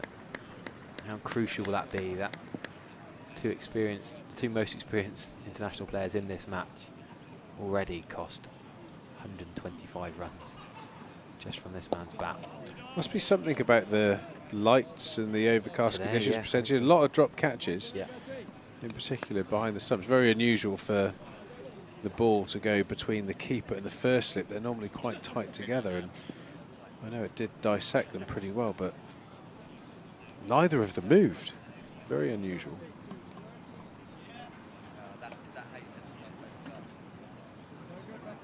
Adam Lythe has been moved in straight in front of Josh Thomas there, under the lid.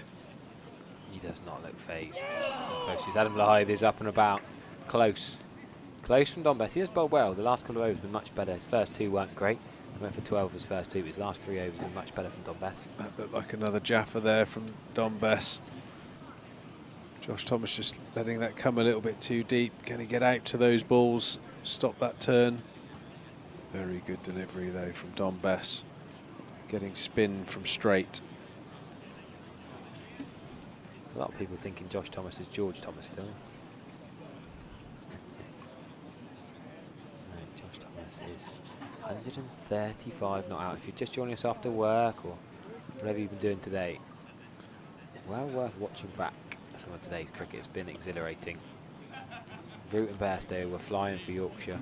They only put on 60, but it was a magnificent 60. They looked like they were going to score hundreds easily, despite only getting into the 30s. When they fell, bang, bang, and everyone else collapsed. George Hill's 18 was the only other double-figure score. After 3 of the top 5 got 30s. One slip now is Joe Root then to Jai Richardson. Outside off stump, Tom Abel.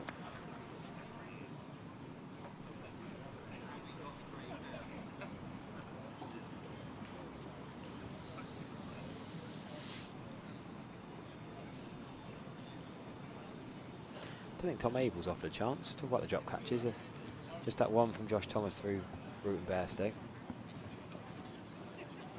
then the Somerset 2 drops of Craig and 1 for Tom Abel himself in the slips.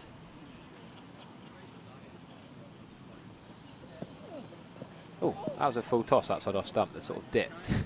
A slower ball. A slower ball wide Yorker. Slower ball, I think, by the looks of it. Knuckleball? Dipped. It was definitely something at 62 miles an hour. Alerted Tom Abel enough to... you're trusting that 60 mile an hour speed, can you? No, I don't trust that.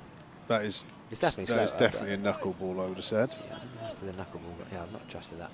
Worth trying when all else fails, but just a sign that the Yorkshire bowlers are in that situation where they're just going to try anything. It's not the worst idea because he's not had much luck bowling his normal balls, a normal line of length.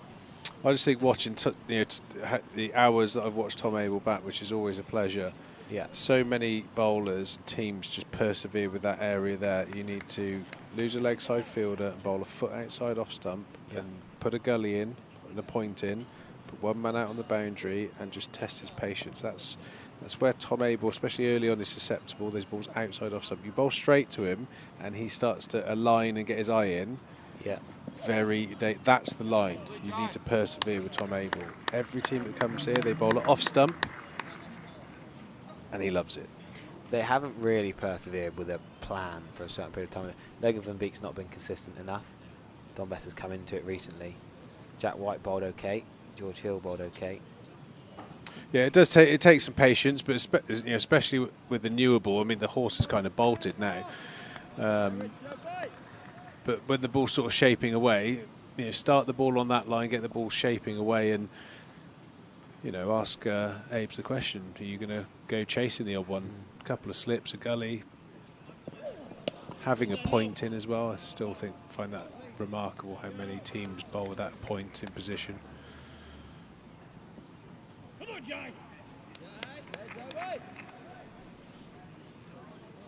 Right, one more ball for Jai Richardson and then 6 more for Don Bess. Yeah, they've definitely got one too many fielders on the leg side to Abe's. I think if you get the mid wicket, I think is a necessity, but if you bowl a ball that goes to square leg, your captain should be agreed, flying for you as a bowler. That's a full Yorker on off stump. Nicely played there from Abel, and there is spin on show for Don Bess. A crucial over, I believe, in the context of the match. I think it'll be a massive positive for Somerset to start day 2, 3 down. We've got a double header here at Somerset as they take on the Hampshire Hawks men and women in action. Friday the 22nd of May. There were 750, then there were 730, then there were 690. How many tickets, Ben, are available? 680. They're still going, folks. somersetcc.co.uk/buy tickets. Do not miss out. It will be a great day as both Somerset teams take on Hampshire. Bess, can he upset the fans that have cheered him on throughout the start of his career? And even gave him a lovely ripple of applause when he walked out to bat and bowl earlier on. Like Josh Thomas, I think that's a good single there. Get the left-hander off strike for these remaining 5 balls. 201 for 3.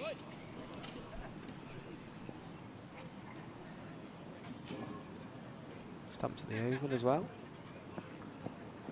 Surrey 19 for none. Replying to Sussex's 358 for 9 declared. Jordan Clark took 5 wickets, reducing Sussex 92 for 7. Amazing comeback. 9 and 10, both scoring hundreds for Sussex. Jack Carson, Ollie Robinson.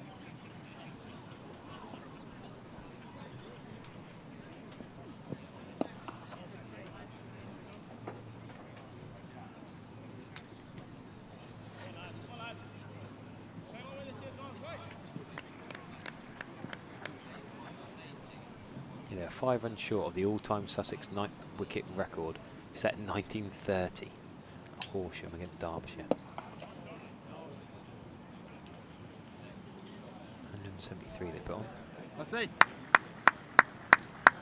Adam Lyth having a good old chat with Tom Abel and Johnny Bairstow getting involved. Can they try and upset the concentration of Tom Abel?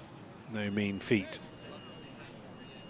Is it a general positive chit-chat, or is it a wind-up, stitch-up? I would imagine it would be very windy-uppy. Yorkshire style, yeah. I agree. Don Bess, 1 ball to go. Close out the day would be a fantastic day for Somerset, certainly in control of the game. Led by captain Lewis Gregory with his 6 for 43. Here's the last ball. And Abe's pats that out. What a great day for Somerset. Lewis Gregory hit the headlines with his 6 for 43. But the star of the show, Josh Thomas, not out on 136. His maiden championship 100 for Somerset. And hasn't the young man played well? Absolutely brilliant knock from Josh Thomas. Tom Abel supported him well with 4-1 not out. That concludes play for today. But Josh Thank Thomas, you very much for your to attendance score today. 136 Wish you when a Yorkshire safe were bowled out journey for 162 with all the big home, names in their and lineup is we'll a see you phenomenal here again effort from the young tomorrow man. when Just that one play is due chance to of Ruben start Berto left at for each 11 other. o'clock. Have a He nice has evening, batted everyone. beautifully, scored runs all around the ground, drive, pulls and cuts. And he's got a massive gang of fans waiting to clap him off. Tom Abel will let him lead the players off the field and get the much deserved round of applause. Making the most of that as he walks off, raising that bat, and he gets to do it all again tomorrow. And on that note, ladies and gentlemen, enjoy the rest of your day. We will see you bright and early tomorrow for day 2 in the Rosso County Championship. Somerset taking on Yorkshire, and Somerset in a great position.